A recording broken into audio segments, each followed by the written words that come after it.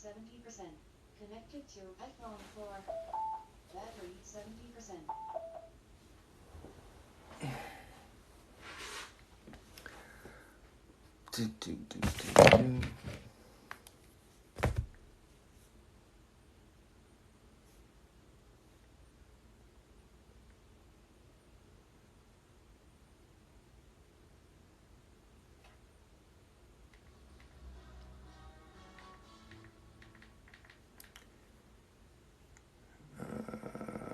Let me put on.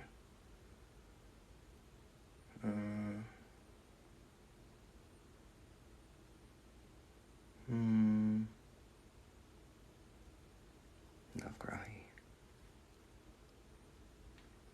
Hey. I just got on here to see what was going on.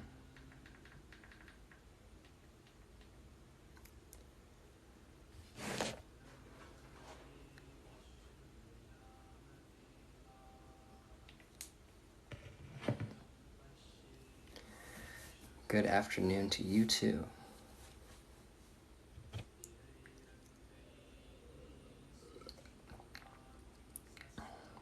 You guys are going with me because I need more coffee.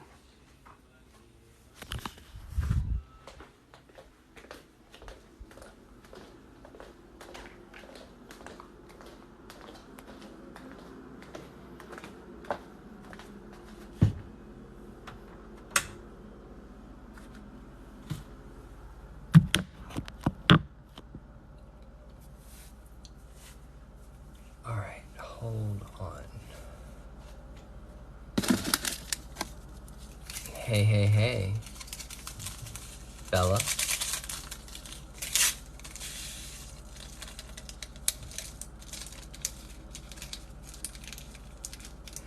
Yeah, yesterday's live failed. I did a lot of stuff today, Jessica.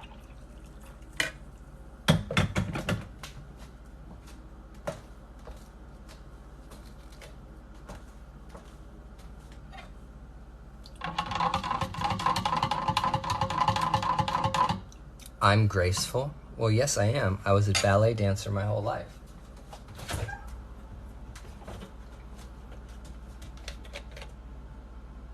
Yeah, I felt bad. I refunded those 2 people I didn't read.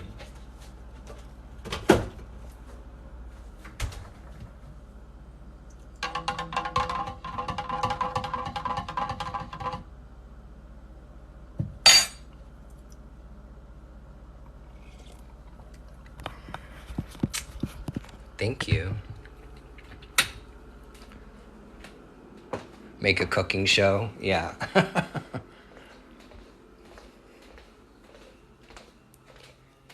I'm actually a really good cook.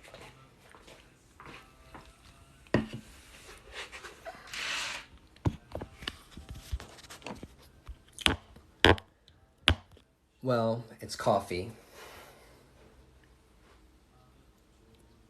It's got a few drops of cannabis oil in it.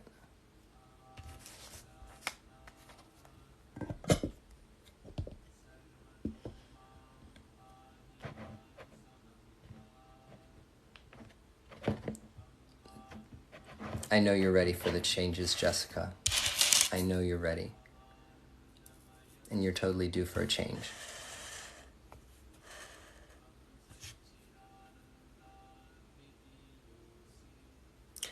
Hey y'all, I'm going to be restringing this particular bead, my Ogun Eleke. So hold on a second, I need to get a bowl.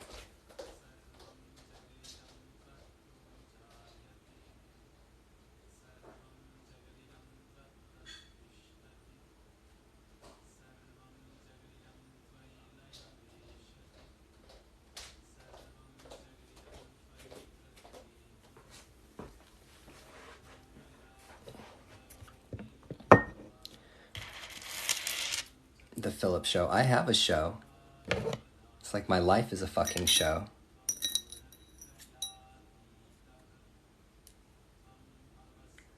Hey. How you feeling? Make another show? I have an OnlyFans.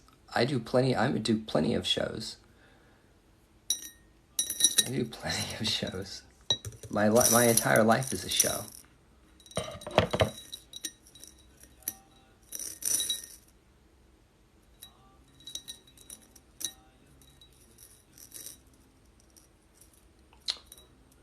That's why I have to restring this, because it's like all funky.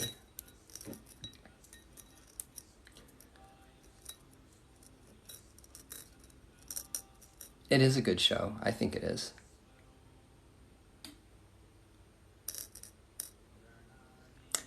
I am going to be restringing my Ogun beads. So like, these are elekes, right? These are the beads that you wear when you're part of the Ifa religion, faith. You know, Lukumi. And they come on really, really cheap strings. So I actually restring them on waxed hemp string. Okay. That it's like makes them totally unbreakable. So this is my Orula, this is my Oshun, and this is my Osain. And I need to get a new Shango. You did a working? That's great. What did you do? What did you do?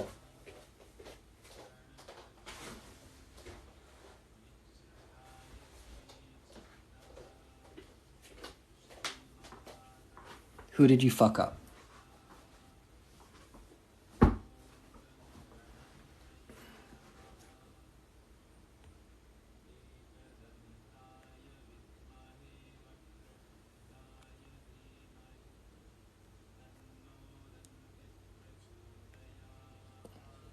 Hey.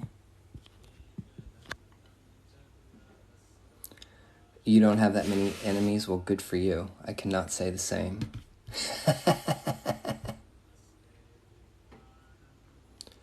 Confidence, self-love, and personal strength.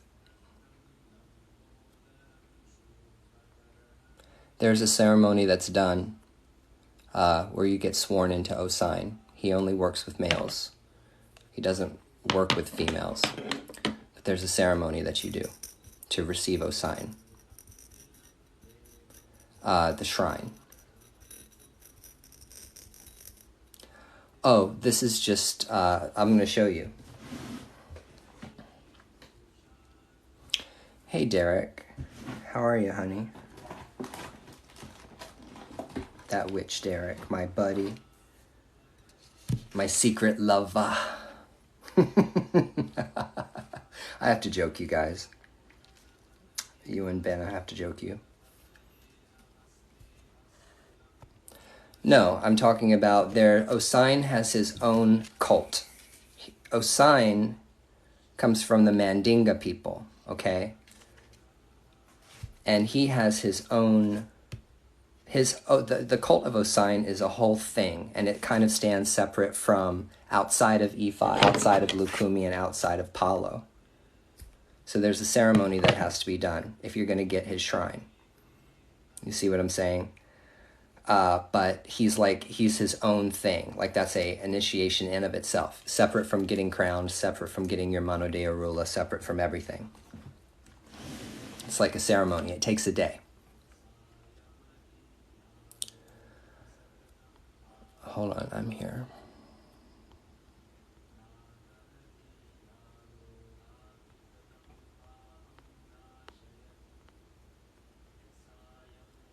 How do you know when a spirit is speaking to you?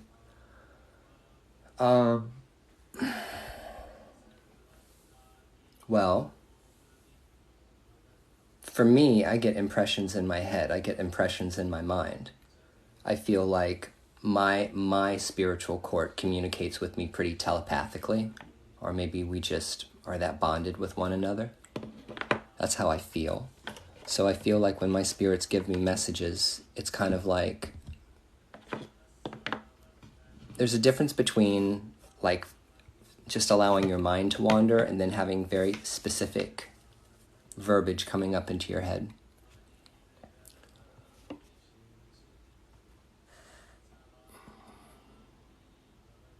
So that's why most people can't hear their spirits, because they don't trust themselves enough to realize that that voice that you hear in the back of your head, back here, the one that says, hey, that's not a good idea, you shouldn't do that, and the one that says, don't miss this opportunity, get off your ass and go do it, that voice, that's your spirits talking to you, okay?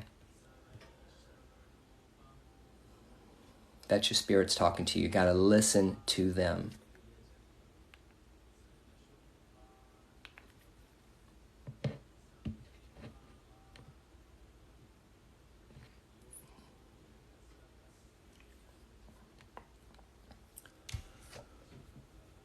Well, when she talks, I listen, because when my Madama speaks, when my Madama shows up, there is no ifs, ands, or buts about what it is I'm supposed to do. You hear what I'm saying? Like, when my Madama shows up, if she shows up to give me a message, that message is crystal clear as to what I have to do. Because my Madama she is one of the most powerful spirits in my court.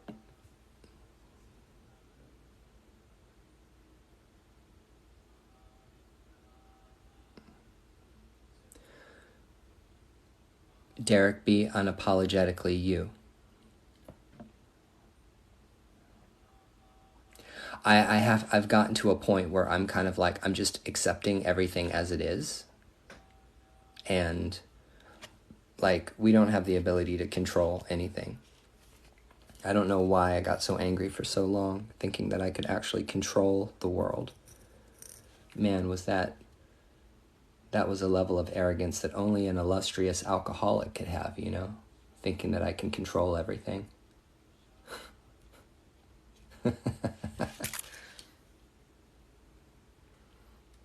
That's why being an alcoholic is such an insidious, horrible, terrible disease to have. Alcoholism is a horrible disease.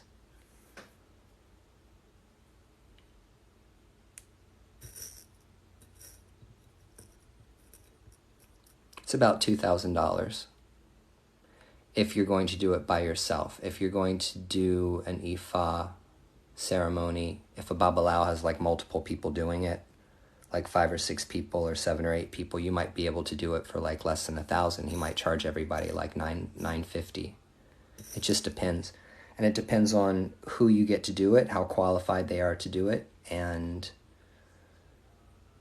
the value of their work. And I value my Babalao, and I value his rank and his house. And I didn't pay more than what I felt was reasonable.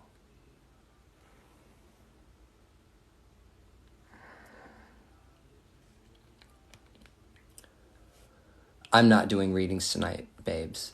I'm just I'm just hanging out with you guys for a while. I'm going to tell you. So this is a very good point. Why does it cost to be involved in ATRs? It doesn't. It doesn't cost. The reason why there is a fee, it doesn't cost anything to practice African spirituality. Let me make that really fucking clear. It doesn't cost anything to practice African spirituality, okay? But initiations cost because it requires stuff. There's stuff that has to be bought. There's costumes that have to be made. There's singers and drummers that have to show up for a party. There's all these animals that have to be sacrificed. I had to sacrifice a goat the other week with my godfather, and the goat was like $400. It was a $400 goat. Goat shouldn't cost $400. I mean, you know, the client paid for the goat. But like $380, $360 to buy a small goat, that's such a ripoff. So everything is very expensive. So like if you have a lot of animals to sacrifice for a ceremony, you're gonna have to pay. You're gonna have to pay for the cost of all the things that have to be bought. That's why it cost.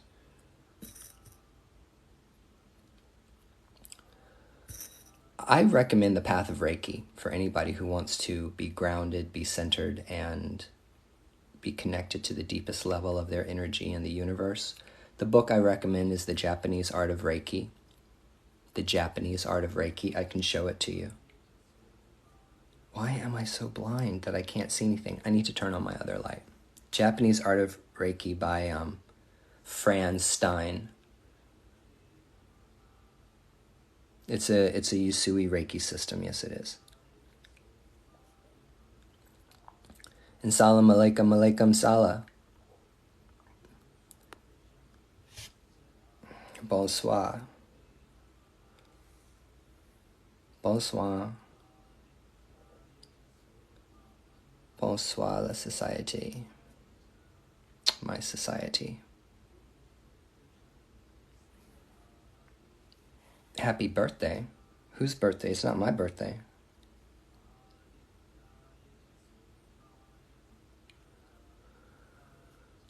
Yeah, grounding, and also it's not my birthday.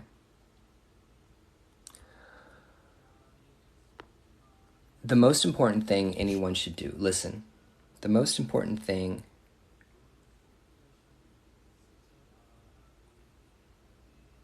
people should be doing when they start their spiritual practice is doing ancestor work.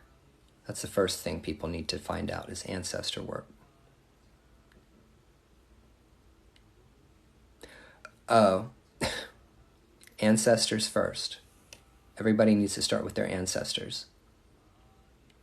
And then after you get right with your dead, then you can start to think about moving on to something else. But people who don't do the ancestor work first and don't get right with their ancestors first will have problems throughout their entire magical career. I don't care if it's Santeria, Lukumi, Ifa, Hoodoo, Voodoo, or any other kind of ancestral witchcraft that's passed down through your family line, whether you're white, whether you're any color. Ancestor veneration has to be at the core first. Do you guys understand that? It's all about ancestors. First, you got to find out what your ancestors want, because if the ancestors aren't happy, nobody's happy. If the ancestors are not happy, nobody's happy. Everyone's going to be miserable. You understand what I'm saying? So first we have to find out what's going to appease the ancestor before we can move on to doing anything else. Before you can move on to Orisha, the ancestor has to also be okay with it. Did you guys know that? The ancestors have to, like, everybody has to be in agreement, or you're going to have a lot of problems. And if there's anybody in this room that is also a Sheshe, or a Palero, Mayambero, a Sansista, Voodooizant, that has anything to say about what I say, please correct me if I'm wrong. I want to be corrected if I'm wrong. But as far as I know, in my lineage, the first people that have to be talked to is you got to start that Bovida, you have to start that ancestor shrine. You know, it starts with a glass of water and a white candle and prayers. A lot of praying and talking to them and working out ancestral trauma and ancestral grief with them and elevating them. Hey, thank you very much. I appreciate that. But that's the whole thing. So anybody who skips the ancestor work and goes directly to whatever they think is the most powerful thing. I don't know why everybody thinks that they're going to be like the most powerful witch on the face of the planet if they go do this stuff. That's ego right there. Look, if I could give anybody advice about magic, don't practice magic because you hope it makes you more powerful.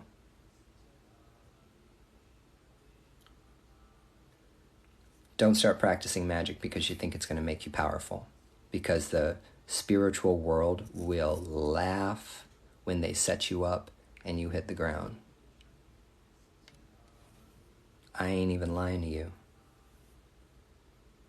I ain't even lying to you.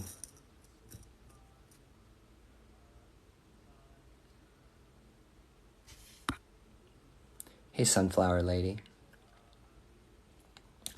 Yes. So the book that I recommend for ancestor worship and ancestor work, the very first one you need to read is called Badass Ancestors by Patty Wigington. Badass Ancestors by Patty Wigington. Fantastic book for anyone who's just getting started. Also, I don't know if you guys know this or not, but if you go to my TikTok channel and you look at my profile, there's a button that will take you to my YouTube channel. And my YouTube channel has got so much stuff on it. I have got playlist after playlist after playlist about Ifa, Lukumi, 21 Divisions, Palo, Hoodoo, root work, occultism, Norse paganism. I've got this massive collection of library of videos that I've sorted out for everyone on my fucking YouTube channel, and you guys need to take advantage of it. Matter of fact, I'm going to make a video about it yelling at everybody. You know?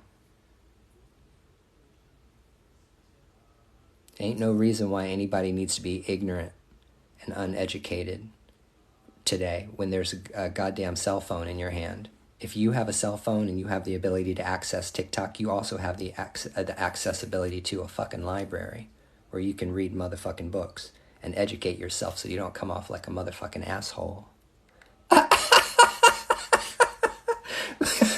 Did you hear that shit? Did you hear me just go off? I laughed out loud at myself.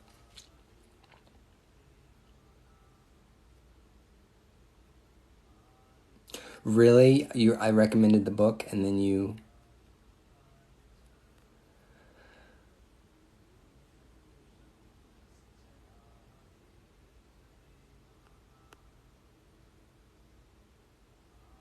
Yeah, no, I'm not going to be a rapper.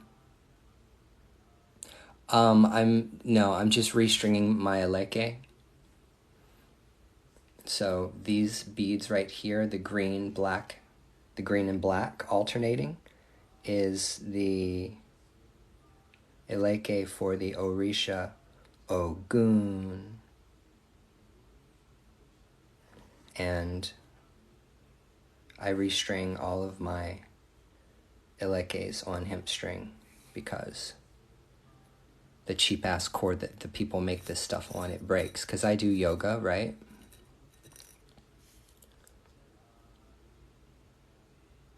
Yay, good Sunflower Lady. Lil Philip, really? That's funny.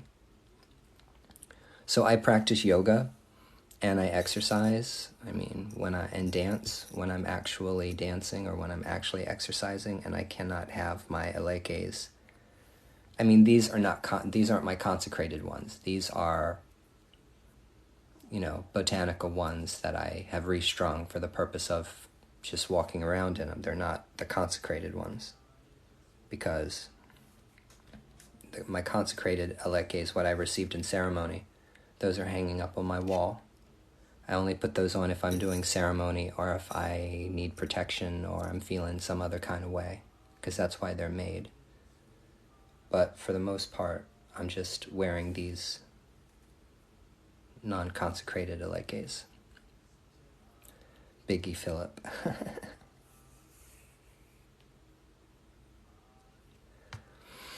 You're showing your age.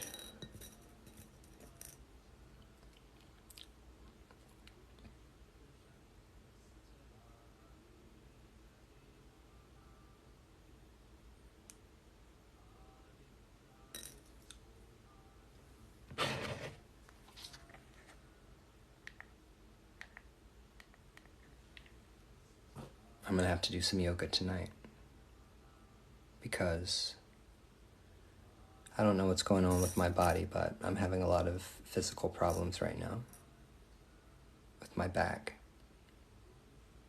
I'm in a lot of pain, and it's making me cranky, which is why I woke up this morning in a cranky mood and decided I was going to read everybody the Riot Act. You can call me Philip, or you can call me Ryan, you can call me whatever you want. I've been a lot of people. I've been Adam, I've been Nadan, I've been Katrina, I've been Salem. I've had a lot of names and a lot of online alter egos for the past 20 years. Tristanate. I've been causing trouble online for, well, since I got in AOL. Adam was my porn star name.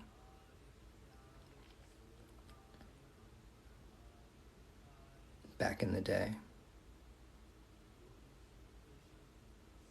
I'm like so mellow. I smoked. I'm not gonna lie.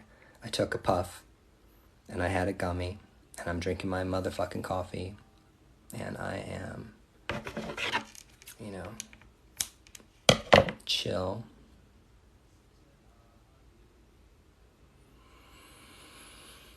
The turtle position, you're so cute.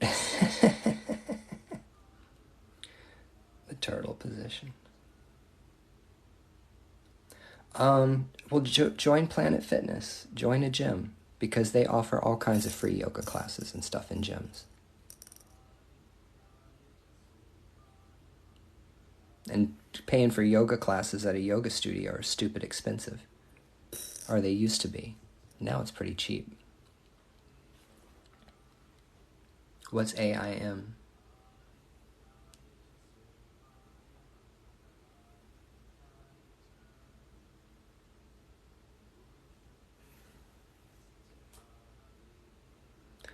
Oh, you know what? AOL, that was like, those chat rooms, really, really, really, I don't know. I look back on it now and I'm like,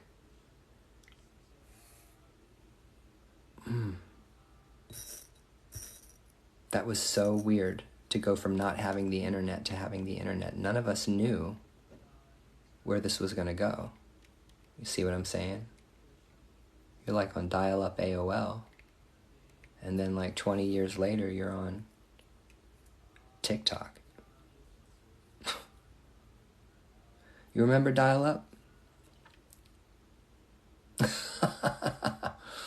Yeah, I was more like 19 in those chat rooms. And I was so sheltered. See, the thing is I didn't go to a public school, y'all. I was, my parents homeschooled me. But when I went to high school, I started hanging out with other teenagers because I went to a private art academy, a ballet academy. And that's when I started learning about the world. But oh my God, I was so sheltered. I was so sheltered from the world. I didn't know anything about jack shit.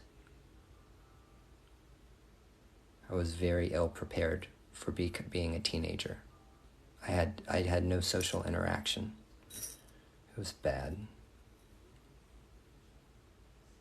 The fax machine screeching dial-up noise. I know, right? Like the Matrix. Yeah, you shouldn't have been in those chat rooms that young. I mean, where were your fucking parents? People get mad. I'm like, why you let your kids have a fucking phone? Did you know that Pink does not allow their child to have TikTok or any social media? Did you know that? She has a phone that basically can dial an emergency phone number, which is her, but will not let her daughter be on social media. That's Pink.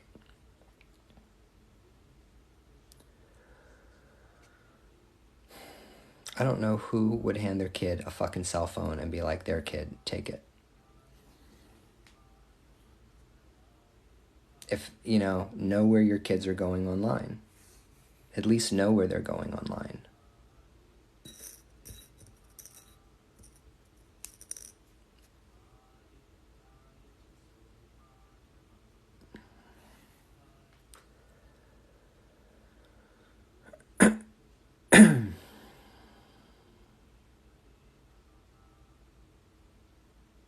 What are you talking about?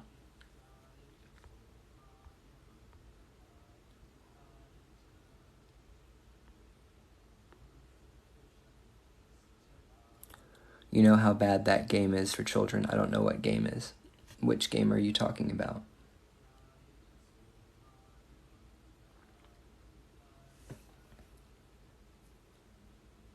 I can't imagine being a child today. I cannot imagine being a teenager. I can't.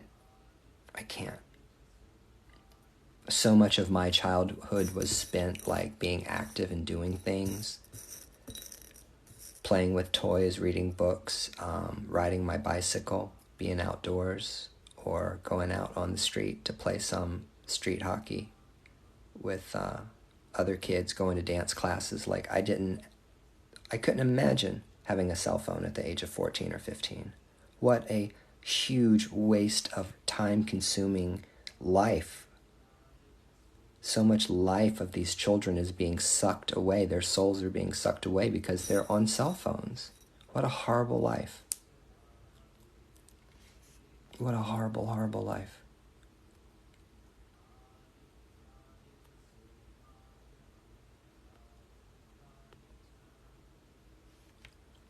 I mean, I don't think we should shelter children from understanding adult themes and topics or understanding things like violence and sex. I don't think there's any reason to not be honest and for your child to know about these things. Our society has changed. You know, back in the day, and I mean back in the day, you know, when we had to raise our own food and slaughter it, children had to stand around and watch, you know, the animals die that they were going to eat. That hits different than when you're born and raised in the suburbs and you go to Market Basket and all of the meat you have ever come into contact with is coming in a can, or go kill that cow and then eat it. Go slaughter that goat and then eat it. It tastes different. It smells different. Because you understand the process of life and death, and you see the animal coming to the slaughter, you see the slaughter, and then you turn around and you consume and you eat and you feel gratitude for it. There's no gratitude. People don't have any gratitude.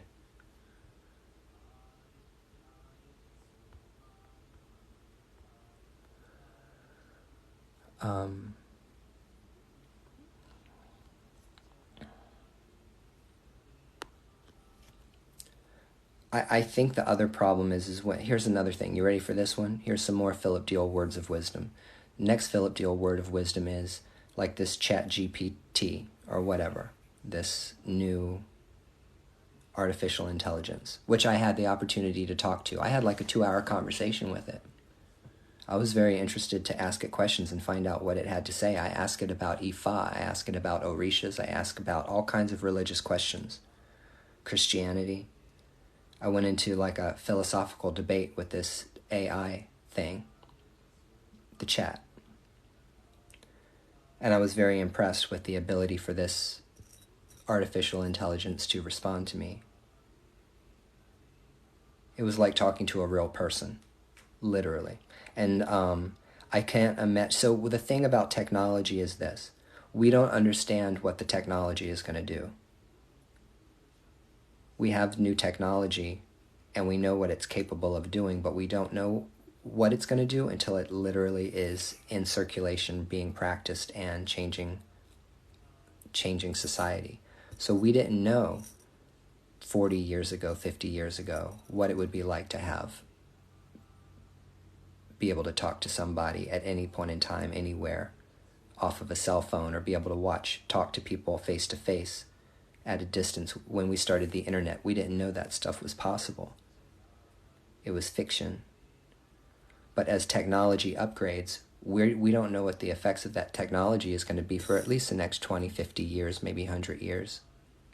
We'll have no idea what the everlasting effects are.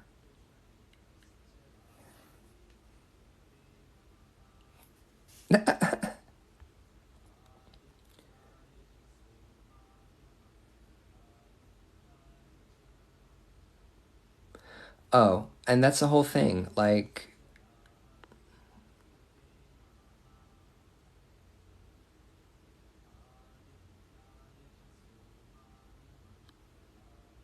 Snapchat. Interesting. I mean, I'm all about artificial intelligence. You know, growing up watching Star Trek and watching Star Wars, I love C-3PO. I love R2-D2. I love Lieutenant Commander Data. If we could create an artificial intelligence that we could bring to life that could be like a person, that would be a really beautiful thing. I loved watching Lieutenant Commander Data on Star Trek. I mean, I know that sounds really fucking stupid. Oh, shit, I put 2 black ones. I know that sounds really stupid, but I think the concept of having AI is cool. I have serious concerns about merging with AI. I'm talking about transhumanism. That concept is iffy to me. Like people that want to live forever in a machine. I don't know. I'm not too keen on that idea.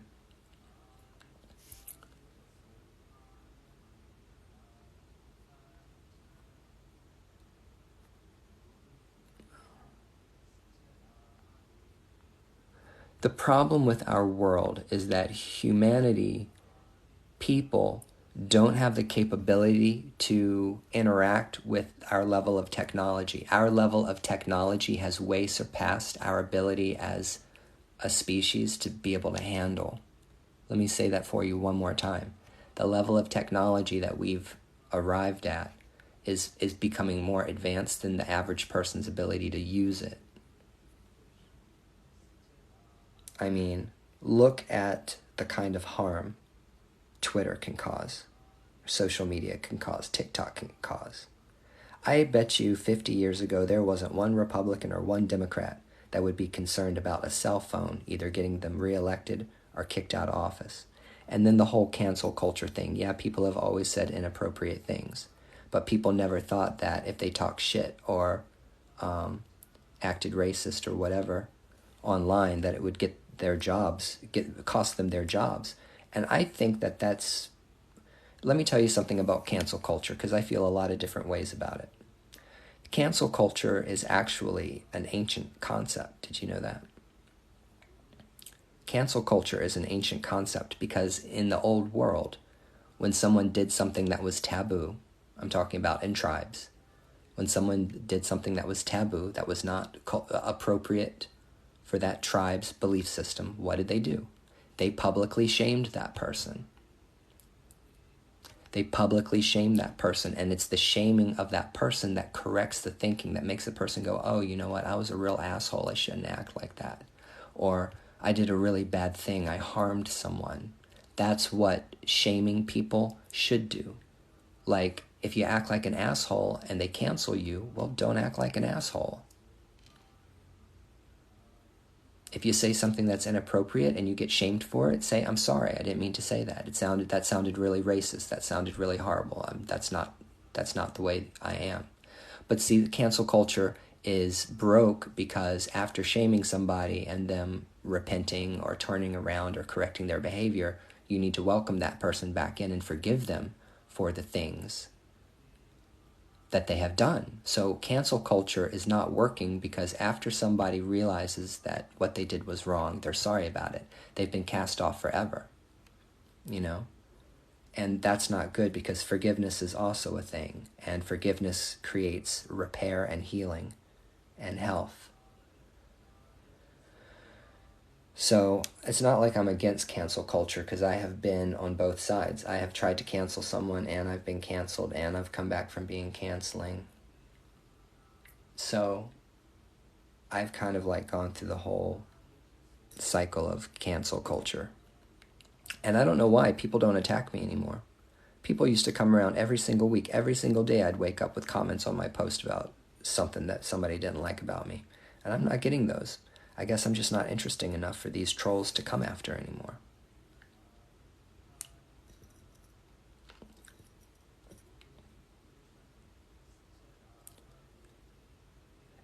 In Africa, if there was a problematic person that like broke taboos and like created harm within the culture, you know what they would do? Do you know where the concept of the infernal spirit or the lonely spirit comes from in creolized mediumship, spiritism? And because in Africa, it was called the forbidden forest. It was the dark forest or the evil forest. And what they would do is if somebody fucked up, they would take that person and they would drag them out into the forest and they would bury them alive. That's what they do in Africa. And that's what they did in Africa. That's what they did to keep order. If you didn't want to get buried alive, don't break any taboos.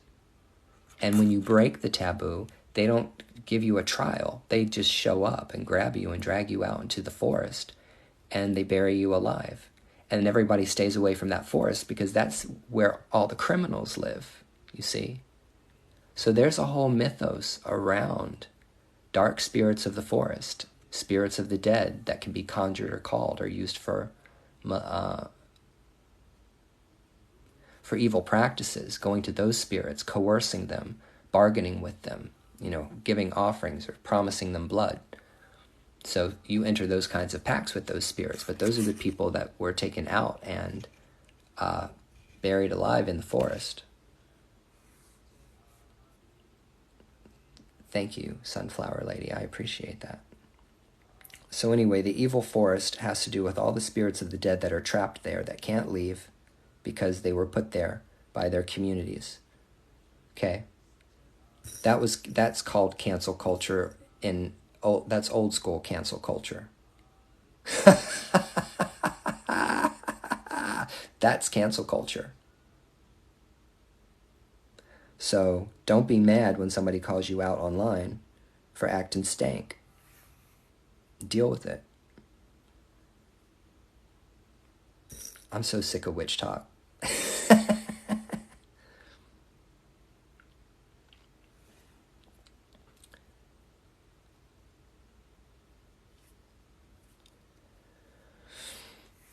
That's real cancel culture.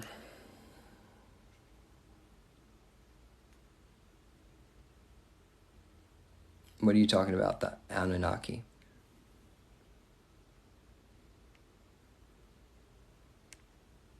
The Anunnaki is just the name that was given to them by the Sumerians. But they've been called many things. In Orisha tradition, they're the Arunmile. They're the people of heaven. They're the people that came from heaven to terraform the earth. This is actually the this is the wording used in the stories, that the Orisha came down and they terraformed the earth. They drew back the waters. They took land and they started creating life. And the reason why life wouldn't grow on earth was because there was no fresh water. And so it was the Orisha Oshun, as the primordial Oshun, who showed up and provided fresh water for the earth, which is why everything survives on earth and why nothing can live without her primordial essence, you see. But those stories of the people of heaven coming down, and the structure in Yoruba land, I don't think people know this, but if you read the history of the Yoruba people and you see like Ile-Ife, the story of Ile-Ife, the city founded by Oduduwa, and then you look at how all of the city-states are working, back then you'll see a similarity between the Anunnaki, or the way the Sumerians had their city-states structured. Does that make sense? I don't know. Maybe I read that wrong. Maybe I'm wrong about it. But it's like there's so many different versions of who came here to do this.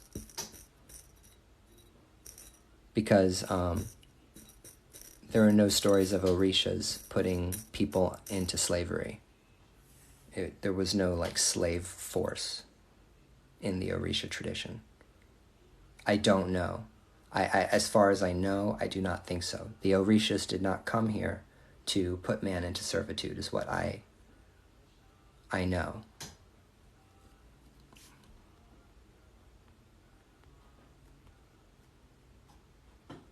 Hold on a second, I'm going back.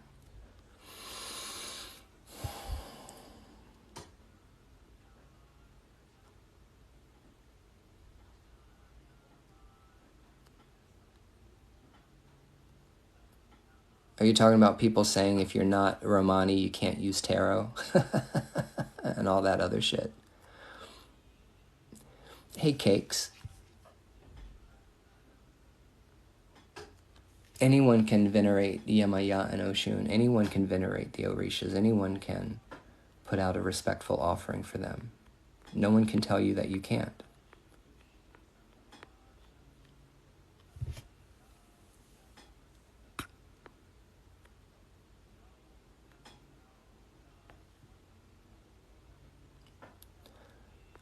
Yeah, transmutation seems like it seems like transmutation is the theme of the month in the spiritual world.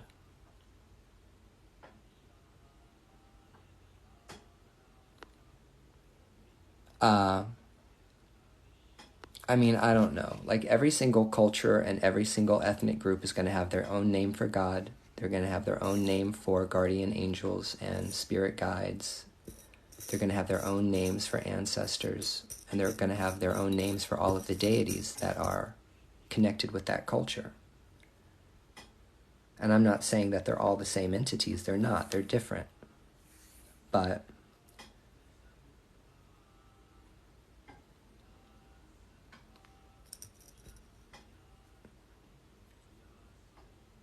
you know, and our civilization and the story of who we are is way older than anything you can imagine.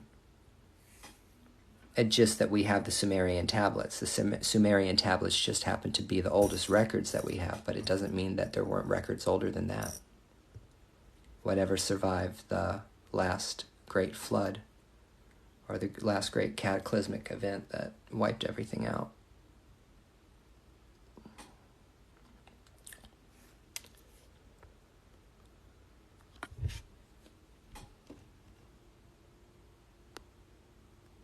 Mm-hmm. You have so much confusion on your path. I think it's because I'm very new. Yeah, well, you know, book a reading with me. I've been able to help a lot of people to figure out what it is, what direction they need to start in. That's what I'm good at. I'm a spiritual doctor. Okay, that's what I do. People come to me with their problems or their confusion, and it's my job to try to help clarify to them where they need to go, what they need to do. That's what I do. So book a reading with me. You can follow the link on my profile. It says schedule a consultation. I'm able to help people sort through their feelings and their emotions and also their thoughts to be able to figure out what the best course of action on their spiritual path would be. But for me, it always starts with ancestors.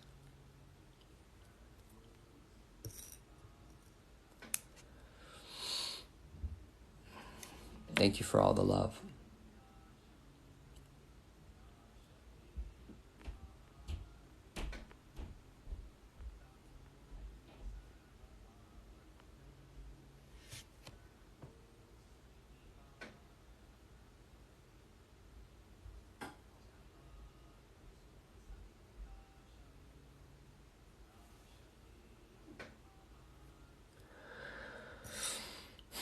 I made an Ogun necklace that was beautiful.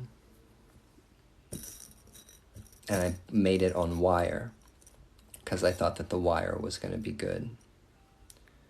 And then the moment I put it on, it took me hours to make, and then the moment I put it on, it snapped right in two, and everything went everywhere. I was so mad.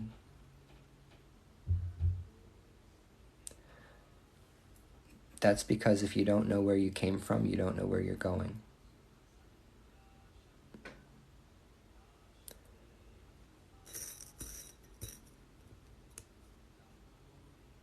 See, an ancestor worship and ancestor veneration is very, very important to me because I have a horrible relationship with my family in both directions. I'm talking about my daughter. And when I say horrible, I mean I don't have the communication with my daughter that I want. It's a very bad situation between me and her mother. So that is one thing that's not good for me in life. And the second thing that's not good for me in life is, you know, my parents disowned me when I was 21 because I was queer. And they kicked me out of the church, and my parents couldn't have anything to do with me anymore, so I don't have a family. Like, I don't have family. I have parents that are alive, and I have a child, and I don't see them at all. Do you know what that does to a person over time?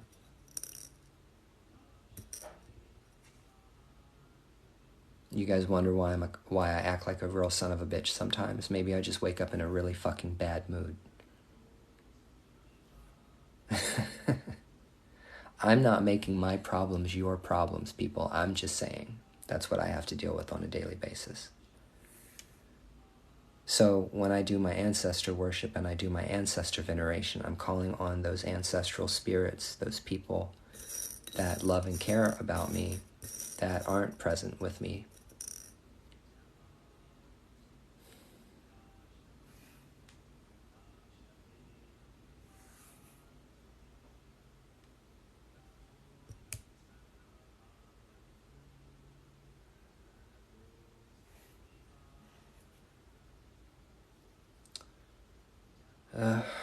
Yes, I just had my emotional moment. I just like went through 5011 emotions. I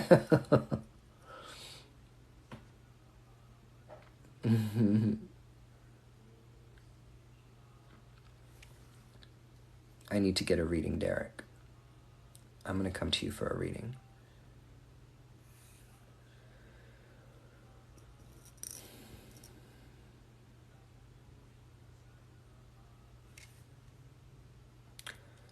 Yeah, society is getting worse and worse and worse and worse and rougher on kids.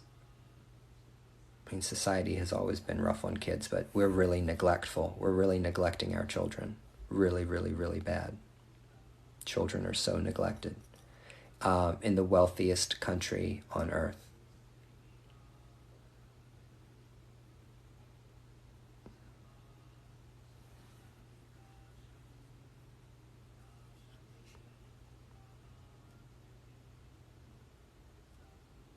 Sorry, everybody, I didn't mean to get all. Oh, I've been homeless. Yeah, I've lived in my car for a couple of weeks with a cat and a cat litter box in the back seat. I've done the homeless thing. I also know how much my asshole costs. You know, your life changes when you are in a position where you have to sell your body for money. You have a very different experience with the world when you are so broke that you can't pay your child support that you have to have sex with somebody. So I know exactly how much I cost. Do you know how much you cost? That's why homophobia is such bullshit with straight men. I guarantee you, if a man needed money bad enough, he would take it right up the ass to get that money that he needed to buy drugs or to pay a bill or whatever. Because that's how the world works. Someone is gonna get fucked. Okay, so that's why homophobia is stupid. Because it's not 100% accurate 100% of the time in 100% of the situations. That's why it's stupid.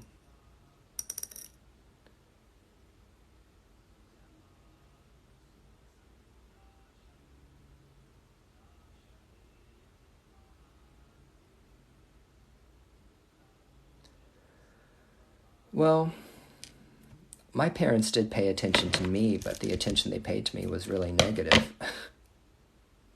I got negative attention.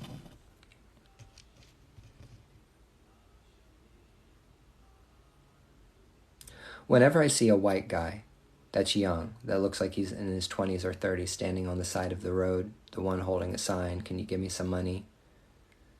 I have all kinds of feelings about that.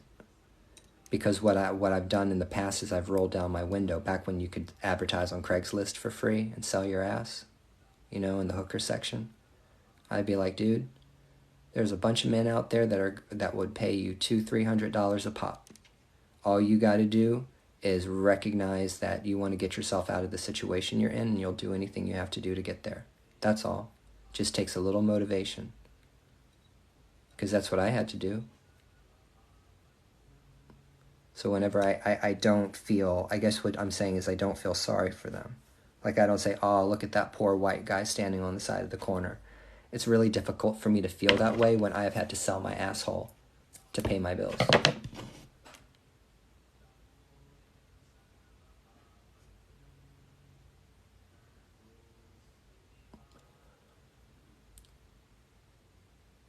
Everybody has a price. 100%. Everybody has a price tag. whether you like it or not. I don't care who you are. If you say that no, that's not true, it means that you have not been, that means that you have not lived enough life or been tested enough to understand what I'm saying. It means that your understanding of the world is still quite naive.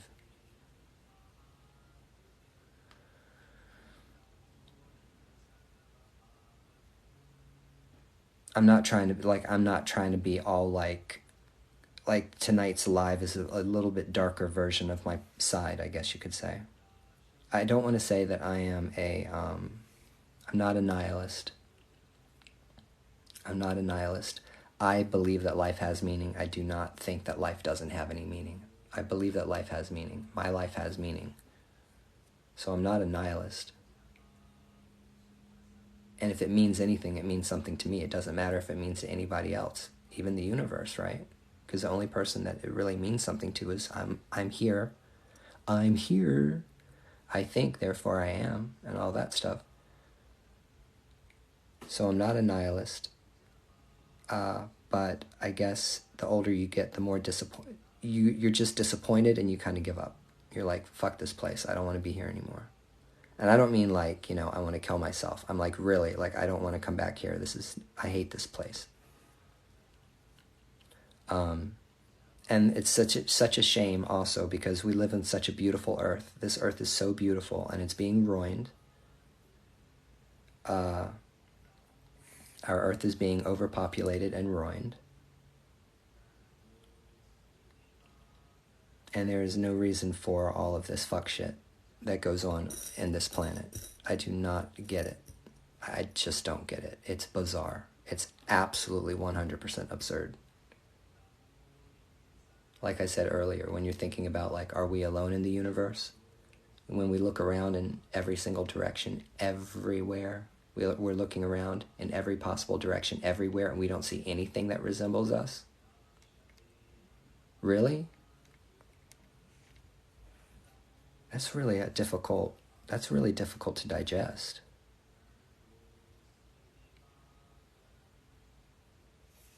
Am I just being weird? It's so weird. Like we're just out here by ourselves, fighting with each other because Budweiser put some boy in a dress on their can or something. I don't know.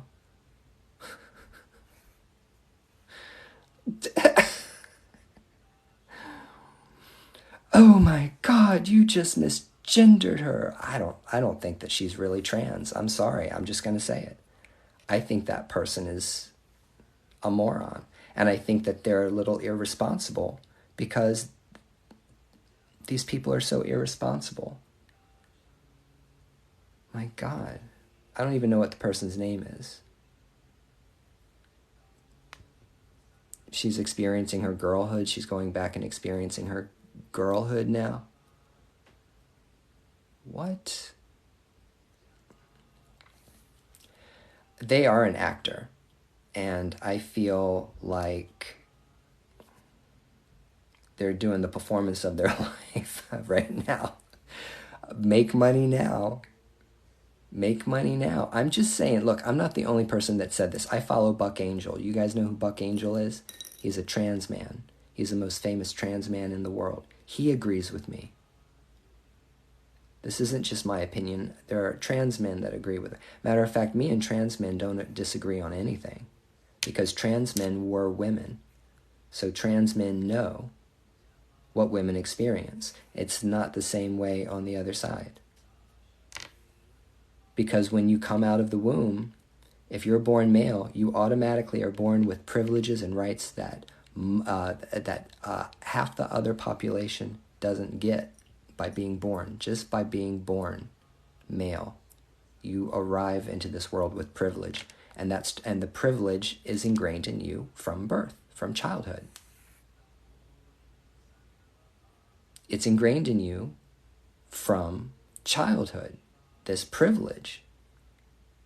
It's privilege. It's a ridiculous amount of privilege that you are, that to be. I realize that I'm the most privileged person on the planet, right? Because I'm white and I'm male. Well, I'm not white, but I look white, and I guess you could say I'm white. I'm not ethnically white, but I'm white and I'm a man. I'm supposed to be the most powerful person on the planet, right?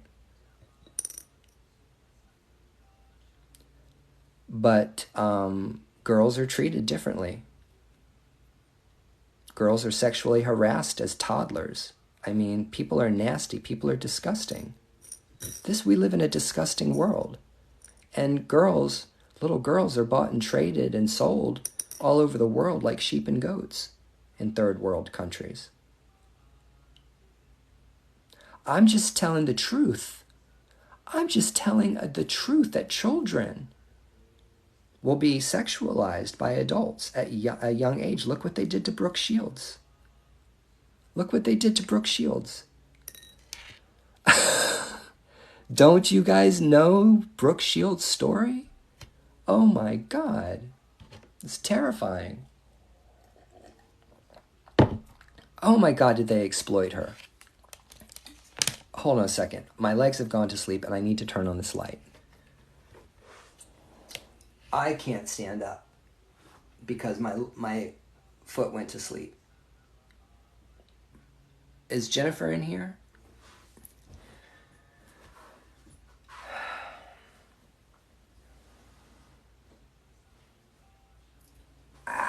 And my leg went to sleep. Hold on. Oh. I literally can't feel my foot.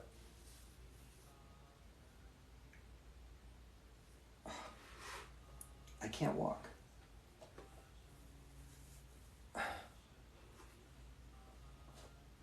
That is not okay.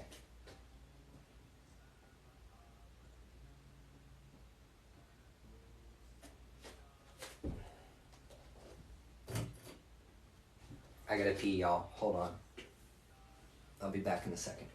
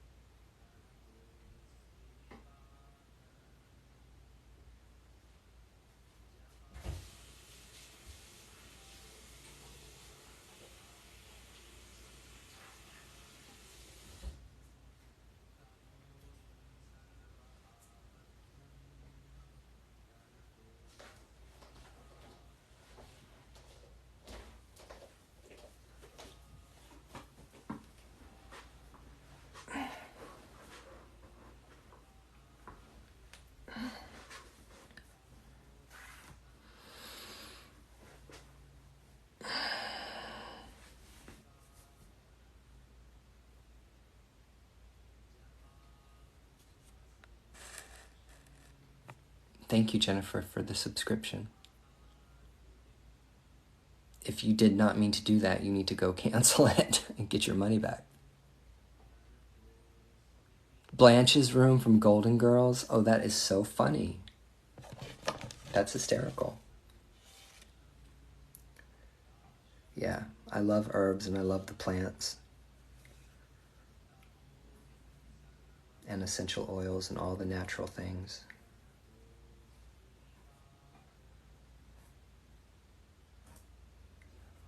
Witchy things. I wanted to have, for the first time ever in my life, I wanted to have a Pinterest witch bedroom.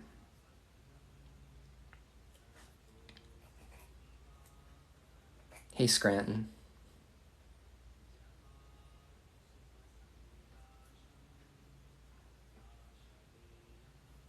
I love the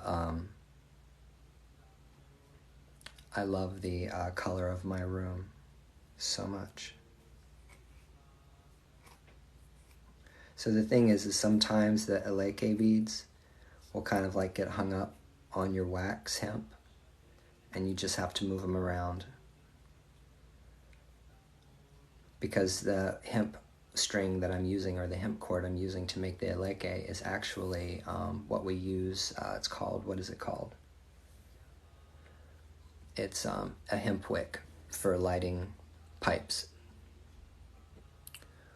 I consider that a sage green, which is my favorite color.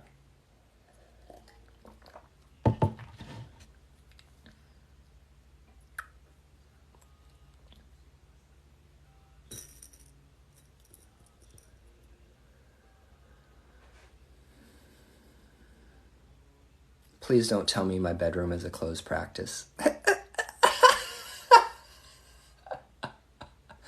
My bedroom is a closed practice. No, my bedroom is very, very much the open practice. Okay.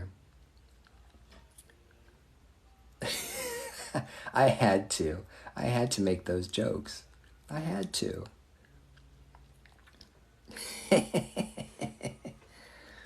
That was a good one.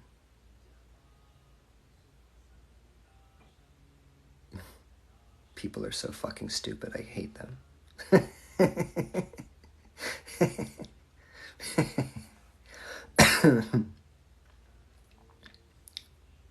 See, guys, this is, look, are you paying attention? Are you paying attention to me? Because I smoked before I went live, and this is how I am after I smoke. Ask Jennifer. After I hit it, this is how I get quiet. I get extremely docile.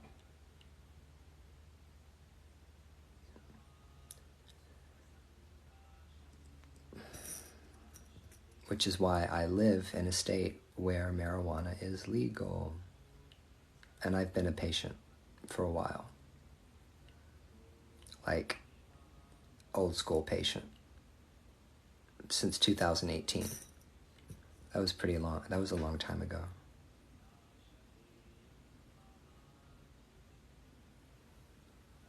Oh, I'm no good for a massage. I am no good for a massage.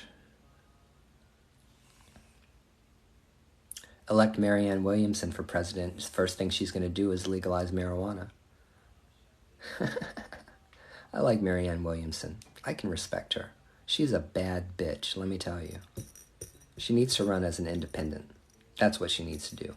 This would be the presidential election where everybody voted independent 100%.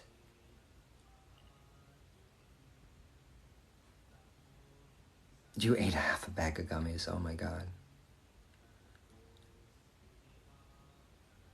Ugh. I can't imagine living in a state where it's not legal. Just to be able to get some herb to relax or like have a drink. It is ridiculous. Ridiculous. Cannabis has helped me a lot. Do I think it's done some damage to my body and my brain? I don't know. I really don't know. I couldn't tell you.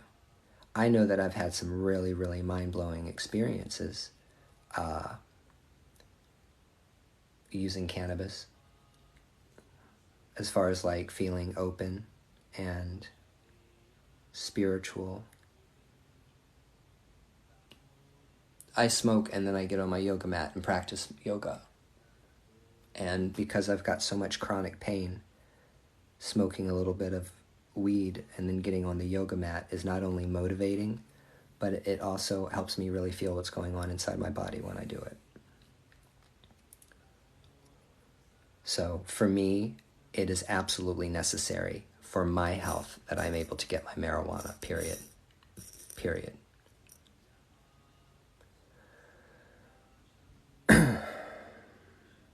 I started drinking when I was young, and I wish I wouldn't have. I wish I would have smoked instead. I would have had a much better life than starting drinking alcohol, because that's really what needs to be illegal. It's alcohol. Right now I could walk into a liquor store and I could buy every single I could buy like every single bottle of vodka sitting on the shelf and come home and drink every single one, or try to start drinking one after the other until I drop dead, and it's 100% legal. And that's what people do when they die of alcoholism every single year. They drink themselves to death. They poison themselves to death until their heart stops working and their lungs stop working. And they're bleeding out their eyes and their nose and their mouth, and everything is failing. Their liver is failing.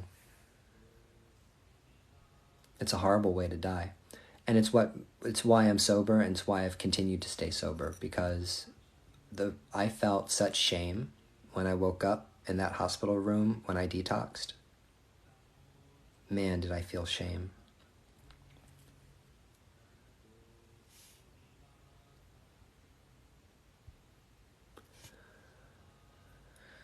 Yeah.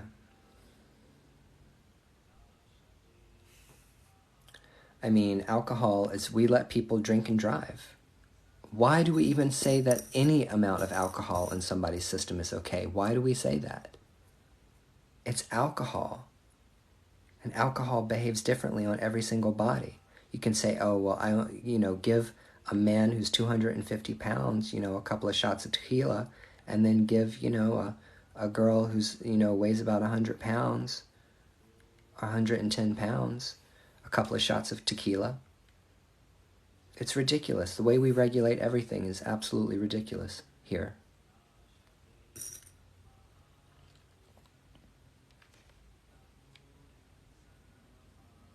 Really?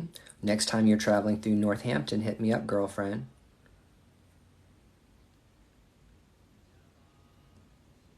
I love it here. Well, I love Massachusetts, period. I would be happy anywhere I lived in Massachusetts. Literally, I looked at places everywhere, all the way from Chelsea to Boston to Worcester. I really didn't want to live in Worcester. I love the Lawrence area and the Methuen area. I would have lived in Methuen in a heartbeat. I actually lived up there for several years in Lawrence. I've lived in Chelmsford.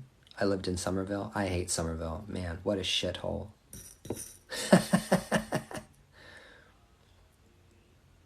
All those MIT people and Harvard people. Gag. Gag.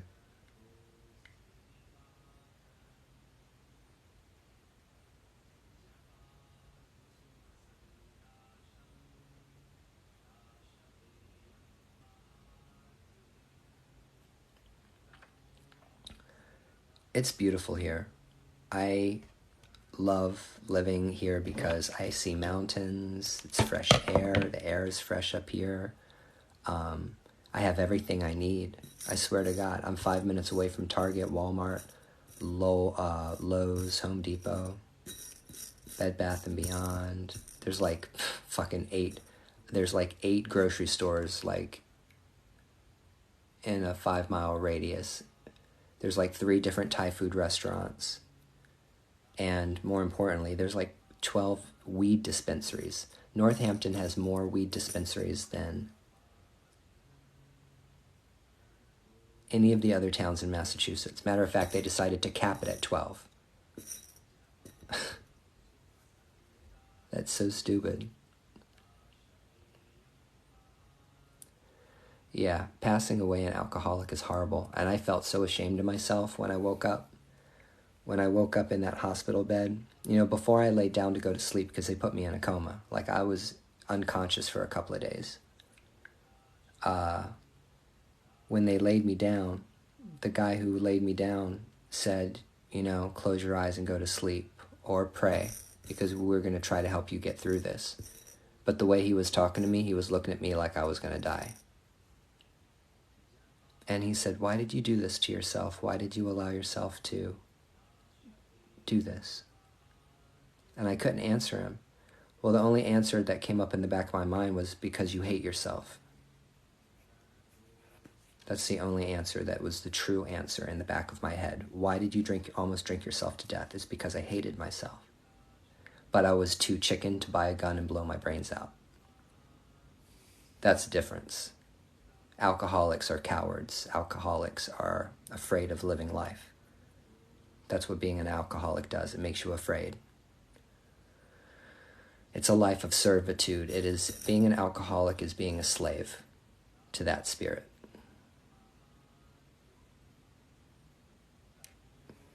Listen to me telling no lies. When you're an alcoholic, you are a servitor of that spirit. And there's nothing wrong with that spirit in of itself. It's not good and it's not bad, right? It's just nature. But you sure can become a slave to it. And it'll kill you. So that's how you need to think about your spirituality, people. You need to think about spirituality in the same. Did I really just do 2 black ones again? What a moron.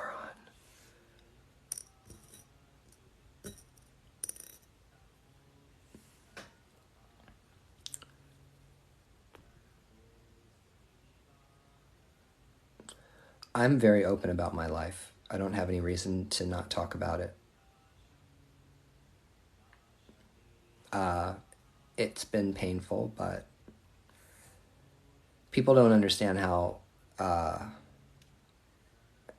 insidious alcoholism as a disease is on the soul.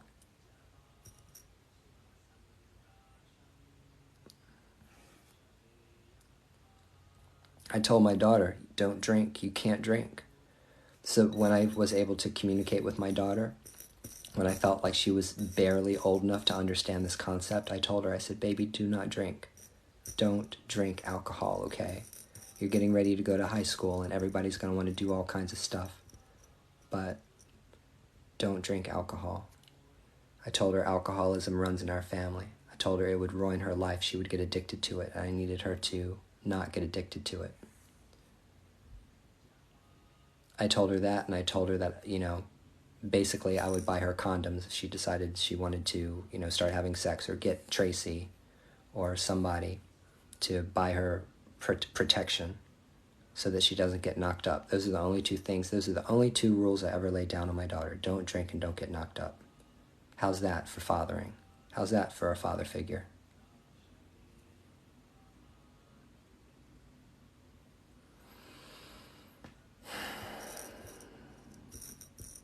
Unfortunately, I don't play a bigger role. I don't play a role in her life big enough to actually make a difference, I think, when it comes to those things. But I would prefer my child to be a stoner.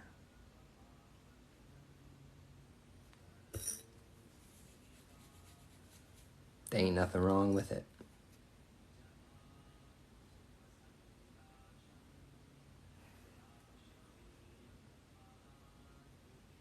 I'm not an outlet for her.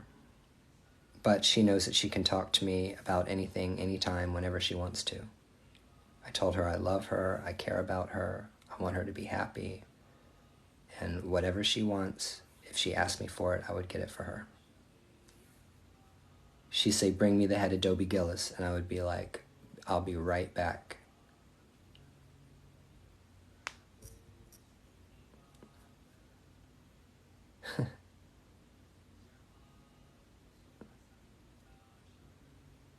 So my daughter knows that I love her.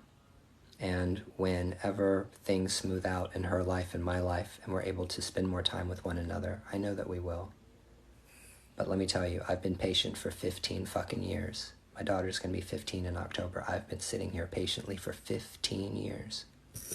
And I will continue to wait as long as I have to wait until I'm able to play a bigger part in my daughter's life. I'm just waiting. I've been waiting patiently for 15 years. There's another reason I wake up and I'm in a bad mood sometimes.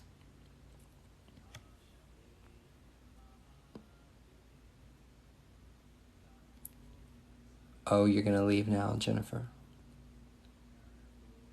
Okay, well, I'm just going to sit here and continue to string my bead.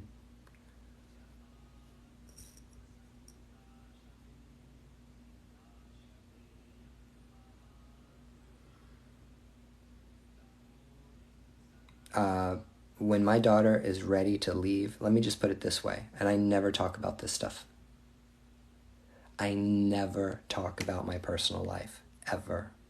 But let me just say this about my daughter. When my daughter decides that she's ready to get up and get out of where she's at, I will be ready for her to assist her to do whatever she wants to do. She just has to ask me. That's all she has to do is ask. Because I'm like a genie in a motherfucking bottle. All she has to do is say, Dad, I want this, or I want to do this, and I will make that dream come true for her. Because I have the ability to make dreams come true. Did you guys know that? Not necessarily for myself, but for other people.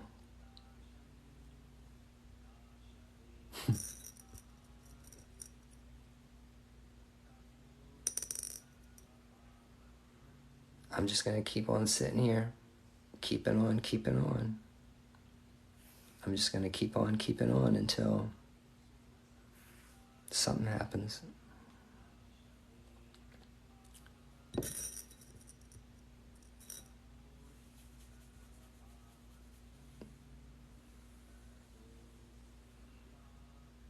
You need your man to come home and stay home.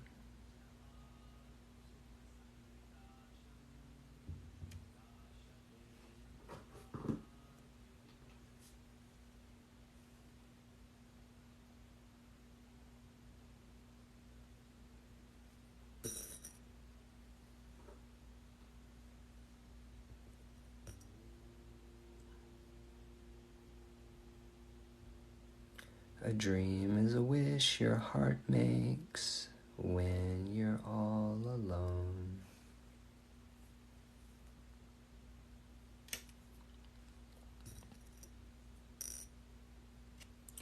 I'm not sad. I'm over it. There's a difference. I might look sad. I'm not sad. I'm just done with it. I'm so over it. I'm just over it.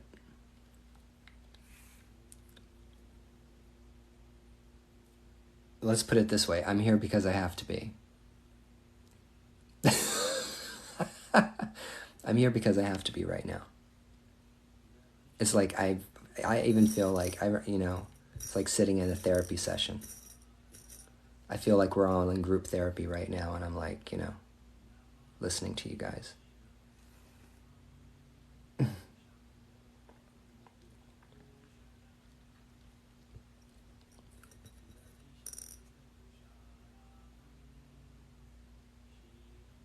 Did you like that? I know, it's good. It's a very good book. If you finish that book, then you need to move on to Ancestral Medicine by Daniel Four. Ancestral Medicine by Daniel Four. That's the next level up from that. For ancestor books and ancestor work.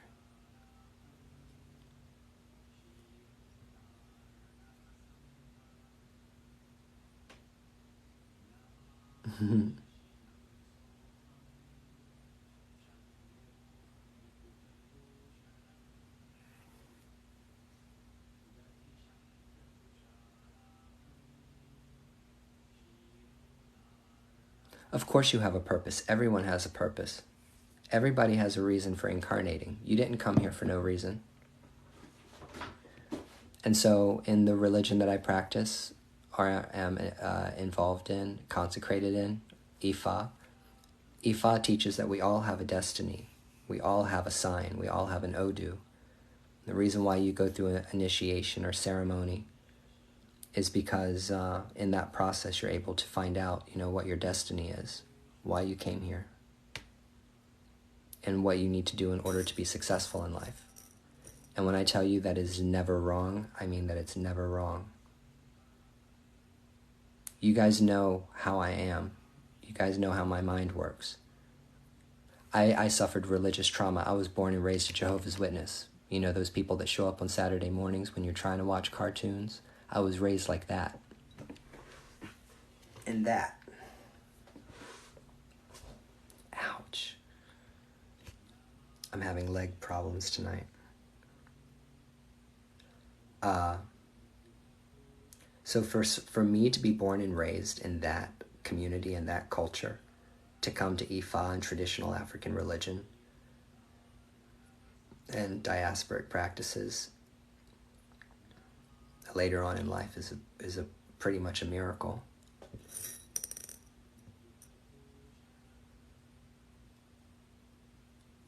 Getting your Mano Dea Rula is good because it just tells you where you're at. It tells you it tells you who your guardian Orisha is. That means which energy vibrates with you on the highest dimension. That you participate in a part of that nature of that entity.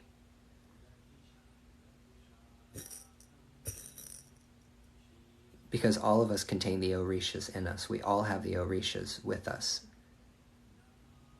But just your guardian, when you find out who your guardian Orisha is, it just lets you know kind of like more what your element is, or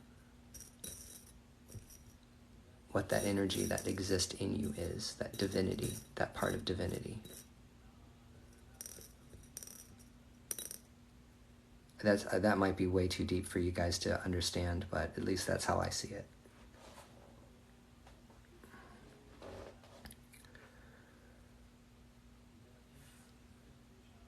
But once again, you shouldn't be going into any initiatory practices without first working with your ancestors.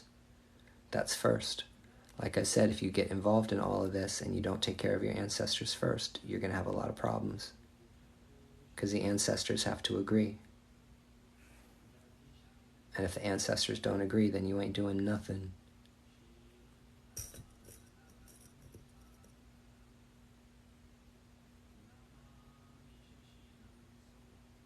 Ugh. Being raised a Jehovah's Witness blew so bad. And it's not because I couldn't practice any of the holidays or my birthday. I never even thought about it. I didn't grow up celebrating my birthday. I didn't grow up celebrating any holidays, going to any holiday parties, nothing. But I didn't miss it because I didn't have it. And if I never celebrated holidays again, it wouldn't matter to me because I wasn't raised with it. You know what I'm saying?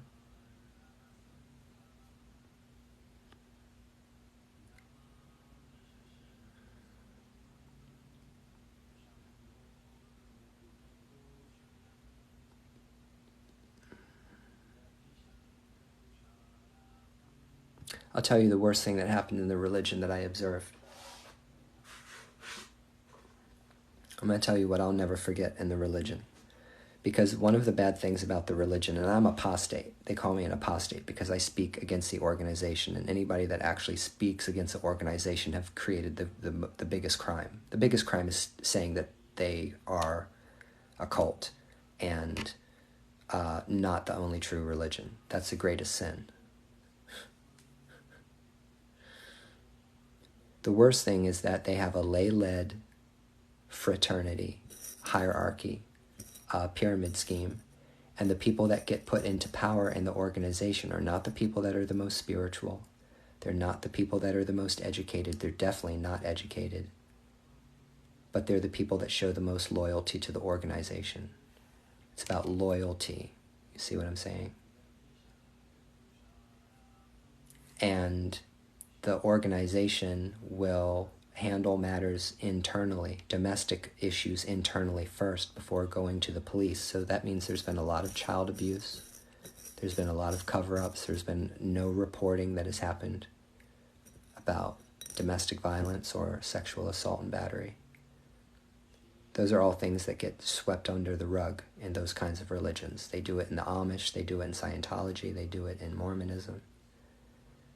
You're supposed to be in control. You're supposed to keep the congregation in line. See what I'm saying? That's the mentality. So there's no reporting. So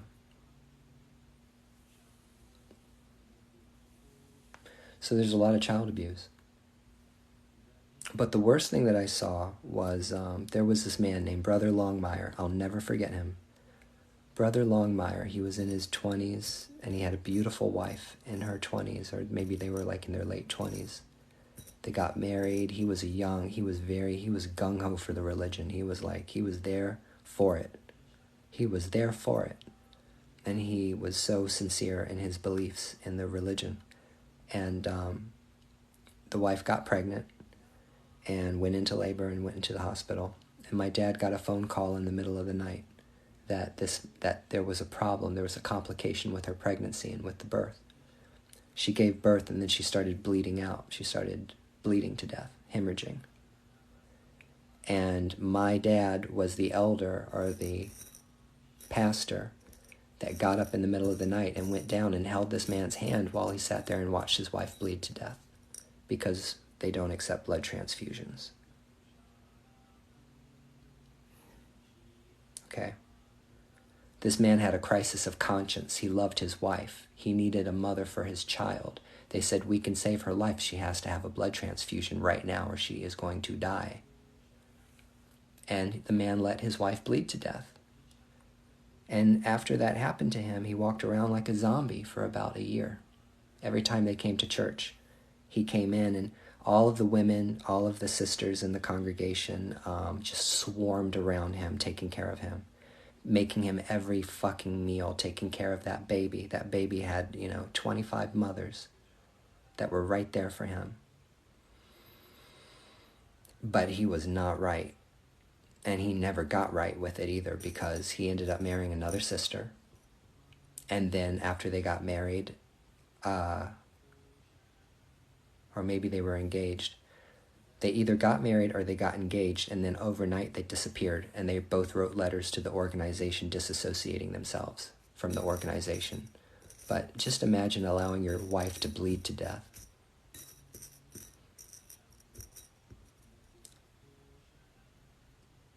But you know what? There's a silver lining. Because if the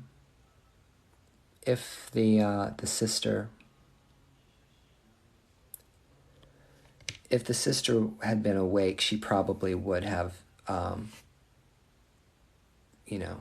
maybe she would have clung to her faith. I think she would have clung to the faith. I don't necessarily think. But what's devastating is that this man got destroyed by it. Like that was the straw that broke the camel's back. That's what destroyed his faith. And the man's faith literally blew up and disintegrated in front of everybody. And it was very sad to watch. And my dad's the guy who's responsible for coaching that guy for for allowing his wife to die. And I can't imagine what that's like. Brother and sister Longmire is the only thing that I can remember. Young brother and sister Longmire.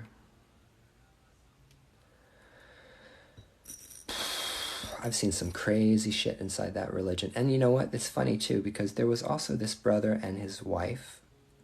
They were an amazing couple. They were like a little power couple. They were little pioneers.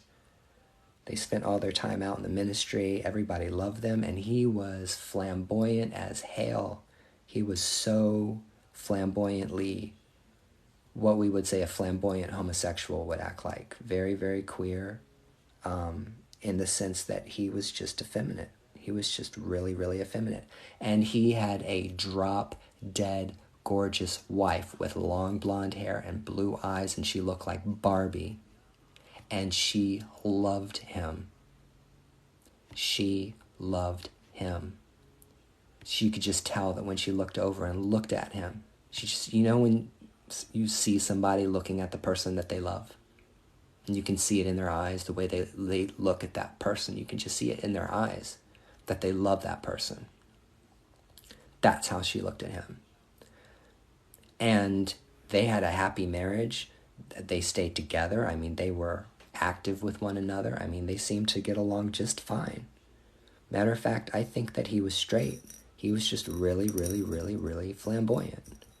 But everybody suspected that he was gay. But he wasn't gay because they sure were having a good time with it. I don't know how those two found one another, but I really hope it worked out for both of them.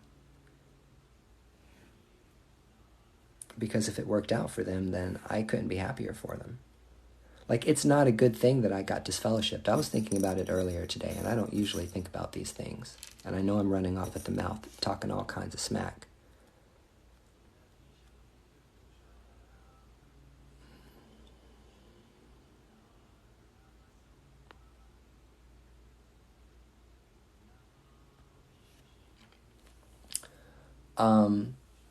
Life is in the blood, which is why you're not supposed to accept it.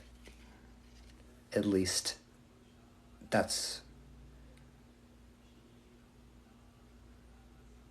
I guess that's what it says. I don't even know. See, I'm not Christian, so I don't know. I am not a Christian person, so I don't know. It doesn't matter. Of fact, it doesn't even matter to me. I'm not even concerned. I don't look up biblical stuff. I'm not going to get into arguments with people that are Christians. Absolutely not. I did that for a long time, and I stopped doing that a long time ago. I'm not going to get into arguments with Christians about shit they don't understand about their own religion.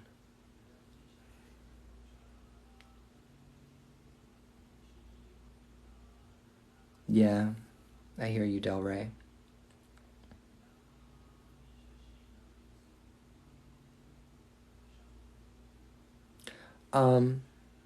Men can never understand women, and women can never understand men. It's impossible. It's absolutely 100% impossible for the sexes to be able to understand what the other one experiences, for more reasons than I have time to sit and talk about for like an entire night. Actually, men are Jupiter. In Hindu astrology, the male person is represented by Jupiter. The female person is represented by Venus, the two beneficent planets in Hindu astrology, the wise man and the wise woman. When you say Venus and Mars, when you hear about men are from Mars, you're thinking about a very violent planet. You're thinking about a very dangerous planet. You're thinking about one that is very aggressive, but not in Hindu astrology. In Hindu astrology, it is Jupiter that is the equivalent to the Venus planet. Mars is all about war. Jupiter is all about education, knowledge, and understanding, wisdom, and spirituality.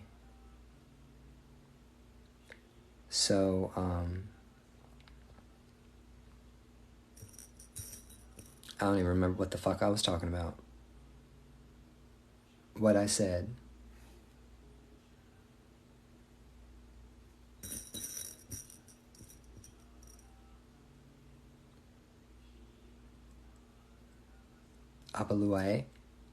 Babaluae.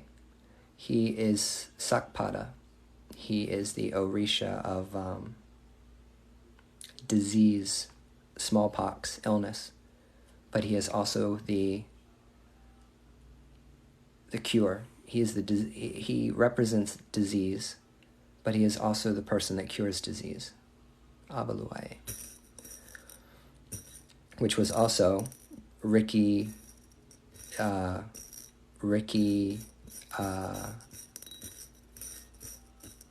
who's Lucille Ball's husband? Desi Arnaz. That was Desi Arnaz, guardian Orisha, is Babaluae, which is why he sang that song, Babalu. He was a big old Santero, and like one of the most famous of Santeros.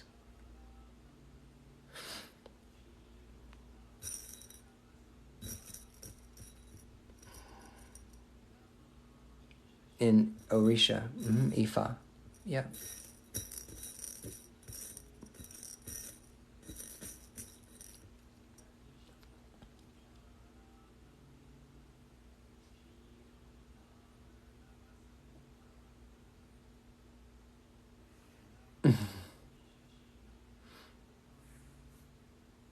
What the fuck is going on with my hair?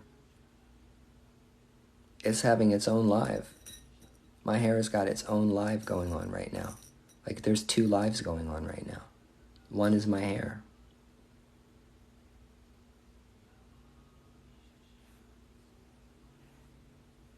Oh, really? That's interesting.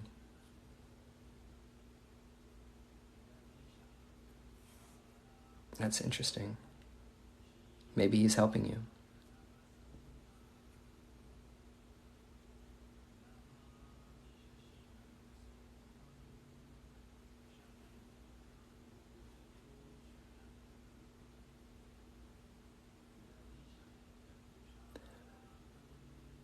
Remember what?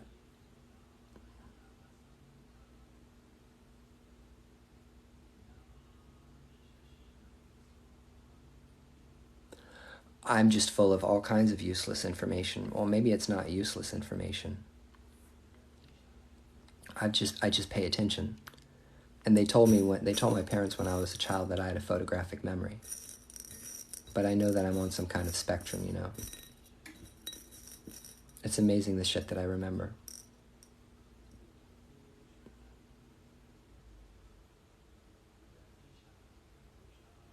But I'm a horrible speller, and I'm not good at spelling. I've never been good at spelling. I've never been good at spelling words. I'm also terrible with numbers.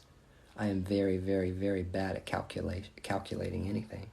And I don't know how that's possible. I don't know how I can excel and be so gifted in like language arts and reading and humanities and stuff, and be so stupid and dysfunctional when it comes to anything that has to do with mathematics, physics. Ow! Ow! Ow!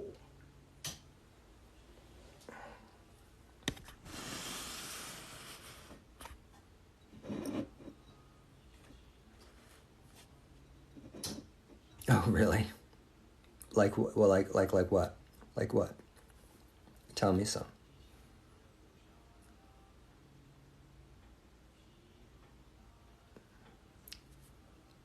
I have a problem with my eyes. I know that I have an issue with my eyes. Something that I do with my eyes is not normal.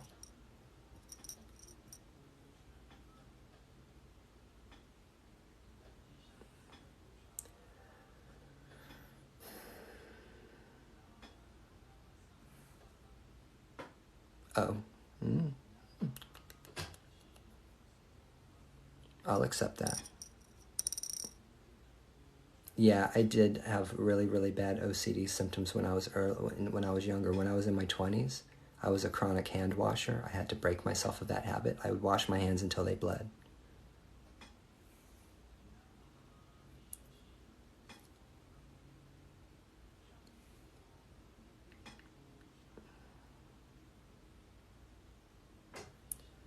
Just wondering how, I don't know,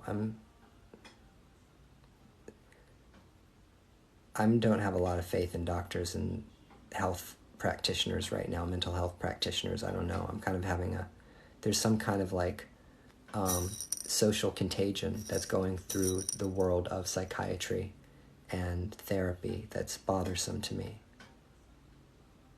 So let me explain to you what gender affirming care is. Let me tell you what the affirming part is. And this is not just the trans thing. This is not just a trans thing. It has nothing to do with whether you're trans or not. I'm talking about when they use the word affirming, that health practitioners in the mental health practice have turned to an affirming philosophy, meaning when you show up and you tell them stuff, they will affirm for you what it is that you're feeling. They'll affirm it for you. You see what I'm saying? They believe in affirming people's self-diagnosis of what's wrong with them instead of pushing back and asking them questions. Like in Canada, if somebody shows up and has gender dysphoria, as a health clinician, you're supposed to affirm their identity, but you can't say stuff like, well, are you sure? Like, what kind of exercises have you done to test that theory? You can't do that because it's considered anti-trans. But it's not just that. It's in a lot of, it's in the realm of a lot of psychotherapy now. And it's like, well, we're not challenging anybody. And then everyone's identifying with their illness. You know, you are not bipolar disorder. You have bipolar disorder. And that's something that can be treated with medication and with therapy. I believe that all mental and behavioral health problems can get better with treatment. But affirming someone's disability or mental illness or the way they feel about themselves should not be normalized like mental and behavioral health problems that are like literally bad for you, like are harmful to your life, that hurt you. We can't normalize these things as being like 100% okay. Okay, so you got borderline personality disorder.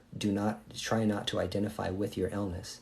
When you identify with the illness, then you're giving your power away.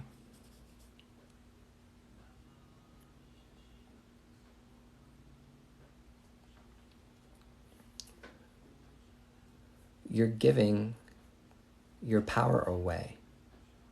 Hold on, people, let me plug you in.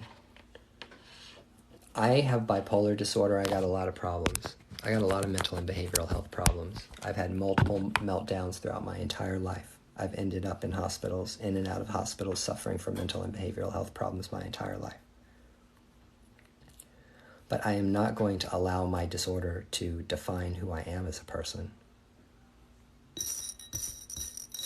You know, because you can say, well, I'm borderline personality disorder. I can't help my behavior, and then just go out and just be as reckless as you want to be with other people's lives.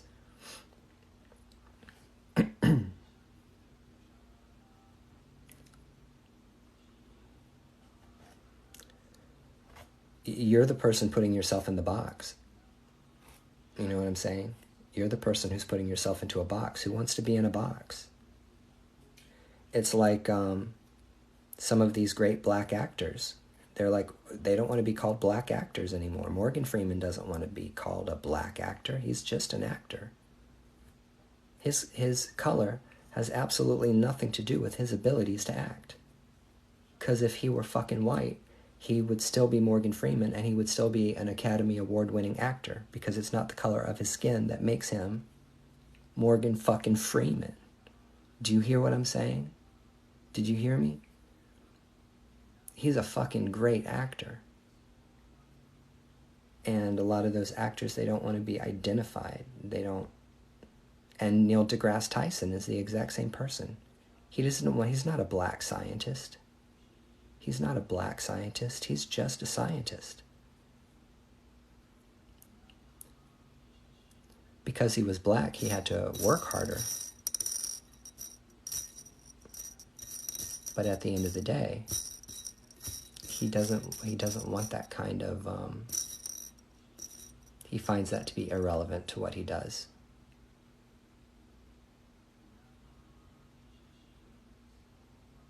It's ridiculous.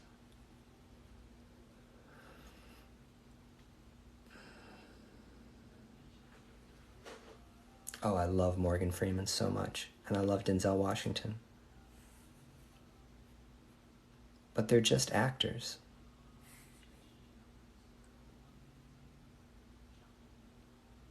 Morgan Freeman said, if you want to make racism go away, stop talking about it. And it's true. When you talk about something, you give it power.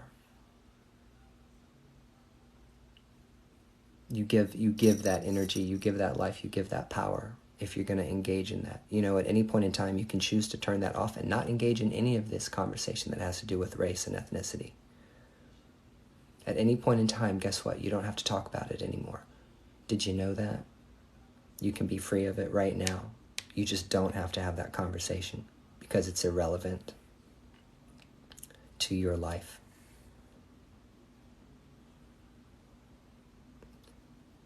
And it's the government's fault. It's the government's fault. People need to be mad at the government. The reason why things are the way it is because of this motherfucking government. You want to be mad at somebody? Don't be mad at each other. When you're getting in fights with one another at Walmart, be mad at the common enemy, which is the government. Because they all suck. That is the person that needs to be making reparations to the people, is the government.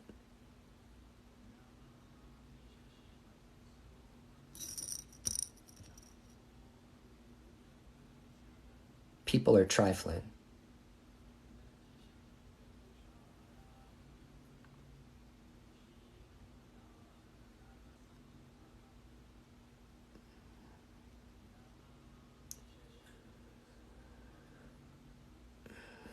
There is, and that's the whole thing. I made a comment about this the other. See, I've been getting into this fight over race and ethnicity since I got on this motherfucking. I don't know if you guys realize that I've been fighting with people over race and ethnicity as long as I've been on this app.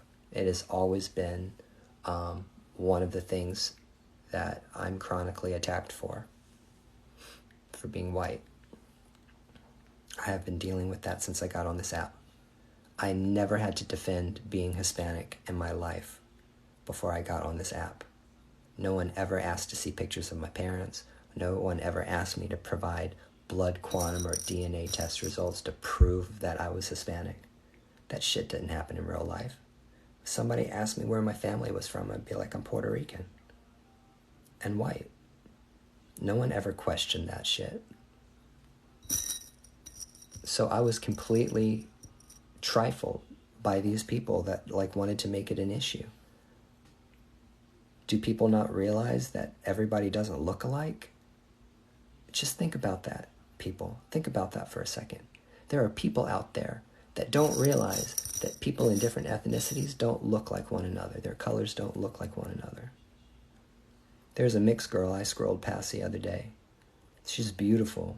She's got long red hair, curly hair, and she had it in box braids. And you can tell that she's ethnic, but she's white. She got mixed parents. Her father's black, her mother's white, and she's gorgeous. And they attack her. I was like, oh my God. How can you attack this person for fucking breathing? And it's the story of you ain't black enough, you ain't white enough. You're not black enough to be black, and you're not white enough to be white. It's ridiculous.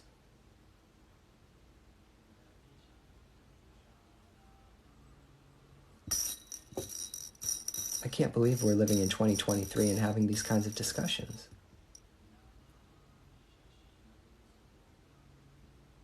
So anyway, that's always pissed me off, and it's always been a thing. It has always been a thing.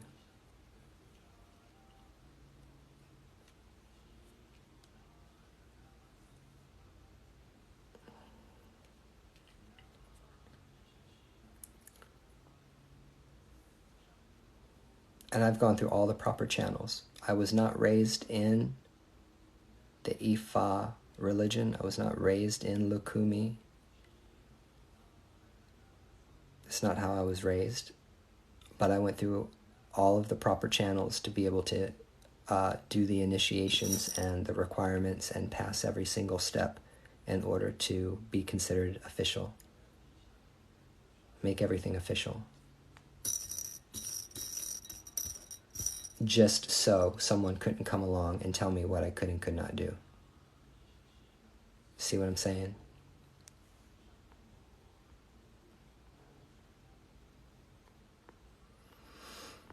Hey, Carrie's friend.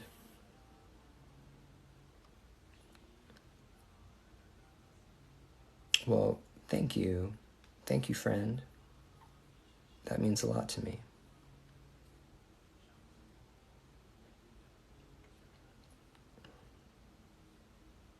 Well, let's just be honest. The world isn't ready for interracial couples. I mean, how far have we actually come in the world if people still walk around getting angry because black men are dating white women? I mean, how are we supposed to change the world when you're so worried about who the other person's fucking?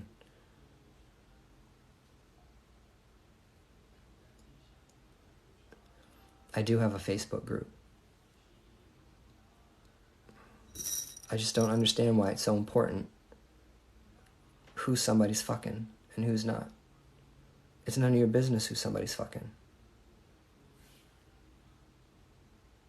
Obviously, it ain't you. Obviously, it ain't you. But that's what I'm saying. Like, how can we approve the quality of race relations or ethnicities when there's still people getting mad over that kind of stuff?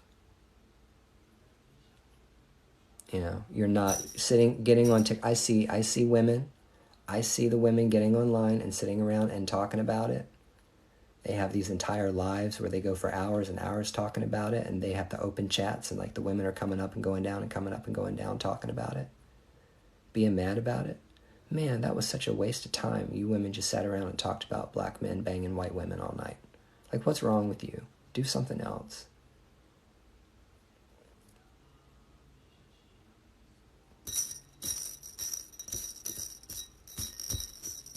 It's a preference. You can't change somebody's preference. If that's what turns that man on and that's what he wants to ride, then let him ride his ride, man. Let him ride the ride.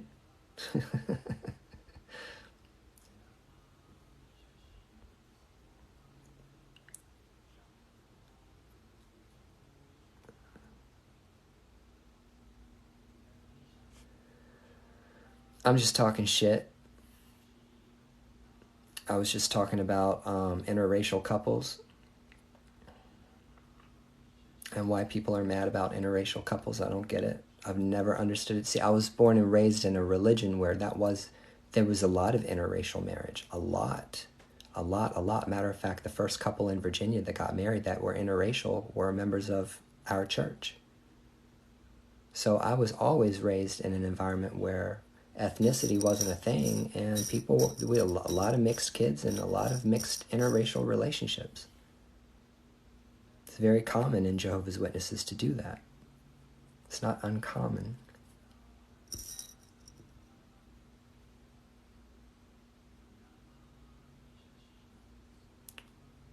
I just don't understand why other people make other people's their business when it's not their business. Get back in your motherfucking lane. Do something else. Go read a book or something. Go educate yourself instead of running your mouth. Do long division.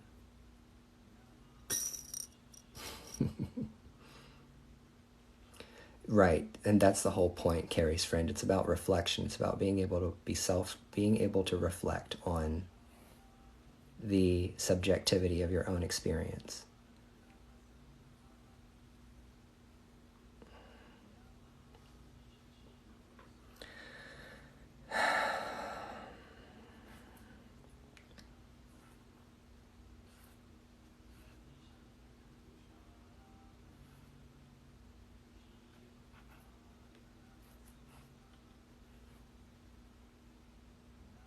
My daughter's mixed. And she's beautiful. She's gorgeous. I have a beautiful daughter. She looks just like me. She looks like me. And when she does her lip syncs and stuff, she talks out the side of her mouth like I do. I don't know why we both do that. When I first saw her do it, I shit myself. I was like, wait, what? Let me rewind that. Because she was doing a lip sync video. And she was singing, and then she just kind of did that lip thing, where like that. And I was like, oh my God, that is my child. I can see myself in my own child. How brilliant is that? I can see myself in her. So amazing. That's a privilege only a parent gets to see. People who never have children will never understand what that feels like. Seeing another version of yourself. And I told my daughter, I said, you are the upgrade, okay? You are all the best parts of myself and all the best parts of your mom. You're the best parts of both of us. So you're like the upgrade human on us.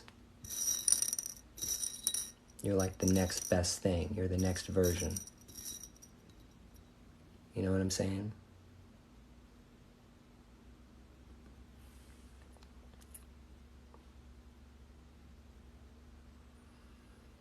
Well, she knows I'm here for her.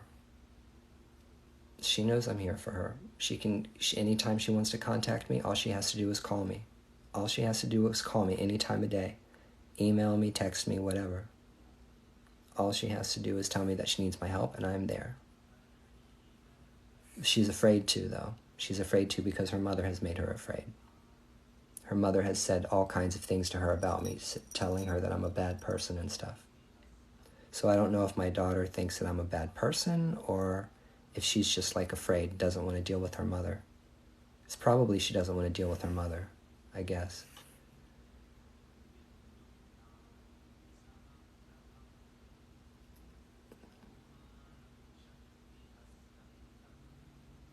She's going to be 15 in October. But you know what? I mean, I can understand. I don't know. Could you imagine waking up and finding out that I'm your dad? I can't imagine that.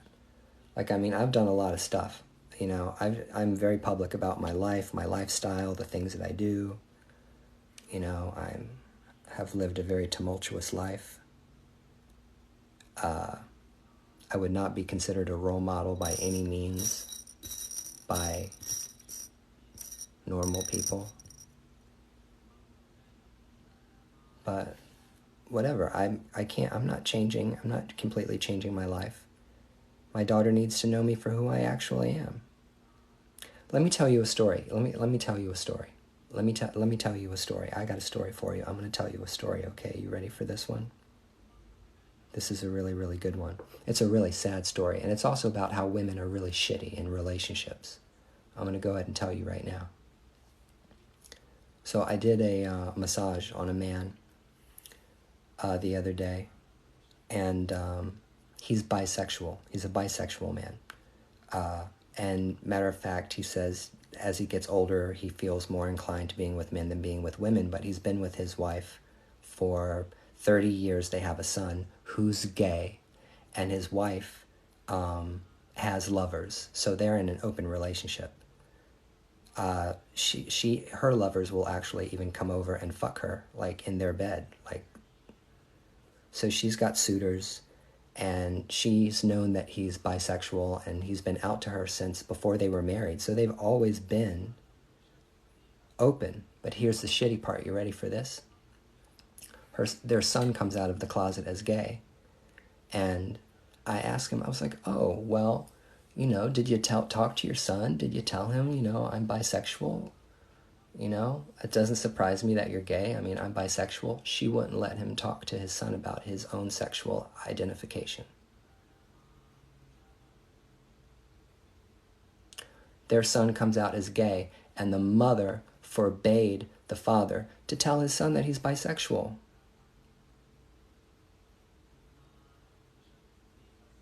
Wait a minute. If I decided to come out of the closet and I was like, you know, I'm gay, whatever, and then my dad was like, you don't even have to worry about it because I'm like bisexual, okay? I always have been. You might not have known, but I am. Wouldn't that be a beautiful thing for a father to be able to affirm his son's identity and be able to be like, I support you? Of course he supported him 100%, and he told him he loved him and that it wasn't a thing. But the fact that his wife wouldn't allow him to be honest about his own interior male life with his own son, that makes me dislike women even more than I already do. Because I already have a problem with women. I'm not an incel, I'm not a misogynist, but I take issues with women because I've been raised around them my entire life. And I see the behavior and I don't like it. So when I call it out, I'm called a misogynist because they just don't like it. It's true what I'm saying, they just don't like it. It's too fucking bad. So that's like an example of how women fuck men over. So that son will never know that his father has a sexual orientation that's similar to his. So he'll never know his father. This is the point. This is the point of the conversation. The boy will never know who his father really was. That's the point. Let that sink in. Let it sink in. Let that sink in really, really, really, really hardcore.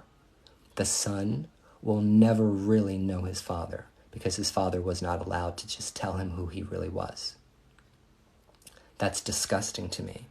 That's the world that I don't want to live in. Ugh.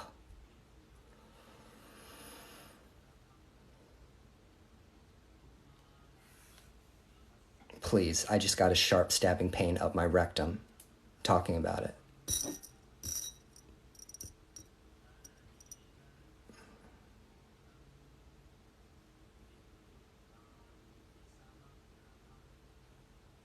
That's just what had happened. That's what had happened. That's how that shit went down. That's crazy to me. I don't understand it. I do not get it. I think that's very disingenuous to everyone.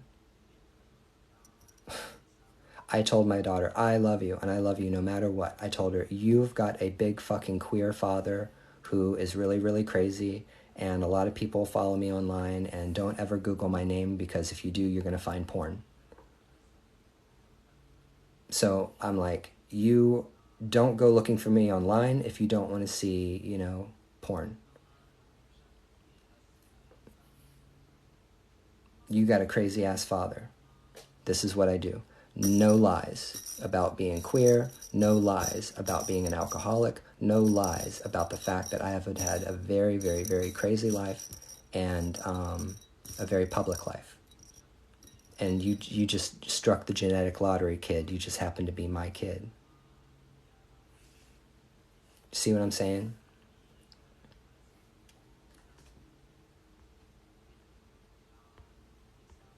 I'm not anti-trans anything. I'm anti-children receiving hormones that are going to destroy their life. I'm not anti-trans anything, because the whole situation with children and gender-affirming care doesn't have anything to do with being trans or not trans. That would be done for anybody regardless of their gender identification. We don't allow children to drink alcohol because it damages the brain. We don't allow children to smoke marijuana because, once again, it damages the brain. We don't give children medical treatment unless they're sick, okay?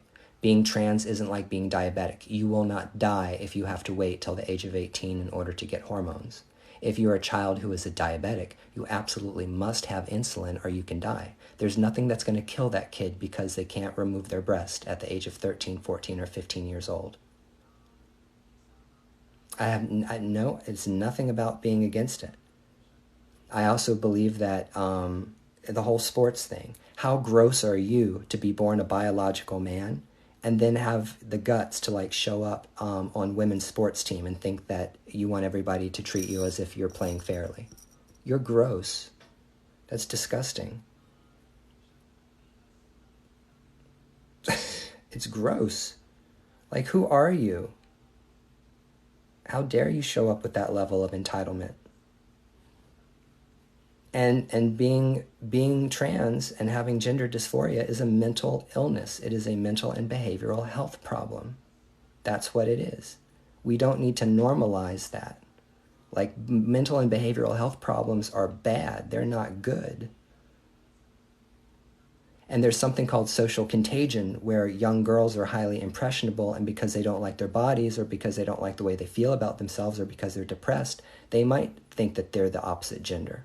But that doesn't mean their decision isn't going to change. All you got to do is get on YouTube and go watch the hundreds of detransitioners, trans people who went on hormones when they were teenagers and regret that they did that and how it destroyed their lives. I'm talking young, beautiful women who have lost their hair. Their voices drop. They'll never have a woman's voice again. They'll never be able to grow hair again. They'll never be able to have children or reproduce. So we're talking about sterilization, and I am 100% sterilization for children. And if you think that's transphobic, there's something wrong with you. There is not something wrong with me. There is something with you. That's wrong if you think that we should genetically modify children. Because we don't give children everything that they want just because they ask for it. It's actually very, very unwise to give a child anything and everything they ask for. I'm not the only person that feels this way. Blair White. Go to YouTube and watch Blair White. She's a trans woman. She says all the same stuff I say. Go look at Buck Angel on YouTube. These are trans men and trans women that are telling you the same thing as me. So don't listen to me. Don't listen to me. Go listen to trans people that have common sense and that don't want to see children's lives ruined.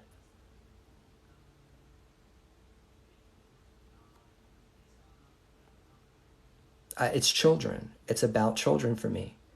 If my daughter came to me and said that she was trans, I got a 15-year-old daughter.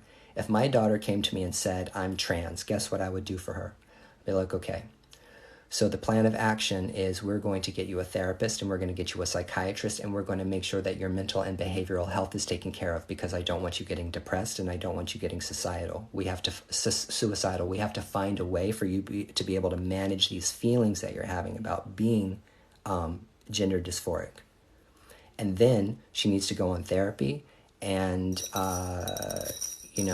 if she wants to start living like a man, if she wants to completely change the way she dressed, change her pronouns, identify as a male and walk down the street as male, I will beat the living shit out of any motherfucker who has the nerve to show up and talk shit to my son on the street, I will beat the living shit out of them.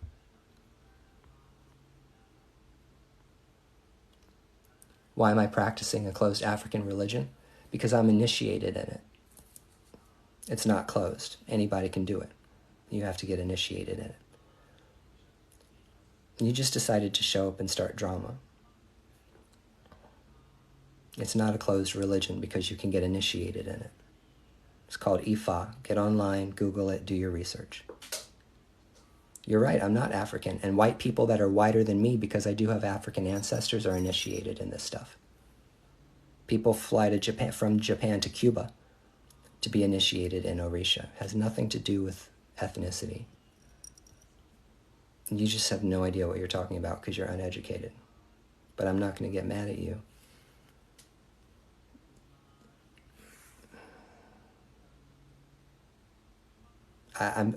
Tonight is the night that I don't give any fucks. Your opinion about me doesn't matter. And your feelings about me don't matter either. I answered your question already. Ask something else.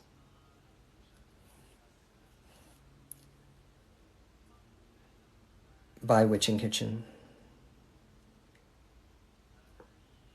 This person is just jumping on my live to speak a narrative of how I'm a transphobic, racist, cultural appropriator. It's the only reason why they showed up.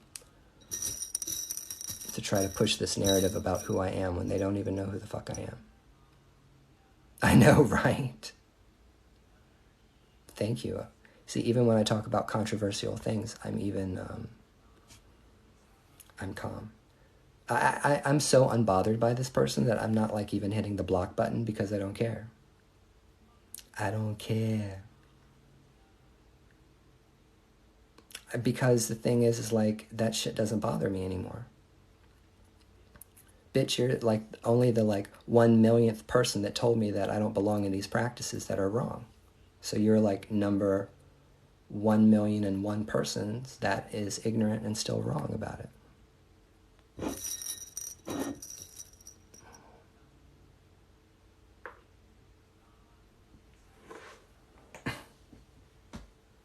Don't talk to me. Go talk to a babalao.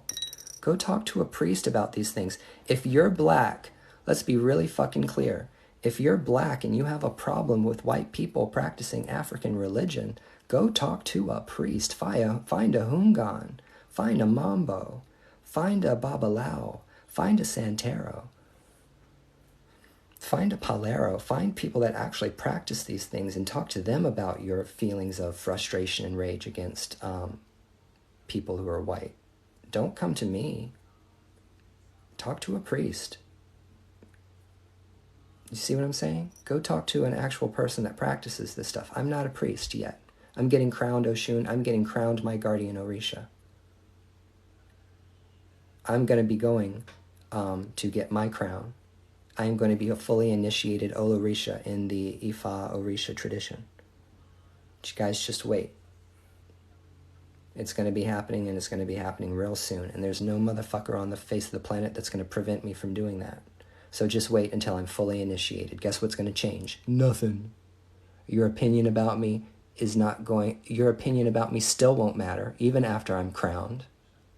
Your feelings about me still won't matter after I'm crowned. I will be sitting over here, a priest of Oshun. I will still be stringing beads and doing astrology and doing my oracle card readings, and I'll be living my best life, and you'll still be mad about it. And you can die mad about that. Because you really don't matter to me. But bitches, just wait. It's coming, and it's coming real soon.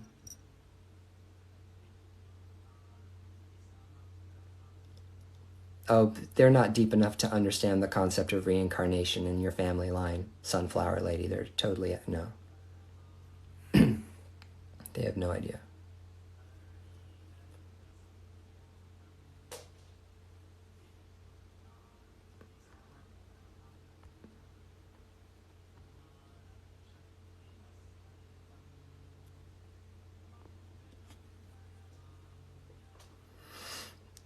Look, I got time for it today.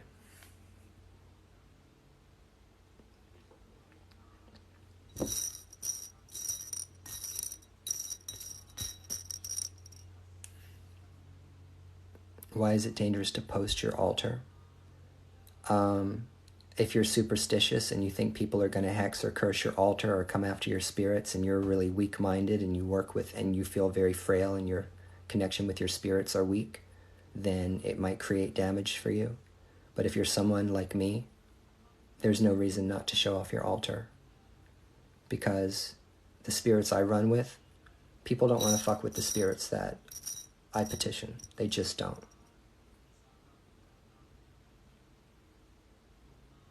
Because here's the thing, this is what I realized, this is what I came to understand, everybody.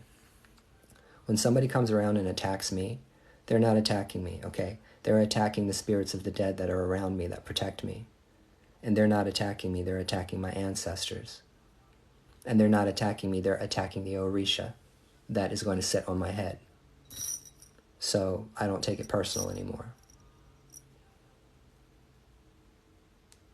I feel sorry for anybody who wants to come after me and continue on with this stuff.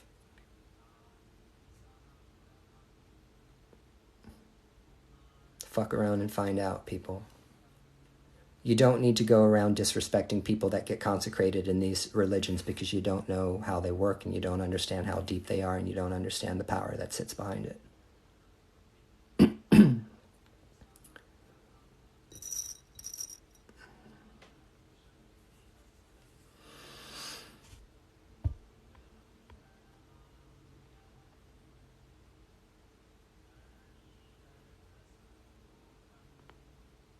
I hear you. I can't convince anybody anything. Don't worry about it. Don't worry about these people. They don't matter. My biggest problem, I'm angry at myself because I actually let these people bother me at one point in time. I'm mad at myself because these people got to me. And that was stupidity on my part to allow these people to bother me.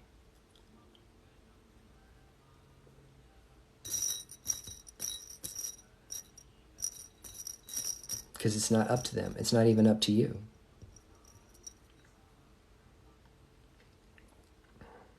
So people don't believe you're native. Okay, well, why is it so important that they believe you? Why is it so important that they believe you? Like, how does that take away from you being a native at all? Just because somebody doesn't believe in you doesn't make you less native. Just because somebody doesn't believe you're native doesn't make you any less native than you actually are. That's stupidity.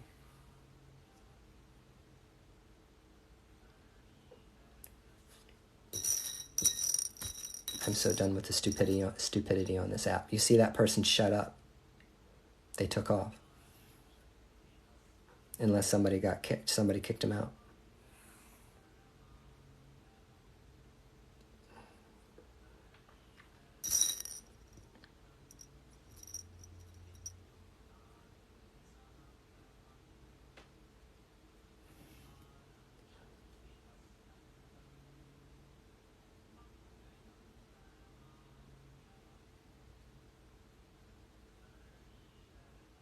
Yeah, because when they realized that they were not going to get me to like blow up and foam at the mouth and like my eyes bug out of my head and be like the old me that I used to be, they left because they know that I'm not going to engage with them. I used to get so mad, I don't even know why. I used to get so mad, I used to get into such heated discussions with people over my ethnicity, and I don't even know why. Because getting in a fight with these people wasn't going to make me 1% more or 1% less Hispanic.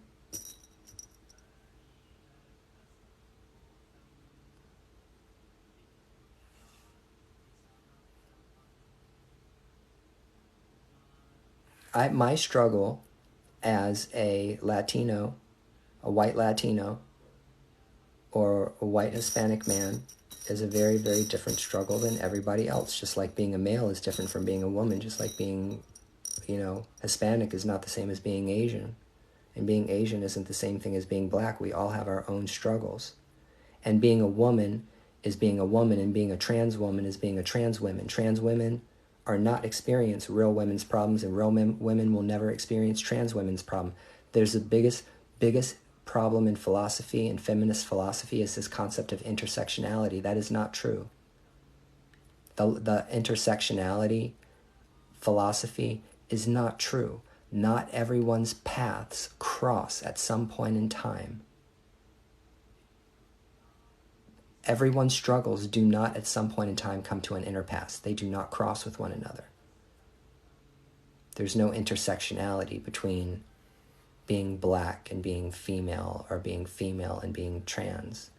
Those are very different struggles, and try to conflate them all and say that they are the same struggle is stupidity. That's someone who doesn't live in reality. Everybody has their own struggle.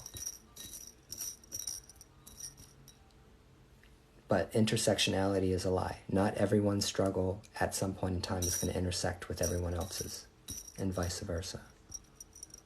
Cancel me. I dare you.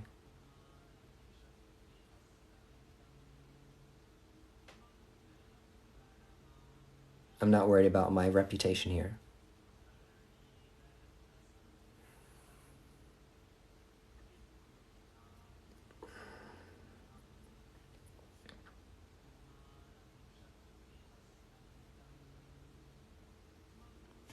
Yeah, well, the United States has, or the people that run this government, have always wanted what happened in the Caribbean, and they didn't get it here.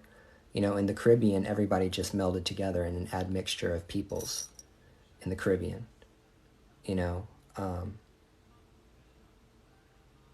all the Spaniards, all the men, all the white men, and the Portuguese and the French and all those guys who were coming over into the New World, they were all taking indigenous wives. And they were putting the men into slavery. And so the foundation of the New World Order of Europeans in the Western Hemisphere was, the foundation of that society was with Native American women and white men. That's the Caribbean.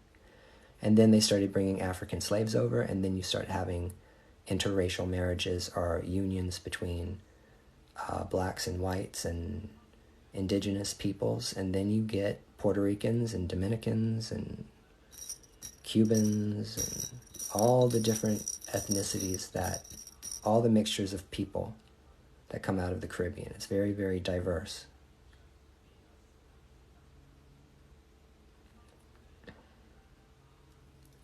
So it was like forced integration, you know. The Tainos didn't, I'm talking about the Tainos. The Tainos never went extinct.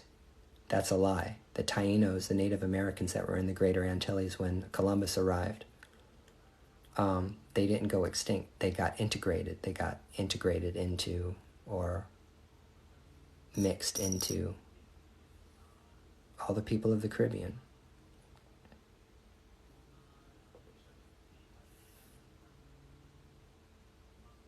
Yeah, where is a man going to stick his tampon? In his asshole? I don't understand. I don't understand why a women's feminine product line would think it would be a good idea to have a man selling their products. I don't understand. Did they think it was cute? If I was a woman, I wouldn't buy their product. I'd be like, really? And then every time I'd go to open that box to put a tampon inside my woo-ha, I would think about it going up Jeffrey Marsh's asshole.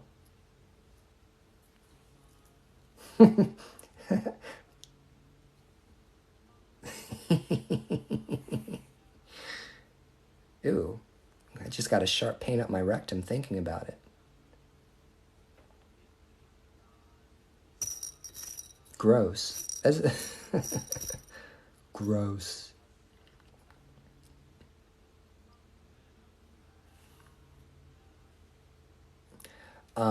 I am restringing my Ogun Eleke, my necklace here. It's my Ogun necklace.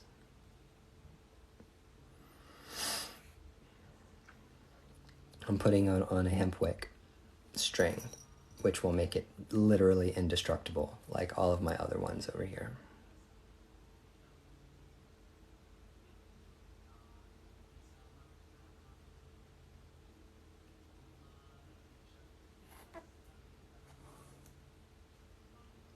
I'm surprised. You guys know that, so you guys know I published a video a couple of weeks ago that had like almost 1 million views on it and 150,000 likes.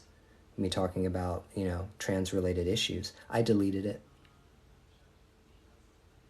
I said, okay, 150,000 people out there agreed with me. I don't need any of my feelings validated anymore. I also have trans people online that are validating my feelings. I deleted it.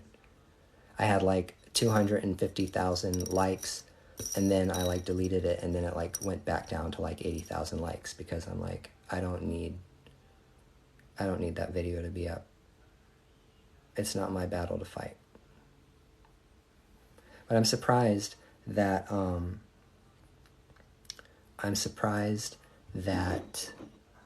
Witch Talk didn't attack me for that. Hey, Seraphima. You can ask me whatever you want. If it's not a secret, I'll answer it. Are you talking about the green and yellow? This is for Orula. He's the Orisha of destiny.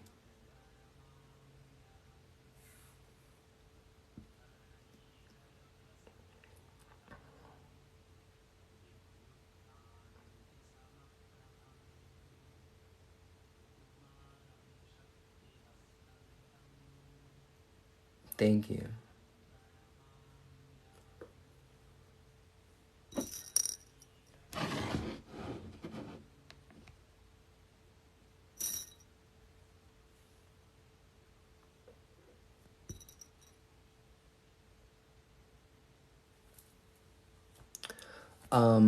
So whenever you guys want me to educate you about Ifa and Orisha, Lukumi, like the process that you go through when you're getting initiated, like what that process is. Because in my opinion, there's a very particular process that needs to be gone through in order to step through the grades, okay? Because there are levels to this thing. I'll tell you. That's not a secret. Okay. Hey, California. So if you find a godmother or a godfather that is worth their weight in salt, the first thing they're going to ask you when you go to them about getting initiated into any of these practices is, do you have an ancestor altar?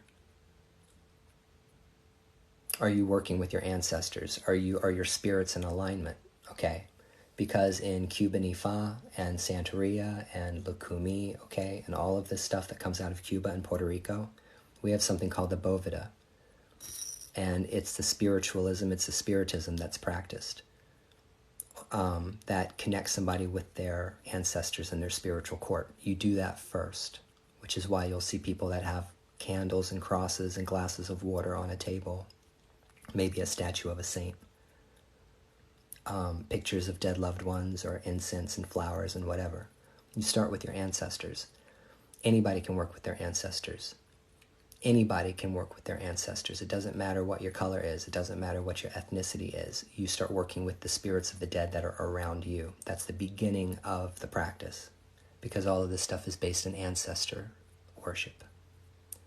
So then after you get your ancestors squared away, then if you go into Lukumi or Santeria, there's a ceremony where you will receive your alekes, which are your necklaces. You'll usually receive 5 necklaces, which are usually Elegua, Shango, Yemaya, Oshun, and Obatala.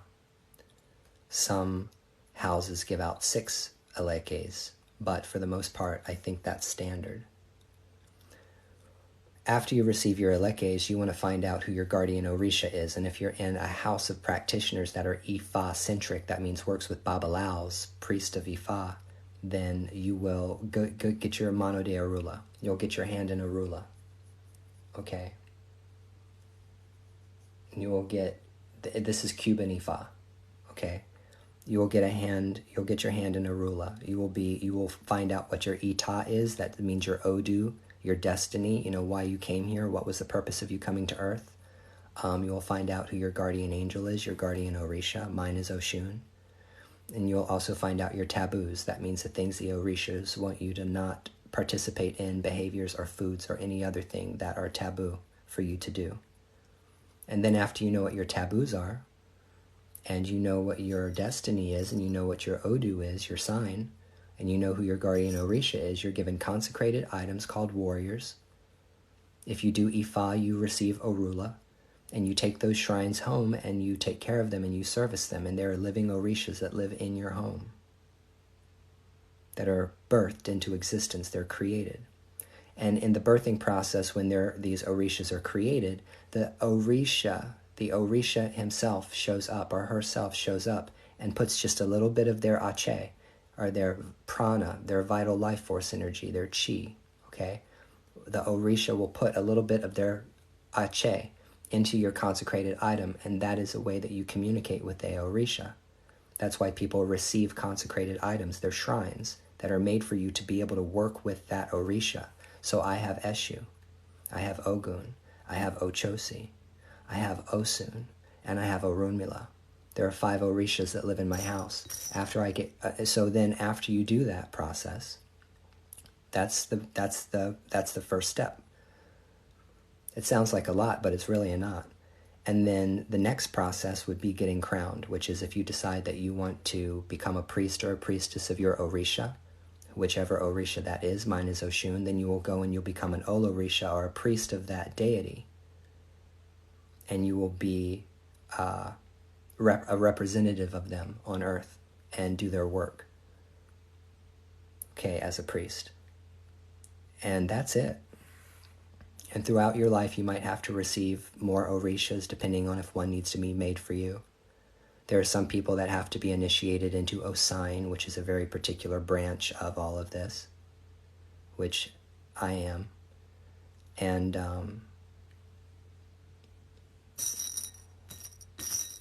that's why I wear my Osign, Eleke.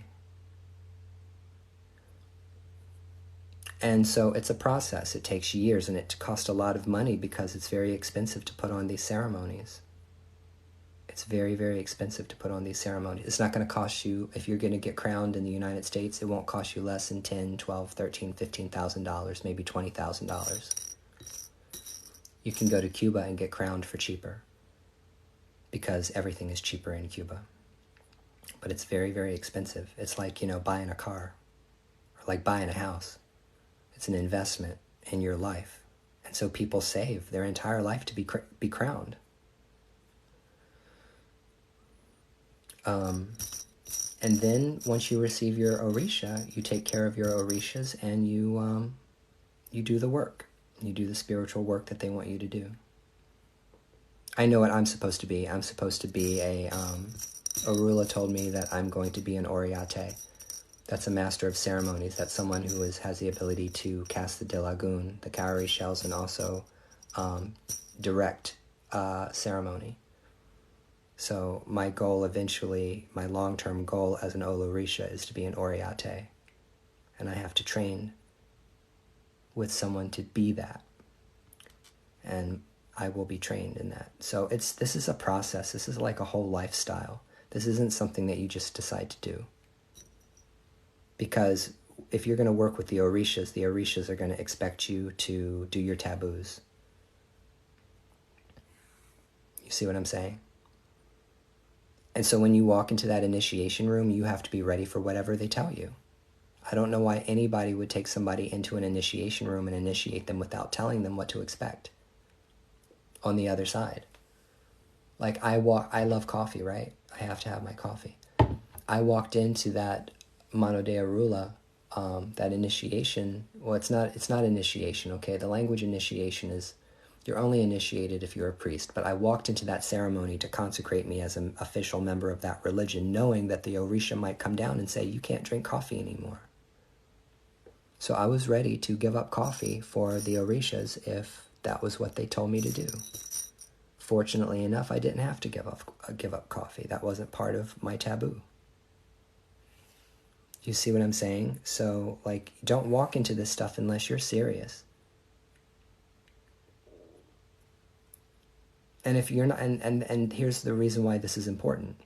The reason why this is important is, why should an Orisha do anything for you if you're not going to make a commitment? Why would you expect any spirit or god or goddess or deity or whatever it is that you're calling on to come hang out with you just because you ask them to come out and smoke a joint with you? The spiritual world works like our world. It's an initiation because you're joining a fraternity. And the people that don't have the enough motivation to, or care enough to get initiated, will never walk into the room of the initiates. Do you understand? Same thing in life. Think about this on the spiritual plane. I know this is kind of difficult to understand, but when you're talking about spirituality, you're talking about levels of initiation, okay? Levels of consciousness. You don't know what that consciousness is until you're on the other side of that crisis, until you're on the other side of that shamanic breakdown or that shamanic journey. You don't know what's on the other side of those 3 hits of DMT. You don't know what's on the other side of that psilocybin trip or that ayahuasca journey. You won't know what it's like to be an initiate until you do it. And that's how these practices work. You have to do it. And the wisdom comes in retrospect, not the other way around. There's nothing that's going to prepare you to practice Ifa or practice working with Orishas or work with Loa or work with the Vodun. You get initiated and then you learn what you have to do. That's the difference. So you actually have to have faith in this stuff before you walk into it. You don't just walk into it like, okay, well, let's see what the Orishas are going to do for me. I'm gonna find out my guardian Orisha is Oshun, and then I'm gonna become a millionaire. No, bitch, it doesn't work that way.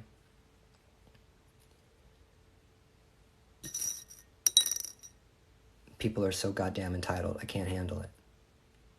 And then they get crowned Olorisha, and then for some reason they think that they're better than everybody else, like their shit don't stink. And they let their ego get out of control, and the Orishas will let them do it. The Orishas will let them do it. The Orishas and the ancestor, the Egun, will sit back and just watch. Because this religion is based on good character, Iwa Pele. The foundation of the Ifa spiritual system is good character, being a good person. That's the point. That's the simple point. Is if you are an Olorisha or you're someone who is consecrated in these religions, that you're demonstrating your character as someone who is kind, someone who is just, someone who's compassionate, someone who holds the wisdom of the ancestors. How can you be acting like a fucktard, acting like some kind of crazy person, going around threatening everybody, and say that you're a representative for the ancestors? Of course, black people won't want to come back to the religion if you're acting like a shit show. They say, why would we be involved in this? Why would we get involved in this when all these people act like maniacs? You see what I'm saying? But this is not Christianity. This is not a Christian religion, so everyone's going to behave however they're going to behave.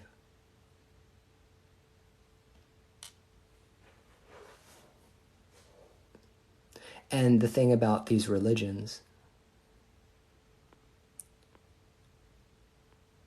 that people don't understand is that these are customized religions to the individual. Each individual person is treated individually in these religions. This is not like a group thing. This is a very, very private path. It's a personal path because it's about you building your relationships with your Orishas, okay? This is a very personal path, and all of the instructions that you have to follow in life are not going to be the instructions somebody else follows. Like you and I both might be children of Oshun, but you might not be allowed to eat honey, and I am. Or you might not be able to eat goats, but I can. And the religion, the prescription that comes down from the spirits will tell you what your rank and order is. They'll tell you your rank and your order, where you belong. They'll be like, you're here to be a practitioner. And you're here to be a spiritist or a spiritualist. Or you're here to give service to the Egun, the ancestors. Or you're supposed to be crowned a priest because that's what your Orisha wants you to do. There's no ambiguity when it comes to working with the Orishas. Okay? It's very, very clear what the will of the Orishas are because it comes out in divination. It's all divined, which is why I believe in it so hardcore. Because I believe in divination. Because you can't fake this stuff. I went to like 6 Babalaos over a period of 3 years and got readings, and every single time I gave a reading, Orunmila spoke to me through that oracle, and the personality of the Orisha has maintained its, how do I put this?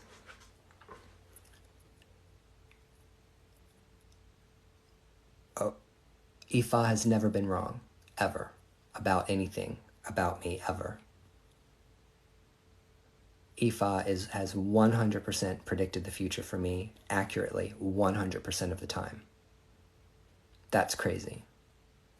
It's creepy. It's scary. It's like, how is that possible?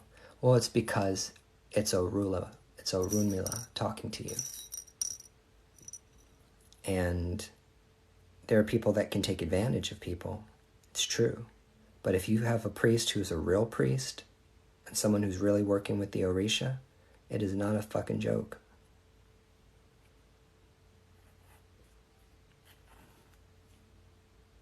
So one of the things that Ifa does is it gives a person direction in life.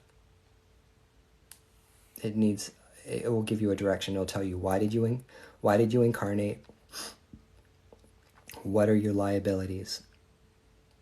Why are you here? What it is you need to do to accomplish your destiny. That's who Orunmila is. It said that Orunmila is the giver of good destinies. People have problems in life, they go to Orunmila, and through the Ifa oracle, they get consultation, they make sacrifice, they make Ebo, and they correct their life.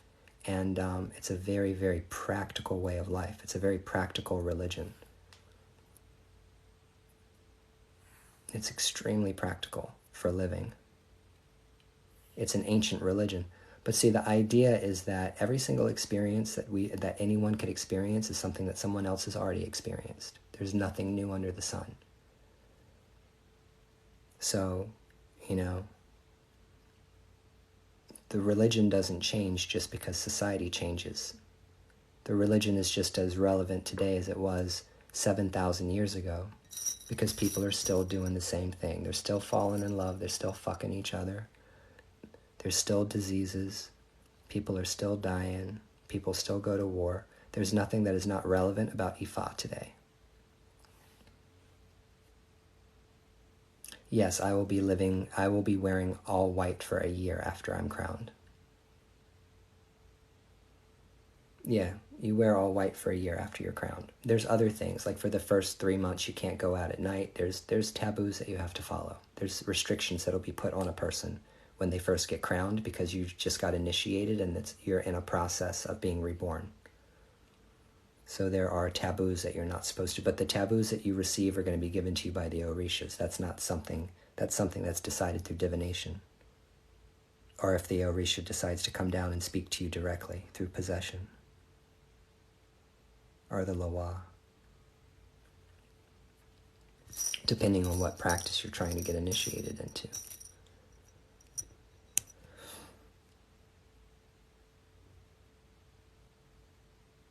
Yeah, it's if you really are interested in Ifa, like what me and Jennifer are in, because Witchfoot is also is part of the tradition. Get this book.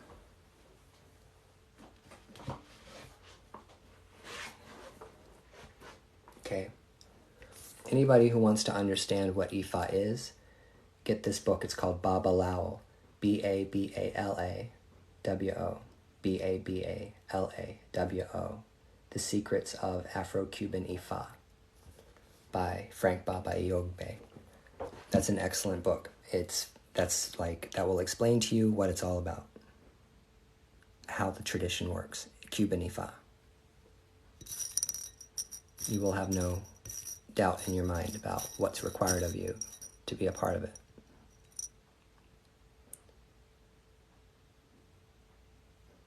You are more than welcome. I'm just here to spread information.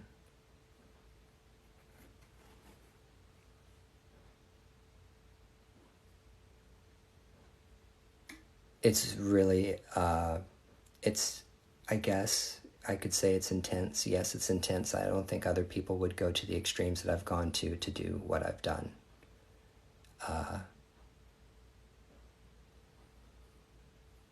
If I really didn't believe in this stuff, I wouldn't have done everything that I've done over the past couple of years. I just do what the Orishas tell me to do. Whatever Orunmila tells me in divination through Ifa, I do. Because he's 100% correct about everything every single time. He's got a 100% accuracy record with me for divination, in telling me what it is I need to do. So any kind of big decisions that I have to make in life, I will consult Ifa first. In business, buying and selling anything, relationships.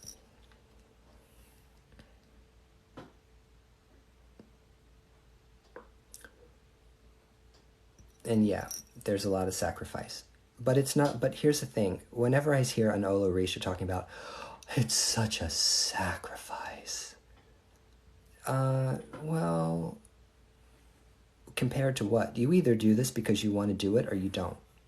Like, don't become an Olorisha or don't get involved in these religions and then go around complaining to everybody about what kind of sacrifice it is. What kind of sacrifice it is to be in these traditions. If you're walking around as someone that practices this stuff and you're talking about what a sacrifice it is, to be a part of this religion, you're just a martyr. That's all ego. That's all ego. Because what you get in exchange for joining the religion and finding out what your destiny is and getting your taboos to be able to avoid problems, that is worth its weight in gold. So what, you had to give up coffee? Aw, what a sacrifice for you. I feel so bad for you that you can't drink coffee anymore. I don't like people that do things and then complain about it after. Like, once you make up your goddamn mind, make up your goddamn mind. Like, you either believe this or you don't. And that's the price that you pay for. It's the price that you pay for entry into the inner circle. Like what I was saying earlier about initiation. The people that are standing inside the initiation room, only people who have been in that room know what goes on inside that room. Anyone who has not been in that room will never know what it's like to be initiated. You'll never know what's done. Or you might read about it in books, but you'll never have the experience. And so there are people who are initiated and there are people who are not. And the only people that who really have the right to speak on any of these things are people who have been in the initiation room. Which is why if you don't practice any of these religions, you don't have opinions about them. For all the people who want to have an opinion about it. Unless you've been initiated, you really don't have anything to say about it. It doesn't concern you.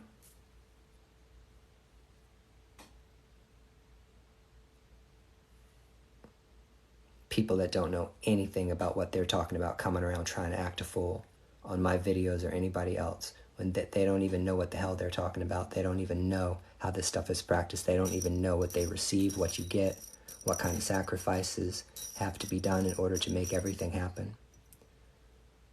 Entitled. It's called entitlement. And I can't stand entitled people.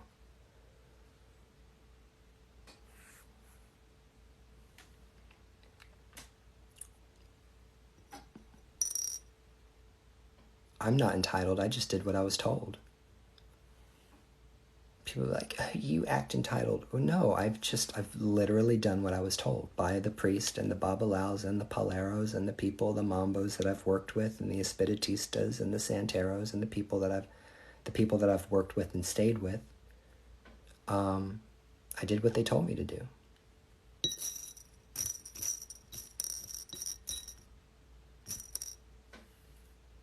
Hey, what happened? What's up?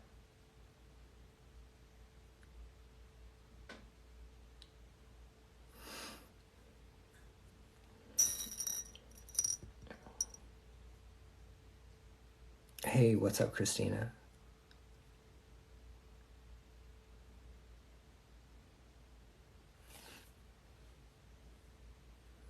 I was just stringing up a necklace. And then I'm going to have a bowl of cereal, and then I'm going to go to bed.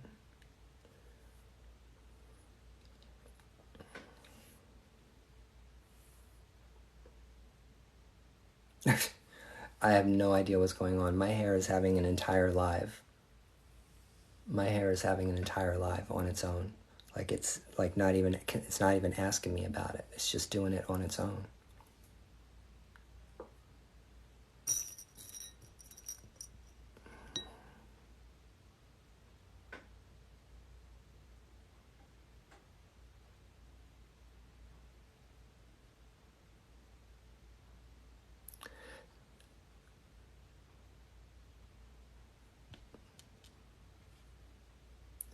You're going to book a session with me? That's good.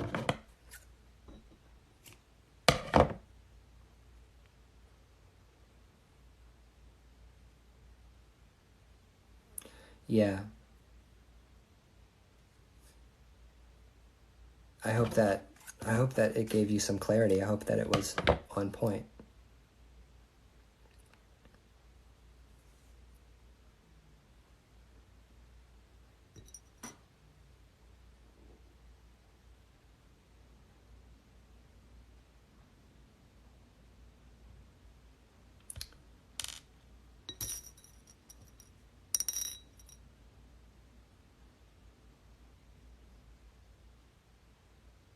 Bag? No, I'm not making that. Baller.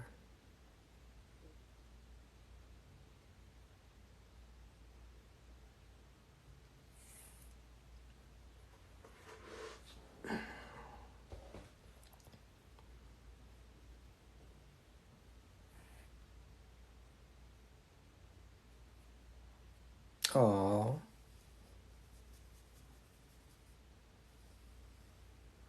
It's always been crazy. I didn't even know how crazy my hair was. My ex-girlfriend used to always say, well, your hair is just insane. But see, I never looked at myself in the mirror, and I was never on TikTok, so I never realized that she was right about how crazy my hair was all the time. I look like young Einstein.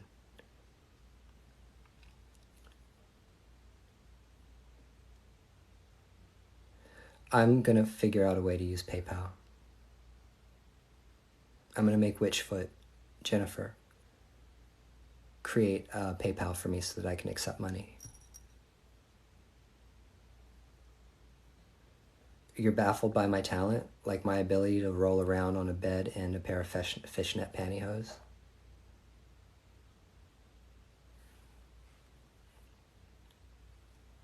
Why, thank you.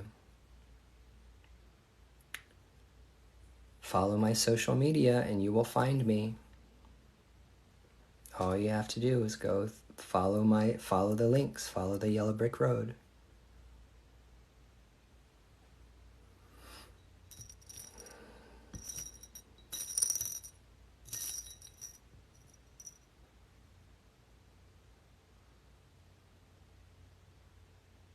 Everything about me is spicy. I'm not spicy on TikTok because this app fucking sucks, but I am everywhere else. I have an OnlyFans.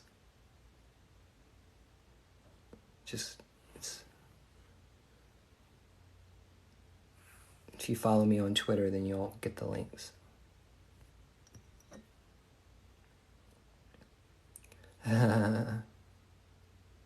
It's so funny how people have this preconceived notion about like how I am. It used to be like that all the time. Like people would have a preconceived notion about how I am because they'd see my work. And I'd be like, you do realize I do more than just jerk off, right? Like I have a personality.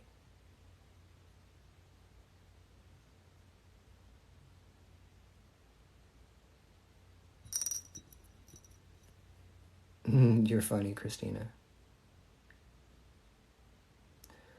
You know what? I don't know if you're like deliberately trying to make me blush or what, but flattery will get you everything in life. Stop giving me compliments. I don't like it. I am not good at accepting compliments. I learned a long time ago when somebody gives you a compliment, you just say thank you. So, thank you. I'm the most proud of my dance career. If you guys really want to see me at my best, go to my YouTube channel, scroll down to Philip Deal dance videos, and you'll see videos from me for 30 years of my dance career. The videos range from age 11 to 31.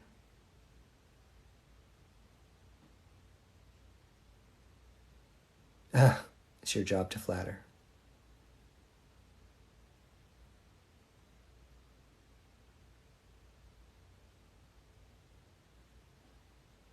Where am I pulling in all the subs? Really? Did you guys really know that I'm Christian Grey? Did you guys know that I'm Christian Grey? That I'm the real Christian Grey? Did somebody let that cat out of the bag? In some social circle somewhere on Discord? Somebody tip you off to my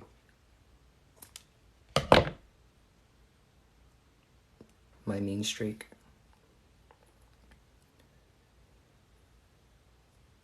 I do have a mean streak.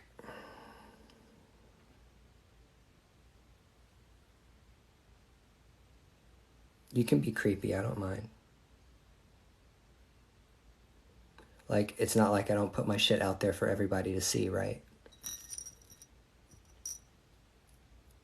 It is what it is.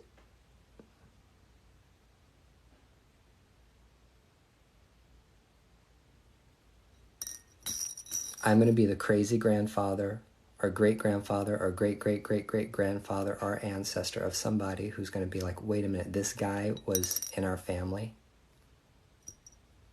What? This problematic guy? This problematic white man was in our family? What?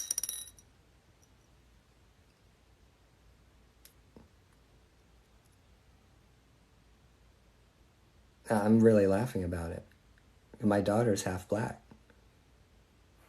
So if she finds a big, beautiful carved piece of chocolate, and they have beautiful little black babies, and then, you know, the family, you know, my African ancestors start coming back, they're going to be like, who the fuck was that person? Whatever. It is what it is. Can't change anything now.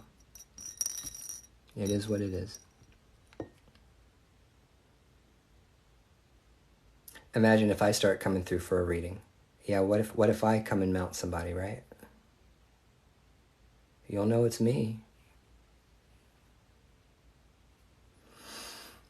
They'll be like, oh, Brujo Ryan showed up. Somebody go get him some fried goat and a big black cup of coffee. Or some mint chocolate chip ice cream.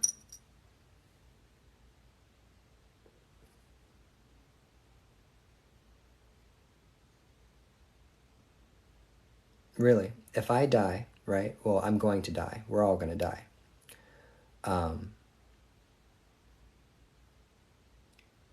I'm betting on it. Okay? I'm betting on it. If I come back in possession of somebody conjures my spirit and they bring me back, you know I'm going to arrive like, what the fuck do you want? Why did you call me here?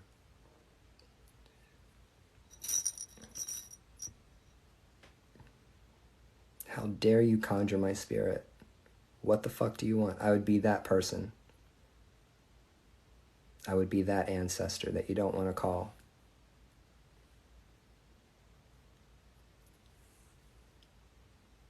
Yeah, it's true.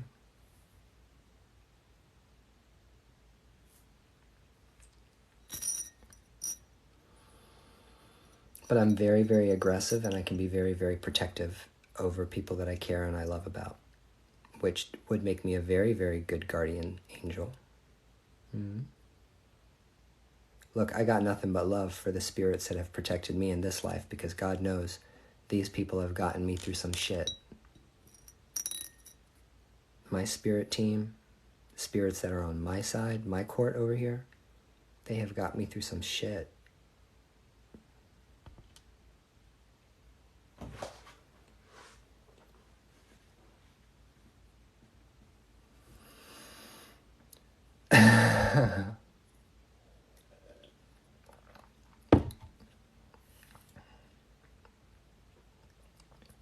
Don't worry, when I die, I will leave very, very specific instructions about how you guys can conjure my spirit. Okay? When I die, there will be very specific instructions about how to call me back. So any of you guys, you know,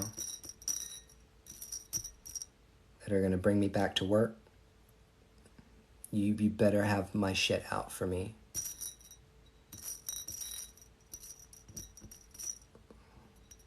Best believe if you're going to conjure my spirit, you're going to conjure my soul back to this place, that you have coffee for me waiting. And weed.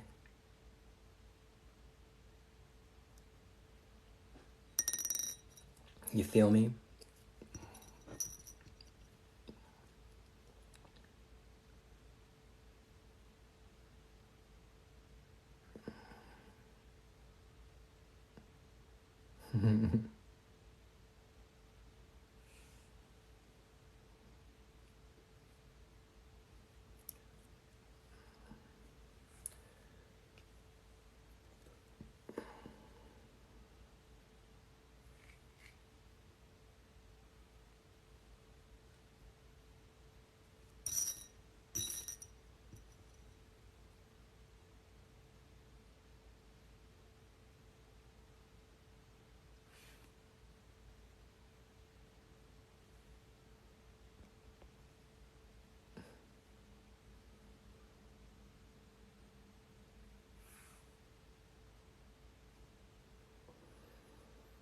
Oh boy.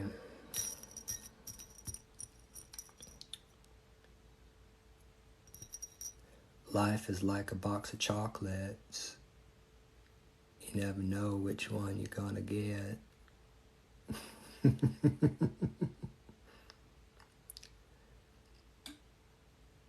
I just thought I would quote Forrest Gump for all you guys.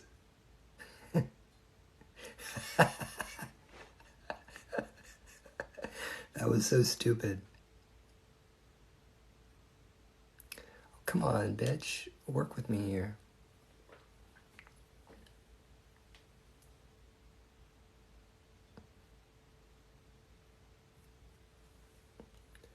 We're almost there. I'm going to stay live until I finish this thing. Then I'm going to go eat my bowl of cereal. Matter of fact, I want to eat my bowl of cereal right now. I'm just going to take you into the other room. How about that? Oh.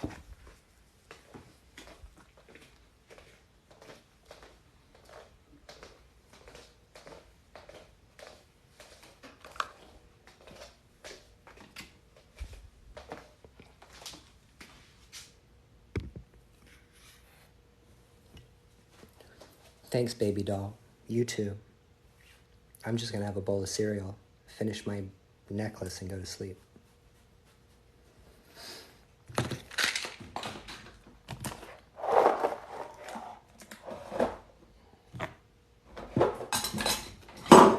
Whoops.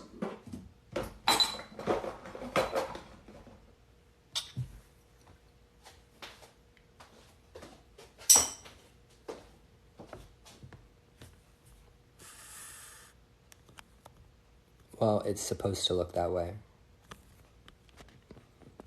Daddy vibes? Really?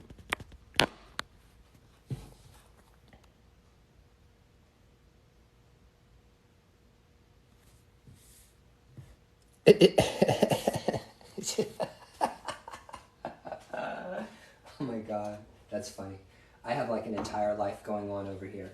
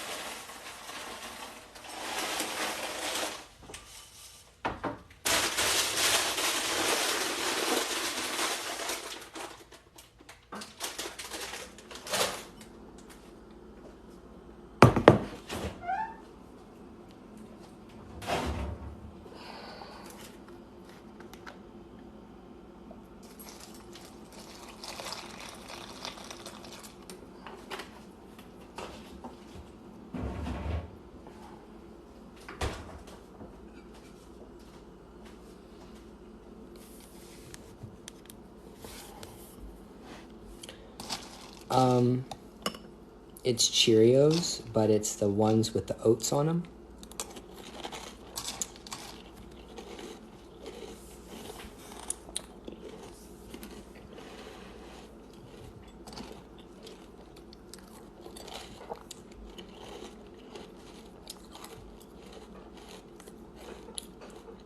Yeah, it's a fancy Cheerios.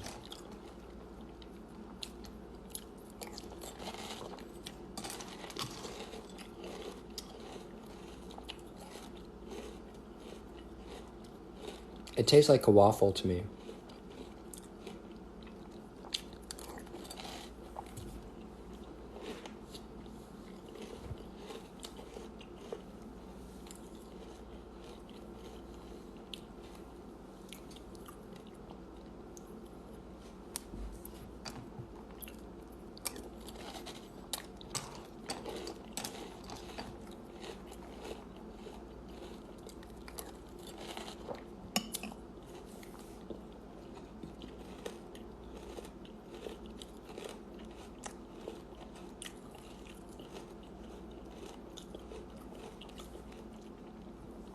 They have pumpkin spice Cheerios?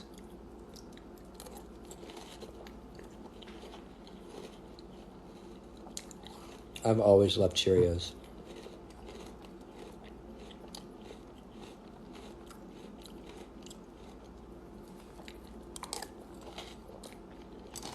My grandmother always had Honey Nut Cheerios. So I ate Honey Nut Cheerios at my grandmother's house.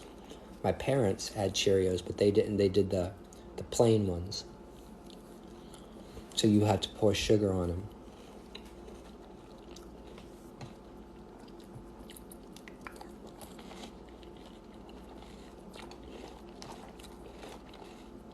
I love Pops.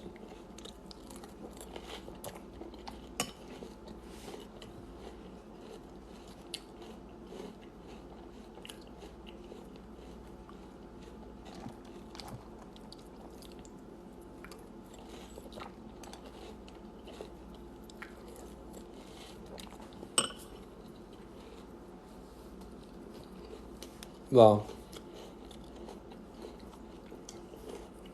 I don't know.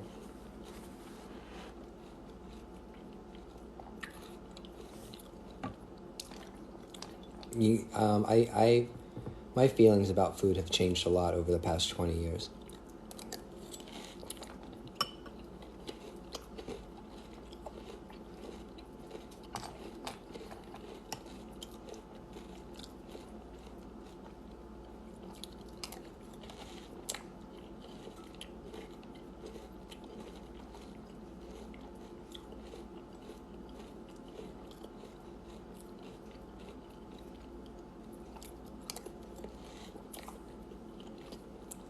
When I eat Cheerios, it's like dessert for me. I don't eat them every night. But if I'm hungry, I got nothing else to eat,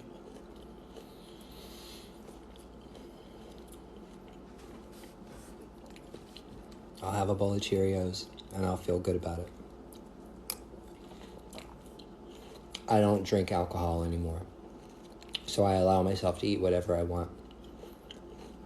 I used to be really finicky about what I ate. I was a vegan, all kinds of shit. I changed my diet 100 times, but I always drank. So what was the point of trying to eat a healthy diet if you're drinking all the time? So I eat whatever I want.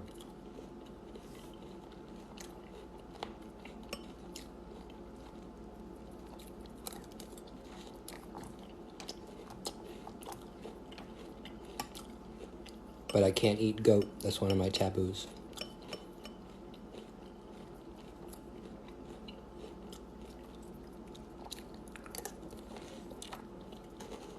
And that's sad because I love goat.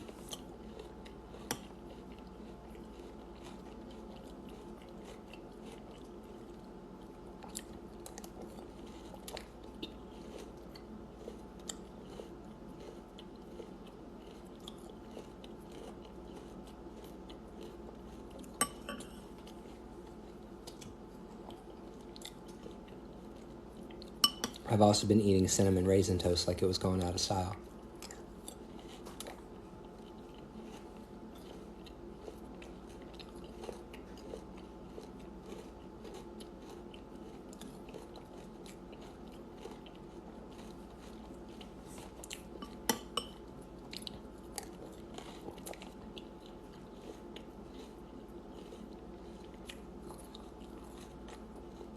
Well, I don't think anything bad's going to happen to me.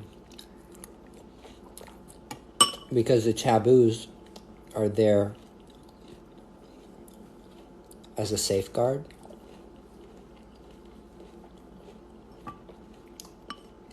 I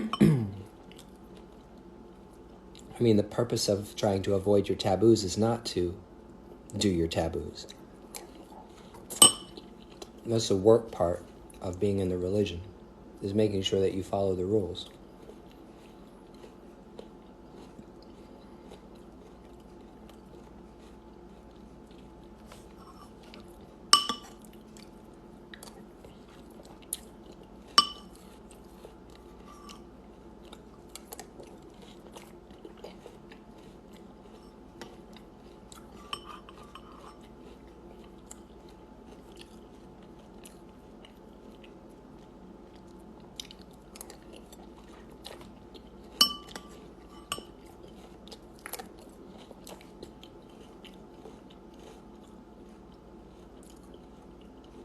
It looks like I could.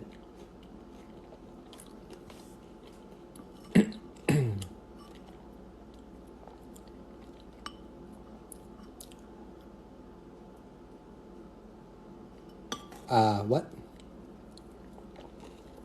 What about my wardrobe?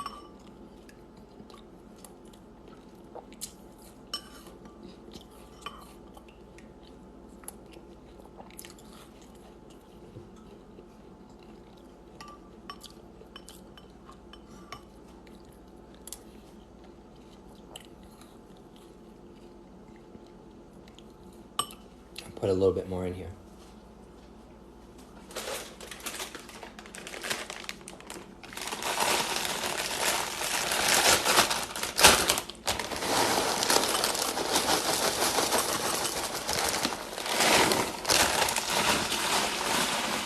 Yeah, I've got munchies.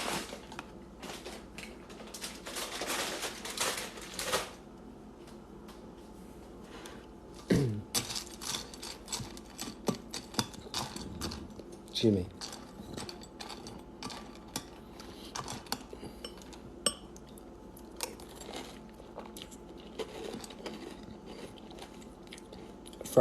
Mini eggs, Cadbury mini eggs, Easter candy.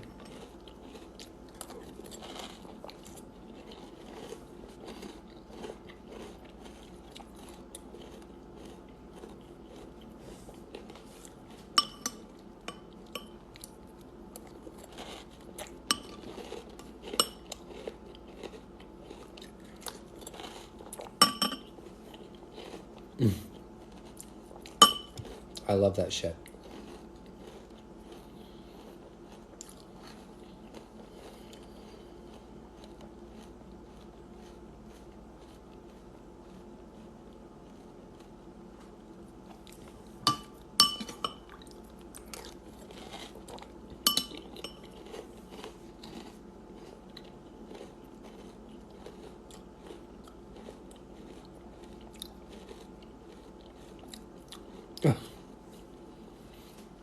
See, you just make comments like that because you want to see me blush.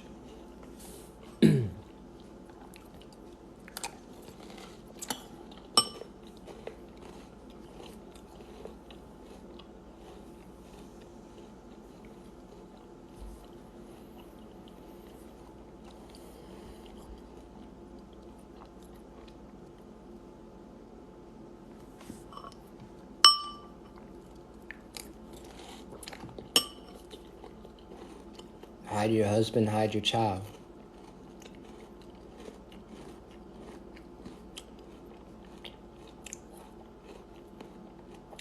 Aw, thank you. That makes me feel really good. It's nice to feel like attractive.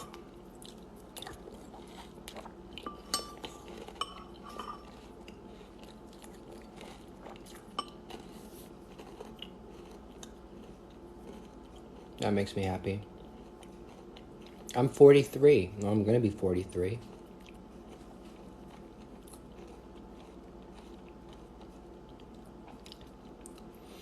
I'm going to be 43 in July. I'm an old man.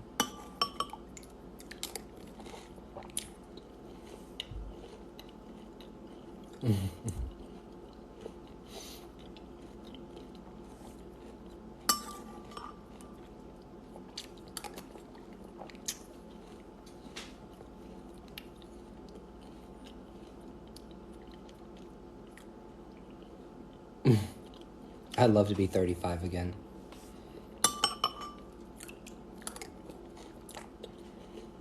But I have made my health my priority right now. So I need to work out. I need to do yoga. I need to take care of my body. I need to get back into shape.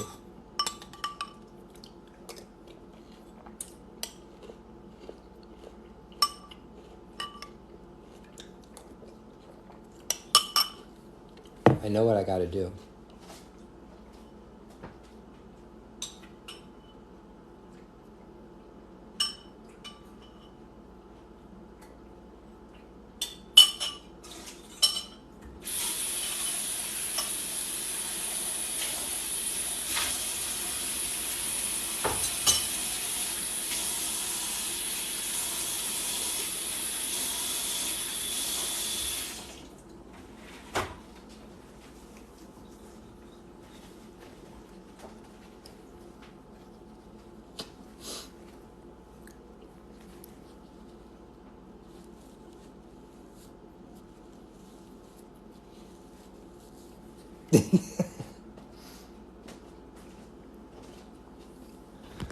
Look, Derek, you and I both know after a certain age, trying to stay in shape is just stupid, ridiculous for men.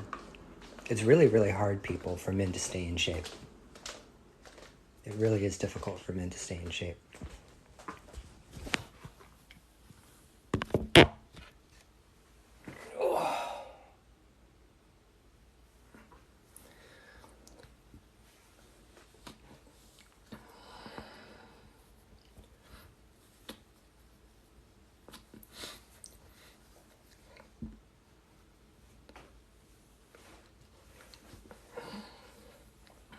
I mean, for most men, once they finish their day, working, and they come home, or they know they got to get up and they gotta go to work all day, the motivation to actually exercise is pretty low. Like, it's almost like exercise has to be part of your job in order to get exercise.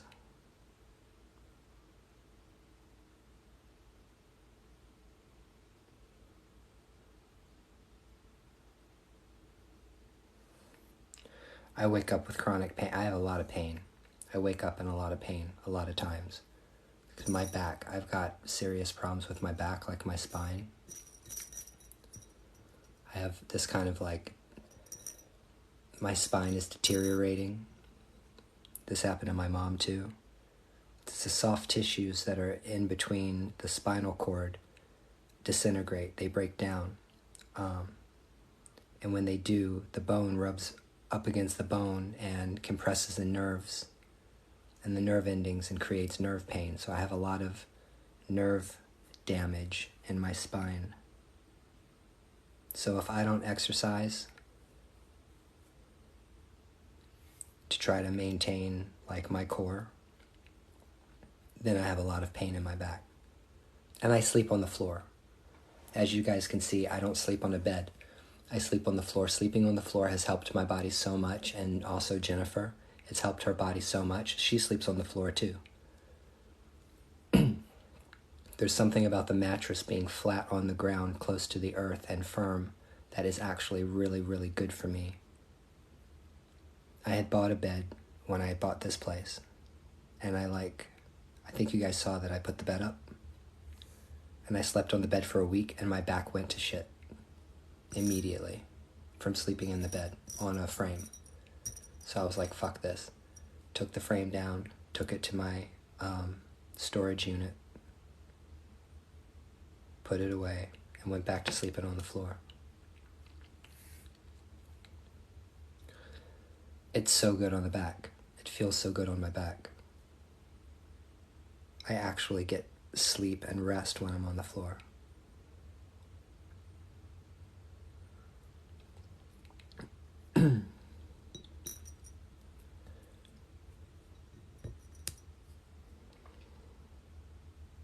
I recommend it. I mean, it's not cute. It doesn't look cute, but it doesn't have to because it works. I'm more interested in what works than looking cute.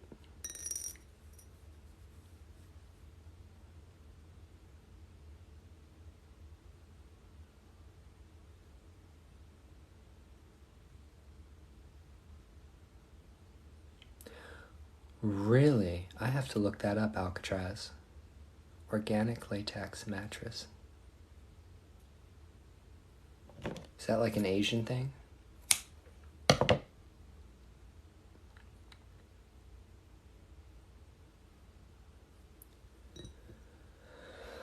Excuse me.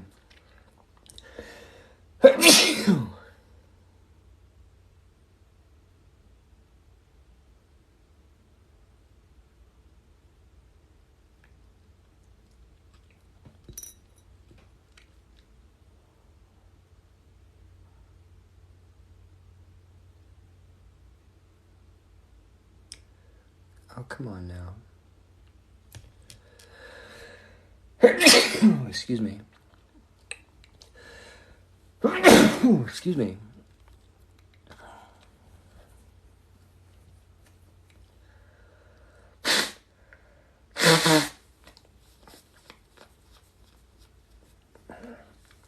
Why am I having allergies?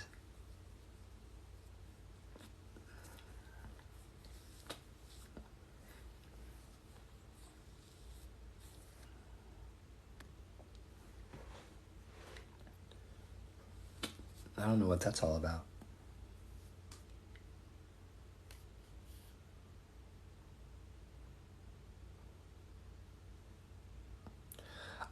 The mattress that I sleep on was $150. It was like my mattress is foldable. You can fold it into 3 parts. Put it in the back of your car. Because I travel through life like a wanderer, you know what I'm saying? So, and then I went to Walmart and bought one of those like 4-inch thick memory foams. You know what I'm saying?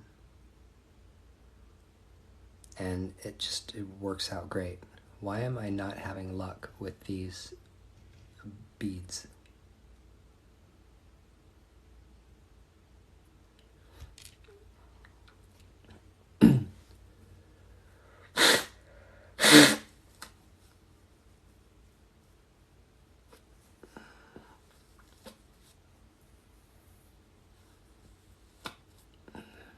Bama? I don't know what you're talking about. Bama what?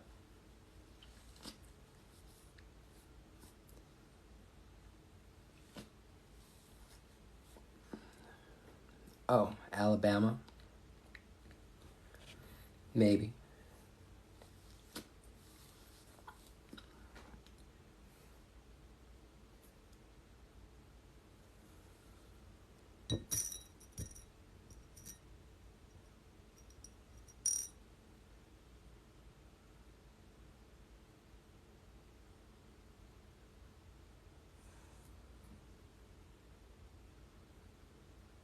If I ever come to Alabama, I'll let everybody know I'm coming.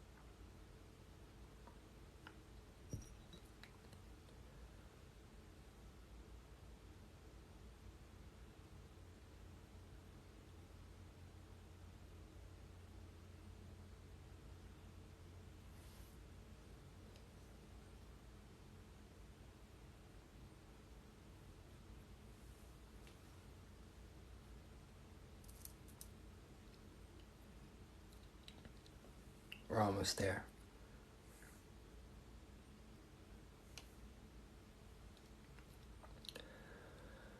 I'm just sitting over here stringing up my beads, minding my own business, being non-offensive.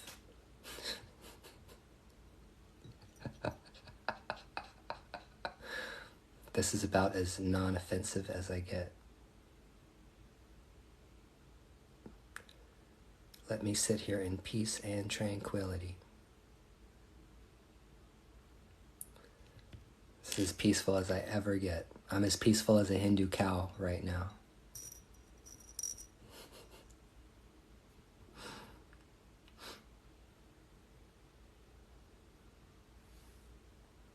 Yeah, well, that gets old.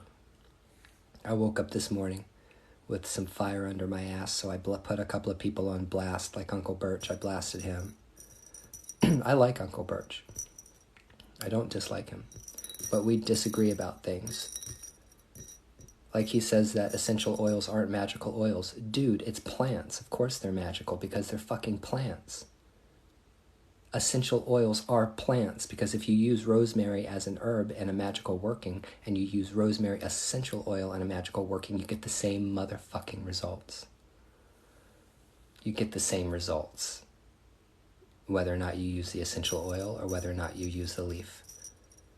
So that's why I don't understand that. That's the most stupid ass thing a witch would ever say. So I don't know. I don't know how to deal with him on that one. I just don't deal with him. I just correct everybody and tell everybody he's wrong, but I don't have a problem with him.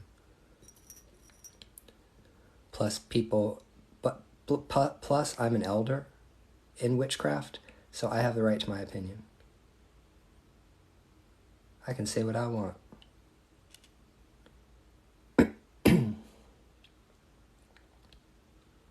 Yeah.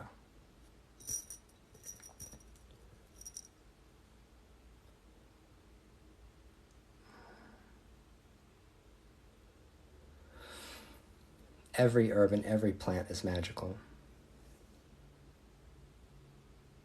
Rocks are magical. Crystals are magical.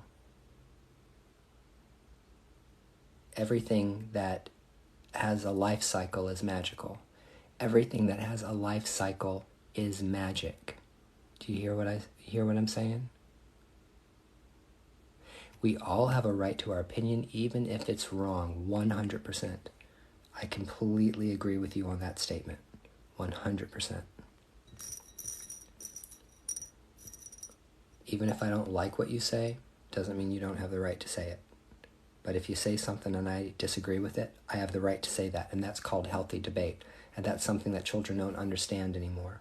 That you can disagree with someone and still be a friend, still be their friend, or be able to interact with this person without wanting to kill each other. It's just an opinion, people. Get over it.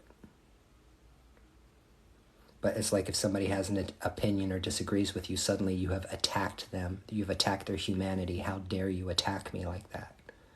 It's like, are you really that fucking frail? Is your consciousness really that fucking frail that you can't handle being challenged? And you don't, and if you challenge somebody, you don't want to fight about it? If you're going to make a statement, you best be damn ready to defend that statement.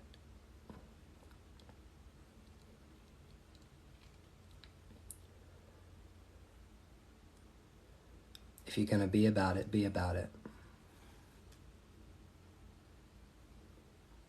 Don't fuck around.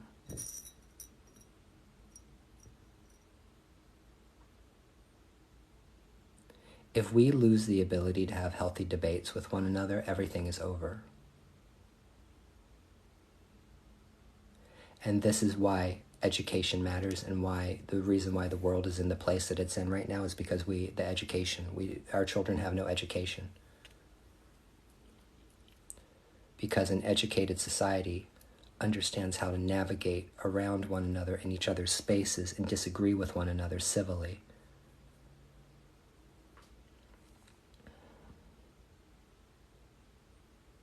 Just to think that in ancient Greece, Socrates, Plato, Aristotle, and all of those people, and the golden age of Greece, those people were more spiritually and magically enlightened than we are in 2023.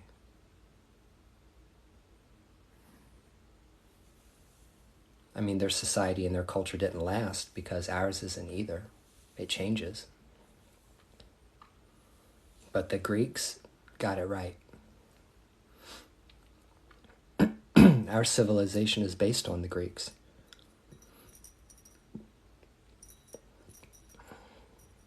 The Enlightenment of the Greeks and Western and the West, the Western world.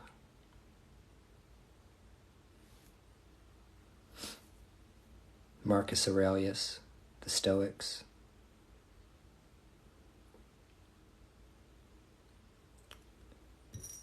Pythagoras, and the mystery traditions of Egypt, the Oracle of Delphi.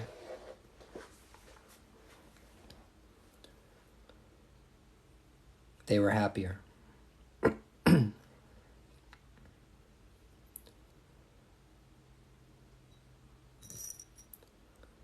Male companionship was not a taboo. When we're talking about homosexuality or bisexuality or men having the ability to have intimate relationships with other men, it wasn't a taboo. Men could have their relationships, they could have their intimate relationships with other men, and they had wives, they had children. But they had male companions and they had friends, and it was just a different world. We do not live in that world. We do not live in a world that recognizes the inherent value of what all of us experience. Men need other men for friendships. Men need other men. Also, there's ways that men can service other men that women just can't. And I'm not trying to say that every man is gay. That's not what I meant. That's not what I'm talking about. What I'm saying is like if you've had a close male friend that you loved very much, that was very close to you, and you guys knew everything about one another like brothers, intimately, then you cannot replace that bond.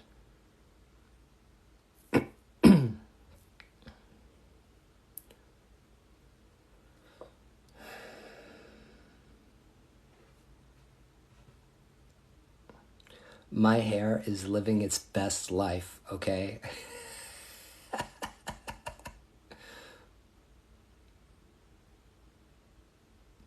Here's the thing, it's like, we don't allow men to express themselves emotionally or sexually like women do. Now that's changing. In 2023, that's changing a lot. We are living in a society that is more tolerant of allowing men to be more expressive about what they want,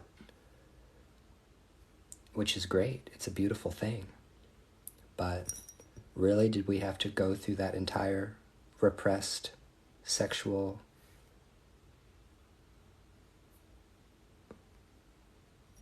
thing?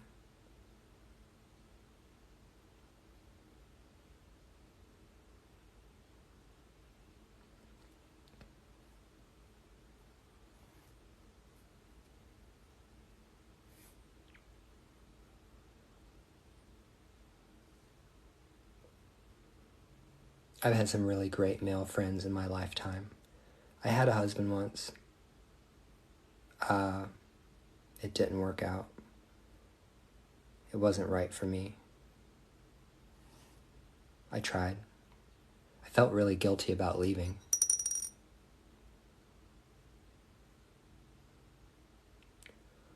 You have a great rest of the night, Ghoulie Ghoul.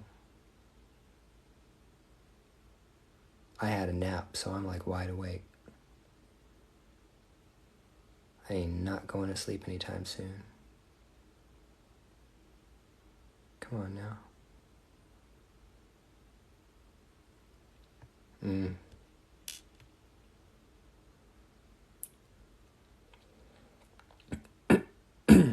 Yeah. I fucked myself. My sleep schedule's all fucked up.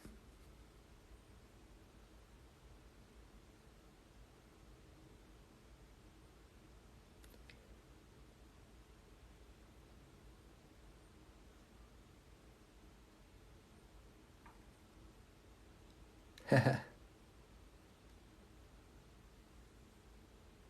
5011. 5011.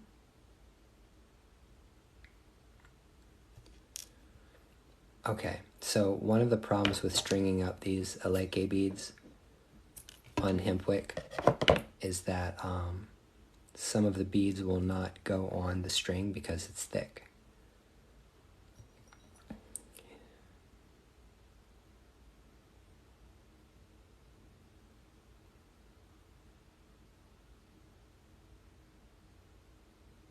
Shit.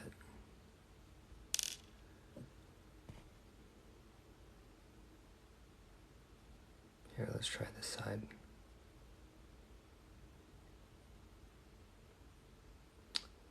Well, shit, fuck, damn.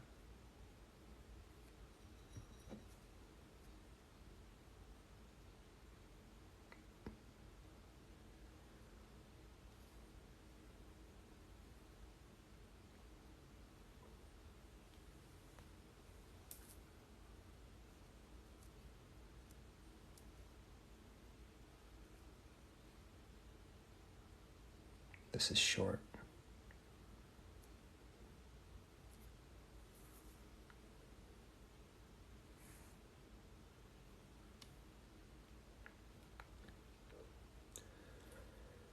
I'm gonna try to get it to work.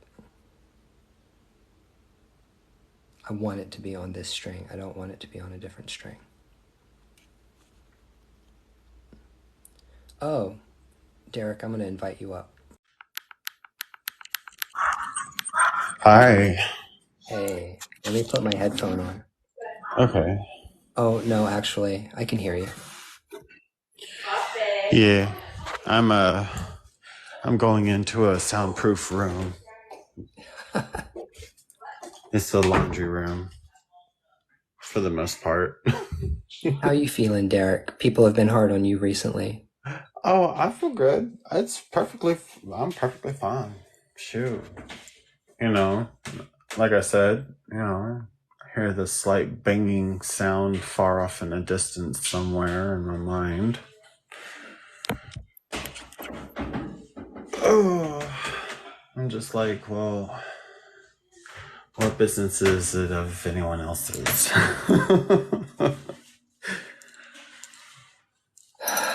It's the downside to talking about or being open about magical practices. Yeah, and I think This is why we don't talk about what we do. yeah, and I think where a lot of the confusion really played in was that for one, a lot of that video was edited. Uh-huh. So a lot of the bad stuff got put in there. And it was specifically for a lesson plan. It's supposed to be on private, right? With a link invite only, because that was for a specific student. Okay. And yeah, that should never have been released, so to say. Well, we'll just say the least. Okay, so I mean, I understand that, like, I totally understand how what you said could have been taken out of context and could have been arranged to look a particular kind of way about how you are, your practice, or what you do. I get it. Because there are practices that are done in Palo and Voodoo and all kinds of other practices that are done. Doesn't mean that I would do them myself, but, I will tell you about them. Oh, trust me, it is. And I've actually even said it is a life or death situation. It's a last resort, But because I don't like necessarily working with that specific spirit. But if I have to, then I will do what I have to do, especially if there's like a child or something involved. I'm very protective over children. I feel you. I totally get it. Like I do protection, cleansing, and warding work for free for kids, Yep, me too. I do stuff for mothers all the time. Mm-hmm. Mm-hmm. Mothers that have these boyfriends or husbands that are like making their lives a living hell. Yeah. I mean, I don't what I do. I don't talk about what I do. Let's just not talk about what I do. Because if people want to get upset and be angry about stuff, then that's just, they need to go be angry about something else. Oh, and I think another thing is that they take out the part where I said that the maliciousness isn't directed to the vessel; it is directed to the target. Yeah. Yeah. So, yeah, yeah, it was a whole thing. It was a, If they have a problem with it, they need to never come close to voodoo or Santeria or any kind of African practice at all. yeah, They need yeah, to stay as far away from it as possible. yeah, It's just not for them. yeah, yeah.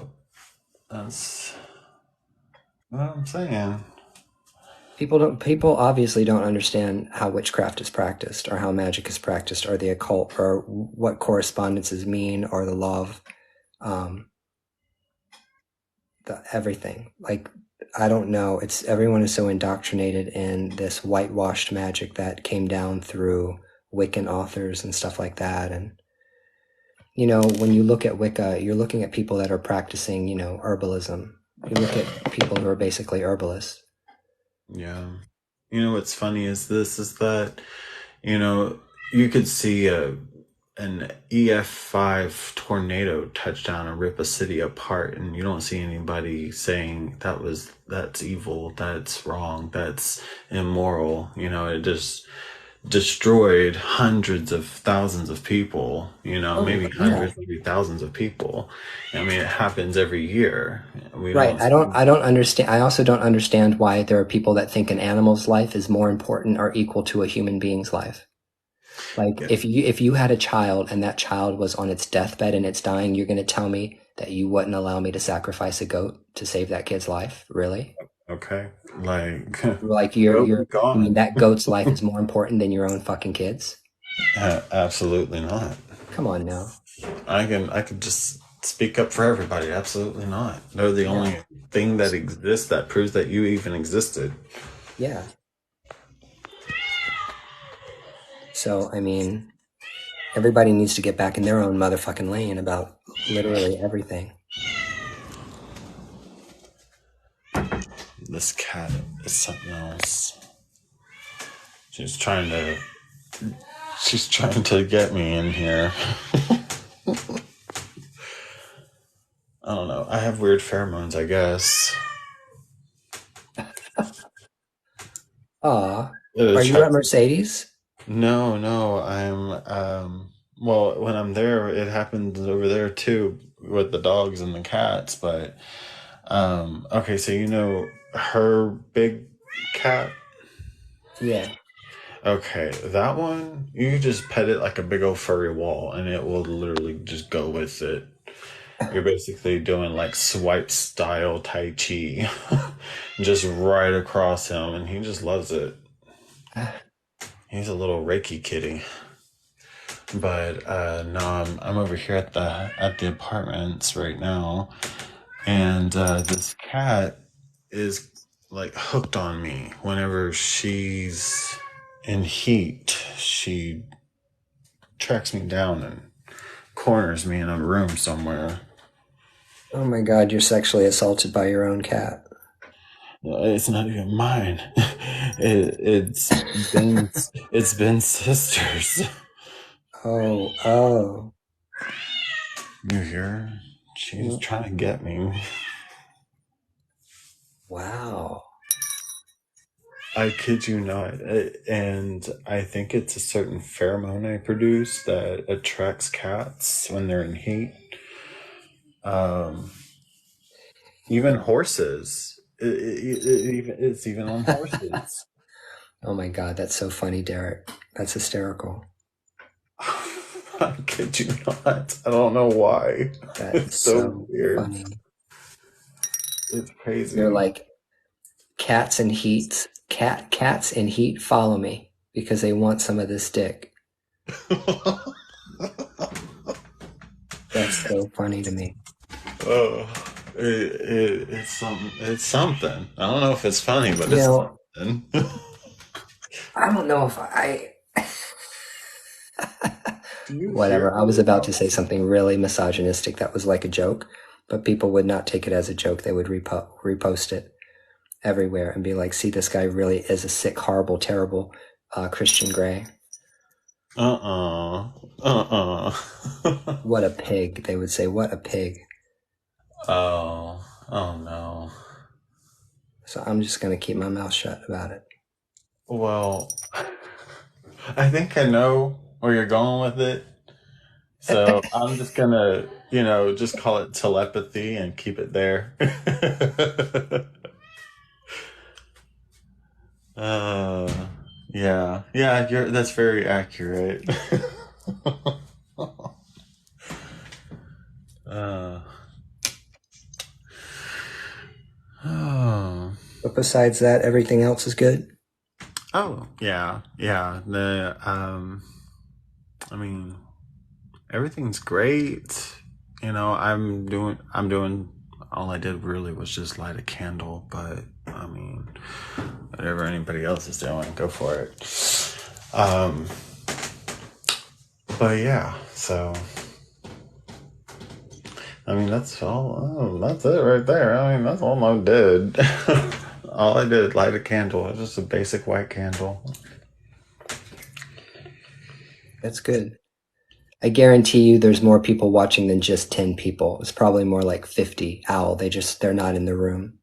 Yeah, on the They outside they looking. sit on the outside watching because they don't want me or anybody to know that they're in here. That's okay. Yeah. Hi, hello, hello. Hello. Oh, I feel that all the time. It's a certain, and I guess you could say intrinsic spell working that we perform. It lets us know whenever people are connecting to our energy just because they hear our voices or they see our faces. And it's like, yeah, y'all ain't that slick. Oh yeah, I have a candle burning 24/7 that my spirits will warn me if there's anything coming my way. As soon as something starts to come my way, my spirits will tell me. Yeah.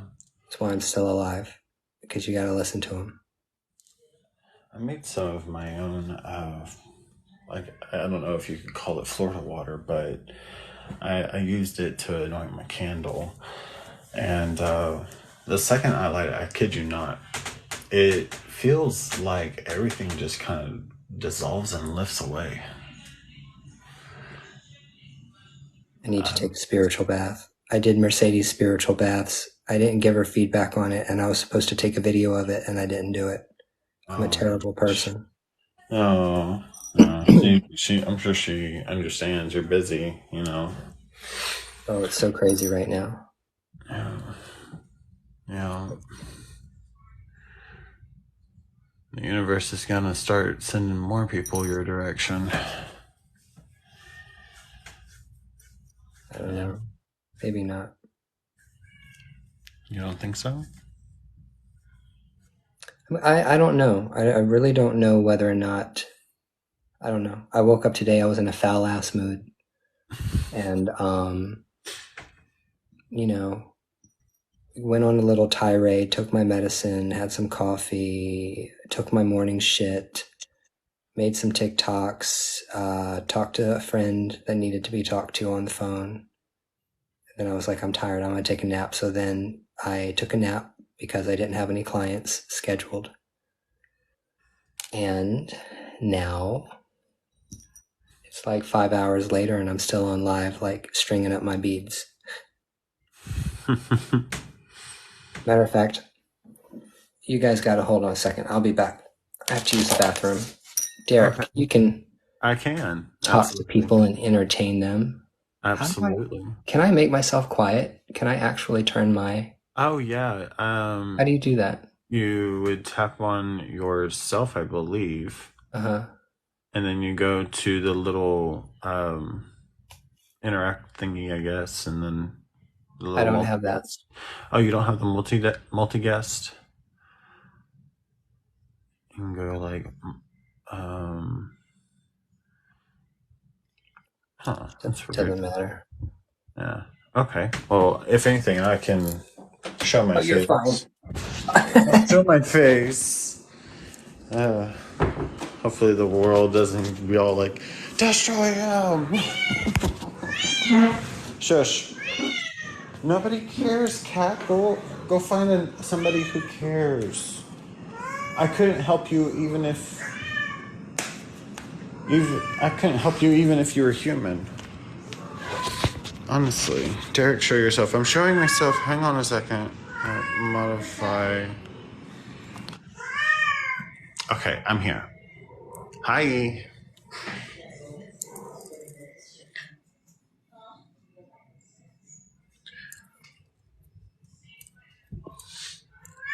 I'm. Hey. I'm sorry, I can't help you. Look at this. Just look at this. Okay. Hang on. Let me tap on. How do I do this? Flip it that. Look at her. Oh. This one right here. She's the one causing all the noise, y'all.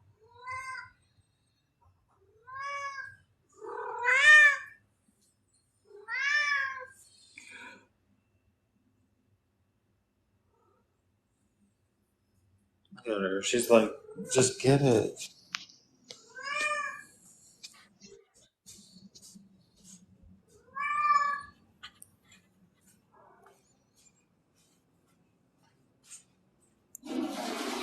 Hopefully she doesn't come back after me. Watch, she will. I'm sure she will.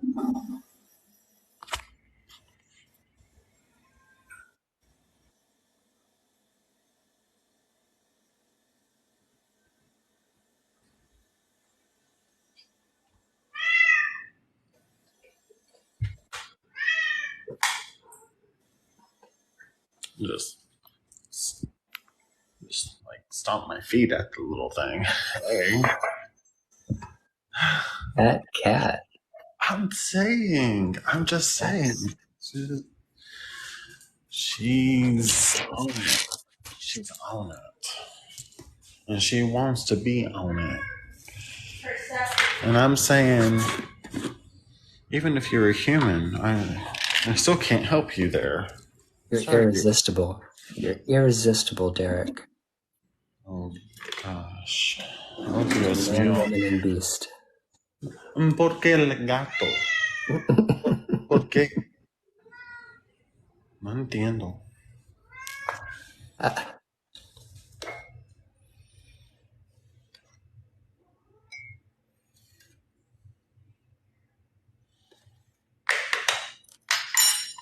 You got the mouth.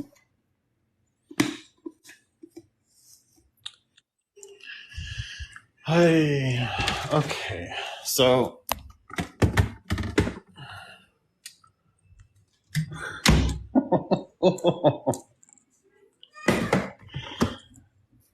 I can't with myself.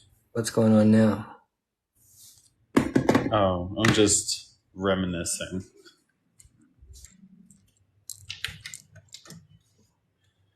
Just reminiscing.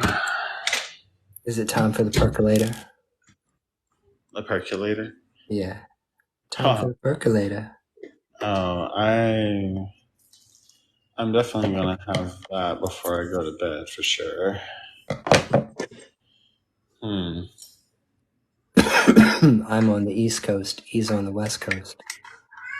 No. He's 3 hours. What? You're 3 hours ahead of me, huh? Yeah. Yeah. So it's 1:44, 1:45. Yeah. Well, I don't think I'm going to be able to get any more beads on my little necklace. I think this is as long as it's going to get. Yeah. Is it not accepting anymore? It says, okay, you're done.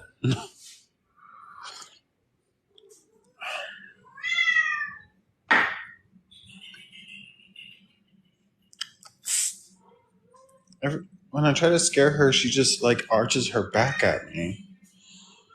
Like, bring it on. I'm just chase her with the broom.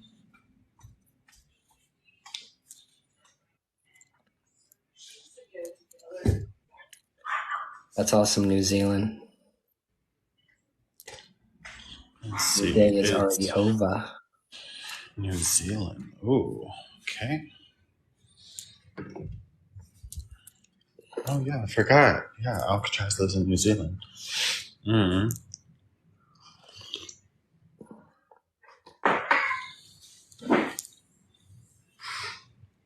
Mm. What? I didn't do it. Oh. Mm.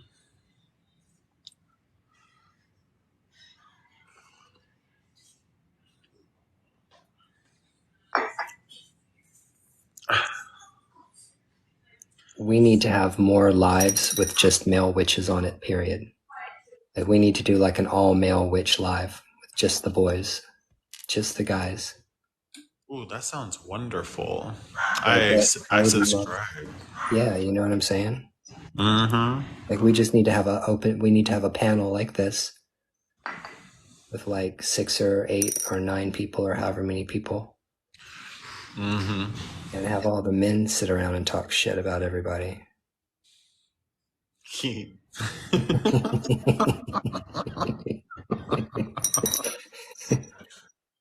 you know who Mexican Mystic is? I believe so. I don't know if you're friends with them or not, or if that's somebody who has a problem with you or not. Everybody's got a problem with everybody else. Yeah. But I like him. He hasn't fucked with me. So unless somebody like directly comes at me to fuck with me, like, I don't have a reason to dislike them. Right.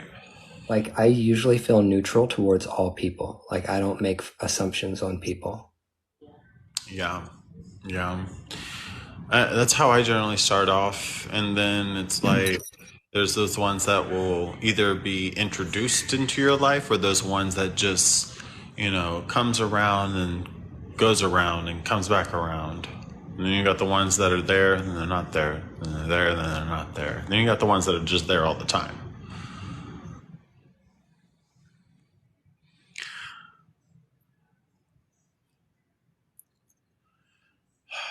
I'm trying to just give me one more green one. Please give me just one more green one, please. That way you don't have to shorten it. Well, or would you have to make another one?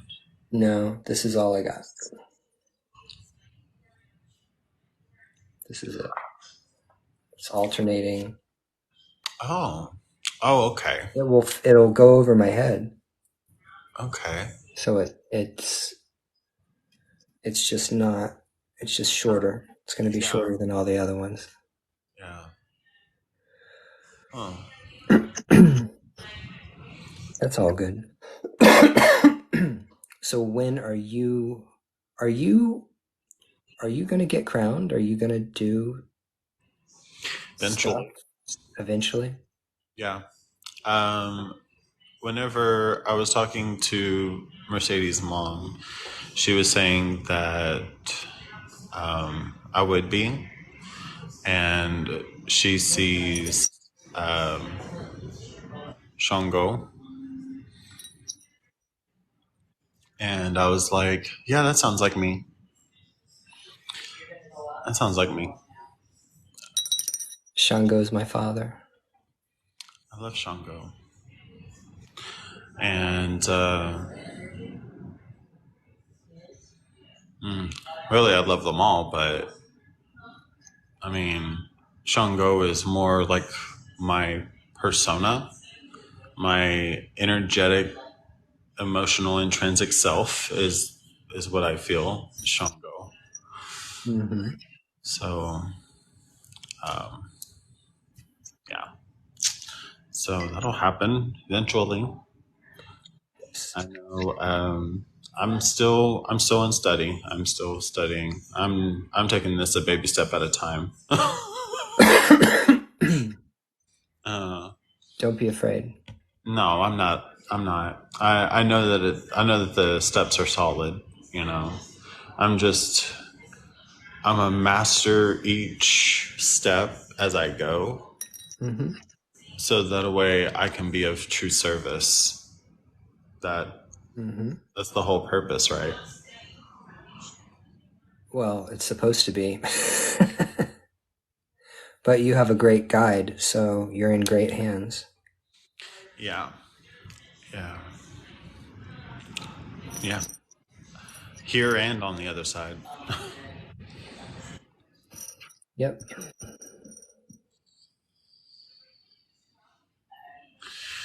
I know that eventually they're going to have me stop this Stop what? vaping. Um, It could be just a very thing that I decide to do for myself, just for myself.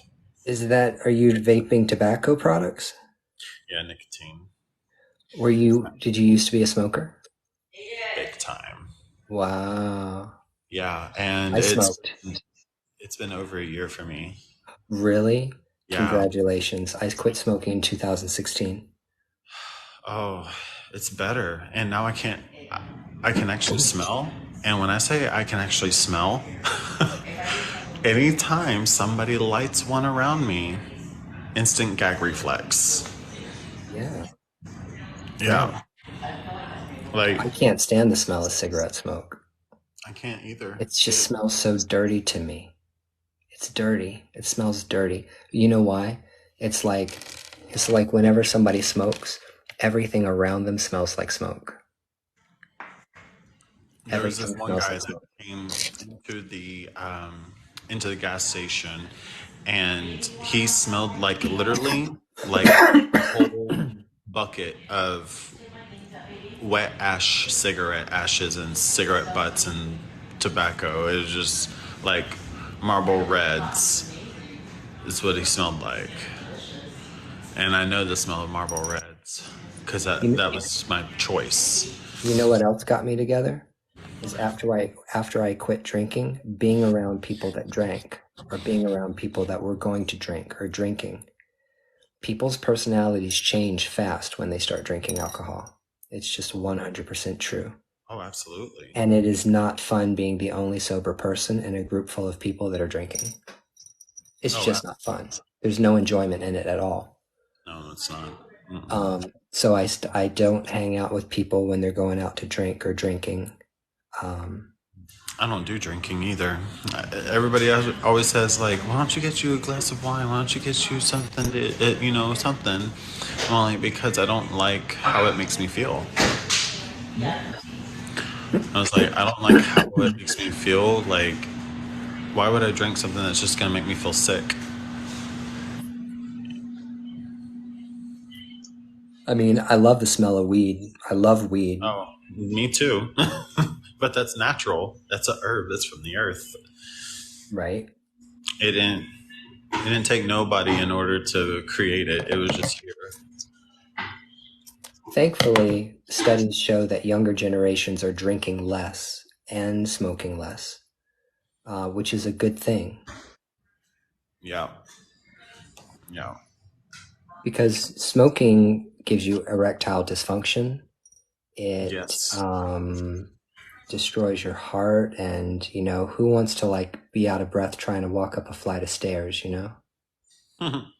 Not It's me. And trust me, yeah. I've done it. But here's a beautiful thing: is the longer you stay a non-smoker, then the better and better and better you're going to get. Yeah.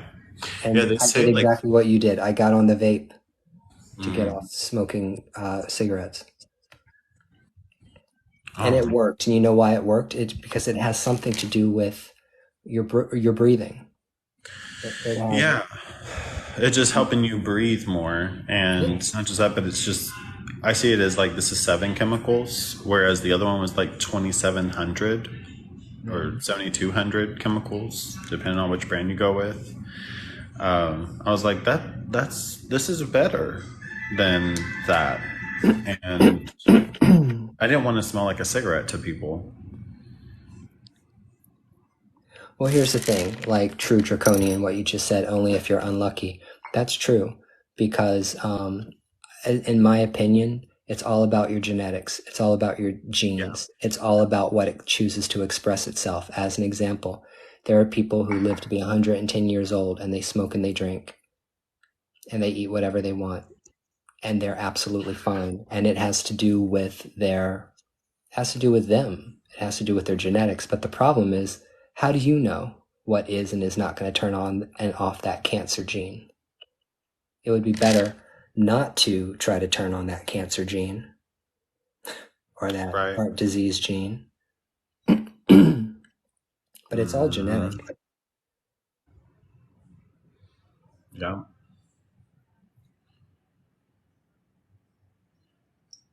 And the longer I live and the more I study philosophy and religion and witchcraft and magic, the more I realize that we just really are super biologically driven. Oh, definitely. Most everything about what we conceive to be ourself is all wrapped up in a very biologically driven meat suit. And I'm not telling people to try to like break free of their meat suit. That's not what I'm talking about. I'm just saying you realize how much of your behaviors and how much of your traits are inherited. Oh, yes. Like my crazy side, I get that from both my mom and my dad.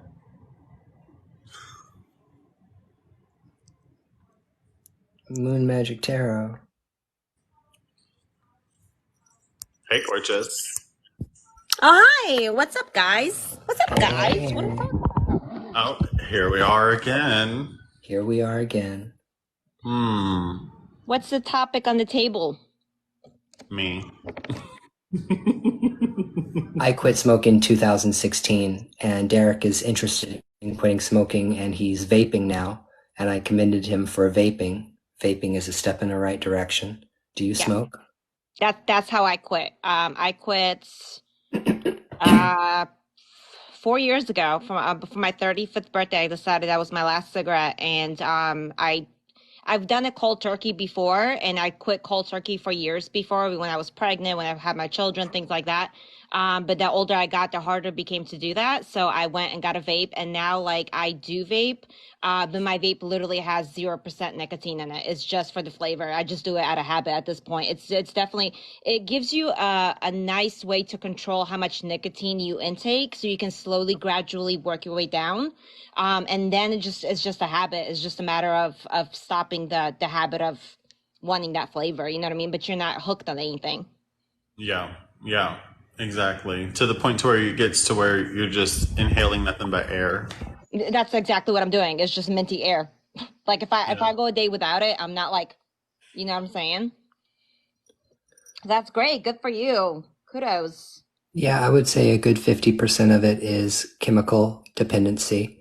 And the other 50% of it really has to do with just the habit of like just being in the habit. You know what I realized when I quit smoking was how much more time I had.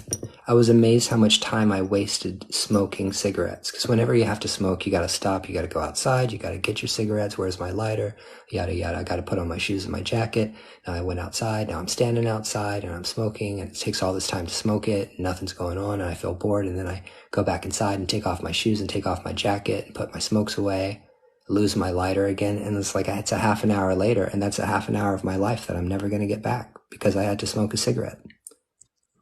I literally remember one of the things that like made me go, okay, maybe it's time to stop for real, is my husband and I were planning our date night, and I said to him out loud, I said, okay, we have to make sure we get to the restaurant at this time, so I have at least 30 minutes in between the dinner and the movie to smoke a couple of cigarettes. And he looked at me, he went, are you fucking kidding? You're planning our dinner time based on when you're going to smoke? And I was like, okay, you're right. That does sound kind of stupid. Hey, Mama. Hey, hold on. Let me turn on the light. I'm freshly showered, guys, so I'm at least squeaky clean. Look at this. We have a whole crew. We've got the whole crew. The whole crew. Dang, yeah. Just two Geminis up in here too. Double the trouble, double the fun. See, you always come in twos. Wherever there's one Gemini, there'll always be a second one. I tell people this all the time. You know, I do astrology, right? Right. The funny thing about Geminis is that like everything is two with them. It's always in two. Everything comes in twos, always. There's this very duplicitous, it's just, I don't know, duplicitous is all I have to say. Which isn't necessarily a bad thing. It just means Yeah, double because your I see pleasure, double two your people fun. here who got double That toil and was supposed to be a trouble. Libra, which actually resonated with me a lot more. Oh, really? Mm-hmm. Yeah, I did Mercedes' birth chart. I did her birth chart. I did your birth chart. I think sidereal astrology and Vedic astrology is very, very, very accurate in comparison to the tropical. Yeah, like a lot of the things you were telling me, I was like, holy shit, like I've never heard that out of an astrology reading before, like, and it made sense, like it resonated so much. Right? I came in while you guys were talking about vapes, and I literally did. Oh, do you have your vape? Well, God damn it, where's my vape? Is everybody vaping? At least I'm not looking for a lighter. I literally walked into that conversation. I'm like, I've got my damn, he's vape. so right. That's so right, Listen, though. my basement, instead of smelling like a cigarette, smells minty fresh. Okay, I'll take that over that any day. Mine's is like tutti frutti. It's the blood orange. Mine is Yeah, sour diesel. I'll do it. I have to give you. Mm, It's happened to me, and I that's know for a fact delicious. it's happened to other creators. You have to be careful doing it on live because you can get bananas because it's promoting tobacco, which is against. It's a violation. So don't be actively doing that. Just kind of go to the side. But if I mean that's everybody do your own thing. I'm just letting you guys know it's happened to me, and it's happened to other creators. So What she say? You mean don't do it on camera? Oh, Yeah, okay. in on other camera, words. yeah, just like because it's they have they're one of their things is drugs and alcohol, and it's like it's promoting smoking in a way because it's mainly it's for nicotine, right? Technically, so Yeah. yeah. Mine's doesn't have any. Mine's is at 0. Mine says zero too, but they don't know that they Mine can't has confirm zero that because they nicotine don't too. know you. I just go like this. Because we know Derek likes to suck. And then I contemplate. You know. True Draconian. Yeah, I'm in a shamanic practice, even though I'm considered a witch, I guess. You are a shaman.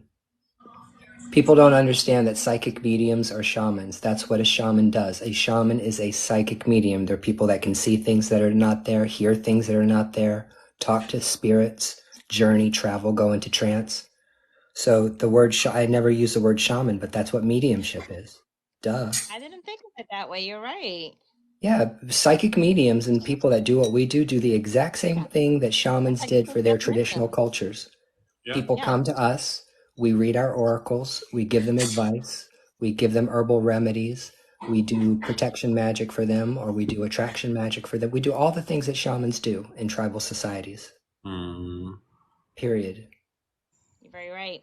We are So the modern out day of out shaman. of out of us, have you guys? So I went to Salem for the first time last year. I just went again this weekend. Has anybody else been to Salem before?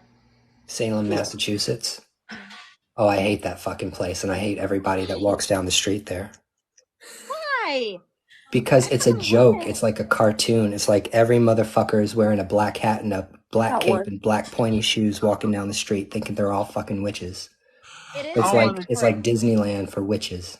I want to go up in It is there. very touristy. It is, and you get a lot of fakers out there. Like I can spot them a fucking mile away. Okay, but like I like to go like outside of like the strip. Like I like to go like on the outskirts of Salem, like on the like little like holes in the walls, like the authentic places. I just like I freaking love it. Like I love the energy. I love the people. I love walking down the street and not having like just everybody can just know that probably the reason I'm there is because I'm a witch and I don't feel judged. I don't know. I just feel very like welcomed. Where do you live? I'm in North Carolina. You're in North right on the Carolina? Bible Belt. Yeah. What part of North Carolina? I'm in Knightdale, but it's the next street over is Raleigh, so I'm like right in the heart of Raleigh. Oh. Oh. Well, I mean, I've been living in Massachusetts for 13 years. This November will be my 13th year anniversary moving to Massachusetts, and I went to Halloween in Salem, Massachusetts once. Never No, again. I would Ever, never. ever, ever again. That place is such a shit show. Oh my Oh, God. I've seen TikTok. We were thinking about going in October, and I remember like looking up TikTok, and it's like the streets are so packed, and it's just like you definitely want to go off season if you're gonna go. But that's just like I'm originally from New York, and when people are like, I want to visit New York City, and I can get I understand what you think because I'm like. It's just a fucking city. Like ain't nothing that fucking special about it. It's big ass buildings. The end. And they're like, I want to go on Broadway. I'm like, it's not that fucking great. You know what I'm saying? But like, so I understand your perspective, and because you are from Massachusetts, like Well, it's just, you're over that. it's not just that, but like it seems like everybody there is so mentally ill. It's like the people who are, if you're from Massachusetts, you think about like Salem as being the town where like half the people are walking around on the street talking to themselves. It breeds a lot of mental illness. And there Um, are a lot of people that are like that. There's a lot of poverty there too. A lot of people begging for money and shit.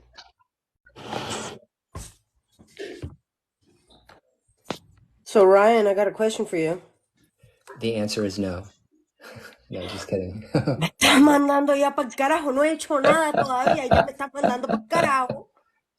I'm here. Okay. Papi, we've had a lot of stress off and on, but it seems like everything's been kind of balancing out. Like you'll have a not so good day and then a really good day, and then it's been like going ping pong.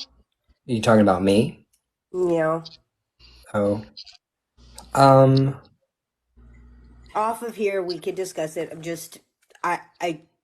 I see this guy and I'm like, okay, that looks just like Ryan. I'm sorry. I love that deck. That's such a great deck of cards. I'm sorry. I was like, Um, where did this I come out? feel like I am going through a very, very, very huge transition right now. Okay. But I don't know what it is. You know how like when you're getting ready to end a job and start a new job, or like you feel like there's something going on in your relationship, but you haven't quite figured it out yet? That's kind of like where I'm at with it. Oh, trust me, I understand that one. Yeah. So, More than you realize. But here's the thing: the longer you're on the spiritual path, the more you learn to just go along with whatever's going to happen. I feel like something's getting ready to happen. I just don't know what it's going to happen.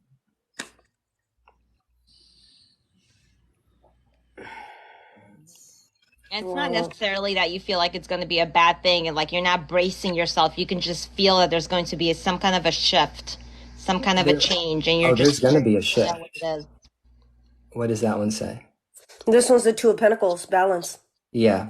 Two of Pentacles. And then Yeah. at the end, it's Judgment, bottom The of the deck. spirits see, and the way I would interpret that is I always interpret the Two of Pentacles as being someone needing to find balance and harmony in their life, and they're not able to handle the juggle between the spiritual world and the material world, and that's true. I'm trying to balance myself out. So that is not wrong at Judgment all. card when I do spiritual readings to me represents an awakening, and I do spiritual readings with that specific deck also. My battery's low. Charge it. I had no idea.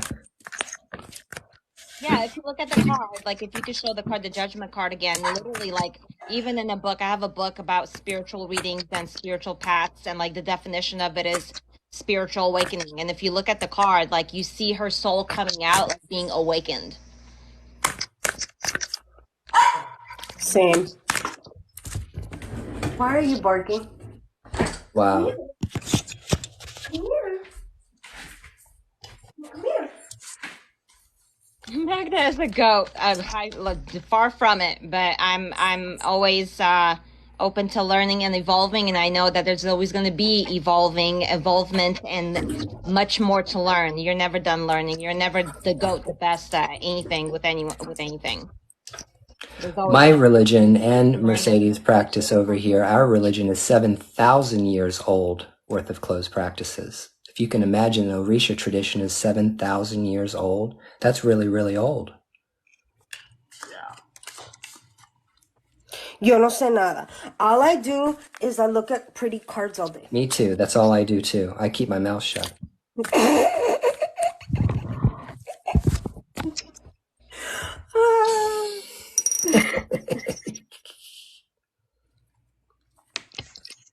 Thank you, Libby. I appreciate that, baby. I'm thinking of doing a video. And it's a funny one. This one's a funny one. Okay. So I don't know if y'all know Ambrosia the Witch, right? Sounds No? familiar. She's the one that like she'll pull a card and then she'll like ask her spirit team for the card and they'll just fly out. Oh, I don't know. I don't follow anybody except the people I talk to, which is you guys. Oh, well. Anyways, I didn't know whether y'all seen her come up on y'all's FIP or anything. But she did this video going like, let's change the subject because we don't have time to unpack all of that. And she had a rat on a platter. It looked like she was doing a ritual with it. So I was like, well, I think I could take a part of the video that had come out and stitch that part with it. And then boom. That's actually a good. I like that one. This one? Yeah. Now I was talking to Derek's idea. Oh, But what you is like, that? oh, What oh, are you Derek? Yeah, yeah. making? But what are you making? ¿Cuál collar es ese, papi? Are you making Ogun. collares? Ogun. Okay. Ooh. I don't know anything about that. I love that. The Ogun one is the ones that my daughter has. I don't have that one. Is it like prayer beads? No, these are just necklaces that represent Orishas, and Orishas are also syncretized with Inkisi, and so there are people that like wear these because their father is Sarabanda or Ogun. These are they just represent spirits, the one or people that you work with. Okay. It's the one that you wear the flag. They call it the flag, la bandera. Is that the one that you're talking about? The one that has like a couple of caracoles and then a chain on it, worn on the side when you're going into an. I have that one hanging. Yeah, I have. That's my Palero one, and it's hanging up in the other room. Okay. That's the long one. I don't know what this is trying to say, but this is the third time that I've shuffled this deck since I got on this call, and the World card came out as the first card. Wow. Third freaking time. Wow. Don't know what the message is there, but okay. The message, the World card. Whenever I pull the World card, I interpret that to mean it's time to tie up your loose ends, because the World always means the end. But it's not the end, because the Full card starts the tarot arcana all over again. So it's like that circle. It's like it's a never-ending cycle, right? The World comes, the Full comes once again. But when I pull the World card, it usually means that, or what I say is that people are in a phase of their life where they need to start tying up all of the loose ends that they need to get rid of prior to. Is Obatala's number 8? It is, isn't it? Yeah. And what is see? You look at funny the that number you 8. say that. It's funny that you say that because I was literally just thinking to myself about how ever since like I've started my spiritual practice, I've been practicing for close to 5 years, so I'm still fairly new, right? But especially since I've been on TikTok, the friendships and the connections that I've made, although they've helped me in a lot of ways, I feel like I've outgrown them. And now that you say that you point that out, I literally was just thinking to myself, I need to start surrounding myself with people I can learn from, because everybody around me is right now learning from me. And so like we get this card while I'm on here with you guys, and I feel like now it fucking makes sense. Like this is a sign, like surround yourself more with these people that you can actually learn from, because I'm sitting here talking about this stuff, and I'm like, huh? What? Yeah, hang out with people that can talk to you on your level spiritually. That's why I love that's why me and Jennifer hit it off so good and continue to stay best friends is Mhm. because she's like the only person that can seriously intellectually stimulate me and keep my attention. Right. That's just the truth. You need to, at a certain point in time in your spiritual development, you have to hang out with people that are on your level. Yeah, You have because to, if you're constantly teaching, if that's all you're doing, And that's what I do. then I you're the only mentor and one teach. stimulating everybody else.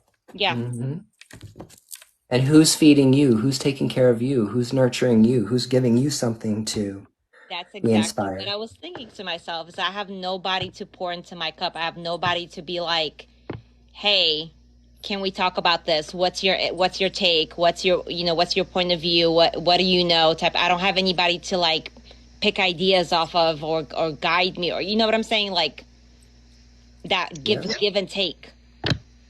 Yeah, I was on the phone with Mama Sunfire. She's one of my besties. Sophia is just awesome. She's just an awesome person. We decided we were going to start doing arts and crafts together. Like even if we just sit on the phone over WhatsApp and are just chit chatting live, but we're both making dolls. Like I need to make more voodoo dolls. I make little voodoo dolls, little poppets. So I want to start making my poppets again and selling them.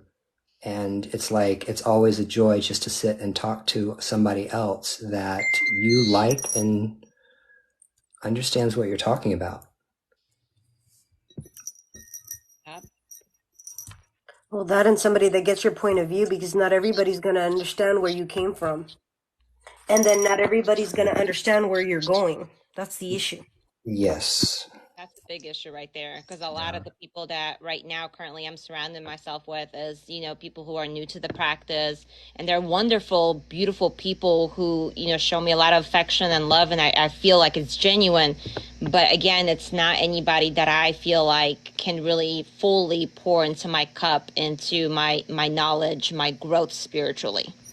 Yeah. No, because you're teaching them. If you're Right. teaching them, even though they're giving you the love and the support that you need, the mental stimulation for you to grow isn't there. And when I'm saying mental stimulation, it's also the spiritual because they just want you to kind of talk Right.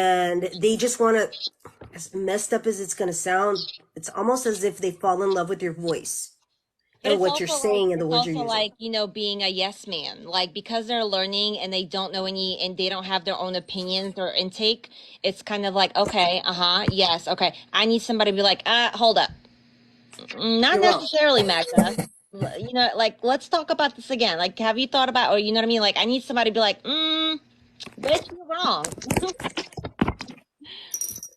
And that's a beautiful thing about being in a spiritual community or a spiritual house where everyone because in the tradition, in spiritism and stuff like that, we talk it out. Mm-hmm. And the spirits will come down and they will talk. If you don't talk, the spirit will come down and the spirit will start talking. And then they'll duke it out.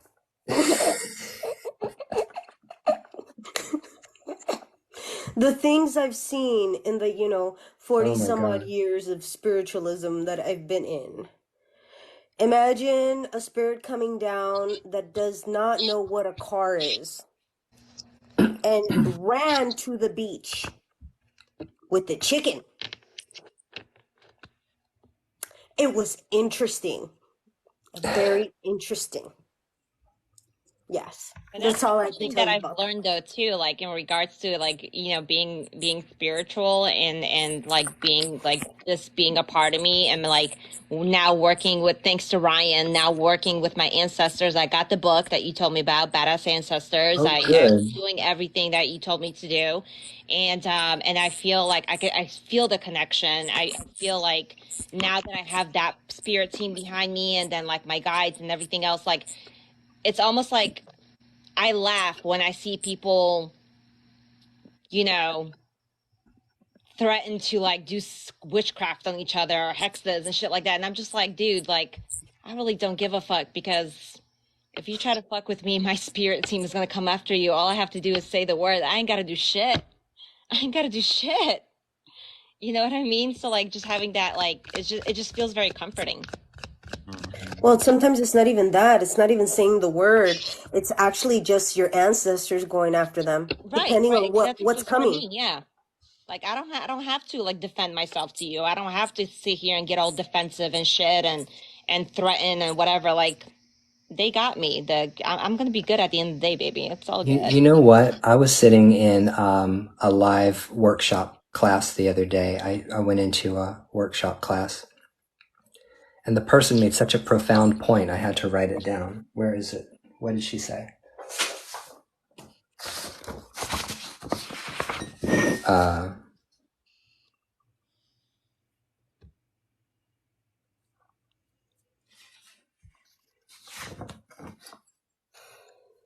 See? Oh,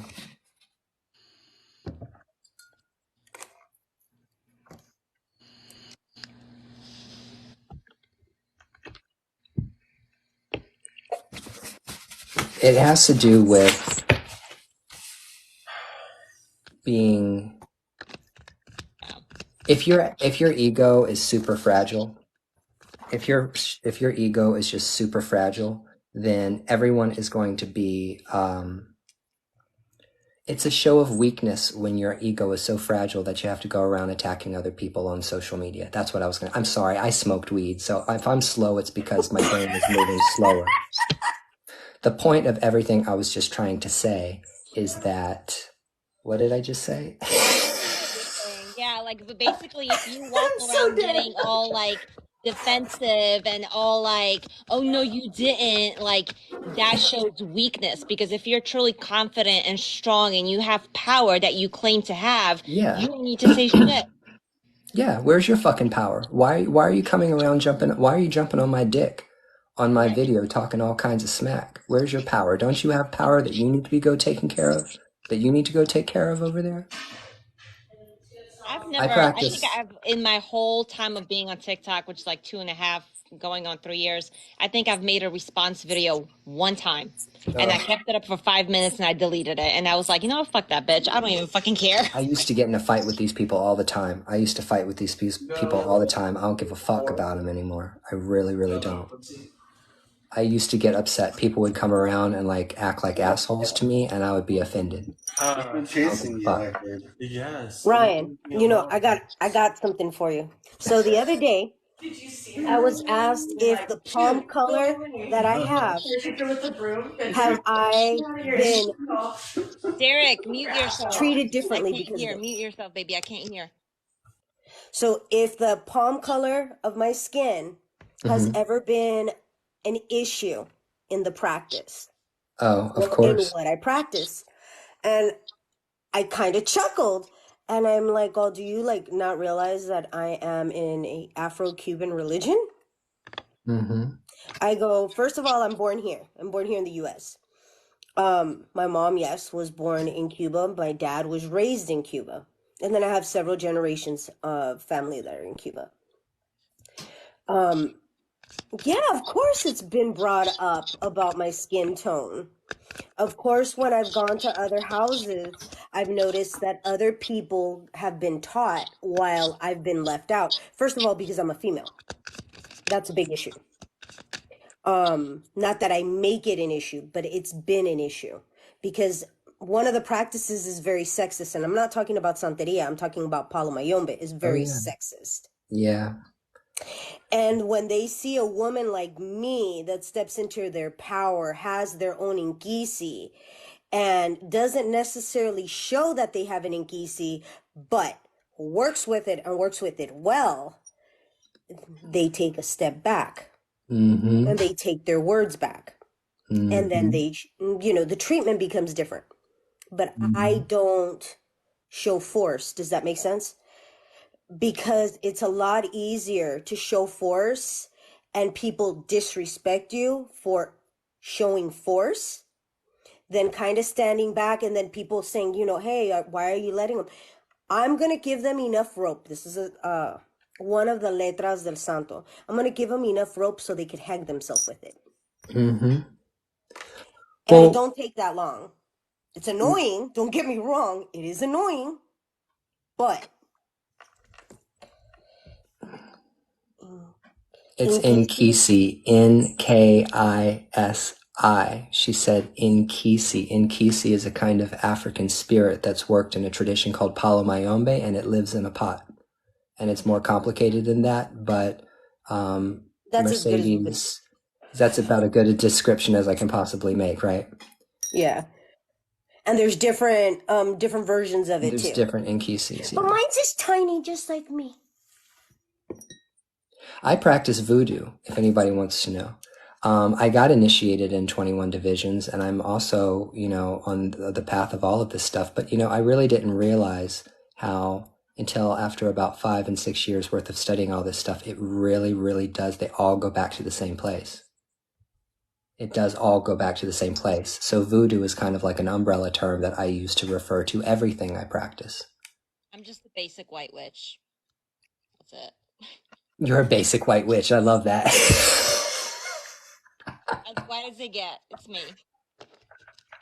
No, you're fine, spiritual. You can ask whatever questions you want, honey.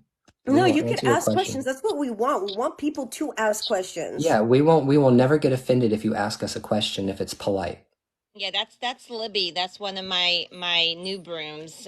She found me a few weeks ago now, and she's always attending my lives and asking questions. So this is the time, especially from practitioners unlike me. You know what I mean? From other cultures and things like that. If you have questions, this is the time to ask Libby.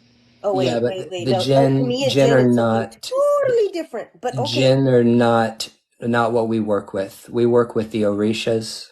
We work with the Vodun. We work with the Nkisi, but these are not jinn. They're not. There's a name for jinn in our traditions, but they are not jinn. They're not the same spirits. They're a different In other words, class of spirits. we can't trap a jinn per se. I mean, I'm in pretty sure there's always a voodoo, way. a jinn is called a jab. In voodoo, a jinn is called a jab, but it's not a loa. A loa, which is the spirits that I work with, are not jinn. They're not the same. Eso no tiene nada que ver con santería tampoco, ni con Ifa and the Inkisi. That would be something totally different. You're a Romani witch and Hindu. I love Hinduism. I love Lord Shiva. I love Kali. I love Ganesha. I have a big altar for my Ganesha and for my Shiva Lingam in the other room. You want to see it? Of course. Show us! I'm just here. He's just smiling. Derek is just here. Derek is here for the video ideas. Derek's content. He's writing them down. Great videos. You will laugh your ass off. And Salaman K.I. Okay, the last part is Gonzalez. You're saying something. I have some blood from that area. Okay, that's good. Half Puerto Rican. I swear that's his name. I don't even know.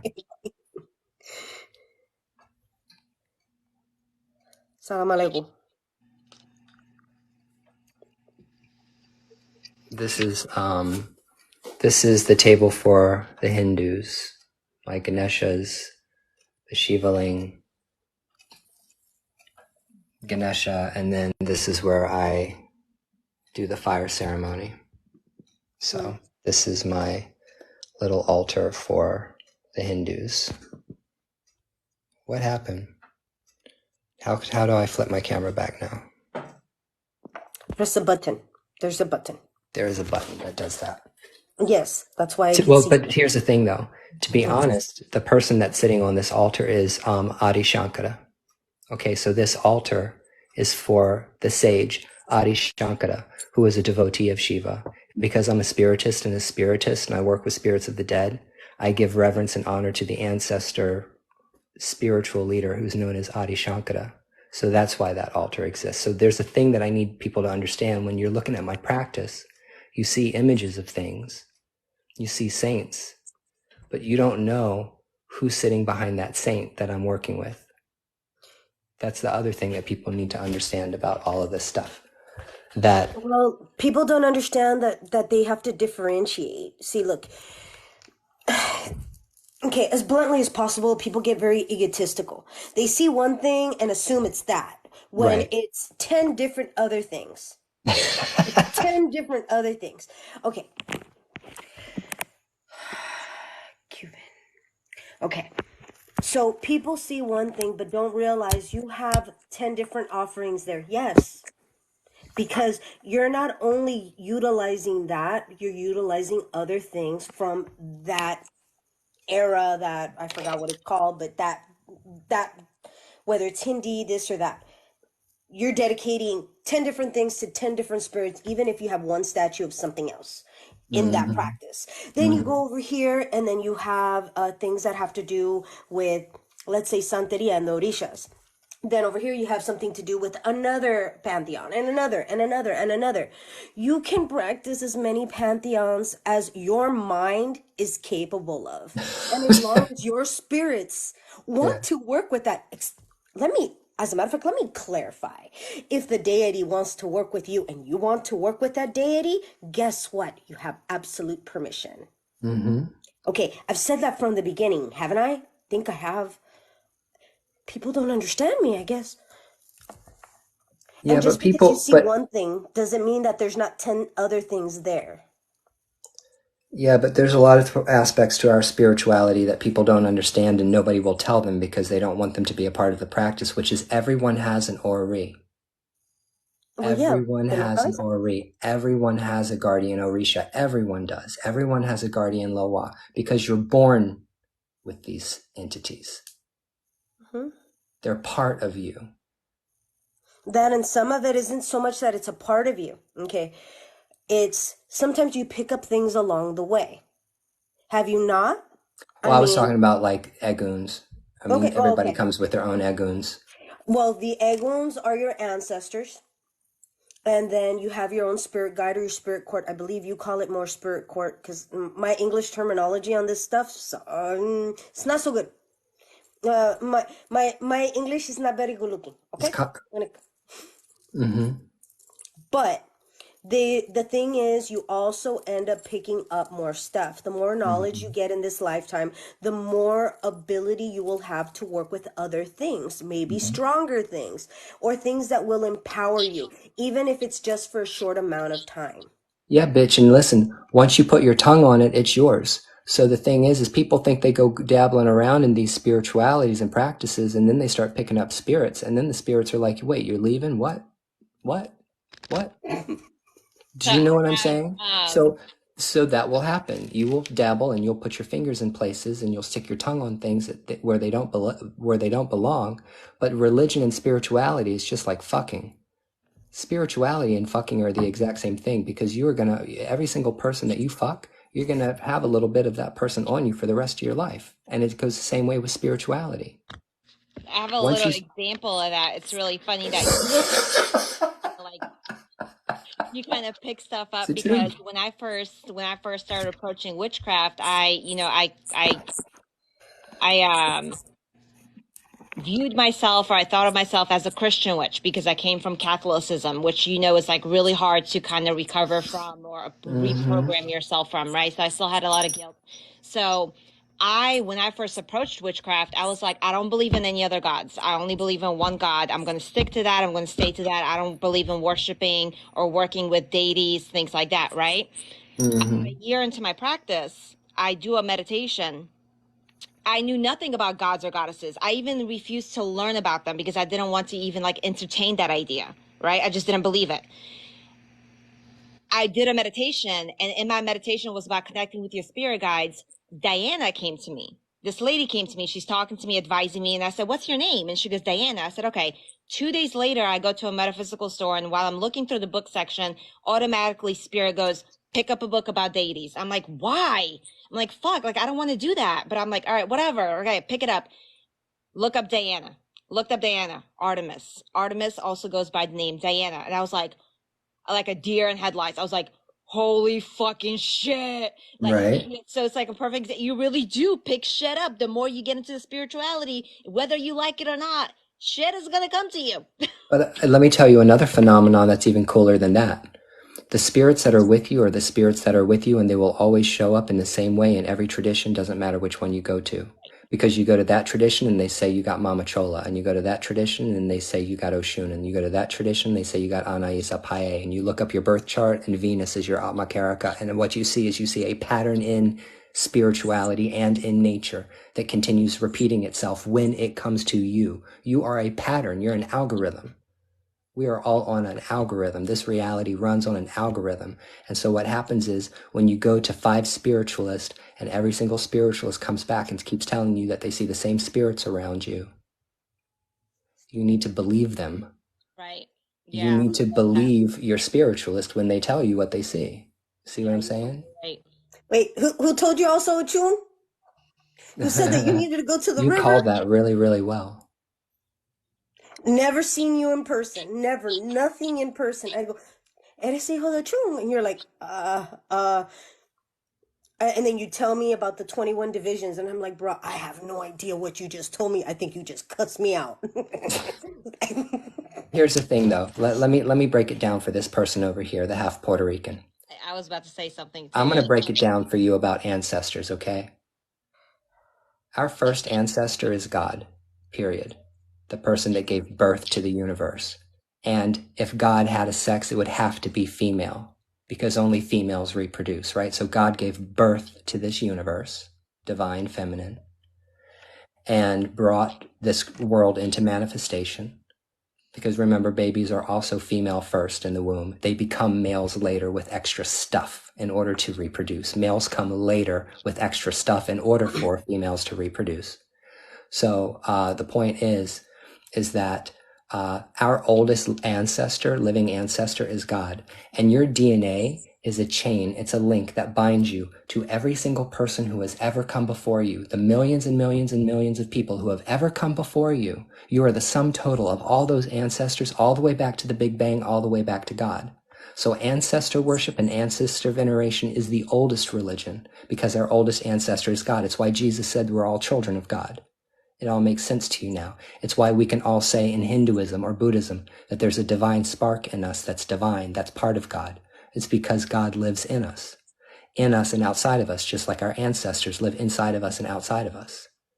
So anybody who wants to discredit ancestor veneration and ancestor worship has no idea what they're fucking talking about. Well, that's why When I it think comes he to was so annoyed. spirituality. But this is my input, okay? You said it annoyed me because she insulted my whole culture and belief system. There's a difference between being annoyed because of somebody's ignorance or lack of knowledge and feeling insulted, okay? When you are confident in what you know, what you speak, what you practice, what you believe, when you walk and talk and present yourself with confidence, with your head held high, like nobody can tell you no different. Now also be also open to seeing other people's perspectives. You should always be open to seeing other people's perspectives. Doesn't mean you need to change your beliefs, but just be willing to hear people out.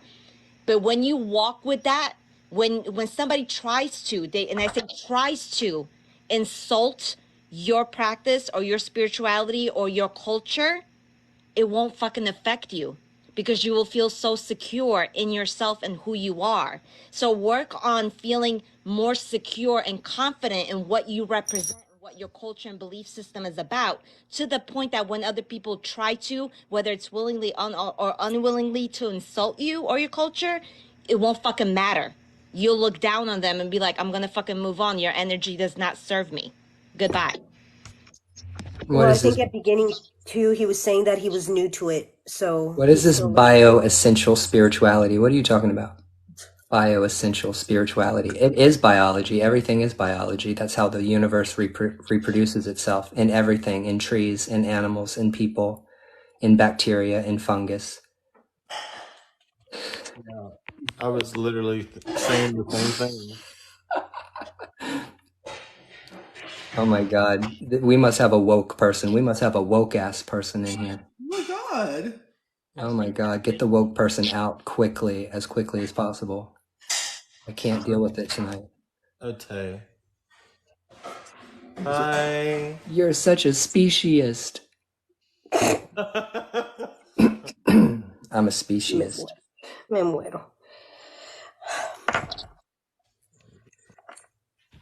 Don't get me started, y'all. I'm being so good tonight. I was being so good. I was being so quiet. I was being so Very good unoffensive and tonight, so Ryan. harmless. I'm Until I come very in. impressed. Until I come in. You woke me up. Yeah. Stop cracking the whip.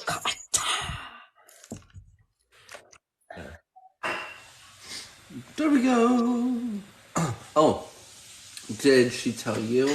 She found my runes underneath the coffee table. Okay, I don't think I'm going to be able to fit any more beads on this. My bone ones.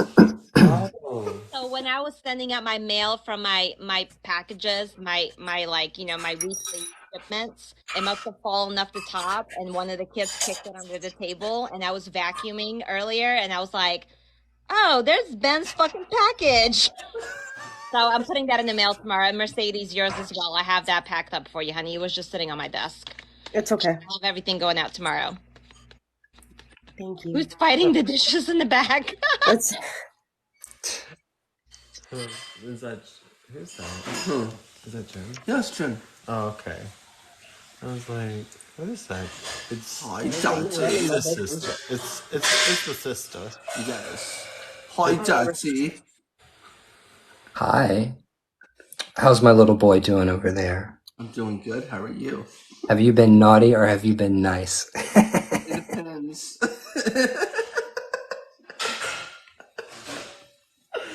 Does he need a spanking, Derek? I might. Very naughty. That's really funny that you say, "How's my little boy doing?" And it's like I get the joke, like the vibe of it, because earlier Ben messaged me and I almost replied, "Hey, Daddy," but I was like, backspace, backspace, backspace. Like, Well, I thought it was weird. Derek's funny. gonna be like, "Who's your daddy?" And I call everybody Daddy. I'm like, "Hey, Daddy, what's up?" But I'm like, no, Derek is gonna be like, "Who the fuck you calling Daddy?" well, these two always call me mommy. Yeah, but you're Hispanic, mommy, papi, you know what I mean? I'm white. I have no reason to be calling no other man daddy but my husband. Okay. I don't even think you take too kindly to that. I know he's What? used to it. He don't care. He's very secure with our relationship. My husband's not the jealous type whatsoever. That's why I do like all my guy friends. I'm like, "Hey, Daddy, what's up?" But when I did it to Ben, I was like, I don't know what Derek would think. Backspace, backspace. I would have laughed. I'd have been like, "Hey, Daddy." Yeah, I don't really respond to daddy as much as I respond to hey, sir. You start saying hey, sir, and then my eyebrow goes up like, really? You're going to call me sir? We're going to play that game? Where's the whip? We were talking about earlier. We were talking about like Hello, the emperor energy, right? Hello, so like sir. the emperor in Thank the you, love sir. relationship Yes. type of reading.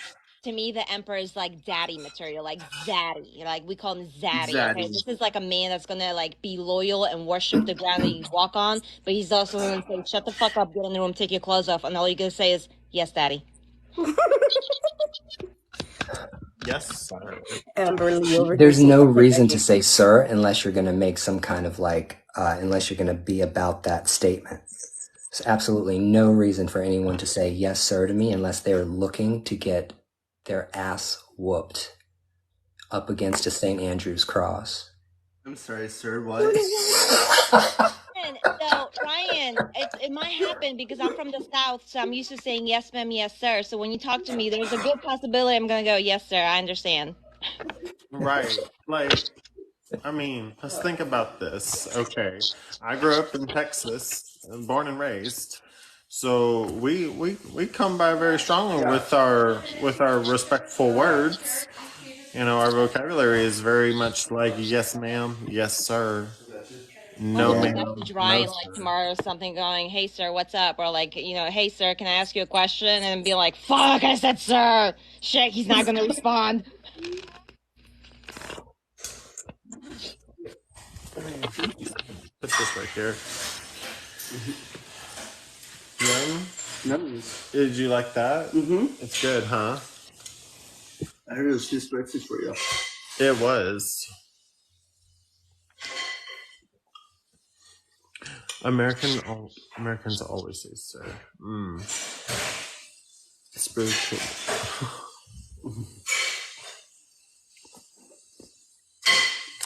So I used to have a whole motherfucking dungeon in the closet, but it's all gone now. I don't know. I lost all my shit. My whips, all my floggers, all my horse Me and tails, Derek went. cat tails. Oh my Ryan, if you would have seen me and Derek both went.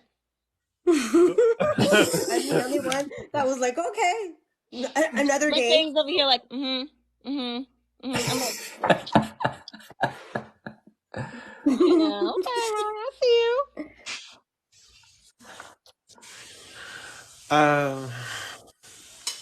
Then the grin.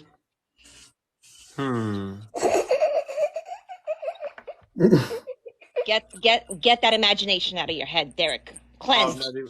I got shocked. No, look, when I tell you people that I really am the real Christian Grey, you have no idea what I'm talking. You have no idea like how hateful. If you want me to be mean about it in the bedroom, I can be mean. I can be really fucking mean. Like you think I'm mean on TikTok. Can we not? That's like nothing. That's like and I don't want to envision you that way. I really do like to slap a bitch around. Oh my god. It has to be consensual. I'm married, Ryan. Cut it out. Has to be consensual, of course. It's called safe, sane, consensual. There's no safe words? I was gonna say pineapple. I don't do safe words and I don't do restraints because bitch, if I tell you to get into a position and stay in it, you are not gonna use it. If you move when I tell you to move, it's over. The party is over. No, we don't do restraints to keep you in place. If I tell you to hold your legs open, that means stay there regardless of what comes in your direction. I'm giving my husband your number. Okay, let's just be really fucking clear about how I play. My games are no joke. I have oftentimes had dreams of stuff like that, and it escalates quickly. It's really, you know what, there's a part of our nature. This is the truth about BDSM. There's a part of our nature that is untamed, it's wild, it's animal. It's the back of the brain. It goes all the way back to when we used to knock people out and drag them back to our caves. For men, I'm talking about men. Right. And for women, I can say that from the women, right. I don't care how strong of an independent woman you are, because I'm very masculine as well. Like I am very comfortable in my masculine side. I'm very powerful. I'm very strong. And I'm that person that says like, I love my husband, but if he ever left, I'd cry for like a day and I'd be like, I'll be fucking okay. Like, you know what I mean? But there's always a part of us, no matter how fucking strong and independent you are, that wants a little bit of to be put in our place and told to shut the fuck up and just take it. I don't care who you are. And here's the thing. People got mad at me earlier about my video I made about women choosing the wrong partners, but I don't think people understand that biologically and culturally, women are trained to seek and find out what they think is going to be the most productive, the most strong, the most protective, the most virile man. Like it's a biological drive to look for the man that is going to satisfy all of what you need. That's just it. So I can understand why women go after the wrong kinds of guys. And this is why we have daddy issues. No, but like what? No, seriously. No, though, excuse me, zaddy issues. The women that end up choosing like that, like abusive relationships, a lot of times they come from abusive relationships or unhealthy relationship. Not all the time. I'm not saying that. I know it's not all the time. I get it, but like the people from day one who just attract those type of people, they fuck that up for themselves because of, or they're fucked up because of the fact that they have daddy issues. But if you come from a healthy family, a healthy relationship with your father, even if you weren't like a daddy's girl, you weren't super close, I agree with Ryan. We do, when we pick out our partner, we do go by like natural instincts to want a provider, to want somebody who's going to make us feel a certain way, etc. Okay, for me, now I'm gonna clarify. My dad is a sweetheart. And I will never in my life get together with a man like my dad. Ever. Ever. My dad is too sweet, and my mom, okay, my dad's a Scorpio and my mom's an Aries. My mom walks all over my dad. Aw. Well, you met my mom. You see who Yeah. my mom is. You see how my Yeah. mom is. And these boys have met my mom and Yeah. my dad. My dad is like, okay, good night, everybody. I gave you your cafecito. Yo ya me voy a ir a dormir. And we're just like, okay, daddy. That's it. That's what I say. Okay, dad. Yeah, But but my that mom's a dynamic strong one. works. I come from patriarchy. I'm sorry, matriarchy. The Mhm. patriarchy doesn't exist in my family line. All the Yeah. women are strong in my family.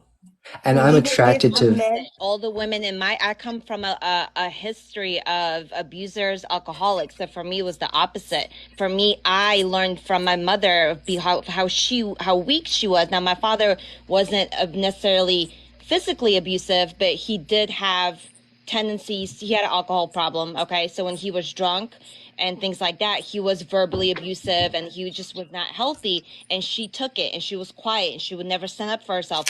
So I did the opposite. I was like, no man is ever gonna motherfucking disrespect me. I will stand my ground. And motherfucker, if you think about leaving, I love you and I'll feel incomplete without you, but I'll still live my but fucking it'll life. be like, Exactly. I'll be just okay. You know what I'm well, saying? look, But I can totally, I agree with what you're saying. But I'm like, for me, it was like the same thing, but the opposite version. so look, with me, I got married at 17. I got forced to get married at 17 with somebody that was 26 years old. He is the father of all three of my kids. And if you see all three of my kids, one's dark, one's very light, and one's right in between. Yo tengo café, la leche, y café con leche. Yeah. And they're all from the same person. I had 94, 95, and 96. So in less than 3 years, I had three kids. And we stayed together for about 6 years. Every time I tried to leave, my parents were like, no, no, no, no, you don't leave, you don't this, you don't that, you have to deal with it. Until he broke my skull in three places. Broke my skull in three places, and still my family wanted me to stay with him. I had to get my merry things, wait one night until he was completely gone, get my kids, and leave. yeah. My family did not agree with that. And to this day, probably still don't agree with it. I mean, I was with the husband that passed away till he died. I was there till I was the one that closed his eyes. And I did it on my own. And everything that I've done since has been on my own. I don't have to say thank you to this or that, other than I do have very close friends, and I do want to admit to that because of like Ben and Derek and other people. One of the ones that I could say is Ryan, and few people that I've been close with or I've gotten close with that have helped me out here and there. But in all honesty, I'm doing everything on my own. I don't have to say, okay, well, I have a man that pays my bills or cohabitating with anybody. I'm doing everything by myself as best as I can. Trust me, it's not that great. I wouldn't rather do it this way. My husband and I have our separate bank accounts and everything. Like that's and I learned from my mother, but I learned from her weaknesses on like what not to allow to ever happen to me. You know what I mean? I like strong women. I like fucking strong women. I do. If you're a weak ass woman, I don't want to have anything to do with you. The more power that you have as a female, the more I'm attracted to. I'm the complete opposite of a toxic male that's afraid of female force. I love female force. I'm also a dom too. I'm also a master. So I'm not a fucking pushover in the bed or in the bedroom. Like I'm very dominant, but I'm Yeah. attracted to strong women. I want to be with a woman that could literally take care of herself. And that's how my Period. husband is. He has a soft side. He can be very nurturing, be very loving and caring. But he like a daddy energy. Like he definitely will call me out and say, Magda, shut the fuck up and get in the room. And I'll be like, yes, sir. You know, yes, daddy. You know what I mean? Like he has I feel very lucky in him, finding him as a partner and I chose him. Choosing him as a partner because he definitely has a nice balance. But am I more of the one that speaks up more often, that makes the decisions more often, calls the shots more often? Yes. And maybe that's a Gemini in me of liking the control factor. I don't know. But if I'm too much, he has no problem with saying, okay, you're being too much. he brings me back down. So we kind of, It's a balance. yeah. I don't want a woman that's gonna like, I'm not a pushover man. I'm not somebody that can be walked all over. I've got a pretty strong mind and I'm not afraid of being like, yo, I'm out of here. Right, exactly. So I'm not like, Fine, in another lifetime, baby. In another lifetime, I got you. Ay, papi. what? Oh yeah. I said in another lifetime, I got you. Alright, maybe next one. Not Hey, next one, the one after that. I like it. I'm here for it. I'll come back for it. Lord. Somebody change the topic. I'm gonna be on the other side, just stirring a little chaos. Well, guys, I'm gonna step out. I'll probably be back in a little bit. I do have a phone call coming in. Okay. Okay, baby. I might not be here by the time you get back, but That's not a problem, pero te quiero mucho. I love everybody up in here. Love you, babe. benedición, Good night. Santo. santo.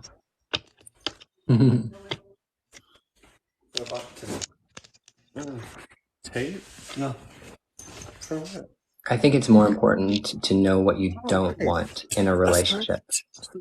I think it's a lot of people get upset because they're like, oh, I wasted time with this person, I married this person, or I was in a relationship, blah, blah, blah, whatever. But the truth of the matter is, it is better to know, like, what you don't want. I think that, how I put it is like the things that you want, that you wish for, there's always room for compromise or room to bend a little bit, you know what I mean? But there's especially women, everyone should have a list of absolute deal breakers, and the earlier you see them, the better. Yeah. Like don't compromise. Absolutely. Absolutely. When you're looking for a person, you need to take a piece of paper and draw a line down the middle of that piece of paper and say, these are all the qualities that I want in someone. These are all the qualities I absolutely refuse to tolerate. And that's it. You have to stick to your boundaries. You have to stick to your rules.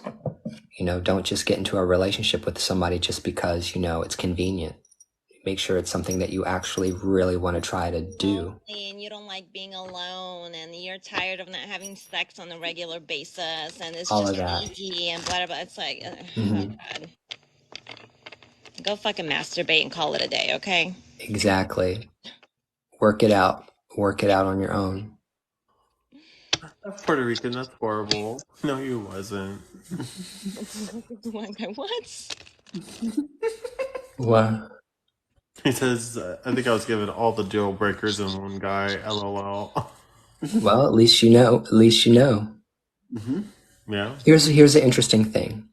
I got into a relationship with a man in my late teens. He was my one and only husband. I divorced him. We were together for like 6 years. The only man that I was with in a relationship. And we broke up, obviously, and I started dating women. And then I found a woman that I started dating, and I dated her for 6 years. And halfway through, I realized I dated the same person, just in a different body. Like my personality was drawn to like this. Like like I dated the same kind of person as a male, and I turned around, I dated the exact same kind of toxic personality in a female body. So it didn't matter what the gender was. My personality was still drawn to a particular type, which was unhealthy for me. Isn't that crazy? And when you get to that point where you ask yourself, why am I keep attracting, or like, why do I keep getting into relationships with these toxic people, right? You gotta stop looking at, I keep finding, or only the bad people want me, only the toxic people want. No, you need to start reevaluating, what the fuck are you doing that you only attract those type of energies? Why are you seeking those energies out? Right. That's really the question. What are you trying to heal within yourself that you keep attracting that to try to make it right? Yeah. I think it's because a lot of people have this idea that they're expecting the other person to show up and make up for everything that they lack in their personality and in their life and in their soul. And that's why people's marriages and relationships fail, because a person that comes along to be in your life as a partner is exactly it. They're not the other 50%. You're 100% and they're their own 100%. And you're walking with one another side by side with one another as partners. It's not the 50-50 part of a relationship is being able to make compromises, but it's not 50% of yourself. Right. They're not the other 50% of yourself. The concept of twin flames is a lie. That is a lie that does not exist.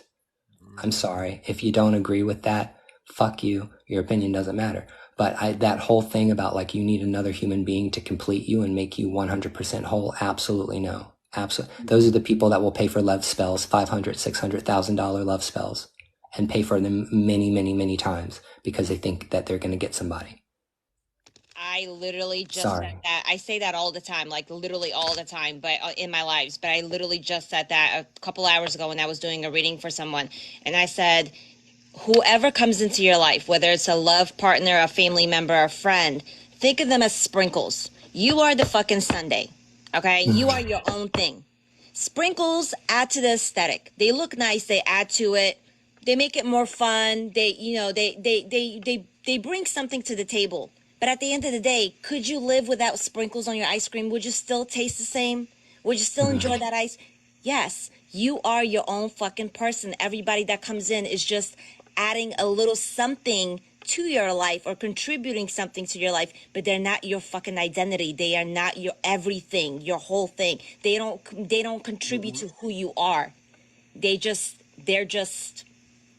a sprinkle.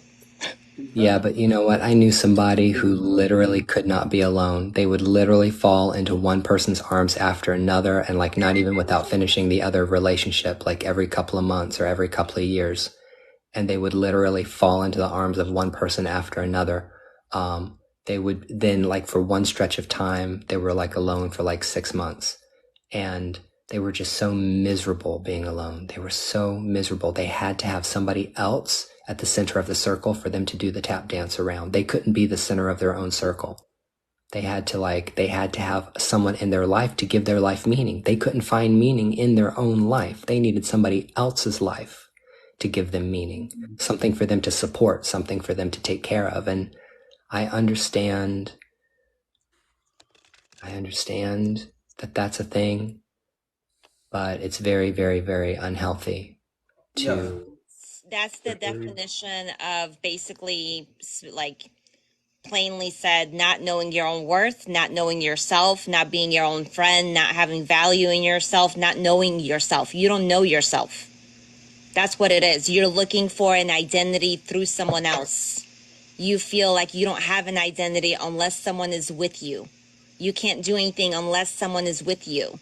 If you can learn to, I went through a phase between 30 to 36 where I literally have zero friends. Okay. I had no friends besides my husband. Nobody. And that's where I started like approaching spirituality and things like that. People are like, you're so confident, Magda, like blah, blah. And then like, and I always say I'm my own best friend. I say, yeah, bitch, because I went through 6 years, 5, 6 years being completely alone. And during that time, I did the inner work. I did the therapy. I did the shadow work. I did the shit that took me to build myself and love myself and put myself on a pedestal and worship myself to the point that now I feel like I don't need anybody else. So that's what it is. People like that don't take the time to do their own healing and to worship themselves and realize their own value. They find value through other people. And that's really, it's unhealthy, it's toxic, it's codependent. What do I tell you all the time? Yeah. What did I tell you? Another thing is this too. I like to add on to that is that if you have to settle for the love that you think you deserve,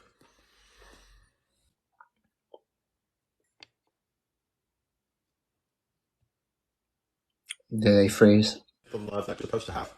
No, You'll only Say find that that again, baby doll, you'll only because you find that froze love on within me. yourself. baby talk. Shut up. You froze, Derek. I did. Yeah, say that again. Yes. I said that if you're having to settle, is it truly the one for you?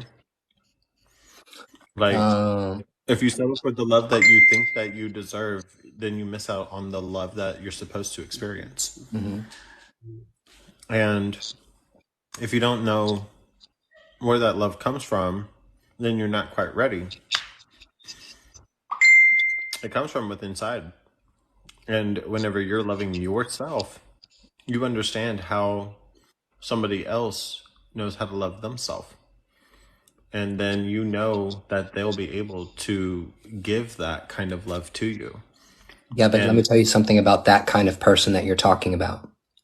It's that kind of person that gets devastated when they're with someone and their codependency issues are so extreme, and that person walks away for their own health, for their own boundaries, and then all of a sudden that person is a bad person because they're like, yo, I have boundaries, and your clinginess, your desire to be up my ass all the time, trying to be controlling about who I talk to, where I go, all of this attention that you need 24/7.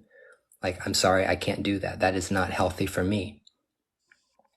And we label that person as the person that that abandoned us, You that walked abandoned away me. from us, didn't love us anymore, decided that we weren't good enough. It's like, no, they loved us enough to walk away so we can realize our own worth. and Yeah. also they recognize theirs. Yeah, I mean, if a person, look, here's the thing. Why do you want to be in a relationship with someone who doesn't want to be in a relationship with you? Why? Right. Can we ask that more often? That's the point. That's the question. It's like, why do you want to hold on to this person if they clearly don't want to be in a relationship with you anymore? Like, what is it about you that is not getting the point that this is not the person for you? Find somebody else. And that's why I don't I'll do them. I hate doing reconciliation readings. I do them because it's my fucking job. But will me and so reconcile? And I keep pulling, and I get the devil card, and I get this, and I get and I see a reconciliation. And I'm like, well, the opportunity is going to be there, but Karen, let's just look at this again. He's like this and like that and this, and he makes you feel like this, and you want this opportunity. Why? Like, I don't know. I just really love him. Why? It's not a good reason.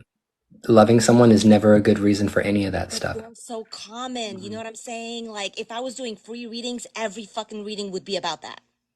Half the time, it's not even love, it's more security because their money That part. or whatever they brought to the table makes them feel secure, and it's more like Stockholm Syndrome, is what it turns into. They believe that they need this person because what they had is now absent. And because it's absent, they feel like they need it and that they love that person when in all reality they don't. They love the idea of it. The fear of being alone is a big one, too. Mm-hmm. A lot of people settle because they have a fear of being alone. That's why I say be your own motherfucking best friend, because if I end up alone, that's one of my biggest fears. But if Someone that wants to come up and I don't know who they are, so I'm going to let them come up and see what they have to say. All right. I have no idea who this is. See if they have anything to contribute to our conversation. Hopefully.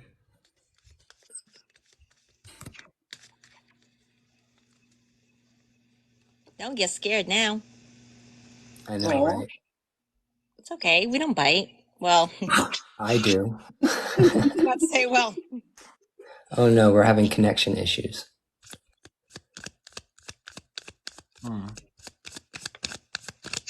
if you're the one trying to connect, if you're listening, try leaving the live and come right back in and try again.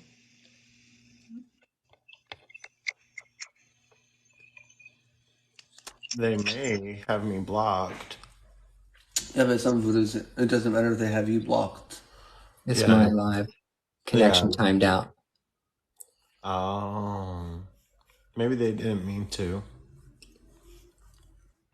Maybe it was a oopsie. Maybe.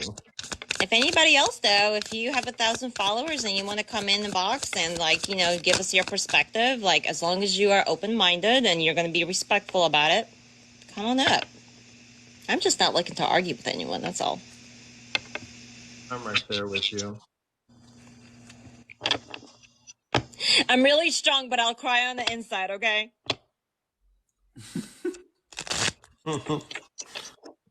I've been in a feisty mood lately. Like, I don't know why. It might just be the Mercury retrograde, but have I not? Oh yeah. The second that Mars decided to go into the toaster and Mercury went into the microwave, there was a shitstorm happening. I've had a great, knock on wood, retrograde so far, and usually my retrogrades fucking suck. I'm a Virgo Sun, Virgo rising, and a Sag and Moon in Western astrology. And then for the Vedic, I'm not sure. I'm gonna say Leo, but I'm not 100. Wait, what's your birthday? Do you want me to pull up your chart real quick and Yeah, see what you are? Here, Yeah. let's do this. Let's pull up your chart. Okay. When Ryan did mine, he was like, everything was so on point to my ADHD. He was like, are you ADHD? I'm like, yes. September 11th, whenever you're ready.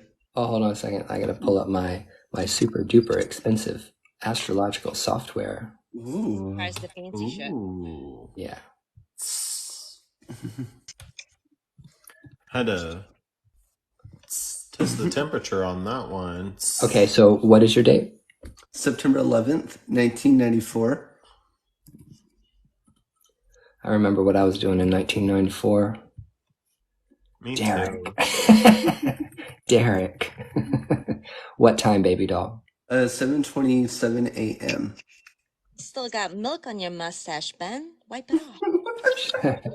7:27. Did you say 27? Mm-hmm. 7:27. And where? Fremont, Nebraska. Fremont. Should be like Dodge County. Freemont. There should be one E. Fremont.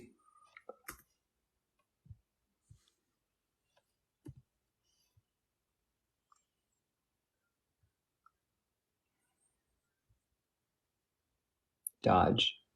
Mm-hmm. All right, let's see what's going on with you. Wait a minute, hold on, what?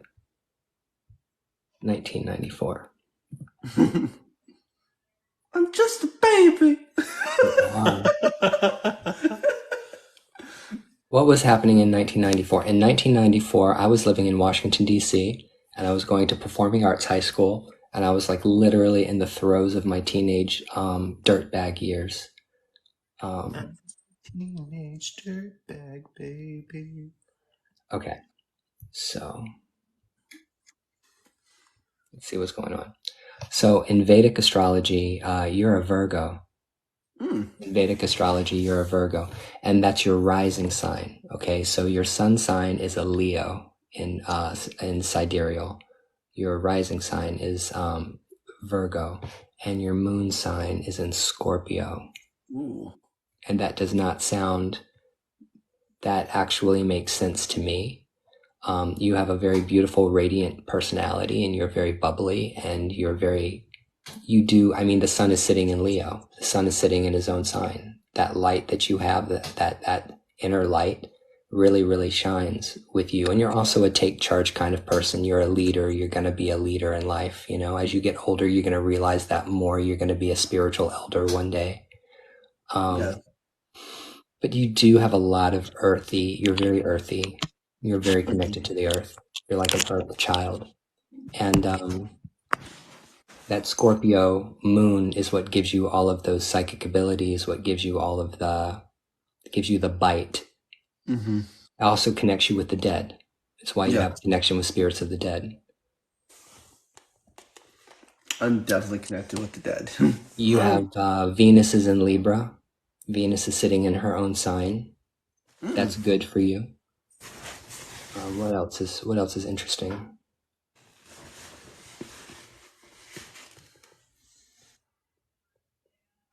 Oh wow, your Saturn is in Aquarius. Aquarius is ruled by Saturn.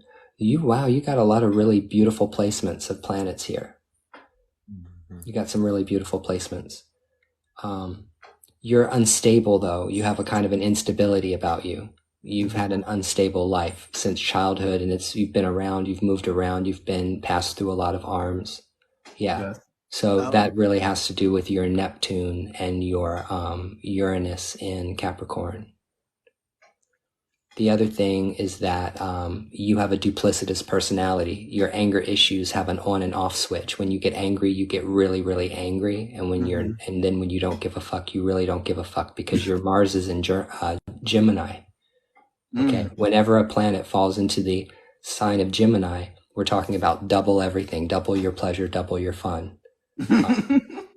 So all of those Mars aspects to you come in like a double-sided.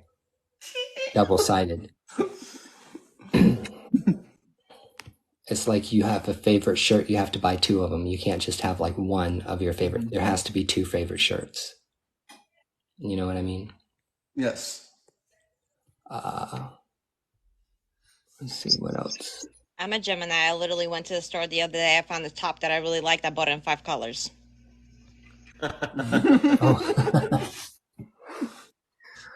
Oh.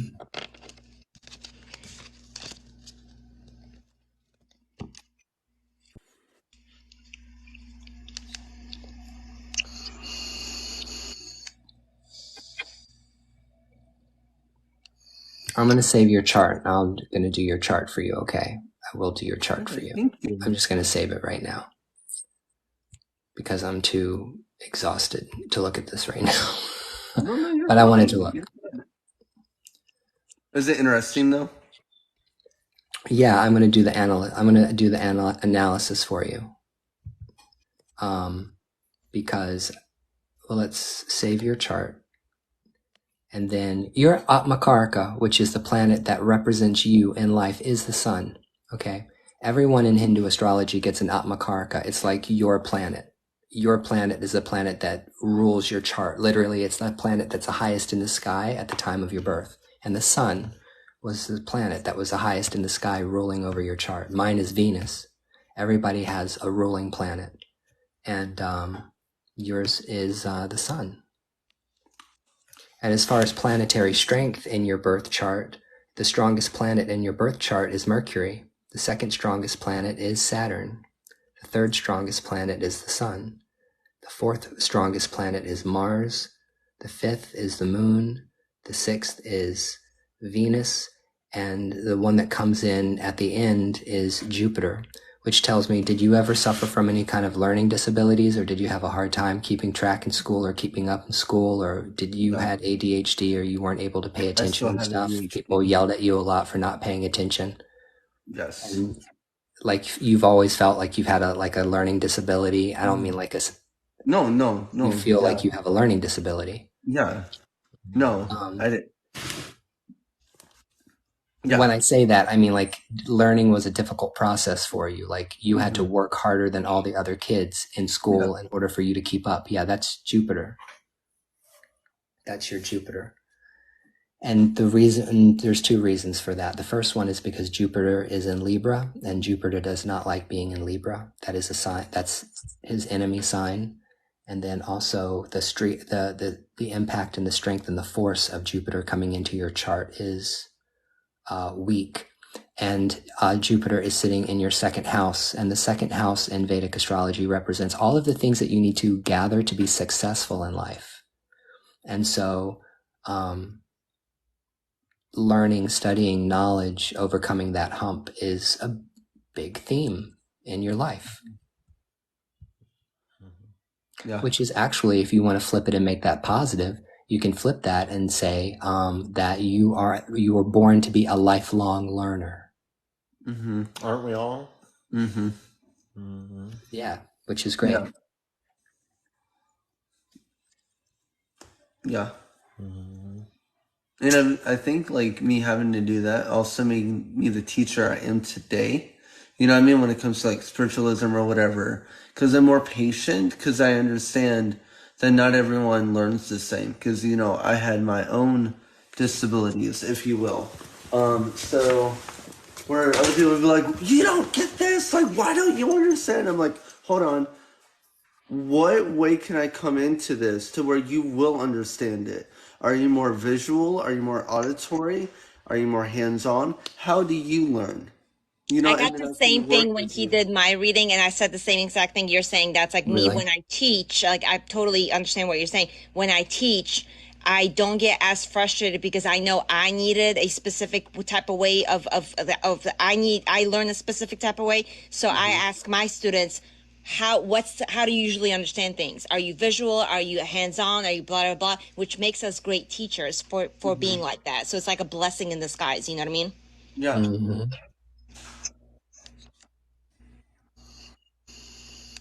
Wow. We What? also have something called the Dasha system, the Mahadasha system in Vedic astrology. All of the planets, they run through a period of time in someone's life. Yeah. You're in your Venus Dasha. Your Venus Dasha started in November 10th, 2020 at 5:39 in the morning. And that's a 26-year long Dasha. So your next Dasha is going to be the Sun. And when the Sun Dasha comes around, it's going to be November 10th, 2040. Okay, at 1:54 in the morning. What did you see? What did you pull? The magician card came up. It said that. Mm-hmm. That's great. What do you think about what I want to do? What I wrote you about? You. What do you think about it? Yeah. What I wrote you? Yeah, I mean, like, so I'm telling you, the world card is haunting me tonight. So like I told you before, like my first instinct was, ooh, during retrograde though, really. But That's what I said after retro. I told you that before when you first asked me about it months ago, and I said, yeah, but you need to. And I know like saying it is one thing, but really understanding it is another.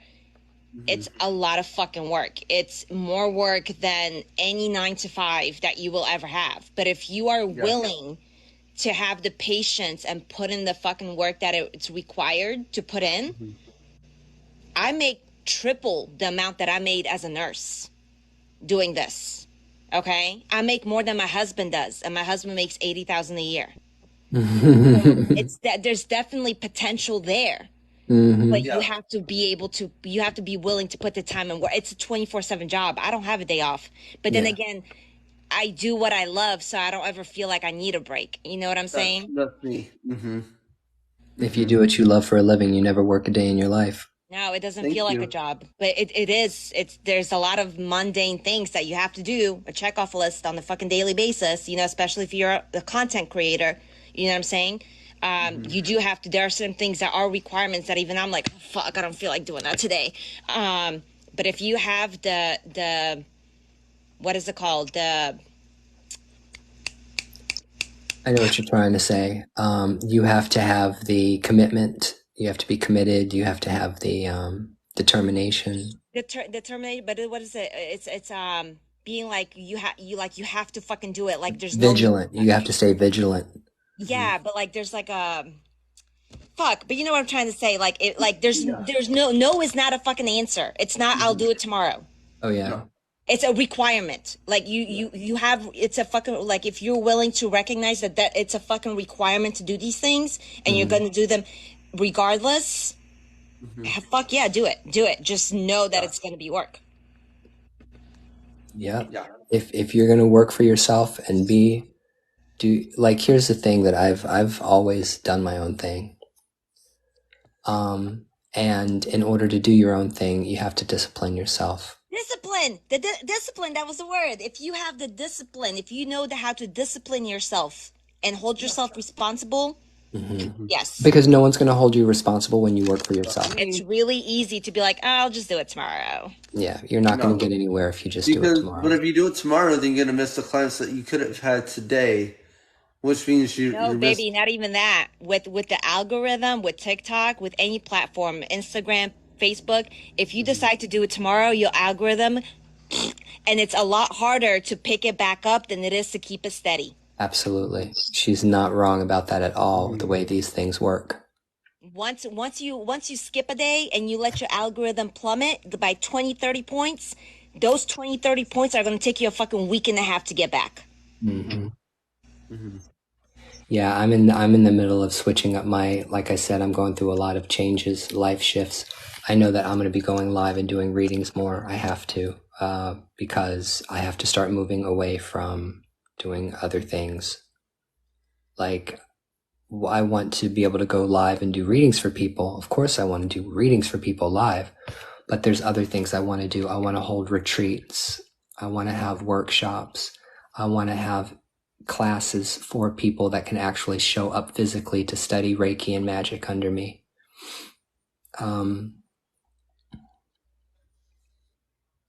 I want to do things. I want to hold events. I want to put on like a big witch event. It's a matter That'd be of amazing. having your set goals, but being able to prioritize which goal do I go after first. And then once it's accomplished, keeping that goal successful, keeping it hanging up high, not letting it, because with social media, it's not like, oh, I achieved the goal. I got my 200,000 followers. I'm done. No, no, you need to maintain that. Okay. So maintaining that achieved goal and then going for the next one. So balancing and it's people think It's it's a lot. It's oh, you're not. a content creator. It's so fucking easy making videos all day. Bitch, try it. Try it Yeah, for a month. no, no. The content creation is not, it's a very difficult job to have. Yeah. You have to be creative. You have to come up with new content. You have to come up with content that's, attracting people. That's Like, easy. Ben, that's the easy part. That's the easy Yep. part. You know what's the hard part is the hard part is not coming up with content. The hard part is sticking to creating content. I can come up with 10 videos in 5 minutes, okay?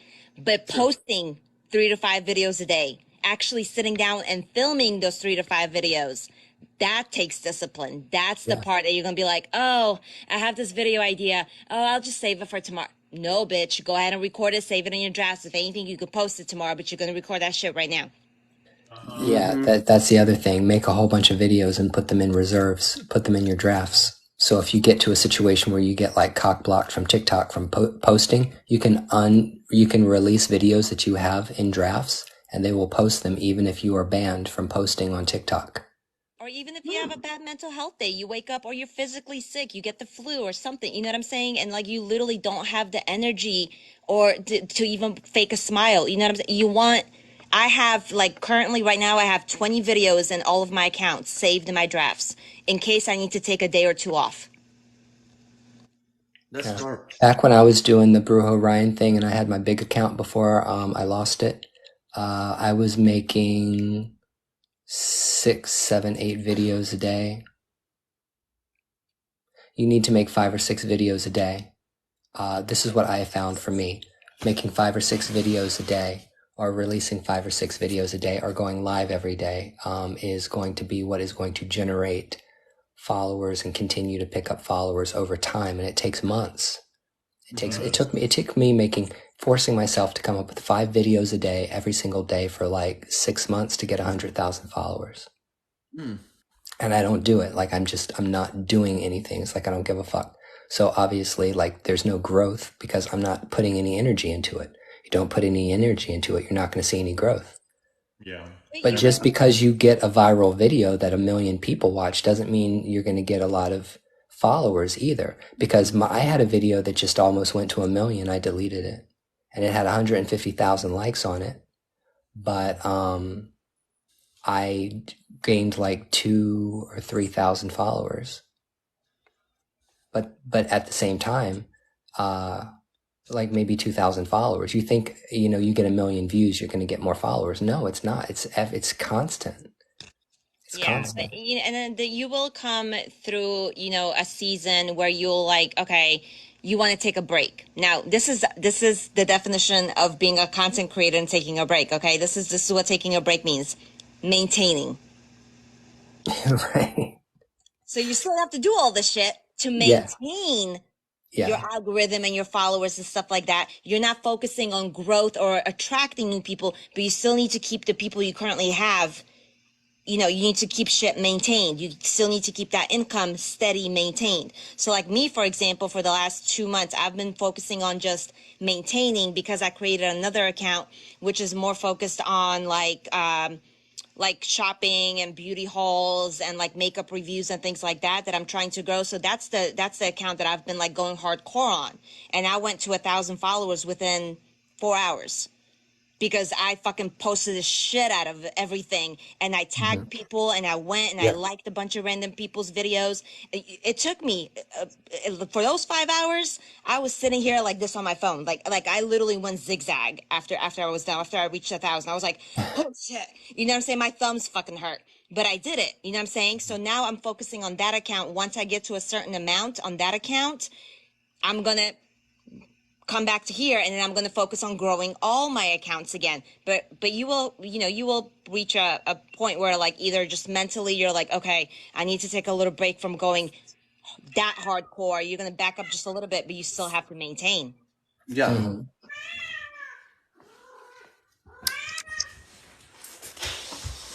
And there's also kind of like benchmarks along the way. I mean, and here's the thing though, this is the truth.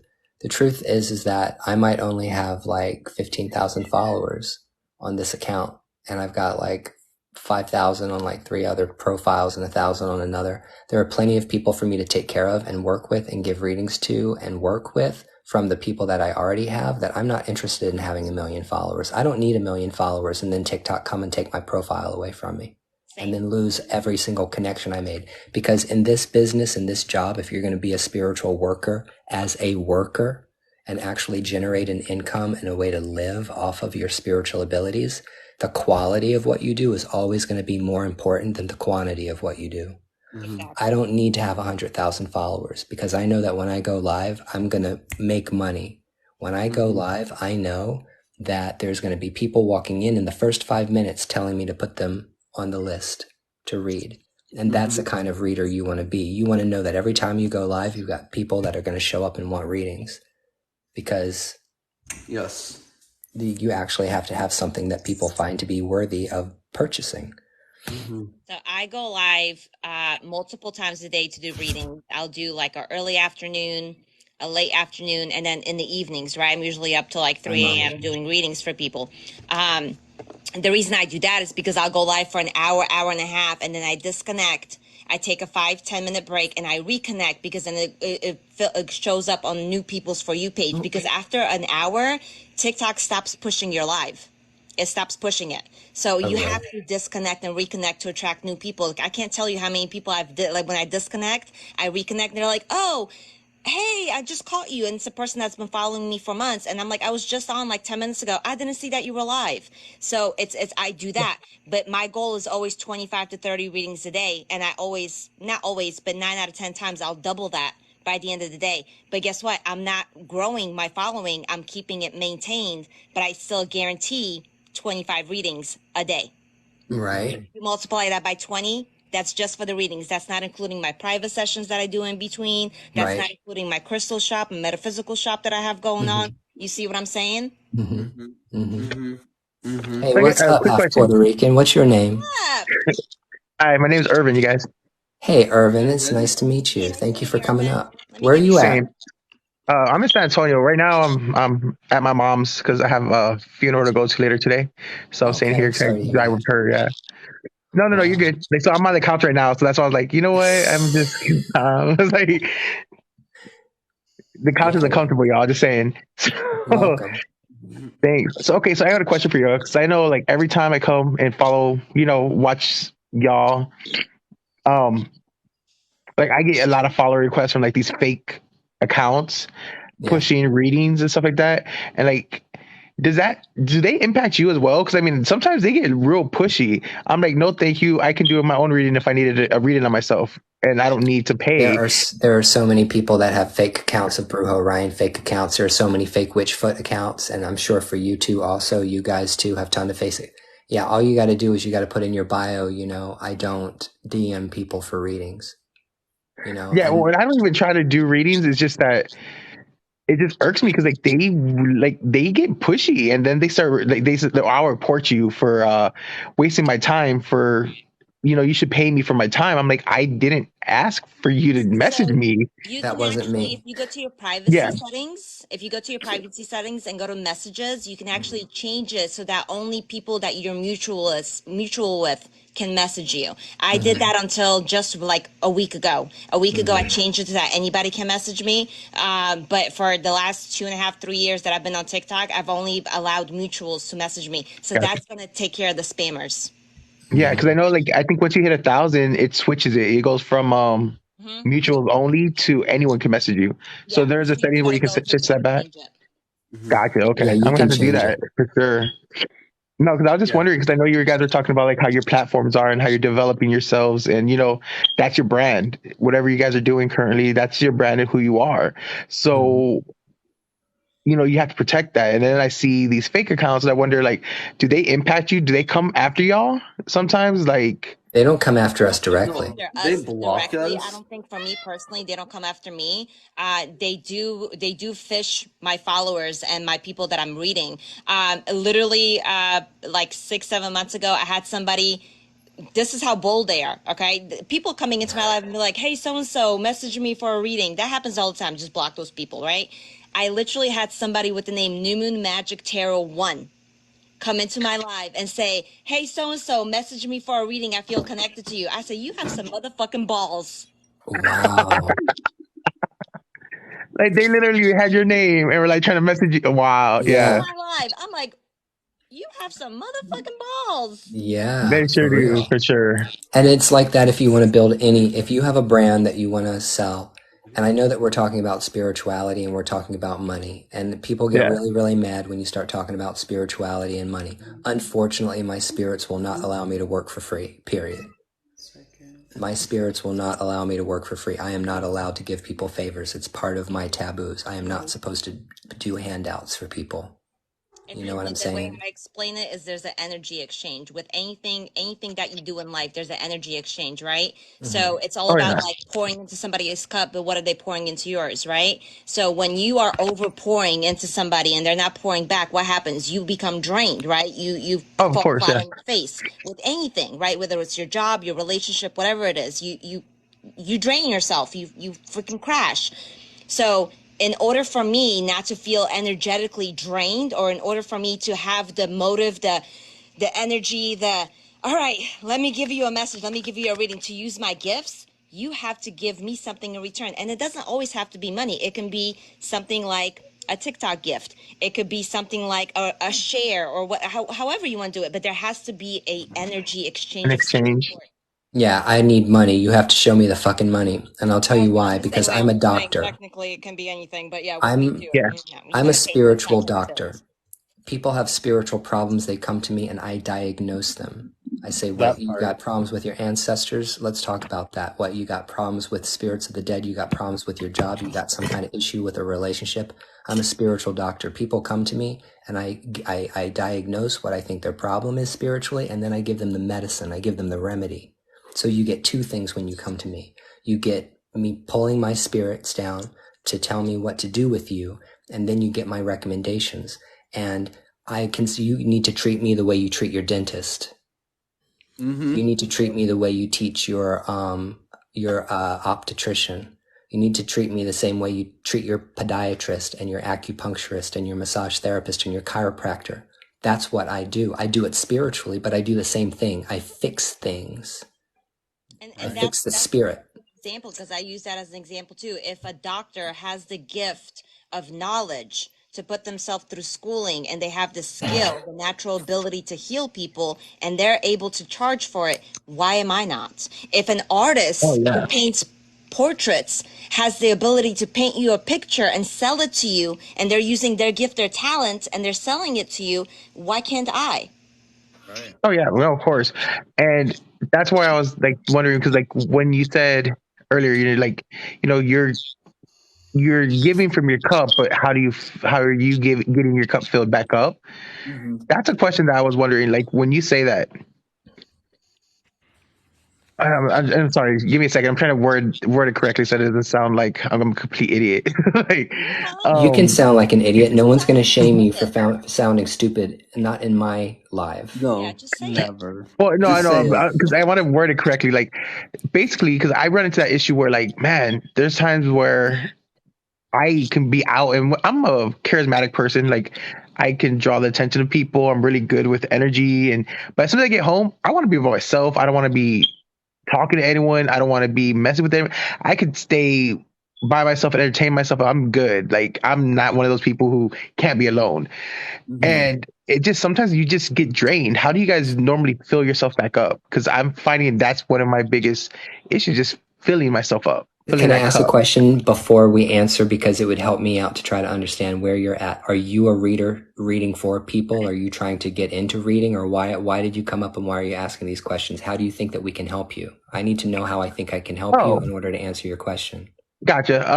Honestly, how do I put this? I don't do readings for people. I can do readings, but that's not where I've gone to.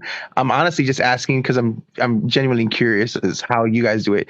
I mean, for me, I'm re-exploring my my gifts and re-exploring who I am because I lost connection with that because I've had bad experiences in the past. But now I can't I can't shut it off no more. You know what I'm saying? Like I they're think talking to me, they're reaching out to me. I hear the conversations and I hear, you know, with the messages that they're telling me, and it's like I need to get back into it, but it's like I'm reluctant, I basically. think like what you were trying to say, and you can correct me if I'm wrong, is that what you are charismatic, like you said, your role was charismatic and you're very like energetic and bubbly and social. Your question was because when you go out and you surround yourself with people, you pour so much of your energy out because you are so out there and talkative and you interact and you grab people and you pull people in and things like that, that you feel like you don't necessarily receive that same amount of energy back. So when you get home, you feel drained and you're like, how do you recover from that? Yeah. So yeah. Oh, yeah. Oh, I'm The best always thing you exhausted. Being a spiritual worker is exhausting for me. I am always exhausted. I can always sleep. I never get enough sleep, and I never get enough food, and I never get enough weed, and I never get enough of what I need to fill back up because I'm always burning the candle at both fucking ends. okay? But this And is if I'm Gotcha. in a bad mood, my hair is flat in for my you, face. And right? if I'm in a bad mood, my hair is standing straight up. You'll know what kind of mood I'm in depending on how my hair shows up that day. But this is And where the the eyes. energy Pay very exchange close comes in. attention So, to the like, let's say eyes. I do 20 readings and they're all paid, right? You're paying me for it. When I'm done doing my readings, yes, I'm still energetically tired. I feel tired because it does take a lot out of you. But do I feel like I got something back in return? Yeah, I did. Yes. So a same thing with I mentor and I teach, and we were just I don't know how when you arrived in the live, like how early you were here, but I talked about earlier how recently I've realized that the connections I have with the people because I mentor and I teach are all people who are very new to spirituality, and I'm constantly teaching, and I don't have enough people like Ryan. I've talked to Ryan maybe what like twice before on a live like this, and Derek. I've known Derek for years, but we just recently have become more social. I literally just had the revelation a few days ago that I'm like, shit. I'm starting to feel more and more drained more often because I don't have enough people around me who I can have deep conversations with, who I can Hmm. learn from. So Yeah. this kind of right here, this right now, if I was doing readings like I typically do till 3, 4 in the morning, I'd be exhausted. But right now, I'm full of energy. Why? Because I'm getting that energy right Yeah. back. Yes. Gotcha. Hmm. Yeah, because that's kind of what I'm saying. Like, and it's weird because like if I'm talking to you and then all of a sudden, it's like not a hearing as far as it's a sensing what's being said. And so, whenever I'm with people, like all of a sudden, next thing I know, like I'm giving like advice, and then next thing you know, they're pouring their soul out to me, and their past traumas, and I'm like, okay, well, and I'm good at listening. I'm great at You're the hearing them out Captain and working with Saberho. them. I'm Captain Saberho Yeah, too. and I can't help it. Like I'm gonna help as many people as I can, and I'm gonna be there for them to comfort them and to just be that extra burst of energy and reassurance. But This then is it's Hmm. like, yeah, sometimes you're this just like, yeah, yeah, but sweetheart, this is when boundaries have to come in. Yeah. And you need to know when to cut that off. And even though Hmm. you want to help someone, you Hmm. having the discipline to say to yourself, I can't. Yeah. That's going to drain me. I I need can. Exactly. it today. Yeah. And 100%. if you want something to like actually fucking do to make yourself feel better, go on YouTube, look up guided meditation for grounding. Okay, there's like 10-15 minute grounding meditations. If I'm absolutely drained at the end of the day and I feel like I Yeah. can't fucking get myself together, I ground myself. Here's the thing. Derek is frozen. I don't know if Derek is still there or if he left. No. Derek, Oh yeah, he's been in the same position for about he's a been in the good same couple position for minutes. like 5 minutes. No, get off This is the- what I was going to say. go into the We need to video. talk about healthy relationships. A healthy relationship is when you Let's show go up at the table each with side. 100% of you and the other person shows up with 100% of them, and you both equally are benefiting off of the relationship. That means like they talk to you about your problem, they talk to you about their problems, but then you turn around and you talk to them about your problems. And so there's an equal exchange of energy going on between you and the people who are around you. If there is not an equal exchange of energy of the people coming around you, I'm talking about your mom. Yeah, I can see you now. You're good. If it could be your family, it could be your parents, it could be your girlfriend, your boyfriend, it could be your children, it could be the people you work with, it could be your friends. It doesn't matter who it is.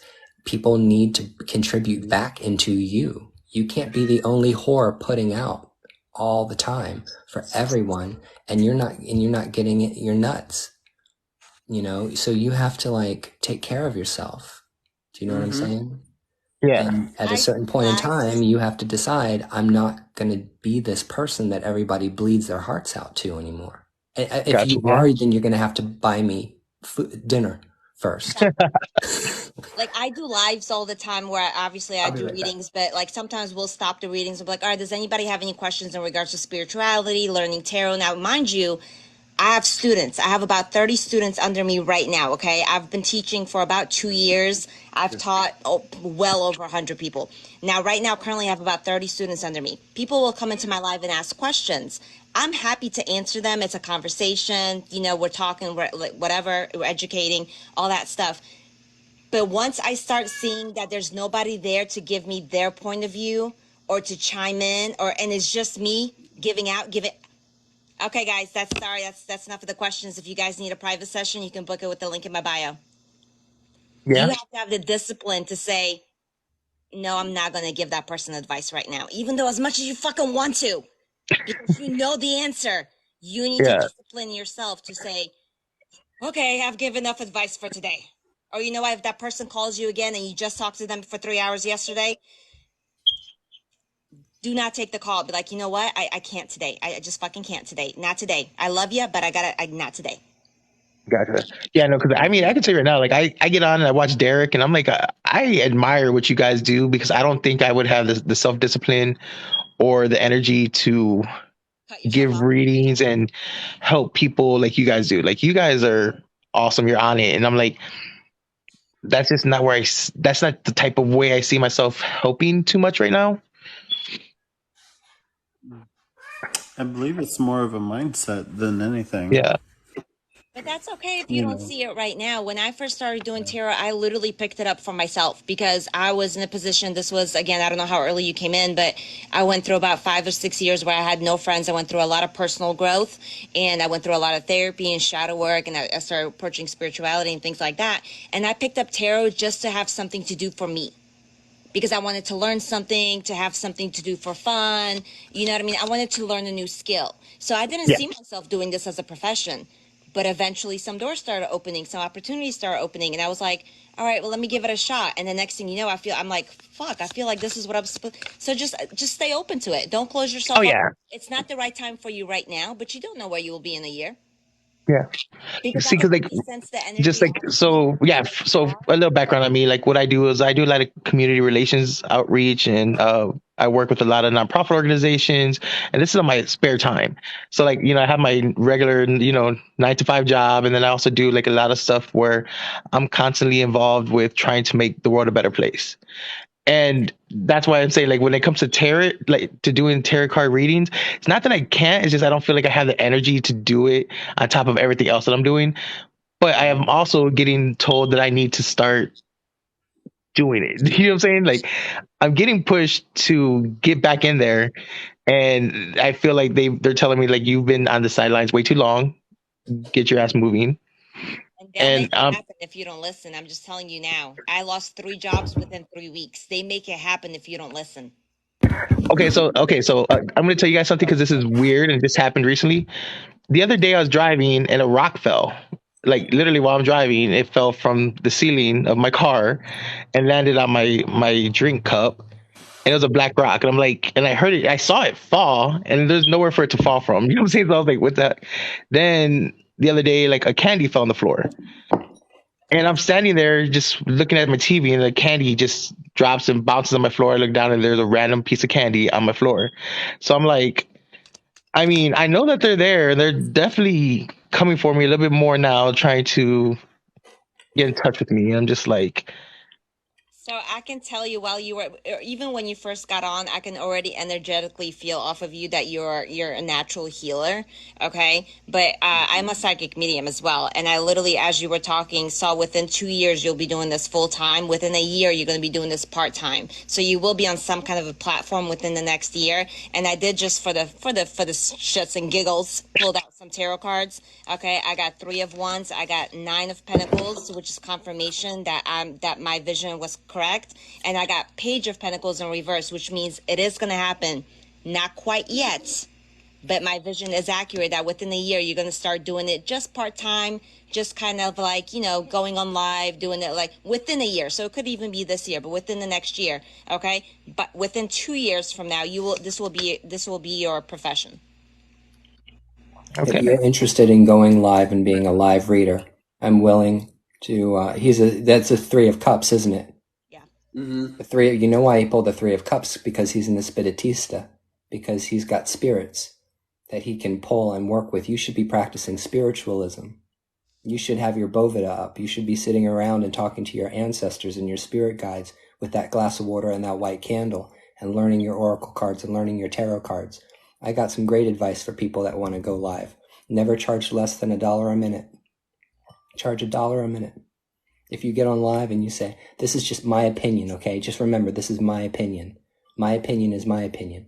But for someone who is starting out, I'd be like, charge people like $10 for 10 minutes. $1 a minute is crack whore pricing for readings.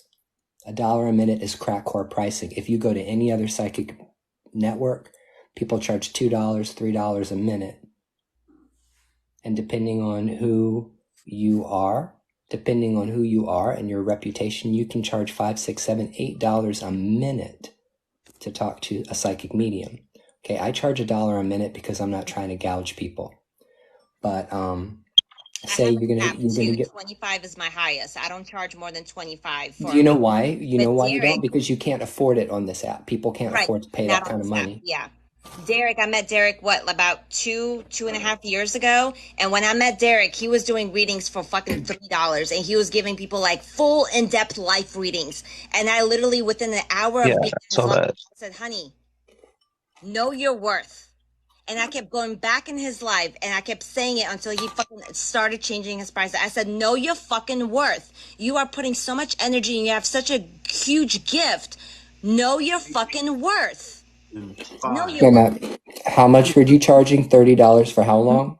No, he was charging like $3 for like a full life reading.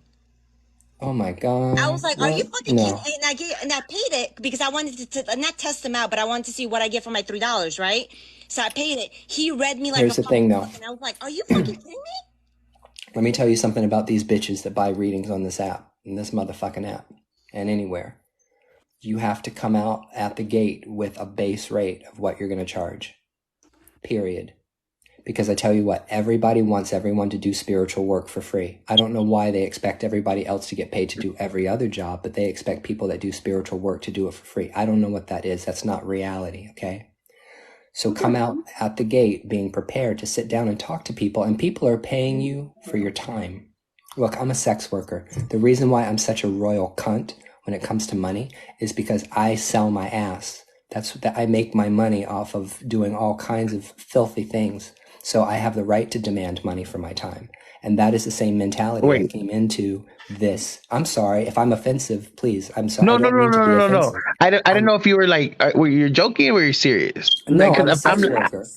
Oh, okay. So I'm Not so only sorry. I do didn't I mean to do laugh. porn, I did no, not mean I to. I make thought you adult meant that as entertainment. in like, I'm reading people. I'm doing tarot. I thought you were like making that. And No, never but mind. I'm so sorry. even if he wasn't serious, even that's a perfect example. Look N- at prostitutes. You know what Yeah, I'm saying? Oh no, we I They get have strongly paid for our support time. prostitutes. I think that they deserve their money. Like if they you're have putting a in job, effort, right? Exactly. And yeah, so do I'm a you. strong supporter Totally. of everything that you can possibly do. Like, yeah, your body, if you're, it's still a job. You deserve to get paid your worth, and your worth is whatever you decide to Your value it worth, at. But like, it's your still your worth is worth. Yeah, whatever you decide your worth is. You decide exactly. your worth. So if you want to sell yourself like a crack whore on the side of the street for $20, giving $20 blowjobs, well, yeah, obviously you're going to get what you get. So what I'm True. saying Very is you true. have to like decide how much am I going to charge for reading someone's cards. Well, I think $1 a minute is acceptable, especially when you want to give readings to people. When you want to give readings to people who can afford it. The reason I don't charge a lot of money, because I could charge $200 for one of my life readings. Right. I don't. I charge 75 because even 75 is a lot for the kind of people that are coming to me to get a reading. I'm talking about Yeah. the income bracket, the income level of people who are coming to me. It has to be affordable for them because I read mothers, single mothers with children, people who are poor, people that literally have to save for a couple of months in order to buy a reading with me. You get what you And pay for. right, and Yeah. I feel more than happy to accept $75 for an hour-long reading, and they always get more than an hour with me. This is like my video that I made a joke how to spot a fake tarot reader. Now this was just a joke; it wasn't literal, right? But it was like the free yes or no. Yes, no, yes, no. Like literally, that's what you get for. You know why? Because that shit is not fucking accurate. That's why you get an Yeah. extra 3. It's basically interpreting the cards and letting the spirit talk to you through the cards and just No, listening but to what there's it's no saying. cleansing of energy. There's Yeah. no shuffling. There's no trying to connect to pick up their energy. The work that needs to be done in order to give somebody an accurate reading is not there. So these readers out here who are like doing it for the clout, and they're like, they just hold the deck, no shuffling, no nothing. They're like, oh, Jim, that's a yes. Mary, that's a no. Like, Oh yeah. no, motherfucker, that's not No, real. yeah, of course. Real. It ain't Like, real. That's why it's For free. real? Why Are don't people you doing do that readings? for You want me real? to do oh it for yeah. you? If you watch Yes. them, Oh, they they can. are? No. And they're making money off of that? Well, that's a No, nice hustle. the free ones, they're like, yes, Yeah. no. And then, no, there are some people that charge like $5 for a yes or no. They pull one fucking card off the top of the deck. Oh, it's a no. Okay. Five of Pentacles in reverse is a no. Five That's of such a Pentacles in fake. reverse That is represents so fake. Oh fertility my and God. abundance. Well, then you feel, What is like I feel bad because then you have to realize that there's all these people out there who are genuinely in some type of situation where they're like, I need help, or I need some type of guidance, and they're getting taken advantage of, and some of them are losing their money. You know what I'm Why saying? do you think we are such assholes that people who actually do this for real are such assholes about this? Because when people get readings, they get readings because they need help. Nobody goes to a psychic medium unless they need help for something. That's why people go to psychic mediums, because they're having problems in their relationship, because they need to decide whether or not to get a divorce. They need to decide whether or not they need to buy a new house, a new car. They need to decide whether or not to take that new job or whether or not to move. And you realize as a medium or as someone who's a psychic reader, what you tell this person is going to influence their behavior. It's going to influence their choices. That's why it's not good for children to be readers, because they don't have enough time and perspective to be readers for adult people. That's one thing. That's why I'm against children being readers. That's why I don't read children. I don't read children either. I will let a child read me. If they say, hey, can I read you? I'll say, absolutely, go for it. But I don't think that child readers are going to give you the best accurate answer when it comes to dealing with problems. Okay. The other thing is that you can be very, very careless and destructive and reckless with somebody's life when you're in the position that you are. You're an influencer.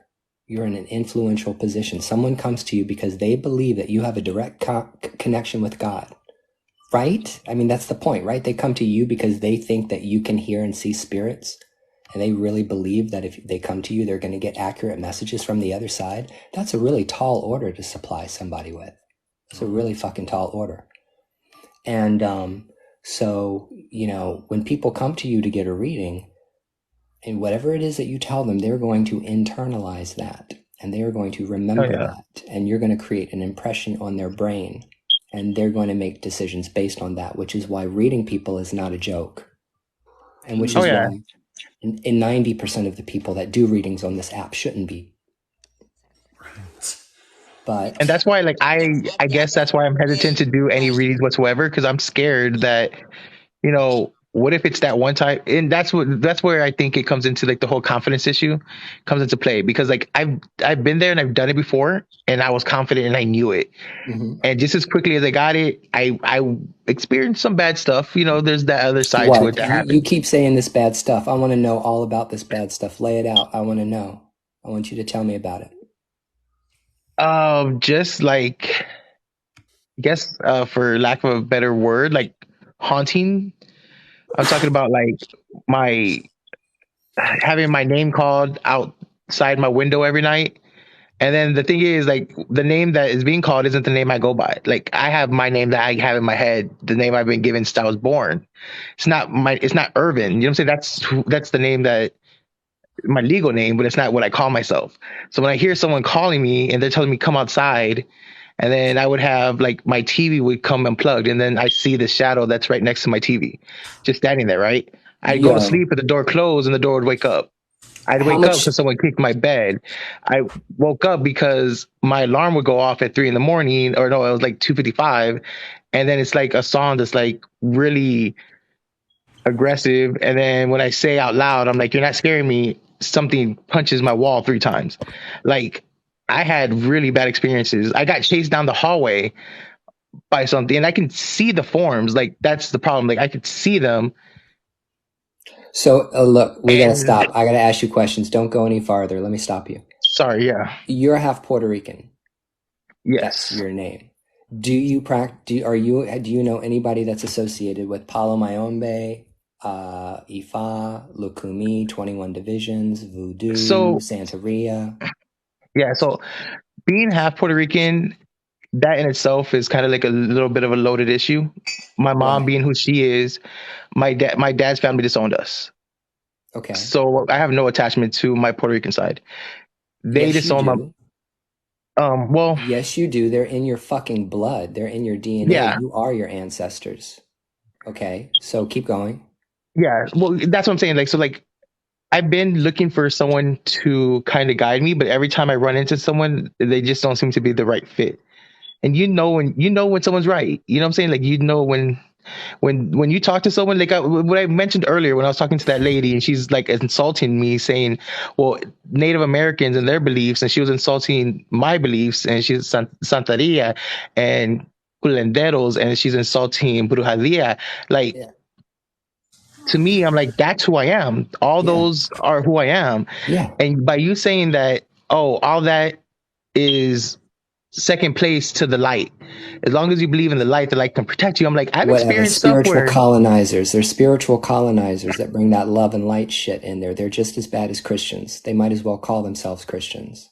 oh yeah, and Yeah. that's what I said. I left her where she was at because I got offended, and it was because, here she is with manipulating all these people to believe that this love and light thing is going to protect you. And I'm like, I've experienced things where Love and no matter light is how not hard you fucking real. I prayed, hate that shit. yeah, no matter how hard I prayed or how much, you know what I'm saying? Like, sometimes it's there and it's real, I and guess what I it was doesn't. trying to ask you Yeah, I'm sorry. is have you ever gotten a reading from a Santero or a Babalao? Have you ever I actually um did from a bruja. She you did she's the find a one who Bruja? yeah, and so she does Santeria, and she deals with, like, La Muerte, and she told me straight out, she goes, I know that you don't believe what I believe, but she goes, you need to start working on something as well. She basically kind of said, go out there and figure it out. Yeah, well, I But mean, but you need more than just go out there and figure it out. You need a spiritual guide. You need someone who's going to act as a temporary godparent to you to nurture you on the path. Because in these paths of Ifa and Santeria and Lukumi and Palo and Voodoo and all of this stuff, you have to find people that actually practice this stuff. Don't say that they practice it. I mean, actually do the rituals, do the initiations, know the songs, learn the dances. You have to be around the people that practice these things. And by being around people and running with people that practice this stuff, then you start learning things. And then after you learn things, there's steps that you can take in order to refine your psychic abilities, to get spiritual protection, to get connected with your ancestors. Like you need an ancestor altar. There's lots of things that I can see that you need because my spirits are telling me, this person needs help. There's a lot of stuff you need to help you. And I'm willing to help you. Like if you want me to help you, genuine, I can help you. And I'm sorry to cut you off. This is why people like us who are genuine, who we actually practice what we preach, offer mentoring and understand the importance of being open to being like, hey, do you need help? And being willing to take people under our wing, because we know that, like, the way I describe it is when you are a guide, right? When you are a reader or healer, whatever, you're like a flashlight, okay? So imagine being a flashlight. When you are a flashlight for people, okay, the shit that wants people to stay in the dark is gonna come at you. Yeah, and that's what I was gonna say. Like, I'm always really careful because, like, how you said you like when you first went with Derek, and you're like, oh, I wanted to test them. I do that too because I know that there's some people who try to collect. No, people you don't looking. do that. I wasn't trying to test him. I Oh, felt no. energetically off of Derek Yeah. that he knew what he was talking about, and I wanted to see what I got for $3. I wasn't testing Oh, him, my bad. What I'm right? saying is, But like, with I you get you because, though, like, wait, with hold on. Derek, he's the real deal. Like, when I felt Right. legit But with you connection from though, him. I was like, let me just finish my I'm sentence. sorry. So I'm sorry. when you are a healer or a guide, you are a flashlight, and shit that happens in the dark will be attracted to you. So you need to know how to properly protect yourself and cleanse yourself. Okay. Now for people like you who are new to the practice of spirituality, I tell my people that I give readings to, you are more than welcome to go to whoever the fuck you want. But think of it this way. You are a glass of clean water. Everyone that you allow to dip their hand into your water, next thing you know, your water's gonna get smudgy, and then it's gonna get dirty, and then you are walking around with all this fucking shit in your water because you allow people to dip into your energy, dip their hand into your water. Be very selective with who you allow to practice any kind of healing, spirituality, anything, reading anything with you, because it's just as important as being a healer who needs to properly protect himself. It's just like fucking someone, because every person that you fuck, you're fucking them, and every person that's ever slept with them, that's how it works. Option for protection is a condom, which is your option how to protect yourself. Yeah. So when you are, this is for everybody that's in the live, when you are not actively into spiritual, if you don't walk the spiritual path and you don't know how to properly protect yourself, find one person that you feel really connected to, watch them for a while, feel them out, then get a reading, and then find your reader and stick to them. Stop fucking reader hopping on this fucking app. See, there she goes. I was just gonna, let me back up her real quick. Let me back up Magda real quick and tell everybody, if you're one of those people that jumps from reader to reader to reader to reader to reader to reader, and you don't stop and you don't stick with one person that's willing to help you, you're not going to get anywhere on the spiritual path. You either need to do it alone, or you need to put the faith in the person that you believe can help you and let them guide you. Because if you go from one person to this person who practices this to practice that, practice that, practice that, you'll never learn anything. You will constantly be confused. You will always be confused. You will have no solidarity on your path. And the same thing goes with readings. If you are not on the spiritual path and you're like, should I divorce my husband? And you go to this reader and that reader and this reader, and they all tell you different shit. What kind of guidance are you getting? Who do you know who to follow? How do you know who to trust? Who was right? Pick somebody, watch somebody for a while. It's like dating. Date them for a little bit before you let them fuck you. Absolutely. Yeah. Hey, Best analogy of all night. Roland came up. Roland, do you have anything that you'd like to say? Roland 2727. What's up, Roland?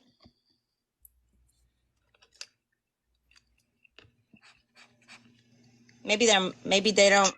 I don't know. I would say even Magda. How long was it before you got a reading from me? Just recently, right? Yeah, like within the last 8 months or so. And I've known Ben through Derek for years.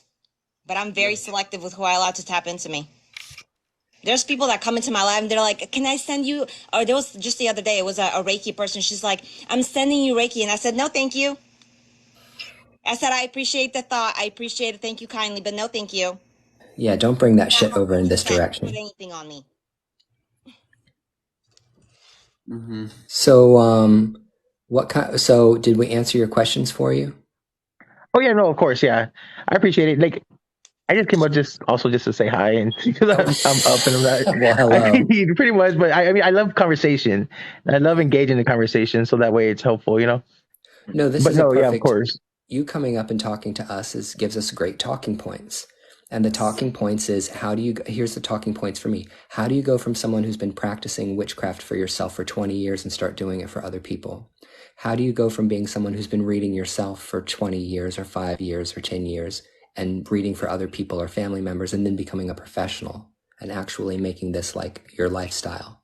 Well, you have to sit down and you need to write your business plan just like everybody else. You need to decide, okay, 2 years from now, I'm going to be working full time as a psychic medium. Right now, I'm washing dishes. Okay, right now I'm flipping burgers. But 2 years from now, I want to be making money. I want to be able to support myself off of being a medium and a psychic. Well, you have gifts. You got to start deciding, how am I going to present myself to the world? What do I want? How do I want people to perceive me? I have my own persona. Okay. I don't give a fuck what people think about me. And that's how I roll on this platform. But you got to think about, how do you want to be perceived? What do you want people to, when people get a reading with me, they book a reading because they know I'm not going to talk shit. I'm going to tell them exactly what I see. That's why people come to me, because I'm a hard ass and I'm going to tell them the things that they don't want to hear. That's why people book readings with me. That's not for everybody.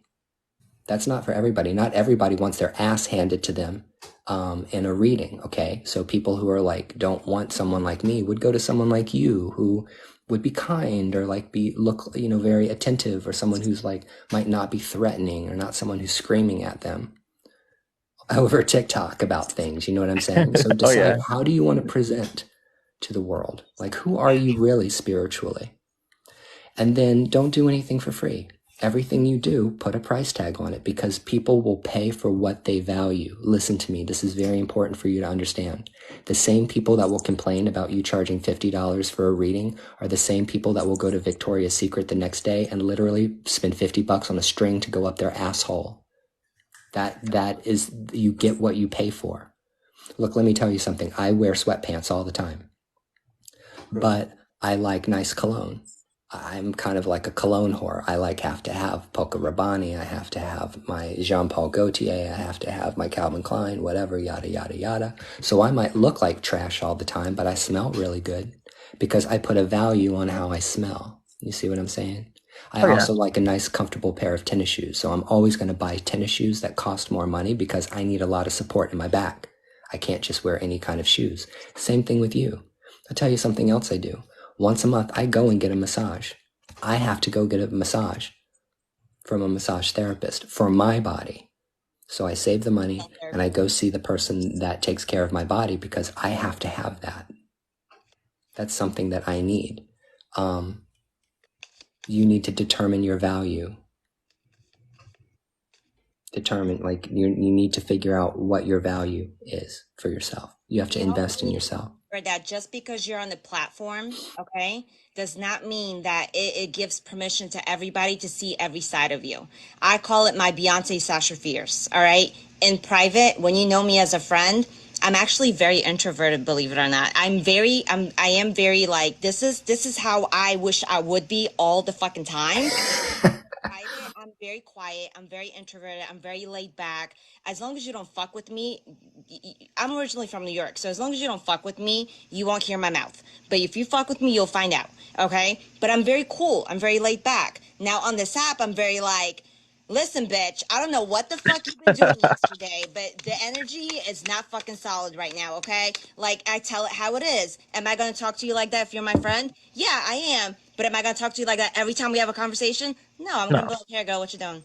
I don't think that was the right choice. But there's gonna come a point where I'm gonna be like, bitch, you fucking up. You know what I'm saying? So you do need to realize that just because you're on the platform and people are paying you, they're not paying you so you can give them every fucking side of you and give them light into your personal life.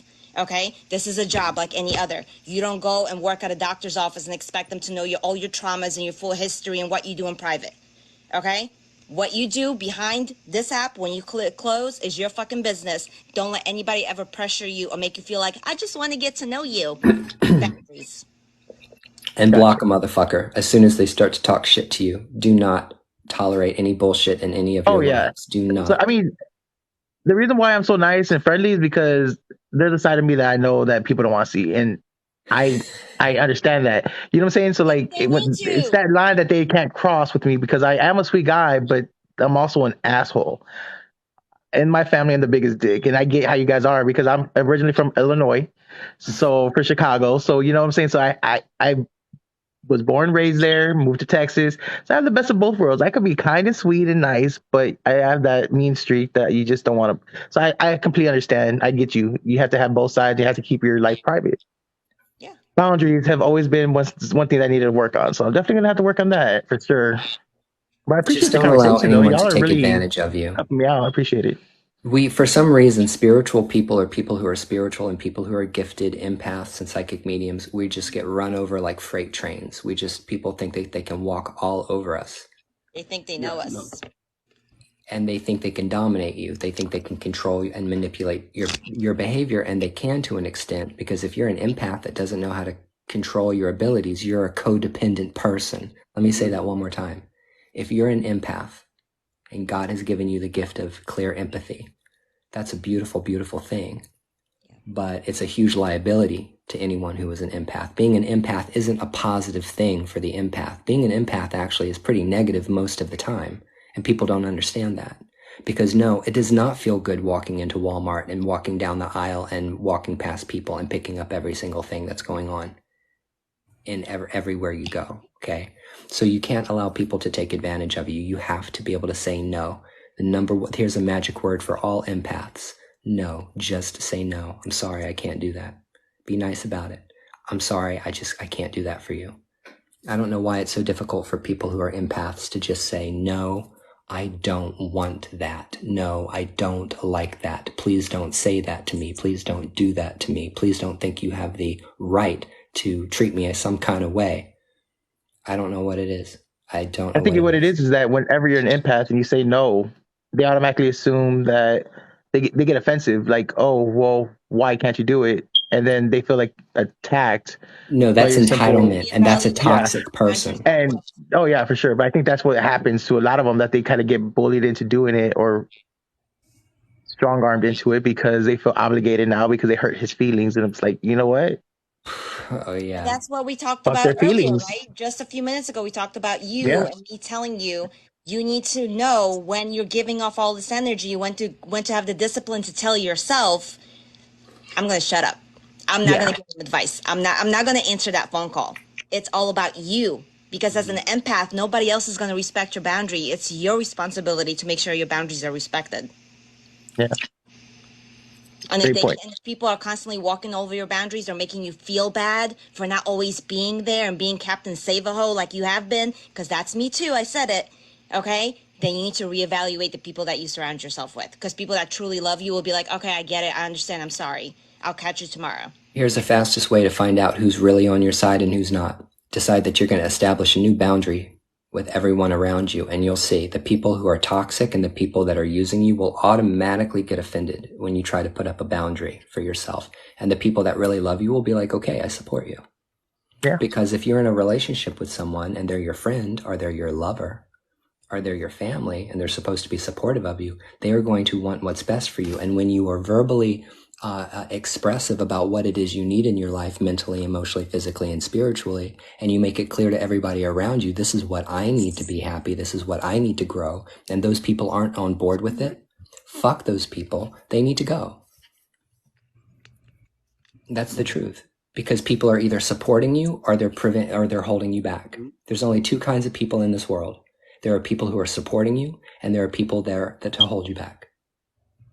We're not talking about the neutral people in your life because they don't matter. I'm talking Oh yeah, about no, I people that completely actually understand care. that. And let's talk about the definition of toxic, okay? Toxicity is a term. It doesn't make somebody a bad person. So somebody can be toxic to you because they are impacting you on a negative way, or they are keeping you from evolving and growing in spiritual growth, especially, right? They're holding you back or making you feel trapped or stuck, okay? That's what makes them toxic. This is Yeah. what I tell my students. It's okay to love somebody from afar. I had a friendship for 19 years, 19 years. And the last 2 years of our friendship, she only called me when she needed to cry about something. Never checked on me, never said I was doing. I finally just said, Nicole, I love, this was years ago. And I said, Nicole, I love you. You've been like a sister to me. But honestly, I need to love you from afar. Yeah. The last 2 years have seriously drained me, and I need a break. I don't know if it's going to be a permanent one or a temporary one, but for right now, I need to love you from afar. And guess what? Spirit told me not to reconcile that relationship. It wasn't Oh healthy for yeah. me. She was toxic for me. Doesn't mean make her a bad person. Oh She yeah. was toxic for me. Mm-hmm. And that's kind of where I was going at with earlier when I was in the chat and I had mentioned I was like, I have no problem with walking away because I believe that like I can love you from afar and I'm perfectly fine with that. You know, in the end, I want the best for whoever it is. But if I know that someone is not good for me in my life, then I don't want them in there. I have no problem with walking away. I'm an adult. We're all adults. We should be able to have those conversations. We should be able to tell each other, hey, you know what? I care about you. I just don't love you. And I do care about someone else more. So, you know, I can accept that. I love honesty, and I would rather accept honesty over any type of other bullshit. If you're No, but honest up you front with me, saying that though, I can tell you that you don't have a problem walking away from people who are hurting you. You have a problem saying no to people that you truly, genuinely care about because we talked about boundaries and how you yeah, have a hard time saying no, no. no, no, yeah, So, that's for yes, sure. I believe you when you say you don't give a fuck. You can walk away from somebody that's not good for you, that's mistreating you. But you need to learn the importance of loving someone from afar, someone that's not a bad person. Good point. Yeah, They're a good person. They mean well. They're just not good for you. yeah. You know what? Thanks. Actually, I appreciate that because that's clarification for me because like I didn't see it from that perspective until just now. Yeah, you need to think That about makes a your lot of sense. Yeah. boundaries, your entire boundaries, all your boundaries, the boundaries that you set around yourself personally. Like, here's the thing. I grew up in a really, really horrible, crazy conservative Christian cult. I had a crazy family, abuse, all kinds of shit going on, alcoholism and other things in my family. Very, very bad. No one ever, like, I did a lot of things and I was shipped out a lot of places, but I was very neglected because I had no supervision. I was like running the streets when I was a child, like literally running the streets. And so I had zero boundaries. The greatest liability my parents ever gave me in life was not knowing how to have healthy boundaries between me and other people. So I ended up doing everything everybody asked me to do, whether it was good for me or bad for me, for like 25 years. And when I was 28, I was like, really? Okay. And then I was like, everybody can go fuck themselves. But the point is that one of the biggest problems being so open and like, you know, you are like we are, I'm going to say like us because we all seem like we're on the same plane here talking about this stuff, is that you need to think about your life in circles. Like you need to, they do this in Sex Addicts Anonymous. I've been to a Sex Addicts Anonymous a meeting before. They have 3 circles. There's 3 circles. Okay. The inner circle is you, all you. You're the center of your circle. And you control who comes in and out of your personal space and around you, who you let in and who you don't let in to your personal interior life. Then you got another circle. The second circle is all the people that are the most important people in your life, all of your best friends, your children, your lovers, and your family. Okay, those people. And then outside of the most important people that have an impact on your life on a daily and monthly basis, then you have everybody else who's in the outer circle. But you need to sit down and take a piece of paper and you need to draw a line down the piece of paper. And on one side, you need to write down, how do I want to be treated? And on the other side, it needs to be, how do I refuse to be treated? And you need to write down, if someone's going to come to me, they have to come correct and boom, boom, boom, boom, boom, boom, boom. And I am not going to tolerate behavior, or I'm going to immediately recognize red flag behavior when somebody starts saying this, using these words, this sentence, talking to me in a particular kind of way. Like, I'm not going to tolerate that. And then you have to just decide that that's how it's going to be and enforce it.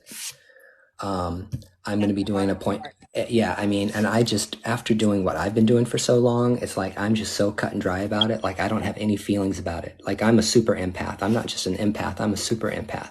And I have no problems telling a bitch where to get off after being 43 years old. And I was an alcoholic for most of my life. I'm 43. I was an alcoholic for 30 out of 43 years of my life. That's a really long time to be a drunk. That's like a full-time career. Okay. And one of the reasons why I drank the way I did is because I was constantly drinking in order to get through my fucking life. As a psychic medium and dealing with people and being an empath, I drank through it, most of it. So not having boundaries created a lot of damage in my life. You see? So you have to be very, very careful with the boundaries that you set between you and other people. Now is the time to do it. It's 2023, everybody. If you're an adult and you're a teen, start figuring out what your boundaries are with other people. Because you need to decide, how do you want to be treated in this life? And you will allow people will treat you exactly like they allow you to be treated. You allow them to treat you. Mm-hmm. People will treat you exactly with the amount of permission that you give them to treat you with. And like Ryan, I had like the opposite. I grew up with parents who were very protective of me because I was the only daughter and I was the baby. So I was very, they literally dictated everything. Like I never got to, besides prom, I never went to any party in high school, any social event. They even dictated who I was allowed to be friends with and everything. So what I took away from it, I could have gone wild in my 20s, but I didn't. But what I took away from it is people who are surrounded by me, because my parents made sure that I only surrounded myself with people who want the best for me. People who are surrounded by me, who are attracted to me, want the best for me. So I became the way that I was inviting everybody. Oh, you like me? You want to be my friend? I trusted everyone and their mother until I fucking woke up at 30 and I was like, I've been fucking used my whole 20s. I've been through so much shit all of my 20s. You know what I'm saying? Thankfully not with men. I met my husband very early on and he's always been very respectful, but with women, with friendships, so it was like I took away from being that people, from being like only the people who are attracted to you, people who are surrounded by you, love you and want the best for you, that I took it to the extent or the extreme of, okay, whoever's attracted to my energy and likes me must want the best for me. So that was a hard lesson to learn. Yeah, for real. For real. I don't know why. I've always had a big sign on my forehead that said, please come and exploit me. I don't know why. That's like been my life. And I'm not complaining about it because I'm very happy where I am now in life. But, being an empath means that you have to set up some really, really super boundaries around how you interact with other people. And other people might think that you're an asshole. Other people might look at you and be like, man, why does he have a chip on his shoulder? Other people may be like, why is he in a bad mood all the time? Or whatever. But it's up to you to be able to protect yourself. Visualize a barrier around you. Yeah. Thank you. Literally, what I do is because I work in a gas station, I work around people all day long. Okay? All day long. So I basically go, listen here, motherfuckers. I want listen up, your spirits. This is my space. I am the ruler of my space. And from this time to this time, don't bother me. Don't even come near me. Don't even whatever. Okay? And you claim that space. You say anyone that walks in near me, anyone that comes within this many feet of me are changed. Their spirits cannot come near me. Their energy cannot come near me because you are in control of your energy and your space. And that is what is called boundaries. I'm sorry, I'm like sitting here laughing to myself because like I'm very I like to give examples. Like that's the way I learn, right? Is when people give me like personal life examples. So that's why it seems like I'm always talking about myself. But literally that's the way I learn from people. I'm like, tell me about your experience. But I'm sitting here and I'm like, imagine that you work at a call center. Okay, your life is a call center. You are the receptionist. You answer calls, but you have the permission to hang up on people when they disrespect you. You don't have to put them on hold. You have the permission from your management to be like, bitch, I'm not taking this. Hang up. You know what I'm saying? Imagine that. For sure. No, I got you. I mean, I actually do work at like a call center. I work from home, but I sell insurance. So part of it is that empathy No, that I have this is to what I said. provide. It's what I said. Use that as an example. You'll understand.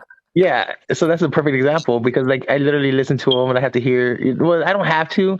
I enjoy talking to them, but it's also part of like how I get my job done. Like I How many make my times they sales get because yelled at and you have to calm them down and you have to make sure they understand that you understand where they're coming from. This is your opportunity to be like, you know what, motherfucker, I don't gotta explain shit to you. Hang up. Oh yeah. Oh, that's what I'm saying. Like, so yeah, I get you completely, 100%. Call dropped. Call drop. Oops. like, But like, here's the other thing though. I feel like you really need to work with a spiritualist that's going to help you, because you were talking about like paranormal activity and you were talking about other stuff going on around you, like in your home and stuff. I would definitely recommend that you talk to a medium or a spiritualist like myself or I was any gonna of the say like people Ryan. sitting well, here so like that can the give you example I some gave you was guidance when about I that. was younger. Sorry, like when I was younger, I was like around 18, 16, 17, 18 when all that stuff happened. And Hmm. that's when I stopped like really trying to connect anymore because it Okay. traumatized me. That Yeah. experience was, yeah, it was horrible. So like, I had no one to really go to. And we ended up having like a curandera come and she cleansed the house. And after that, I was like, I'm done. Like, I'm not trying to work on my abilities anymore. I'm not trying, I'm like, I closed down. Hmm. But you can't really close down. Like, all you can do is just ignore and defer. Yeah, make it subside for a while. Yeah. Yeah, and so it would come back, and then so as soon as it would start coming back, and I'm like feeling more comfortable, so would that one thing, You got and to, let me tell you something. You have a spirit, okay? You've got an egun, an ancestor spirit that is like following you, that needs to be appeased. You have an ancestral spirit that needs appeasement. This is very, very common in our culture and also in the practices of our ancestors. I'm Puerto Rican too, by the way. I know I'm white as fuck. I look like a big old fucking cracker, but I actually am Hispanic. The no, point I believe is it. that My dad's just as white as you are, so yeah. like I'm telling you, like I get it. That's why, I like, got um, four swords. This is somebody that has passed on. Okay, Ryan confirming see, what Ryan is saying. Four swords, somebody that has passed on. Eight of wands in reverse. They've been waiting a really long time for you to acknowledge them. hmm, you need to do an elevation ceremony for you need to call the spirit of the dead that has been following you your entire life, and you need to bring them to light, and you need to give them light, and you need to say prayers for them, and you need to pass them on. You need to get them up off the ground, okay? Because the spirit that is with you, I can see this person, okay? They're on their knees. They're on their knees. They are they're not able to stand up. They're a spirit of the dead that's not able to actually stand up. Because there's different kinds of spirits, okay? There are spirits that crawl on the floor. That's why people will see dead spirits crawling on the floor, on the wall, on the ceiling. There are spirits that walk. There are spirits that hover. And there are spirits that kneel and crawl around on their hands and their knees. I'm not joking. This is not a joke. You have a spirit on its knees. You need to do prayers, and you need to do spiritism, the practices in our tradition of espiritismo and creolized mediumship to lift up the spirit. So, do you have an ancestor altar? Do you have an ancestor shrine? I've actually started working on one. I have my white candle with my little glass of water that I offer to them, and then occasionally I do my altars where I offer food, and I'm trying to build that up and start getting better with it. Hmm. Hmm. It's one of those things where I'm going as I'm learning, and I'm learning on my own, so it is kind of difficult to really grasp what I need to be doing because I can feel when they're happy, and then then sometimes they're visible to me where I can just see them. Like it's not see like what I'm I talking about when I say understand what see. you're saying. Yeah. Yeah, and then it gets like really energetic in my house where it's like the energy level's super high, like it's really high.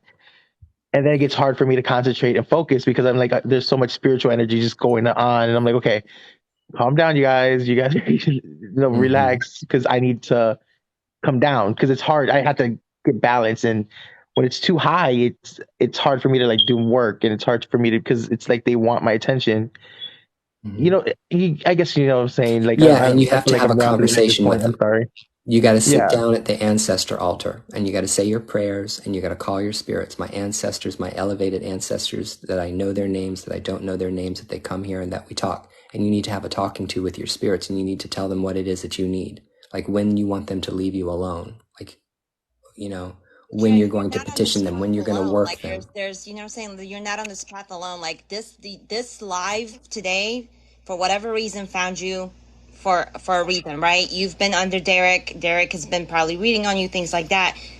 Sometimes spirit uses people as a vessel. Not saying that Derek wouldn't be a great mentor for you, but I honestly, energetically feel like you need to have a one-on-one with Ryan. Honestly, me personally, like I said, I've been practicing for 4 or 5 years.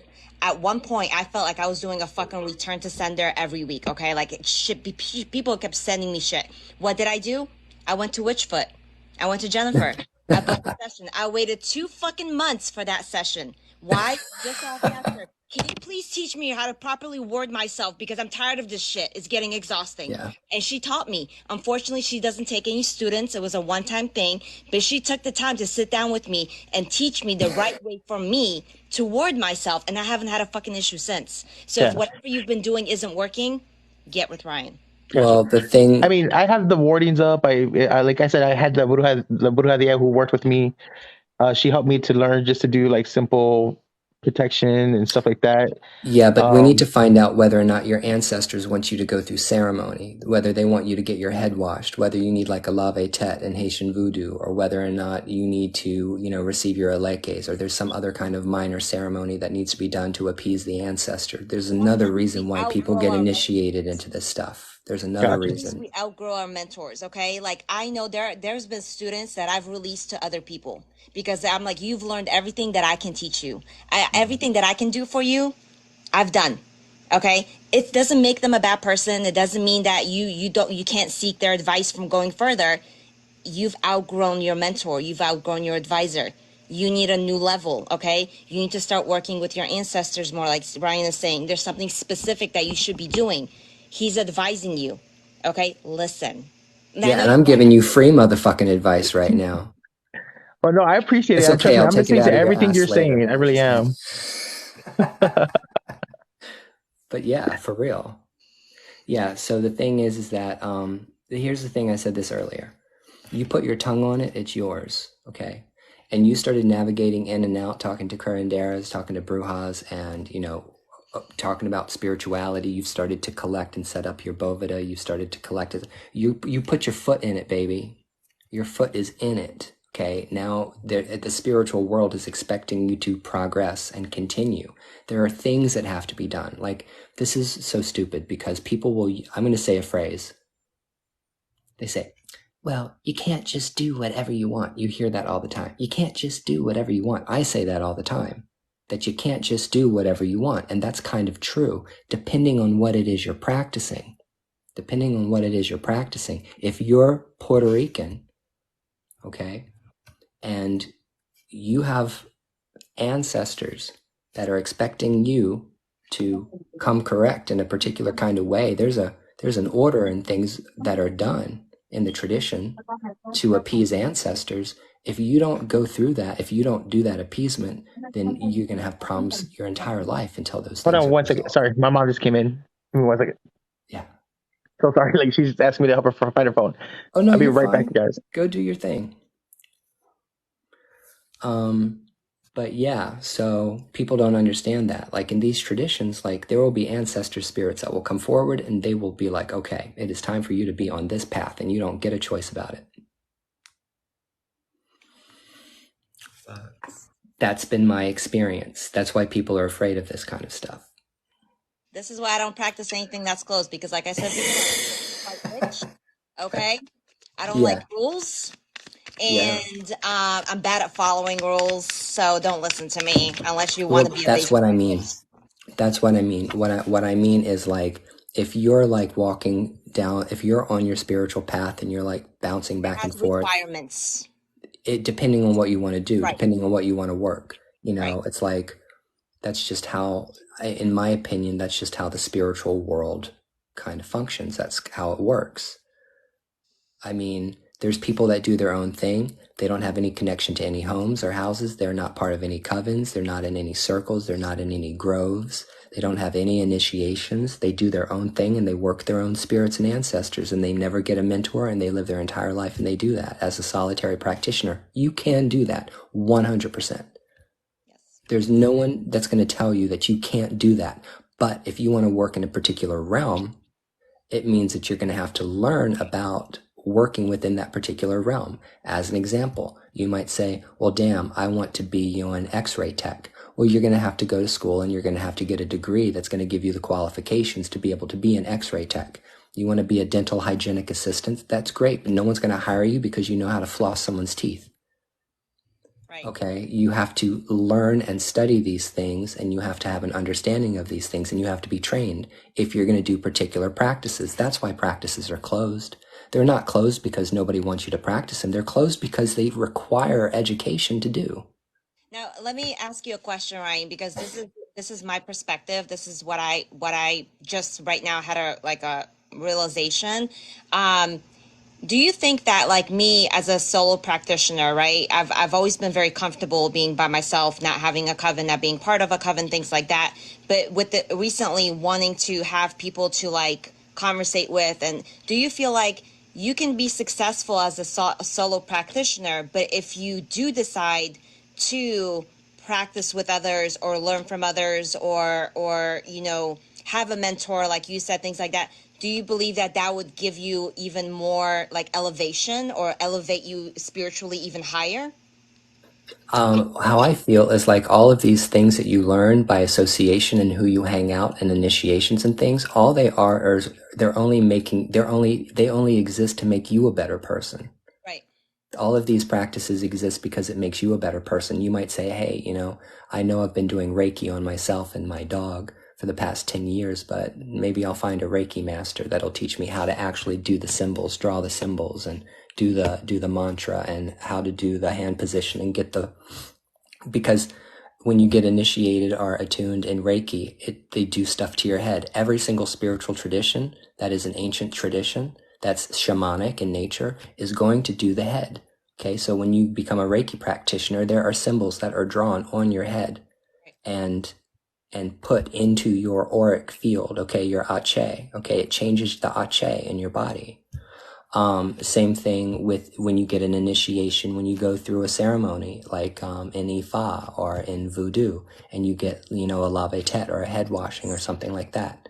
Or you sit down at the feet of the Orishas and they tell you what your destiny is. Why did you come here? Why did you decide to come here? What are you supposed to be doing in this life?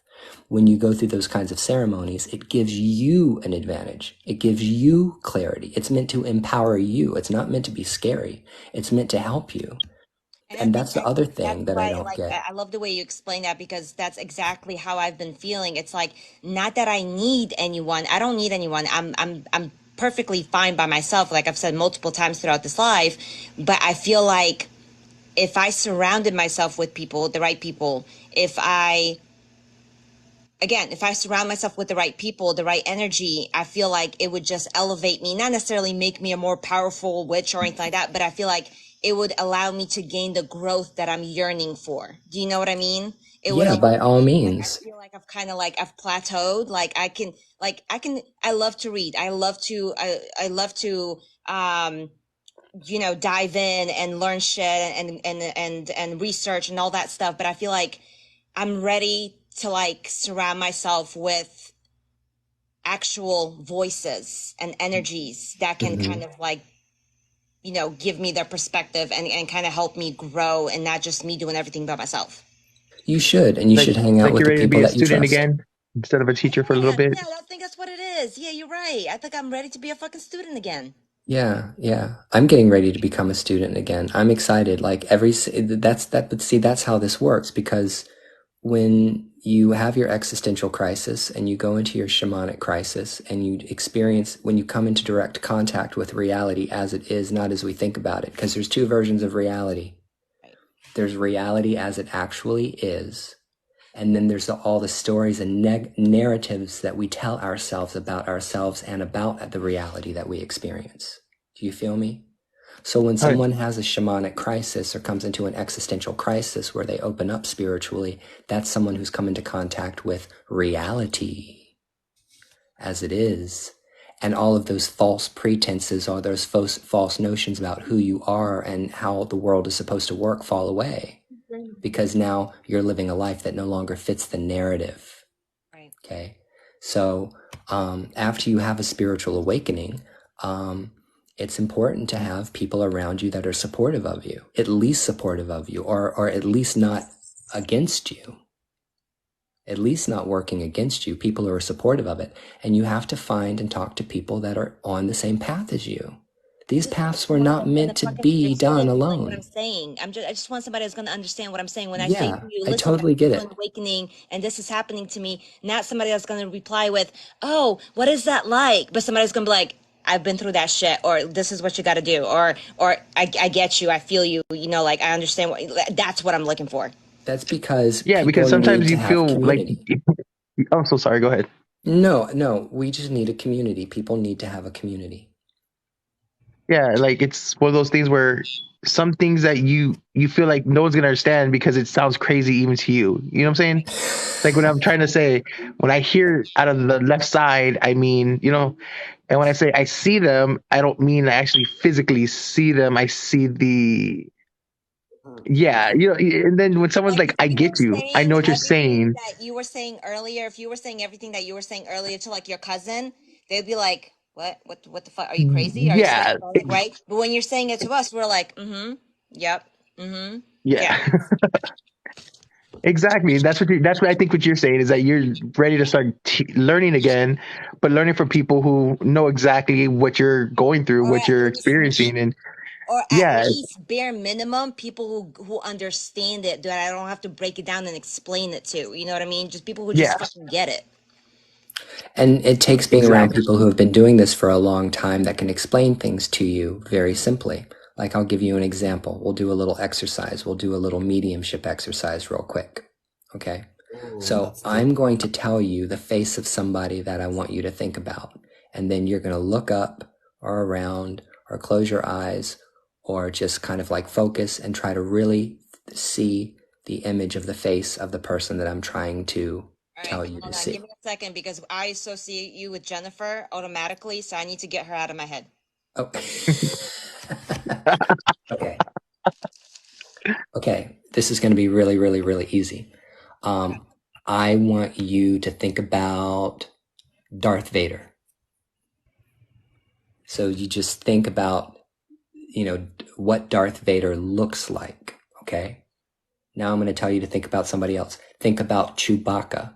Now think about Chewbacca. Okay. Now think about R2D2. Okay. Now think about Princess Leia. Okay.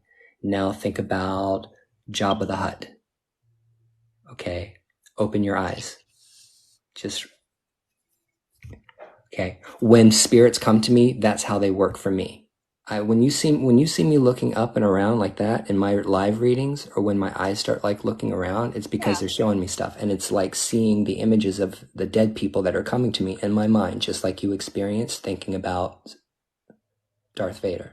No, I'm a psychic too. Like, yeah, I get images. Yeah, Like, I channel dead people all the fucking time. And because when somebody asks me, well, what do you see when you see stuff? That's what I say. I say, close your eyes with me for a second, and I'm going to tell you to think about somebody. Think about that person in your mind's eye. And they're like, I said, did you see Darth Vader? Yeah, I know what Darth Vader looks like. Good, exactly. That's what I get. It's just that they all look weird, and I have no idea who these people are. Right. Yeah. yeah. Because like one of my issues too is like touching people. Like I get flashes of like thoughts and memories or just things that I don't want to know about. There's certain things that just, and it's just one after another, just image after image after image, and I'm like, I don't want to see all that stuff because sometimes it's too personal. Not to say it's something I'm not expecting. Just it's personal on their part. Like, how would you like to know that someone just saw your nudes, or you know what I'm saying, like that kind of thing? Someone scrolled on your phone to the Well, left, everybody's seen me naked, so I don't care.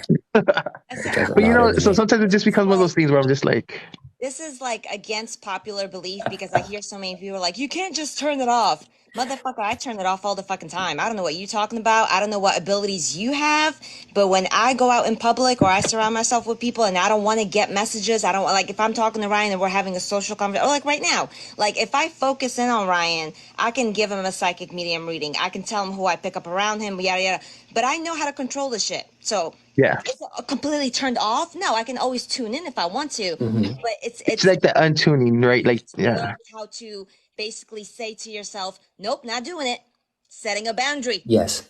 No, you have to tell yourself to be quiet. You have to say, be quiet. Stop. No, not now. You can be verbal about it. Because I will say, if something happens and somebody starts coming through and they're screaming, I will literally say, shut up. Yep.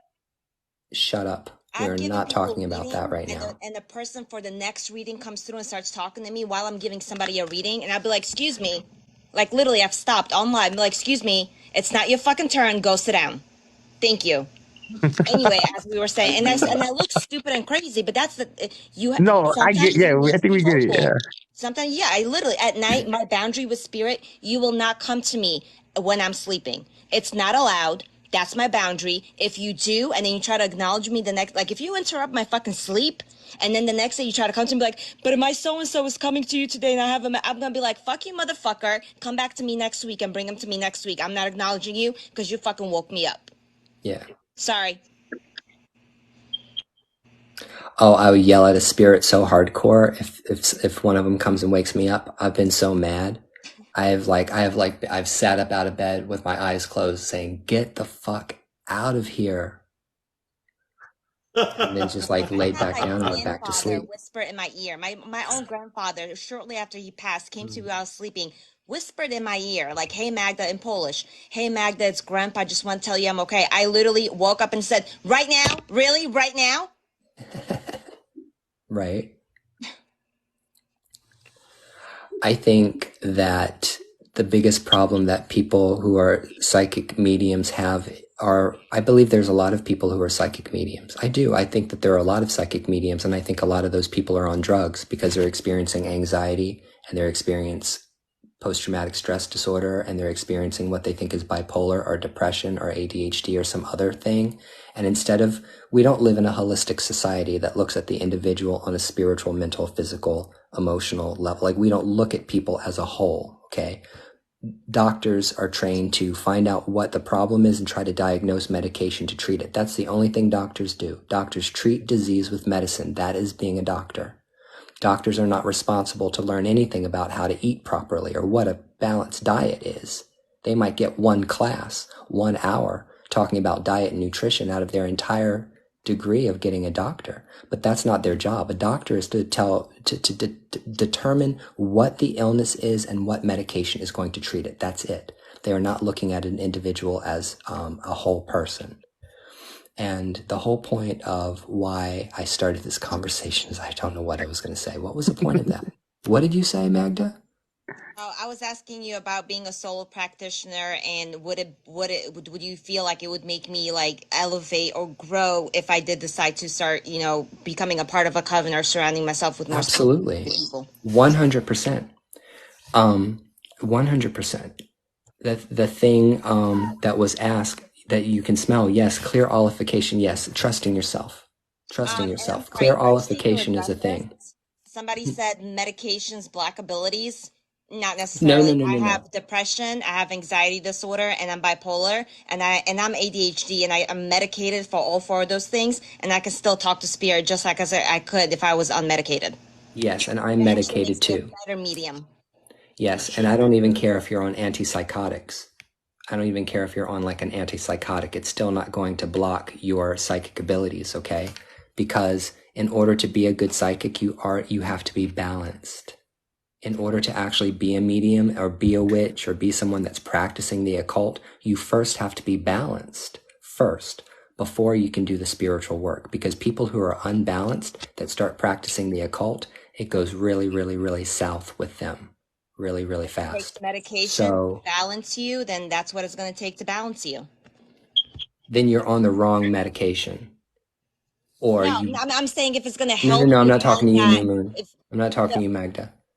I'm No, I'm talking to Betty saying like David. to them because it's yeah. I was going to say like for me, like my medication helps me think clearly. It helps me focus. It helps me able to channel focus to pick up people's energies without feeling scattered, without feeling overwhelmed, without feeling anxious. That shit to me feels like when I'm not medicated, I feel like everything's coming at me at fucking once and I can't control it. Yeah. Right. So here's the thing, like when it comes to medication, I recommend that if your doctor prescribes you medication that you take it and you don't stop taking it until you have a discussion with that doctor and make sure that coming off the medication is not going to be dangerous for you. I think it's very important when you're talking about mental and behavioral health and you're talking about drugs for psychiatric and therapeutic purposes, that you stick to it. You can go to your therapist or your psychiatrist and be like, look, I've been taking this medication. I don't feel like it's making me better.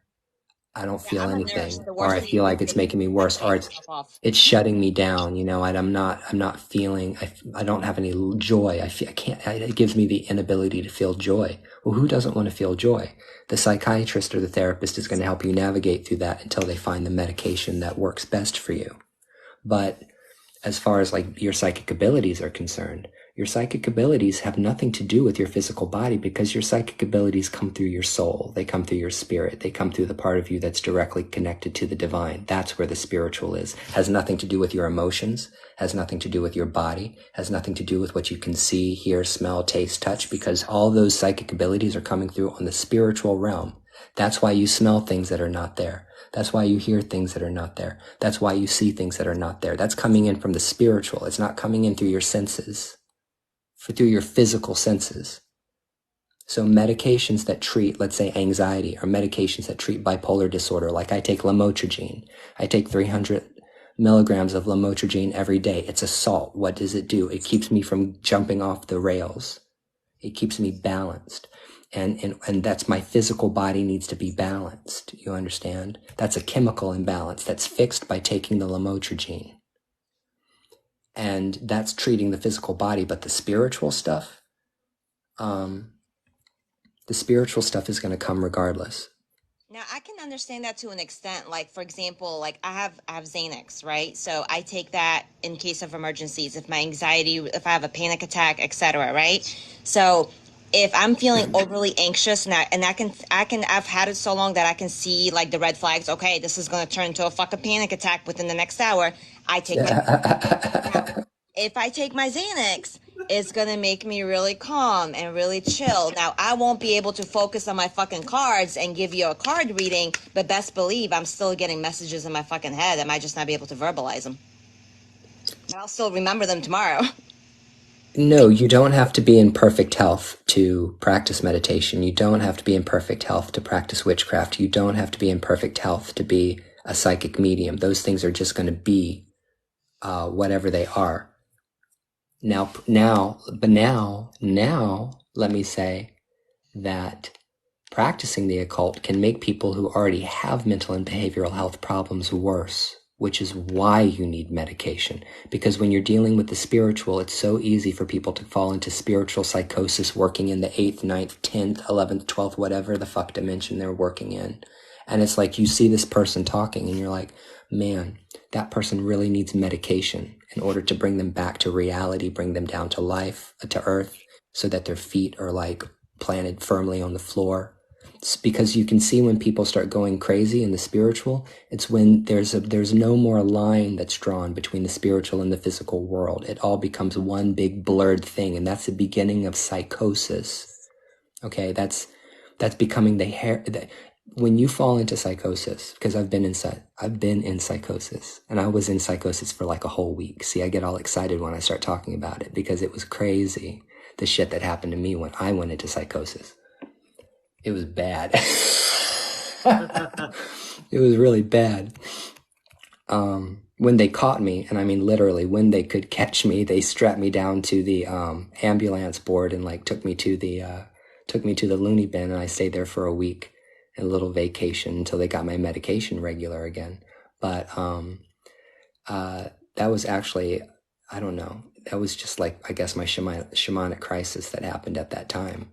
But people who are doing spiritual work and concentrating and devoting their energy to the spiritual, if your mind is frail or it needs support with drugs, it can break very, very easily, because the spiritual world is powerful. Let me tell you something about the spiritual world. And I know I'm running off at the mouth. I might be talking too much, but let me tell you something about the spiritual You're world. good. The spiritual world is a fire. It is an all-consuming fire. The spiritual world is like fire. And let me explain that to you. Fire is completely indiscriminatory about who it will take out, who it will burn. That's why I say my religion is based on nature, okay? Because you can you can work with fire safely, and that can be very good if you know how to light a match. If you know how to use a lighter, if you know how to light someone's cigarette, or you know how to start up a bonfire for warmth, fire is very, very useful in your life if you know how to use it properly. If you don't know how to use fire properly or handle fire properly, you could burn down your house. And when fire burns down your house, it doesn't care who it kills. It'll kill your cats, it'll kill your babies, it'll kill your parents, it'll kill everybody in its way. But nobody gets mad at fire. You can't be mad at fire because it's fire's nature to be fire and to burn things. That's what it is. Don't do candle magic on the paper plate, okay?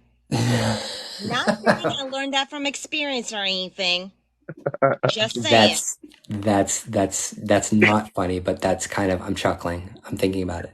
But it's the same thing with the spiritual world. The spiritual world is a fire, and people will burn themselves. It's why people will get involved in the occult, and then something really bad will happen to them, and they will tuck their tail between their legs, and they'll go running back to church, and they'll go running back to Jesus, and they'll go back to their pastors, and they'll go back to church because they can't handle the fact that they've got too close to the fire. They've seen what's actually there. They know what's actually going on, and now they can't handle it because they didn't calculate on how hot it would get when they got into the middle of it. And didn't have experience on how to handle it, because that's what happened to me. You have to be mentally well to practice. Technically, no, you don't have to be. Is it highly recommended that you are balanced and you have your shit under control and under somebody's supervision, like a doctor's supervision? Very highly recommended, because there is that line that's so easily broken across if you do not have a grip on your mental health. That's because, and that's the other thing, is that's because reality is kind of wiggly. Reality is wiggly, okay, when you start working with the spiritual world. Tampering with it. Yeah, and that's what I'm saying, going into it without any real, for lack of a better word, safeguards, without having someone to fall back on to explain what's going on, to explain what was happening, you get burned, and then you can get traumatized. It can really affect you to the extent where you don't want to deal with it again. And it's just something you have to make sure you have someone there, and you have someone to rely on, talk to, and answer your questions. It is important, and I really do. Yeah, let me stop talking. But yes, I get you 100%. No, you're right. Example: any witch will tell you this when you're thinking about getting into witchcraft. Well, any fucking smart witch will tell you this. Very common thing. What's the first thing I should learn? Protection. First thing they tell you to master, protection. Mm-hmm. Okay. Now, that doesn't mean you can't go ahead and work with your ancestors, deities, things like that. But know what the fuck you're getting yourself into, and know how to reverse shit and protect yourself from shit before you starting shit. Go fuck around, you find out. If you can't close that door, do not open it. That's a very, very good point. Yeah, for sure. Because I think that door just opened a little too early for me, and I wasn't prepared for what was coming through. And I did not know the basics of even how to close that thing. And it just came way too fast. Too much stuff started happening. And I wasn't aware of what it was. And all I had done was started meditating, and it went from there. So it's serious. They can, that one little door, or just opening just turning the handle, can blow that thing wide open. And the next thing you know, But let me add something to what you're saying. And let me say this to everybody who's watching and listening to this live. Just because I said what I said doesn't mean I want you to be afraid of it. Yeah. I don't want you to be afraid of the spiritual world. I don't want that. I don't want what I said to deter you from becoming a psychic medium, from practicing tarot, from doing the occult, from becoming a magician, from becoming a witch, from becoming a Santero, or whatever it is that you decide that you want to do with your life. What I'm saying is recognize the risks of what you do.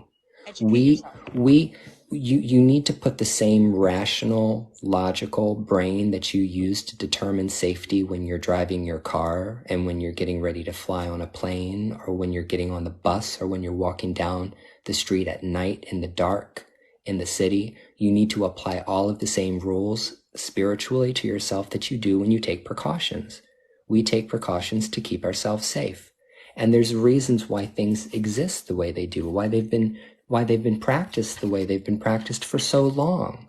It's like there's a reason why you draw a triangle to put the demon in, and there's a reason why you draw the circle. There's a reason why you use these Hebrew names. There's a reason why you make these incantations and you say these prayers to these archangels and you burn this particular incense and you have a sword by your side to draw in order to protect yourself. If for some reason that spiritual entity even dares to cross the line of that triangle, I'm talking high magic right now, talking grimoire magic, but the point is the same, regardless of whether you're practicing voodoo, whether you're practicing Santeria, whether you're practicing witchcraft, anything, Salt in even the corner working. of every room in your home. Salt on your on your windows, your windowsill.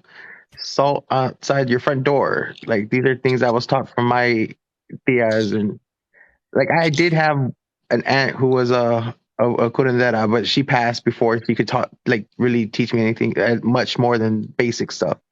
So yeah, Let me tell everybody how to clean up their house really fucking fast in a week. What you need to do to clean up your house really fucking fast is the first thing you need to do is you need to go out and you need to collect your cleansing herbs, the ones you're going to smoke cleanse with. Then you need to get all the herbs that you want to take a spiritual bath with, because you and everybody in your household needs to wash and take a spiritual bath. The next thing is you need to decide what kind of talismanic items you're going to have and how you're going to clean your ancestor altar. And you can completely revolutionize your spiritual life by creating an ancestor altar and calling down your ancestral spirits and the guardians that protect your family, those deities that protect you and your family, by cleaning that space, smoke cleaning it. And I mean, when you smoke clean, like it's got to be that it has to be so thick that you can't see your hand in your face. Like when you're burning cedar, when you're burning tobacco, when you're burning sage or whatever it is you people burn, I don't give a fuck what you burn, if you burn sage or not, but you have to completely fumigate the place. You have to close all the windows in your house. Put a towel down by the front door so the air can't escape. And you have to completely fumigate, smoke cleanse the fuck out of your entire home, starting at the eastern part of your home, traveling towards the south, and traveling towards the west, and traveling towards the north, and fully put all that smoke in your home as your mantras, as you're saying your prayers, as you're singing your songs, as you're calling on the ancestors or whatever god or goddess you're calling on, asking them to come down and clean. Then after it's totally smoked, then you go and you open up all those windows and you banish all negative energy from your house and you tell it to leave, because the negative energy leaves with the smoke, because negative low-level spirits are material. They're still material. They're still in the atmosphere. That's where they live. They live in the atmosphere. They're around you, physically around you. It's not all in your head. These things are real. They have a physical presence. And when you banish them, they have to leave on something. And so they leave on the smoke. So then you turn on the fans, you go around, you say, get out of here, get out of here. Grab a hold of, whatever your broom or wand or whatever it is you're using as a tool, or iron. Spirits are afraid of metal. Believe it or not, spirits are afraid of sharp objects. Spirits are afraid of sharp objects, a lot of them. So all you have to do is pick up your dagger and your knife and you have to chase them around and scream at them and tell them to leave. Then you take your spiritual bath. Then all of the people in your family take the spiritual bath, and then you maintain your ancestor altar. You call down your spirits. Stupid and silly, but it's fucking true. It sounds stupid and silly, but no, seriously, I would hold up my sis, get the fuck out of my house. But this is why, if you ever want to piss me off, say love and light to me. I will fucking... Okay? There's no such fucking thing as love and fucking light. Everybody, there's no such thing as love and light. It does not fucking exist. If spirituality was love and light, we wouldn't have to worry about all this demonic shit. Okay? It wouldn't require this much work. That's okay? absolutely true. Never, ever, never does it even feel like love and light. You're never on fucking cloud nine. You're never gonna get there unless you're fucking high like Ryan. Okay? It's never gonna happen. All right? The thing is like, I feel like people who are love and light people are so out of balance, because you can be out of balance. You can fall into the darkness and you can get lost in the light. You can find yourself in the dark, in a hole, in a place that you don't know how to pull yourself out of. People that start practicing dark magic and that's all they do, and they're constantly calling and conjuring dark spirits all the time and pulling up those infernals and pulling up those demons or the other things that they're pulling up to do dark work. You call on them all the time. Oh, they're going to make your house their crash pad. They're going to be hanging out they're just going to be hanging out all over your house. You know, like people that come over that don't want to leave. So you have that. And then you have people who are all love and light. But the thing is, it's almost like the people that preach love and light, it's almost like you look into their eyes and it's almost like they're blinded by the light, because, you know, the sun can kill you too. The sun will kill you too. The There's sun is people all that are- about light. But if we didn't have the darkness at night, then we couldn't live in the sunlight all the time. All about it. That's why I always tell people when I teach, one of the things that I mention is, and I go in more in depth of, obviously I'm not going to go right now, but I go more in depth in my session. But I say, when you are getting rid of negative energy, okay, don't say I'm getting anything negative, get out of my house, because you need negative energy. You need a balance. You need a balance of negativity and positivity. When you are releasing shit to get out of your house, you would want to say something like, anything with malicious intent, anything that is not for my highest good, okay? Don't say anything negative. No, you need that negativity to balance out the love and light, or you're going to go fucking crazy. You can say, anyone who is not one of my ancestors that is here to help me in life, or one of my spirits or daimons or demons or angels in my spiritual court, you are not allowed to be here. You have to leave. You do not have permission to be here. And I say something along those lines, or something like, if you're out to do me harm, then you're not welcome here. Just because, you know. That's good. But I was gonna say, like, sometimes it does get blinding, because when you preach love and light, that's not protection. You know what I'm saying? Like, it's an idea. It's not really a concept. It's an aesthetic. Yeah, Okay? It's not real. it's not. And to Yeah, answer following creations comment, this is what this whole life is about. This is what the topic of conversation, the point of what we've been talking about this whole entire time, is the importance of, if you're going to follow into spirituality, of having either a mentor or people that you can seek advice and guidance from before you blindly go in it yourself and think that you are doing things based on what this app told you. Okay, you need to get to know people and like I said earlier, date them and find who you can trust and who can guide you. So when you have questions like this, when you say things like this, you can have somebody. No, and it's fine. No, don't be sorry. I understand. But this is what we're talking about: is the importance of having someone that you can call to and be like, hey, Ryan, this shit is going on. How do I handle it? Or is this normal? Or blah, blah, blah. You know, like, what the hell is going on? That's what this life is about, okay? So you're in the right place. And it's so difficult, and I'll tell you why. Because whenever you join a group, okay, whenever you join someone's house, whenever you become a part of someone's spiritual family, because in my tradition, you basically inherit a spiritual family when you're walking into someone's house, when you become part of someone's house. All the problems that those people have in their house, those become your problems too. When you become part of a fraternity, when you sign up for that, when you walk into someone's house and you become someone's spiritual child, well, the spiritual stuff that affects the people in your house are also going to affect you. So you have to be very, very careful. You're letting them dip their hand into your glass of water. It becomes a part of you. Exactly. And you have to be careful. That's why you really have to pay attention to who it is you're working with. Now, I want to say that the people that I've met and I've worked with on my path, all of them have been fantastic except for one. There was only one, the first one. That was... My first one was too. It was the worst a one nightmare. out of all of them. Ever since then, they've just been amazing. Yeah, I found there was this boy that I had followed for years on YouTube, very talented boy, spiritualist, whatever, was in the traditions, and I decided that I wanted to get a reading from him to find out whether or not there was a path for me in any of this stuff.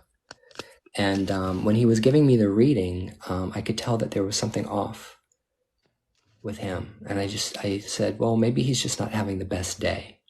Because I had followed this person for a while, and I really admired this person. So then I paid them money to do my first initiation. And then after I paid them money and interacted with them a little bit, my spirits that I wasn't trusting myself. I wasn't listening to my own spirits back then. My spirit said, this is not the person to initiate. We don't want this person initiating you. But I did it anyway. I tried to get my money back, and then the person was like, oh, I can't give you your money back, but I'll hold on to it until you decide to redeem your initiation, whatever. So I said, fine, fuck it. I already paid all this money because this shit ain't cheap. Right? And so I went down there. I went through the process of initiation with this person, and I received my consecrated items, but things deteriorated in our relationship very, very fast. And then he became extremely verbally abusive to me very, very quickly. He got really, really angry at me. His temper was out of control. I came to find out later it's because he was in a house where his godparents were doing things to him that absolutely should not have been done to him. There are certain ceremonies that are performed for people, and there are ceremonies that are not performed on particular people. In our tradition, we don't perform certain ceremonies on gay people. They just don't get certain things in the tradition. There's a reason for that. But this kid, who's a really, really great spiritualist, and I really, really I don't dislike him, he had all kinds of bad spirits. He had bad spirits on him. And they were just making him act crazy and violent.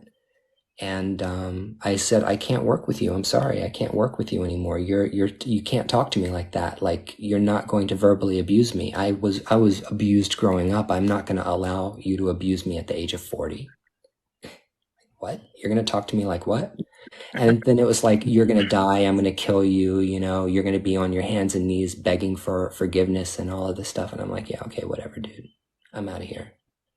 So you got to be careful when you walk into a house, because every single person that interacts with that person you become part of an arm. Okay? You're another nail on the inkisi.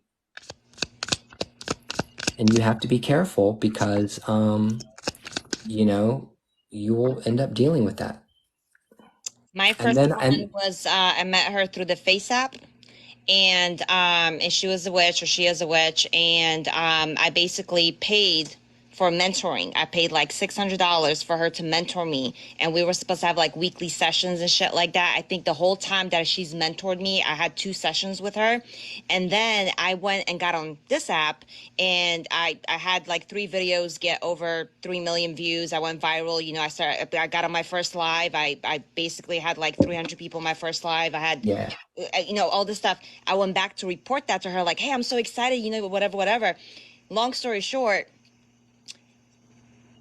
after 2 or 3 months of me going back to her and reporting, she basically started saying to me that she should be receiving a cut of my earnings because she taught me everything. I taught myself. Okay, she didn't teach me tarot. I taught myself tarot. I had 2 sessions with her where she talked about herself the whole time, not even spirituality or witchcraft, her life, the fact that she lives in a trailer with her I never learned anything from her, but I felt for some reason I felt like connected to her. So I kept going because I didn't know anybody else. So I kept going back to her and being like, guess what else happened? Guess what? Oh my God, today I made this much and blah, blah, blah, blah. And she basically made me feel like I owed her a cut. And when I said no, the bitch started sending shit to me, like sending witchcraft shit to me. And luckily I found my mentor that I found after her who confirmed it and helped me. And I haven't seen her since. I know she's alive and well, doing her thing, but she's left me alone since then. I'm also going to tell you guys something else about people who have received things from a house and walked away from it, okay? Because I've been through more than one house on my journey in all of this when it comes to spiritualism and also at the traditions. You will come into contact with many, many different mambos and hungans. You will come into contact with many, many santeros and yayas and poleros and babalaos and yeyes and everybody else. You'll come into contact with lots of different people, and you'll come into contact with a lot of different houses. Sometimes people's purpose is to initiate you into something, and that's it. They're not meant to be your teacher. They're not meant to be your godfather. They're not meant to be your godmother. They're there for a purpose, which is to facilitate the right initiation for you. And then after that initiation is over, it might mean that it's time for you to move on and find somebody else. And another thing is, if you go and you say you want to be a part of someone's house, or you say that you want to join someone's house, when they initiate you, they have to teach you. It's their responsibility to train you after they initiate you. Anybody who initiates you into one of these traditions has also have to have the commitment level to be able to train you after you get initiated. Because in the traditions that I practice, you get initiated first and you learn later. You don't learn the tradition first and then get initiated. No, you learn the mysteries after you're an initiate, after you've made the blood pact with the spirit. Then you learn. Your training begins after you have consecrated yourself into the tradition.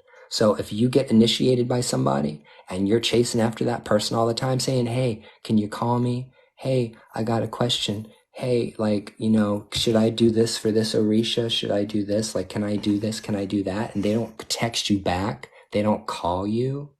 They're not communicating with you. They're not teaching you anything. They're not telling you to read a book. They're not checking in with you. Fuck those people. Find another house. That means that those people wanted your money. They wanted to initiate you, but they weren't interested in actually training you.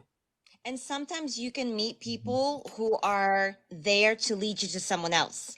For example, I've had many people come to me and pay for a mentorship session. And within the session, I just felt like we are not energetically connected. Like I just did not feel like Spirit was telling me you are not meant to teach them. You are not meant to guide them. And I would be honest with them. I would say, listen, I have so much that I can teach you, but something is just telling me, Spirit is just telling me that you would be a better fit for someone else. Before you go finding anyone else, let me think about it. Let me meditate on it. Let me ask my guides if there's anybody that I already know that I can send you to. And if not, then if you do find somebody else, let me know and I will ask Spirit for you if that's the right person for you. Do you know what I mean? Like I will help you find someone. So sometimes we meet people and it's not meant for us to work together. It's meant for me to lead you to someone else. Yeah, well, here's another thing though. Like right now, where I am in my spiritual path, I don't work with just one person in this tradition. I have multiple people who help me and guide me. I have a Babalao. I have my godmother. I'm surrounded by a lot of other very fully competent root workers, practitioners, mambos, hungans, santeros, other people that I come into contact with, that I've become friends with, that I trust, that I can text, ask a question, get some help, get some support. So at a certain level, at a certain point in time, you're going to fall into the right place where you meet all the people that are going to be the most important players in your life to help you get from point A to point B. And if they really love you and they really care about you and they really want you to succeed in life, none of them are going to be aggressive towards you. None of them are going to be abusive towards you. None of them are going to try to scam you or try to suck you dry, constantly asking you for money, calling you up, asking you for money. Hey, like you're going to be around people that you're supposed to be around. And they could be from many, many different traditions, multiple traditions, but they will still be helpful to you. Well, listen, guys, it's 5:21 in the morning. It's been great. Okay. I know. I'm not tired. I'm going to go to lay down and I'm going to go brush my teeth and wash my face. I'm still going to stay in the chat and listen to you guys, but I do got to go before my husband wakes up and he's like, what the fuck are you doing? And I have to tell him I'm talking to Sir. So, I got to go. But love and light to you guys. Love and light. Yeah. I'm only going to be on Bye. for like another 10 minutes or so. Awesome. But all right. I'll see you guys later. I know I was supposed to be in bed a while ago, but the conversation has just been really good. I appreciate it. that's so funny. Yeah, but have you noticed that not everybody in the traditions are the same? Not everybody. I would say like maybe anywhere from 3 to 5% of the people that are in my practice. And I'm just gonna only speak about my practices and what I practice. Not everybody's like, I'm not gonna put it like me, but I'm gonna put it like me. I'm not like nickel and diming people. I'm not asking for money. I give you my time, and when I devote my time, I mean, I devote my time. So if there's questions that I feel like I haven't completely answered, I tell you, hey, you know what? I'm gonna have to research that, or I have to this, or I have to that. And I've had people say, oh, okay, I want to give you something. I'm like, no, no. And somebody yelled at me. Yeah, I did yell at her. I sure did. Let me finish. I got yelled at because I was like, oh, I didn't do nothing, so I'm not going to charge no monies because I didn't do nothing. And I got yelled at later on. or excuse me, I had the voice raised at me. If I offer you money, you take it. That's Yeah, how I was told. I was like, okay, exactly. well, I'm gonna go over here. Yeah. Don't say no to money. Never say no to money. My grandmother told me never to say no to anything that someone was going to give me. I don't care if it's food. I don't care if it's clothing or a pair of socks, or a used condom. Don't say no to anything because you can put everything to good use. Yeah, you can use that. I've You had can do people. magic with that. So don't say no to anything. Um, all Um, right, witch and kitchen. So someone said something about voodoo. In order to practice voodoo, you should get initiated into it. You should find people that practice it, and who know how to call the spirits and get a head wash and get your head washed, so that you can find out who your guardian spirit is. Because let me tell you something that's interesting. I don't think you guys understand this, but the traditions that come out of the Caribbean, Palo Mayombe, um, um, Lukumi, Ifa, Voodoo, Haitian Voodoo, 21 Divisions, Obea, all of these. If you go through and if you've been through the initiation process for more than two, you'll realize that there's a process of initiation, and it's pretty standard. It's, the initiation process, the same concept exists in every single tradition, which is the cleaning off. And you know what, Mercedes, if I'm wrong, you can shut me up. But the process is always of cleaning someone off, removing obstacles out of their life, pulling down the spirits, bringing them blessing, blood pact consecration between you and the entity that's being called, a formal recognition that you're a part of the tradition, whether that's being scratched in Palo Mayombe or receiving your Ide and Mana Deo Rula, whatever it is that you're receiving. But the only all one of, that I'm gonna correct you only on one thing. And when it comes to the Santeria, you do not get cut. oh yeah, no, I'm not Okay. talking No, about no, that. no. It's just I so didn't people have mean that understanding. specifics. Right. But there's a different process that every Yeah. single tradition has for connecting you with those spirits. But the process is very uniform, Is technically you're surprisingly. cutting off all the negativity and you're starting all over again. Hmm. That's it. So there is a cutting, but one has to do with a pact, and the other is starting fresh like a baby. That's why you have your year of Yaboraje. So Hmm. yes, you are correct. Keep on going. I wasn't really talking about specifics as much as I'm saying that whenever you walk into the initiation room, there's very specific, crucial points that are done for you. The first one is by getting rid of negativity or walking away from your previous life, because the initiate is now a different person. That's the whole point of initiation. The person that comes out of the room is not the person that went into the room. The person that comes out of the initiation room is now a different person. There is something that has changed in their consciousness, and it changes in your consciousness because of the ceremony that you go through. Only people who have gone through ceremony, who have stood inside the initiation room, knows what goes on in the initiation room. So when you look around and you see initiates like if somebody says to me, like as an example, and I'm nobody, I am a nobody, I mean nothing in this world, I'm just a peon person, I'm just another practitioner. But if I meet somebody on the street and they say, "Salam alaikum," I say, "Oh, malaikum salam, are you scratched?" And they're like, "Yeah, I'm scratched." I know what that person went through to be scratched. I know what that person had to do I know what someone had to do in order to wear this. So if I'm walking down the street and somebody's wearing one of these, they either bought it at a botanica because they liked it and they don't know what it means, or they have a mana de orula. And if they do, then I know what they did, because Wasn't it a pain in the butt? so the point is there's a reason why you do initiation into these things. It's because it's a rite of passage, and all of these traditions that are diasporic and also traditional will have a rite of passage. That's it. That's all. And it has to be in person. These aren't things that can be done.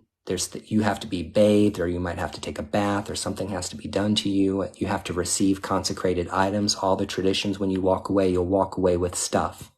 You'll have something in your hands to show for it. It doesn't matter if it's necklaces. It doesn't matter if it's a rock with a face on it. You will walk away with something from that. It's not an initiation, okay? Initiation means something very specific in these traditions. Anyone can get their head washed. Anyone can get a la betet.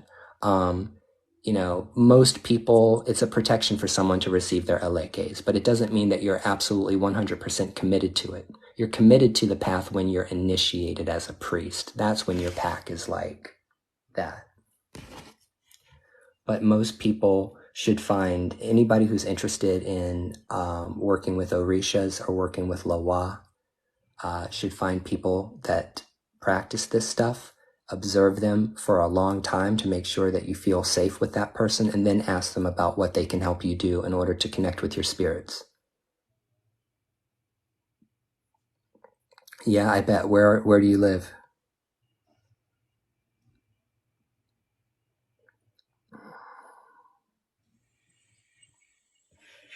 And here's the other thing you have to pay attention to.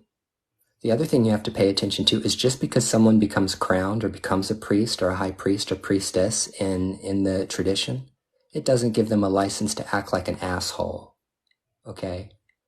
It doesn't give them a license to act like an asshole. People who think that suddenly they have I don't even know what to say about that. Do you see this woman? Do you see this lady? You see this nice Cuban lady down here, right here? This is a high priestess of Obatala, the father of the Orishas. This person is a crowned priestess in Lukumi.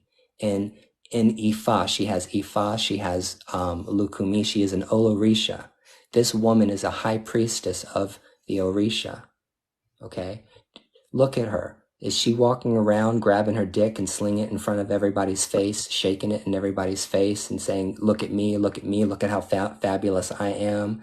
If you cross me, I'm going to threaten you. I'm going to fucking kill you. I'm going to start sacrificing chickens and writing your name in blood and cursing your ancestors. You don't see this woman doing this stuff.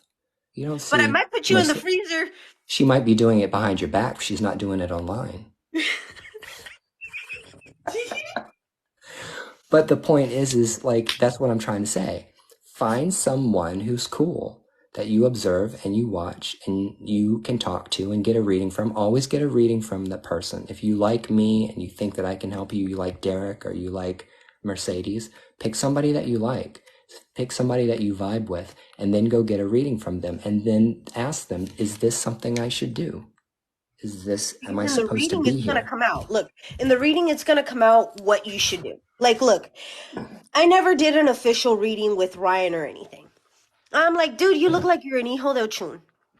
And he kind of did the hell? I go, I don't know. I see this. I see that you got to be giving things, to the river. I believe you live near the river. I don't know what the hell. Things were coming out of places I shouldn't have been coming out, and I shouldn't have known none of it.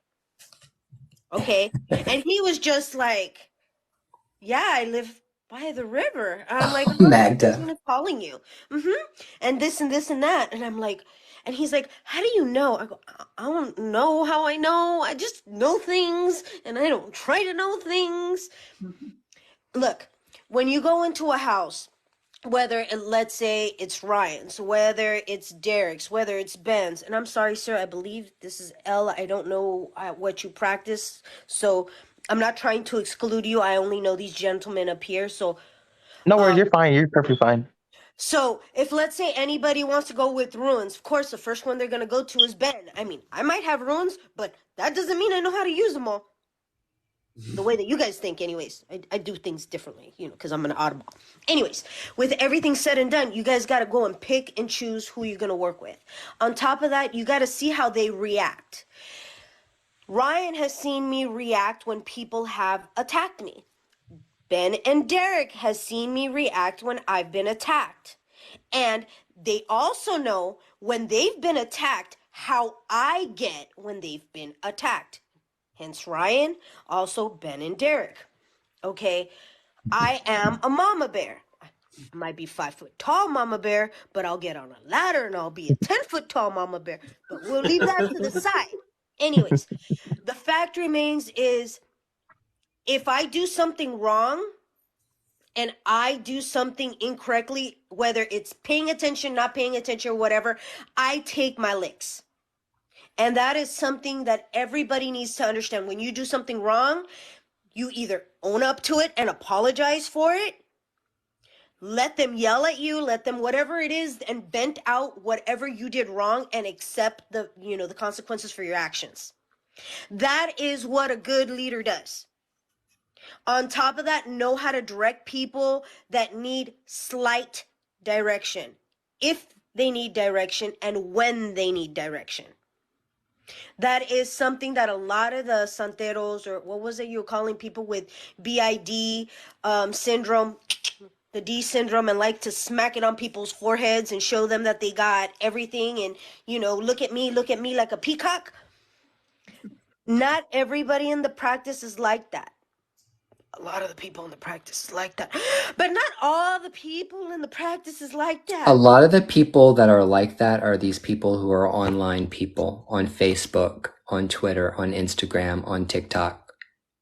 It's the religion has become a real breeding ground for the most unsavory of the lot to be all over social media, making everybody look horrible. And it's not good. It doesn't make me look good having people like that.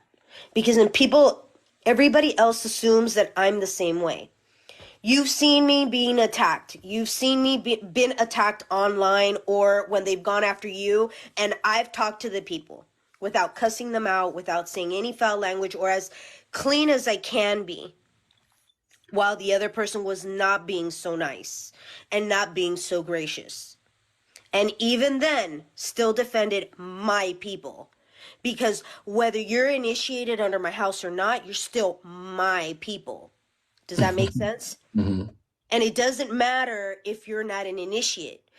The problem is I'm an elder, or somebody shoved me as an elder. Derek. I'm never gonna forgive you for that one. But anyways, getting shoved in as an elder and then, being, what was that called? Palm skin, and people assuming that I don't have everything that I have done. And I've always been quiet about it. And it's not because I'm quiet because I just want to be quiet. I just don't bring it up because it just doesn't come up in casual conversations. Hey, you know what? I got about the lot done. I've been practicing palo for 30 years. Not that kind of palo that you're thinking about. But that other kind of palo, the one that you get scratched, yeah, that one. So, there's a lot of things that don't come up in casual conversation. On here, I see that it does come up, and it comes up more and more often. That's because people have to literally, they have to try to prove themselves.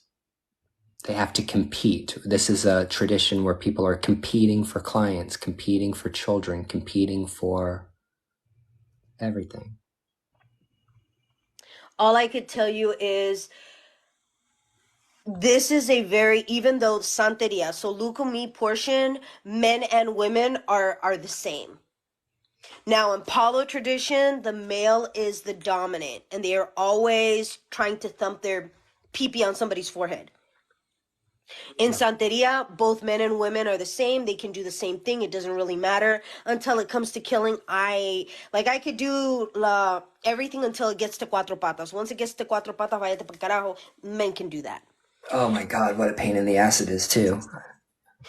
Isn't it so fun when you have to flip it and they make you torture yourself and you're like, oh, I can't do no more? Let me tell you something. That was the first time I sacrificed my first goat with Renee when he had to do that healing ceremony for Grant. And I tell you what, they didn't give us a small goat either. That was like a medium-sized goat. That motherfucker was. I had to hold that motherfucker for like 8-9 minutes. You're like this, and then you're stuck afterwards. You feel like you're stuck, like you can't move, and all your body hurts because you've been tense for 45 minutes. Very intense. And see, here's the thing. A lot of people don't understand. You have to have the mental sharpness. You have to have the physical sharpness, even though there's a lot of people that are not completely fit. And I mean, you've seen how the people are. Not a lot of people are completely fit. How the heck do they hold those animals like that? And then desatar el animal. Okay, imagine that goat that went bye-bye, and I am the one that takes it apart because your godmother knows how to do all that, and I know how to skin it. Hold up. You want proof? You want proof. Let's go and get some proof right here. Now this one's a baby one because this was the first one that I did. Let's sing that. Chango, I'm sorry, you're gonna be kind of high. See, my little changosito's kind of here. This is the one that I did. I did this one. Oh, wow. I skinned this one. I did that all by my little lonesome.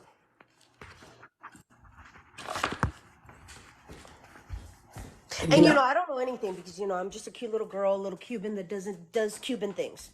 I just do Cuban things. So that was the Cuban thing that I do.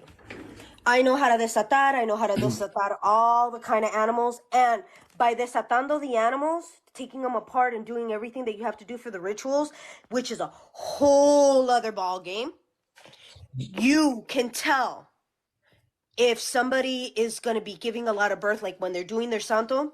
You can tell if they're going to be somebody that's going to have a lot of godchildren. You can tell if that person's actually going to have biological children, and you can tell who their mother's going to be in the orisha. That's if they have something else crowned. Mm-hmm. So there's a lot to learn, and people don't understand. You are going to be a continuing student till the day you pass. Because you will always be learning in the practices. Always. There's always something new. And when I say something new, it's not just in spiritualism. It's in your mentality. You're going to see your mentality expand, especially if you're somebody that was very spiritual prior to getting initiated. And it can be a little bit overwhelming or daunting. I have something to say about Norse paganism. I want to go ahead and put this out there because this is really outside of my realm, but I think that I should because this is Ben's thing, right? We need to talk about the Norse. I have a really, really difficult time connecting with here's the thing. I know I have Vikings. I know I have a Viking with me. I know I do. I've seen him in my dreams. He even physically manifested at one point in time. But my practice doesn't have anything to do with my practice doesn't directly try to interact with Norse deities, but I want to connect with my Norse ancestors. And I do all of the things that I tell everybody else to do, but I feel like I don't know why I feel like I have some kind of trouble connecting with. I'm going to come to you from a very traditional Norse aspect. Okay. I want you to throw away Odin. I want you to throw away Thor. I want you to throw away Loki, Hel, every goddess and god that you can think of. Throw them out. Okay. The number one thing that we work with as Norse practitioners is our ancestors. Number one. Okay. Whenever we work with nature, like let's say a tree, we believe that trees are our ancestors because when you die, a tree grows up from there, and Ash and Adam were the first ones created. Okay. Gods and goddesses came in later. Mm-hmm. Okay. But we look at them as our ancestors. This is why a lot of times you will hear someone say, I am the son of Odin. I am the son of Hel. I am the son of Loki. I'm the son of, or the daughter of said deity. So that's basically like you saying, this is my ancestor. What I was going to say is what I see Orisha tradition, and I see Ifa, and I see this concept of ancestors and this concept of working with nature and working with animistic witchcraft and animistic magic. Now, I see all of that as being coming from the same source, including when I see people practicing traditional African religion, I'm thinking to myself, this is the same kind of stuff they did In Scandinavia, when they were singing, they were dancing, they were eating, they were drinking, they were putting down offerings for the ancestors, and they were sacrificing animals. That's how I perceive our pagan ancestors being. Yes. So whenever we say like dieseblot or we say erfeblot, okay, blots literally mean blood. In order for it to be a blot, it has to be a sacrifice. Period. Okay. So whenever I said, "Oh, I gave a dieseblot," is an offering towards every female deity and every female spirit that works with you. Every single one. It doesn't matter if they're gods, goddesses, aunts, moms, grandmas. It does not matter. You venerate every single one of them during a dieseblot. Really, I got it. You look, I'm going to pay you. I'm seriously 100% going to pay you because I feel like what I would like to do is I feel very insecure about that aspect of like I know that they're there. I know that they are. I know that they are. I've seen them. But not everybody that I work with is always coming forward. I've got the ones that are, everybody has the spirits that are the most mouthy, that have the most to say. Do you know what I'm saying? But I'm going to pay you actually to, like sit down and talk to me about like this, because I don't know anything about Norse paganism. I don't know anything about Norse spirituality other than I've read the stories of the Norse gods, Thor, Odin, and all of that. I read, you know what book I was interested in reading and I read some of is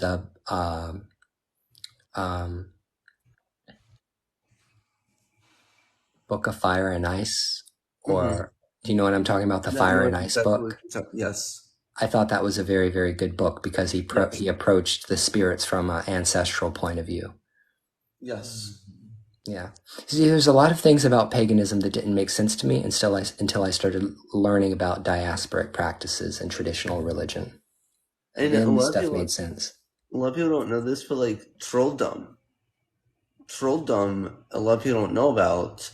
It is a very traditional Scandinavian practice, and a lot of it has African roots in it. Well, yes, because there were Scandinavians that were dark-skinned. Well, it's because they were all skins, because they came from everywhere. Even though they went back to there, remember, a lot of these people went from one location to another because they were tradesmen. They would trade different things, whether it was leather, whether it was wares, whether it was pots, pans type of thing. They went to different locations and they traded, and that I'm talking about overseas. Yeah.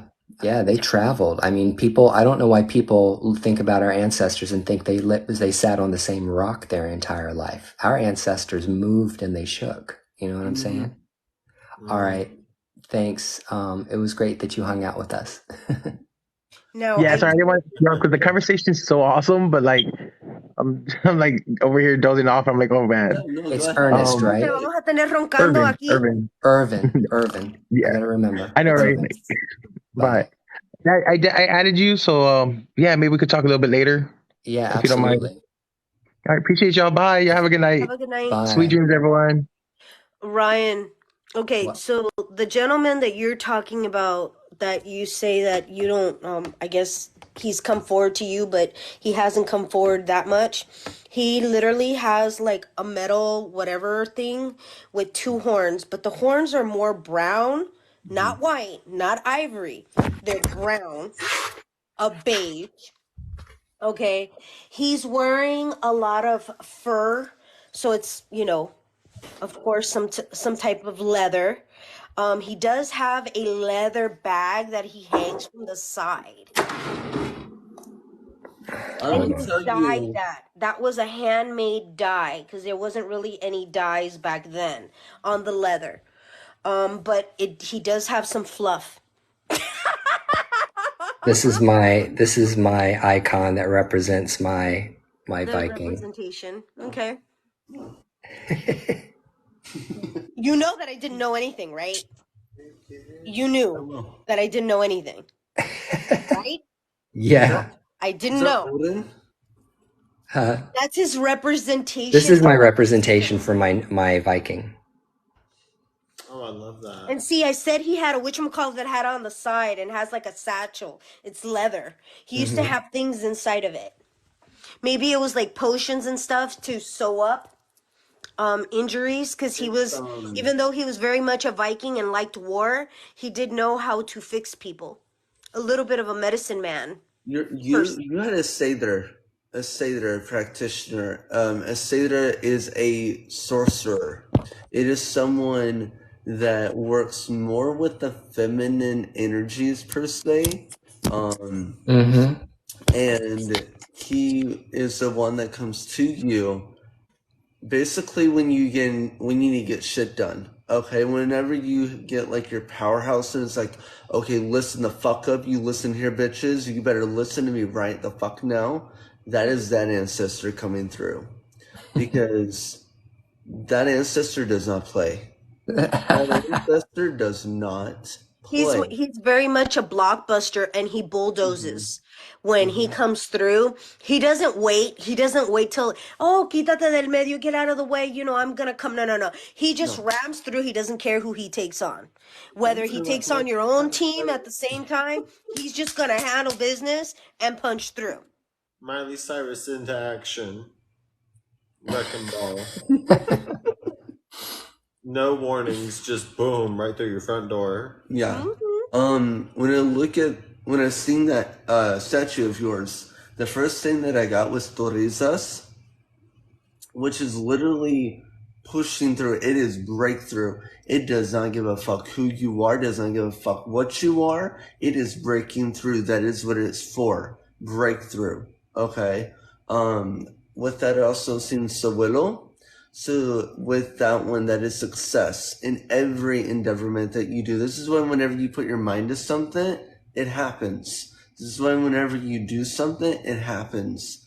Because that ancestor's coming through and going, oh, there's obstacles here? Not today, there's not. Oh, look, your roads are cleared. Oh, that's cool. Here's your success. The one that you need to go to get certain things done that you want done, because that person also, because remember the magic that he's talking about, I don't know the specific That's what name. I'm saying, yeah.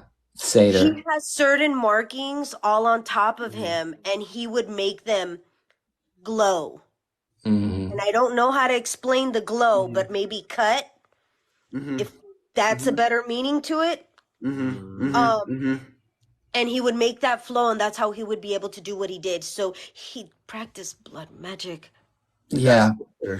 Well, see, that's the thing. Like, I really would like to, I'm not asking for mysteries, but I'm like, I want to learn, because there's a huge part, there's one of my liabilities I feel on the spiritual has been not having enough understanding about working with my Norse ancestors. I'm going to tell you right now, okay, when you start working with it, okay, and the runes, I'm letting you know right now, do not play with those. Those will turn your life upside down. They will turn you inside out. They will destroy you, and they will raise you back up. Two tower moment. Because those... I am using runes, though. I've been using runes for like 2 years. Let me explain something, though, okay? Runes are not just for divinatory purposes. Those are spirits. Those are living, breathing spirits. This is why when Odin sacrificed himself to himself, get that, he sacrificed himself to himself. And he hung from the Yggdrasil tree for 9 days and 9 nights. And he literally plucked his eye out, stabbed himself, okay? And when the blood came out, the runes came forth. Blood is life. Blood is power. Blood is living. Those runes are living entities. Sounds like he's talking about Odus, doesn't he?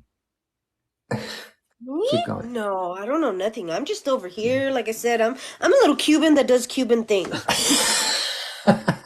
They are living energies. Okay?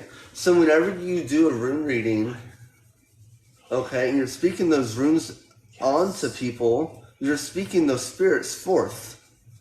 And a lot of people don't realize that.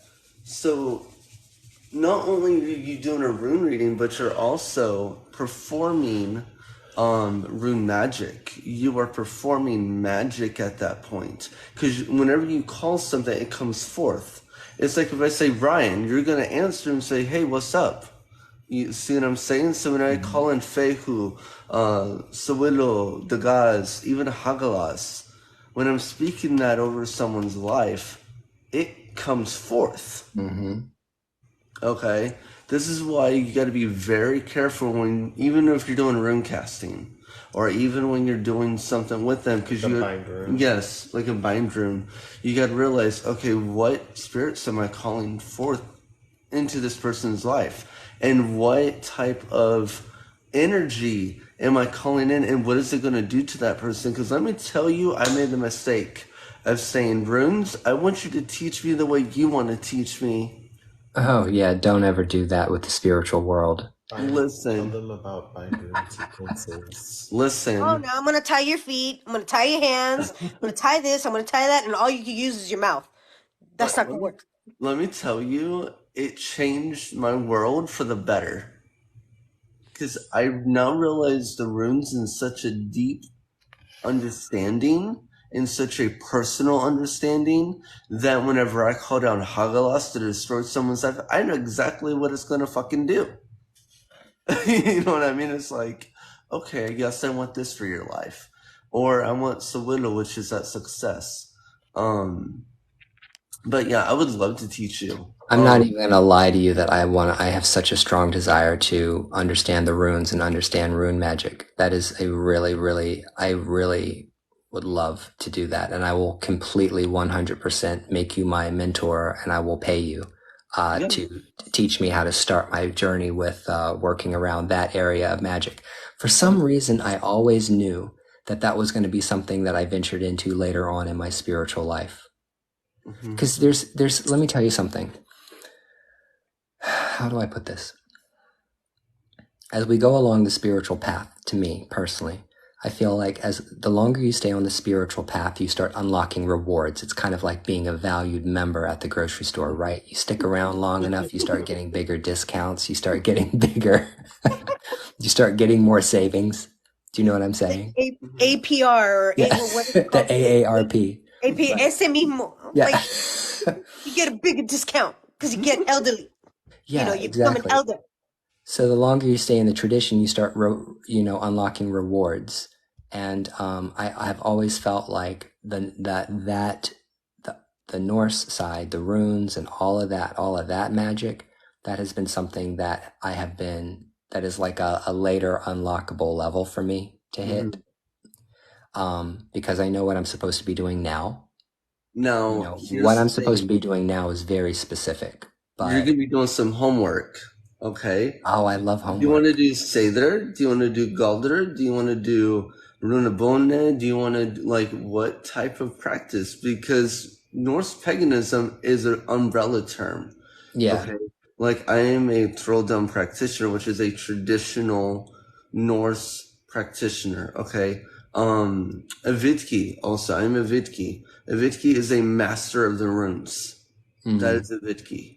A Vidki is able to not only read the runes, but they can call them forth. They know how to write them. They know how to communicate with them, how to bind them, how to release them, how to do everything. Okay. That sounds like what I would fall under the category if it has to do with divination, oracles, and casting. A Vidki, and for better lack of words, is literally a Norse shaman. That sounds about right. Because I'm an oracle, and Orunmila, the Orisha of Destiny, told me that I came here to be an oracle. I can work with any oracular tool. Give me bones, give me false teeth, give me oracle cards, give me tarot cards, give me cowrie shells, give me anything, and I can start divining with them. It comes to me naturally. I've never touched things that were outside of my realm to play with, but that's how I am. And that's why I feel like anything that has to do with the runes, specifically casting the runes or working with the runes, would be what I feel the most confident learning about. And sometimes you'll pick up the runes and you realize, oh, I'm not good at reading these, but I can cast amazing magic with them. Like when I read for Mercedes here, she's like, I want to learn how to read the runes. And I threw the runes down and I'm like, I'm sorry, honey, but you can't read them. You can cast magic. You know what I mean? But this is what's going on right here. And the runes come to you.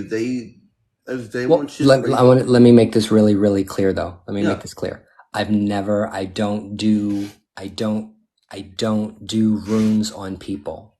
Like any kind of runic related stuff that has always been for my own personal. Yes. Always been if I ever had a rune as part of a ceremony or a ritual, it's because the spirit told me that I needed to get that. I needed to draw that particular rune for whatever it was at that point in time. So I am one of those people that has been guided by spirit and has called on my Norse ancestors at times in which I asked them to help me put together a spell or something. And any runes that I've pulled have been like from me. But yeah, I'm not a rune reader by any means. And the funniest thing is, I had my runes for a good hot minute. And I told him, I got runes. And he's like, you have some? You have some? And I'm like, mm-hmm. And he's like, I want to see. She probably doesn't really have. And he's like, oh my God, you do. But it was like the fact that he was like, oh my God, you do. They're so cute. They're so tiny. Remember, you were just like, oh, little toys. That one. That one. They're like me. Everything I have is small. Don't judge me. But come with the powerful punch. Yeah, but then when I do magic and I do sigil magic, I mean, I was using sigils. I was using the sigils from the Norse. I was using my Palo. I was using this. I was using that. Native. And it all came to peace. And I'm like, hey, boys, you know what? You need to do this. You need to do that. You have your magic on this and you have your magic on that. Okay, bring it down. And how did that work? Amazing. Okay. Bam, bam, bam, bam, bam. Yeah. And the thing is, I think that what most people miss, the juice that people miss in their spiritual practice, in witchcraft and on this app, is the whole thing about working with your own spirits. Because people don't understand that if you want to get shit done, you work with your own spirits. You could spend all day trying to chase down a god or a goddess or a deity or some other kind of mythic animal that you're trying to get to cooperate with you to perform a working. But when you call the spirits of the dead that are walking with you, you call your spiritual court and you start pulling in your guardians, that's when you actually see manifestation. That's where you see things moving. Spiritism and spiritualism are so important when it comes to the spiritual path, but everybody wants to do something else. Nobody wants to put in the time to invest in trying to call in their own spirits. Because think about it. Let's put it this way. Who has a bigger vested interest in seeing you succeed in life? The person that checked you out at the grocery store? Or how about this? The CEO, the executive of Starbucks. Does that person give a fuck about your life? Or does the person that you live with that's the closest to you care about how your life turns out? I tell you what, there's two ways that you can get free coffee. If I wanted free coffee from Starbucks every day, I wouldn't sit down and write a letter to the CEO of Starbucks about why I feel like I should get a free cup of coffee every day at Starbucks. If I want a free cup of coffee, I'm going to make friends with the baristas. I'm going to make friends with the people that actually work at Starbucks, the people that work there every single day, and make friends with them so that I get a free cup of coffee every now and then, or I get free shit. That is how you work with the spiritual world. It's like people don't understand. You can try to go to the CEO, but the CEO is not reading your emails. Who's paying attention to you? It's the people that are the closest to you, the most local, and your own people. So if you're trying to get free coffee in life, don't try to write the CEO of Starbucks and demand that you get free coffee. Go in and make friends with the baristas, the people who will slide you a cup of coffee and be like, oh, that's on me today. Yeah, the one that you just changed their tire for, the one that you just did an oil change for, the one that you did this, you did that. You had to put in your own type of work so they can give you that free coffee. You know, Build it's rapport. giving energy to get energy. It's an energy exchange. And with your spirit court, technically, most of the people that are in your spirit court at one point in time, either it's some type of version of you in a different timeline, or it's somebody from your lineage in a different timeline. Okay, and I'm talking about, you know, it could have been thousands of years before, it could have been 100 or 200 years before. But the thing is, or the simple thing is, that it's somebody that was a family member. They're usually blood related or marriage blood related, if you want to call it that. So, with that being said and done, that's how you work it, and those are usually the closest ones. Now when you go back and you go to your eguns, which is more of your long distance family line, those are the ones that are going to want to see you be your best and do your best. Why? Because the lineage continues. If the better that lineage continues, and the more craft and the more knowledge that you have, the more powerful they actually become, and they are very invested in who you are and what you're about to be. When you lift up yourself, you lift up your entire bloodline. Yes. When you raise yourself up and when you stand up for yourself, and you stand up for all of your ancestors. When you stand up, you're not just standing up for yourself, you're standing up, you're raising up everyone with you. That's what it really means to call and conjure on your ancestors and raise them up. It's true. Mm-hmm. The more you venerate them, the way that you're going to venerate your ancestors is not only just by giving them a cup of coffee, some liquor, and that glass of water and that candle. Okay? Yes, that's going to help. But the thing is, if you don't meditate and you don't do the things that you need to do to venerate them and to bring them more into life, if we want to call it that, or more into hardness, or more that you could almost feel and tantalize. The other way of doing it is by actually learning. The more you learn your craft, whether it's specialized or not, the more knowledge you get, the more veneration they get. And I'm not speaking out of ego, but maybe they have ego. And with them having ego, they will bring you up to a higher plane. Not just mentally, not just physically, not just in your craft. It's everything. And then you're going to be able to see that you can do things by leaps and bounds without even trying. I mean, look at the position I'm in. And now I'm going to talk a little bit about myself, and I'm sorry if I'm going to say this, but I'm a widow. My husband passed away 2 years ago. I have a home. My cars are all paid off. And it wasn't anything that my husband did for me. As a matter of fact, he totally screwed me. That's what I'll call it. With that being said and done, I'm still able to own my home. I'm still able to pay all of my bills, and I'm still able to hone everything down without any help.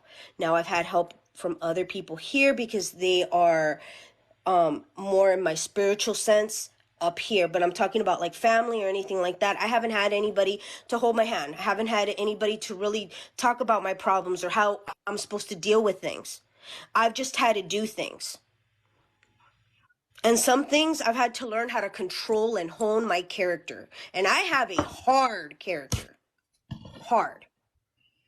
And even with that, I've been able to bite my tongue while people have yelled at me and accepted the consequences for actions that I never even did. I'm still paying for consequences that my husband did. But it is what it is. And not everybody would be able to be in my position and still be mentally okay, and still be able to practice, and still be able to go on with their day and take a shower every day. Because I found out that a lot of people that are have some issues or have had people that passed away, sometimes they don't take a shower every day. I found that out, and I thought that was weird. But you know, that's just me.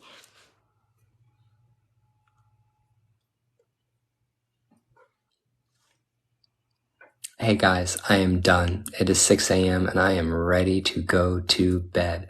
Go to bed. I have enjoyed myself chatting with you guys, but it is time for me to take out my contact lenses, take my medicine, and sleep for, I don't know, a while. I got a lot of stuff to do today. Okay. But thank you so much for hanging out. I love Derek you. and Magda, love you. Cuban Things, Mercedes, Ben, all of you. That was fun. That was great. Matter of fact, I'm going to send you a message on Facebook. I'm going to send you a message on Messenger. I'm going to download this live and put it on my YouTube channel because it's just been good. Like the whole thing has been good from beginning to end. It's been a really great live. I was so fucking high when I went live in the beginning. You should have seen me. I was so high. I was just so quiet and so like peaceful. And I was just like doing I was making my leques over here and just like, all quiet for a while. I've got to post that because that was hysterical. All right, guys, have a great rest of the day, and we'll see each other tomorrow or later love today. you. Bye. Bye.